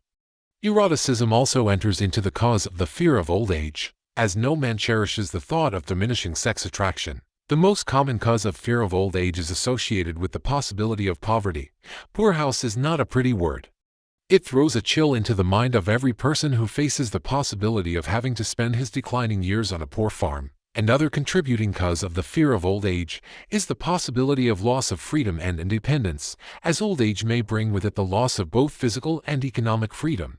Symptoms of the fear of old age. The commonest symptoms of this fear are the tendency to slow down and develop an inferiority complex at the age of mental maturity, or around the age of 40, falsely believing oneself to be slipping because of age.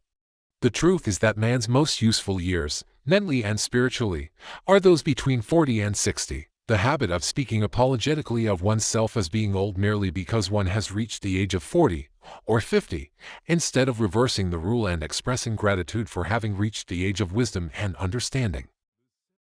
The habit of killing off initiative, imagination, and self-reliance by falsely believing oneself too old to exercise these qualities.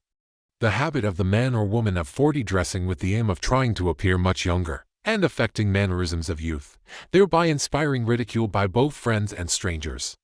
Women of 40 dressing with the aim of trying to appear much younger and affecting mannerisms of youth, thereby inspiring ridicule by both friends and strangers. The fear of death. To some, this is the cruelest of all the basic fears.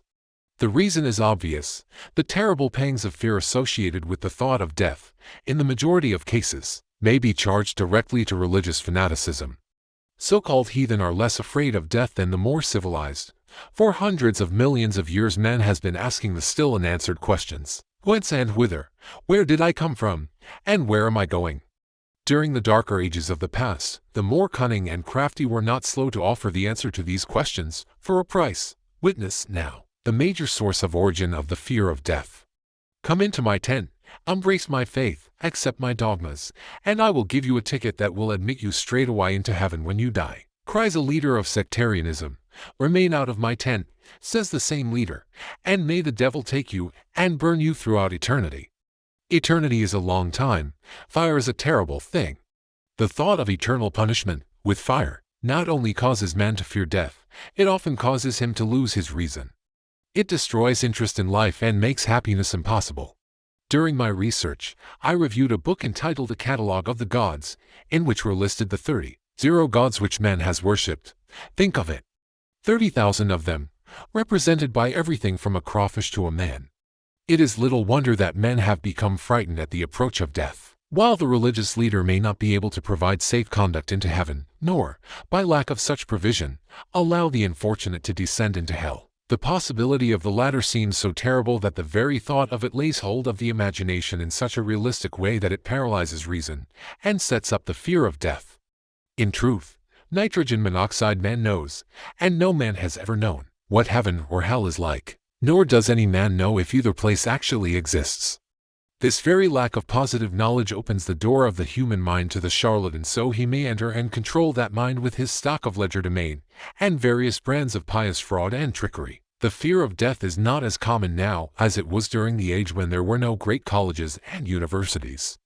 Men of science have turned the spotlight of truth upon the world, and this truth is rapidly freeing men and women from this terrible fear of death.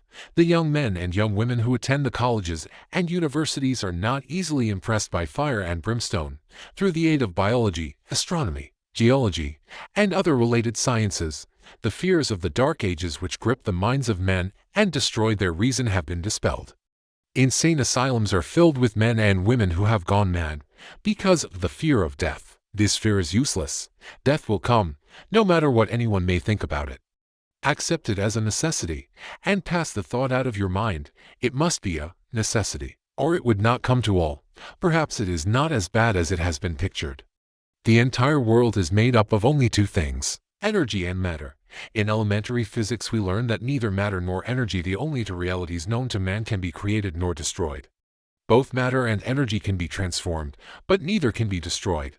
Life is energy, if it is anything. If neither energy nor matter can be destroyed, of course life cannot be destroyed. Life, like other forms of energy, may be passed through various processes of transition or change, but it cannot be destroyed. Death is mere transition. If death is not mere change or transition, then nothing comes after death except the long, eternal, peaceful sleep, and sleep is nothing to be feared. Thus you may wipe out, forever, the fear of death.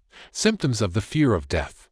The general symptoms of this fear are the habit of thinking about dying instead of making the most of life, due, generally, lack of purpose, or lack of a suitable occupation.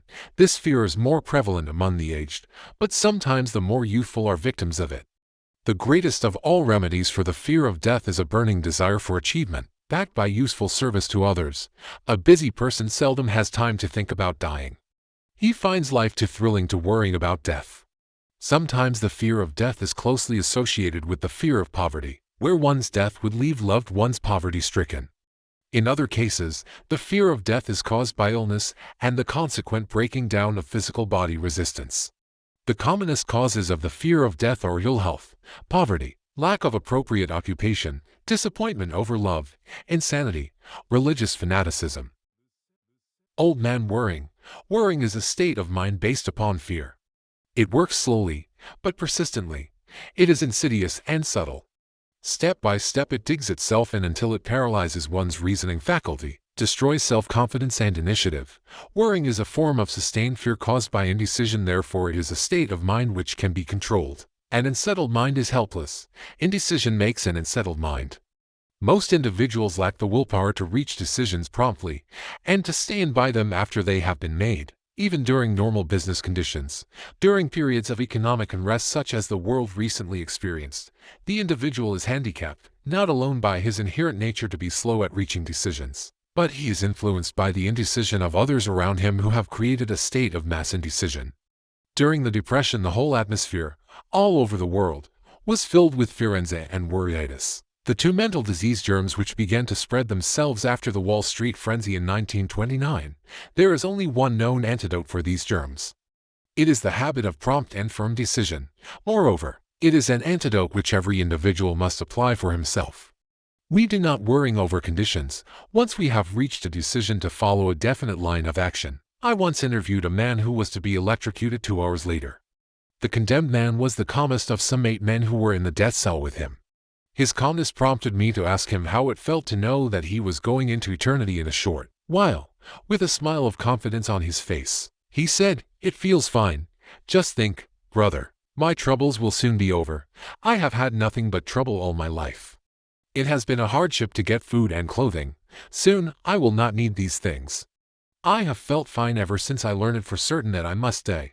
I made up my mind then to accept my fate in good spirit." As he spoke, he devoured a dinner of proportions sufficient for 3 men, eating every mouthful of the food brought to him, and apparently enjoying it as much as if no disaster awaited him. Decision gave this man resignation to his fate. Decision can also prevent one's acceptance of undesired circumstances. The 6 basic fears become translated into a state of worrying. Through indecision, relieve yourself forever of the fear of death, by reaching a decision to accept death as an inescapable event. Whip the fear of poverty by reaching a decision to get along with whatever wealth you can accumulate without worrying. Put your foot upon the neck of the fear of criticism by reaching a decision not to worrying about what other people think, do, or say. Eliminate the fear of old age by reaching a decision to accept it, not as a handicap, but as a great blessing which carries with it wisdom, self-control, and understanding not known to youth. Acquit yourself of the fear of ill health by the decision to forget symptoms. Master the fear of loss of love by reaching a decision to get along without love, if that is necessary. Kill the habit of worrying, in all its forms, by reaching a general, blanket decision that nothing which life has to offer is worth the price of worrying. With this decision will come poise, peace of mind, and calmness of thought which will bring happiness. A man whose mind is filled with fear not only destroys his own chances of intelligent action, but he transmits these destructive vibrations to the minds of all who come into contact with him, and destroys also their chances. Even a dog or a horse knows when its master lacks courage. Moreover, a dog or a horse will pick up the vibrations of fear thrown off by its master, and behave accordingly. Lower down the line of intelligence in the animal kingdom, one finds this same capacity to pick up the vibrations of fear. A honeybee immediately senses fear in the mind of a person for reasons unknown. The bee will sting the person whose mind is releasing vibrations of fear much more readily than it will molest the person whose mind registers no fear. The vibrations of fear pass from one mind to another just as quickly and as surely as the sound of the human voice passes from the broadcasting station to the receiving set of a radio, and by the self-same medium. Mental telepathy is a reality. Thoughts pass from one mind to another, voluntarily, whether or not this fact is recognized by either the person releasing the thoughts, or the persons who pick up those thoughts. The person who gives expression, by word of mouth, to negative or destructive thoughts is practically certain to experience the results of those words in the form of a destructive kickback. The release of destructive thought impulses, alone, without the aid of words, produces also a kickback in more ways than one. First of all, and perhaps most important to be remembered, the person who releases thoughts of a destructive nature must suffer damage through the breaking down of the faculty of creative imagination. Secondly, the presence in the mind of any destructive emotion develops a negative personality which repels people, and often converts them into antagonists.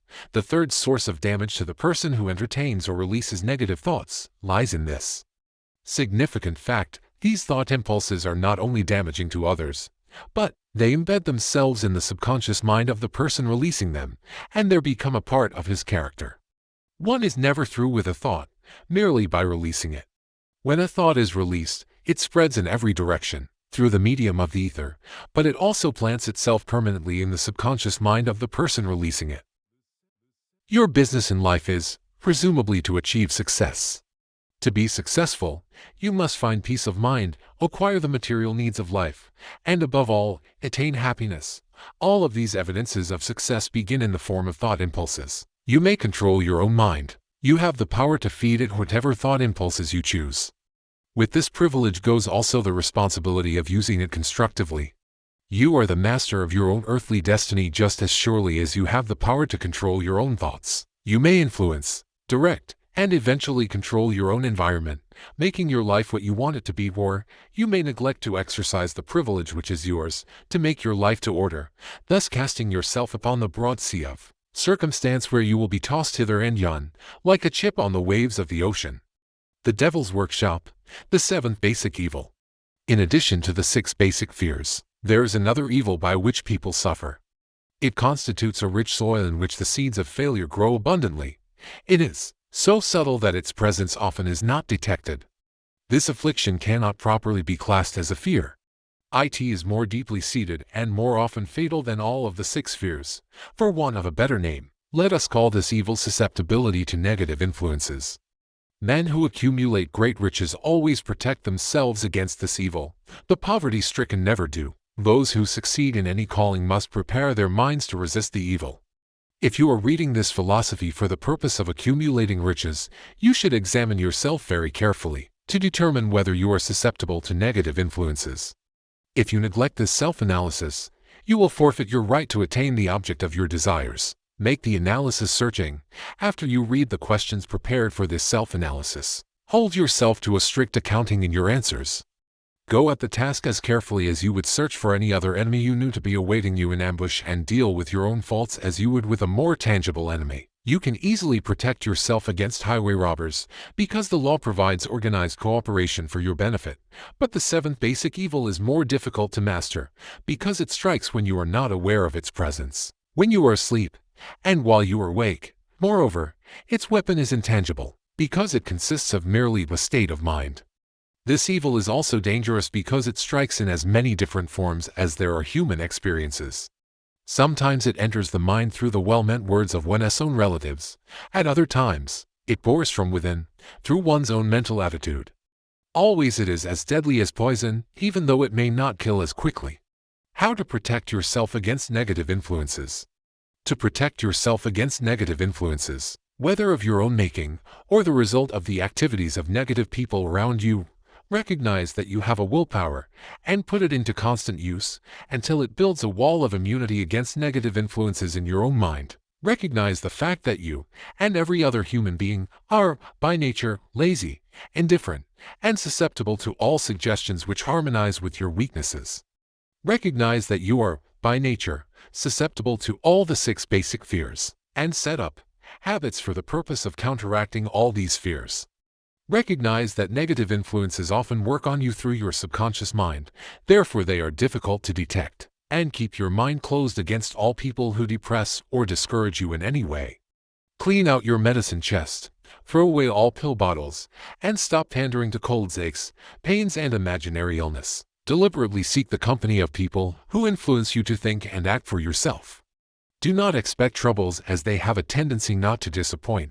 Without doubt, the most common weakness of all human beings is the habit of leaving their minds open to the negative influence of other people. This weakness is all the more damaging because most people do not recognize that they are cursed by it, and many who acknowledge it neglect or refuse to correct the evil until it becomes an uncontrollable part of their daily habits. To aid those who wish to see themselves as they really are, the following list of questions has been prepared. Read the questions and state your answers aloud, so you can hear your own voice. This will make it easier for you to be truthful with yourself. Self-analysis test questions. Do you complain often of feeling bad? And if so, what is the cause? Do you find fault with other people at the slightest provocation? Do you frequently make mistakes in your work? And if so, why? Are you sarcastic and offensive in your conversation? Do you deliberately avoid the association of anyone? And if so, why? Do you suffer frequently with indigestion? If so, what is the cause? Does life seem futile and the future hopeless to you? If so, why? Do you like your occupation? If not, why? Do you often feel self-pity? And if so, why? Are you envious of those who excel you? To which do you devote most time, thinking of success or of failure? Are you gaining or losing self-confidence as you grow older? Do you learn something of value from all mistakes? Are you permitting some relative or acquaintance to worry you? If so, why? Are you sometimes in the clouds and at other times in the depths of despondency? Who has the most inspiring influence upon you? What is the cause? Do you tolerate negative or discouraging influences which you can avoid? Are you careless of your personal appearance? If so, when and why? Have you learned how to drown your troubles by being too busy to be annoyed by them? Would you call yourself a spineless weakling if you permitted others to do your thinking for you? Do you neglect internal bathing until auto-intoxication makes you ill-tempered and irritable? How many preventable disturbances annoy you, and why do you tolerate them? Do you resort to liquor, narcotics, or cigarettes to quiet your nerves? If so, why do you not try willpower instead? Does anyone nag you? And if so, for what reason? Do you have a definite major purpose? And if so, what is it? And what plan have you for achieving it? Do you suffer from any of the 6 basic fears? If so, which ones? Have you a method by which you can shield yourself against the negative influence of others? Do you make deliberate use of autosuggestion to make your mind positive? Which do you value most, your material possessions, or your privilege of controlling your own thoughts? Are you easily influenced by others, against your own judgment? Has today added anything of value to your stock of knowledge or state of mind? Do you face squarely the circumstances which make you unhappy, or sidestep the responsibility? Do you analyze all mistakes and failures and try to profit by them, or do you take the attitude that this is not your duty? Can you name 3 of your most damaging weaknesses? What are you doing to correct them? Do you encourage other people to bring their worries to you for sympathy? Do you choose, from your daily experiences, lessons or influences which aid in your personal advancement? Does your presence have a negative influence on other people as a rule? What habits of other people annoy you most? Do you form your own opinions or permit yourself to be influenced by other people? Have you learned how to create a mental state of mind with which you can shield yourself against all discouraging influences? Does your occupation inspire you with faith and hope? Are you conscious of possessing spiritual forces of sufficient power to enable you to keep your mind free from all forms of fear? Does your religion help you to keep your own mind positive? Do you feel it your duty to share other people's worries? If so, why? If you believe that birds of a feather flock together, what have you learned about yourself by studying the friends whom you attract? What connection, if any, do you see between the people with whom you associate most closely, and any unhappiness you may experience? Could it be possible that some person whom you consider to be a friend is, in reality, your worst enemy, because of his negative influence on your mind? By what rules do you judge who is helpful and who is damaging to you? Are your intimate associates mentally superior or inferior to you? How much time out of every 24 hours do you devote to A. Your occupation, B. Sleep, C. Play and relaxation, D. Acquiring useful knowledge? A. Plain waste. Who among your acquaintances? A. Encourages you most. B. Cautions you most. C. Discourages you most. D. Helps you most in other ways. What is your greatest worrying? Why do you tolerate it? When others offer you free, unsolicited advice, do you accept it without question or analyze their motive? What, above all else, do you most desire? Do you intend to acquire it? Are you willing to subordinate all other desires for this one? How much time daily do you devote to acquiring it? Do you change your mind often? If so, why?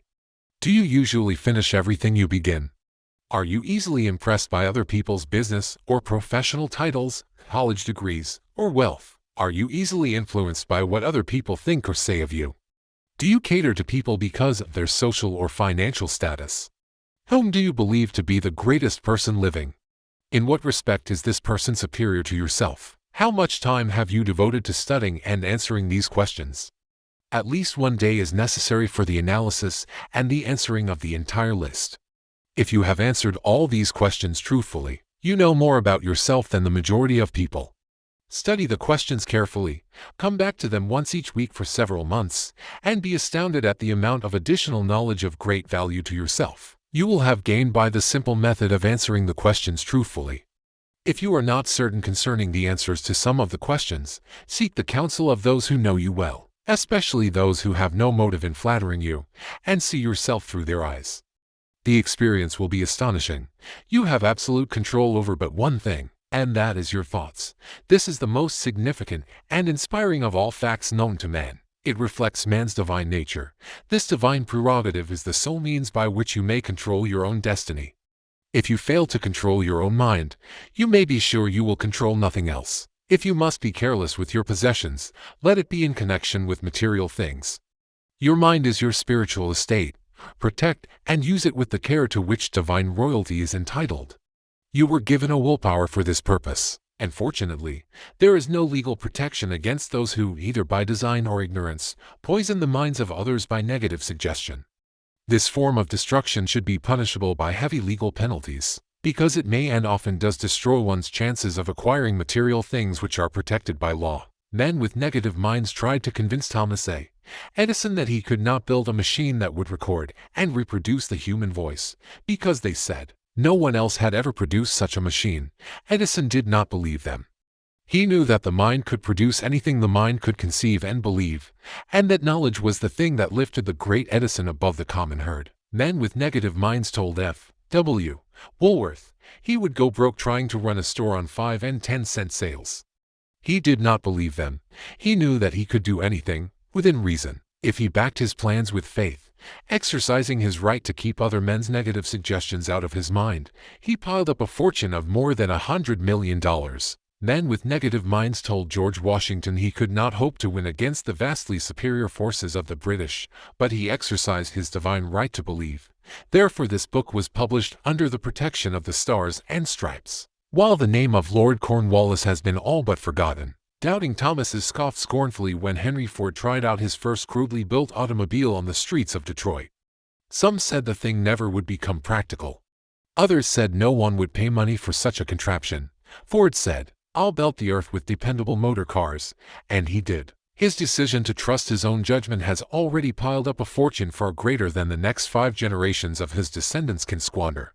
For the benefit of those seeking vast riches, let it be remembered that practically the sole difference between Henry Ford and a majority of the more than 100,000 men who work for him is this: Ford has a mind and controls it. The others have minds which they do not try to control. Henry Ford has been repeatedly mentioned because he is an astounding example of what a man with a mind of his own and a will to control it can accomplish. His record knocks the foundation from under that time-worn alibi: "I never had a chance." Ford never had a chance either, but he created an opportunity and backed IT with persistence until IT made him richer than Croesus. Mind control is the result of self-discipline and habit. You either control your mind or it controls you. There is no hallway compromise. The most practical of all methods for controlling the mind is the habit of keeping it busy with a definite purpose, backed by a definite plan. Study the record of any man who achieves noteworthy success, and you will observe that he has control over his own mind, moreover, that he exercises that control and directs it toward the attainment of definite objectives. Without this control, success is not possible. 57 Famous Alibis by Old Man. If people who do not succeed have one distinguishing trait in common. They know all the reasons for failure and have what they believe to be airtight alibis to explain away their own lack of achievement. Some of these alibis are clever, and a few of them are justifiable by the facts, but alibis cannot be used for money. The world wants to know only one thing: have you achieved success? A character analyst compiled a list of the most commonly used alibis. As you read the list, examine yourself carefully and determine how many of these alibis, if any, are your own property. Remember, too, the philosophy presented in this book makes every one of these alibis obsolete.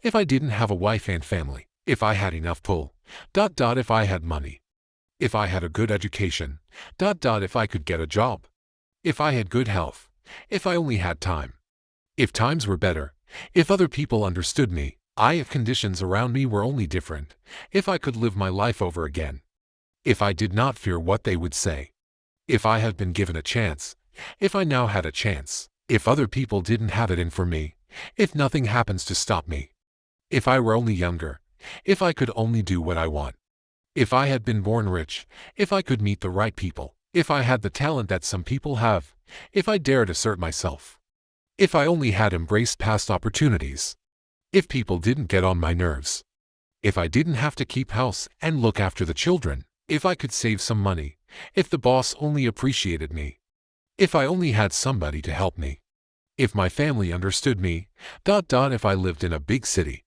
if I could just get started, if I were only free, if I had the personality of some people, if I were not so fat, if my talents were known, if I could just get a break, if I could only get out of debt, if I hadn't failed, if I only knew how, if everybody didn't oppose me, if I didn't have so many worries, if I could marry the right person, if people weren't so dumb, if my family were not so extravagant, if I were sure of myself, if luck were not against me, if I had not been born under the wrong star, if it were not true that what is to be will be, if I did not have to work so hard, if I hadn't lost my money, if I lived in a different neighborhood, if I didn't have a past, if I only had a business of my own, if other people would only listen to me, if and this is the greatest of them all I had the courage to see myself as I really am, I would find out what is wrong with me and correct it. Then I might have a chance to profit by my mistakes and learn something from the experience of others, for I know that there is something wrong with me, or I would now be where I would have been if I had spent more time analyzing my weaknesses and less time building alibis to cover them. Building alibis with which to explain away failure is a national pastime. The habit is as old as the human race and is fatal to success. Why do people cling to their pet alibis? The answer is obvious. They defend their alibis because they create them. A man's alibi is the child of his own imagination. It is human nature to defend one's own brainchild. Building alibis is a deeply rooted habit. Habits are difficult to break, especially when they provide justification for something we do. Plato had this truth in mind when he said, "The first and best victory is to conquer self." To be conquered by self is, of all things, the most shameful and vile. Another philosopher had the same thought in mind when he said, "It was a great surprise to me when I discovered that most of the ugliness I saw in others was but a reflection of my own nature." "It has always been a mystery to me," said Elbert Hubbard, "why people spend so much time deliberately fooling themselves by creating alibis to cover their weaknesses. If used differently, this same time would be sufficient to cure the weakness, then no alibis would be needed." In parting, I would remind you that life is a checkerboard, and the player opposite you is time. If you hesitate before moving, or neglect to move promptly, your man will be wiped off the board by time. You are playing against a partner who will not tolerate indecision. Previously you may have had a logical excuse for not having forced life to come through with whatever you asked, but that alibi is now obsolete, because you are in possession of the master key that unlocks the door to life's bountiful riches. The master key is intangible, but it is powerful. It is the privilege of creating, in your own mind, a burning desire for a definite form of riches. There is no penalty for the use of the key, but there is a price you must pay if you do not use it. The price is failure. There is a reward of stupendous proportions if you put the key to use. It is the satisfaction that comes to all who conquer self and force life to pay whatever is asked. The reward is worthy of your effort. Will you make the start and be convinced? If we are related, said the immortal Emerson, we shall meet. In closing, may I borrow his thought and say, if we are related, we have, through these pages, met.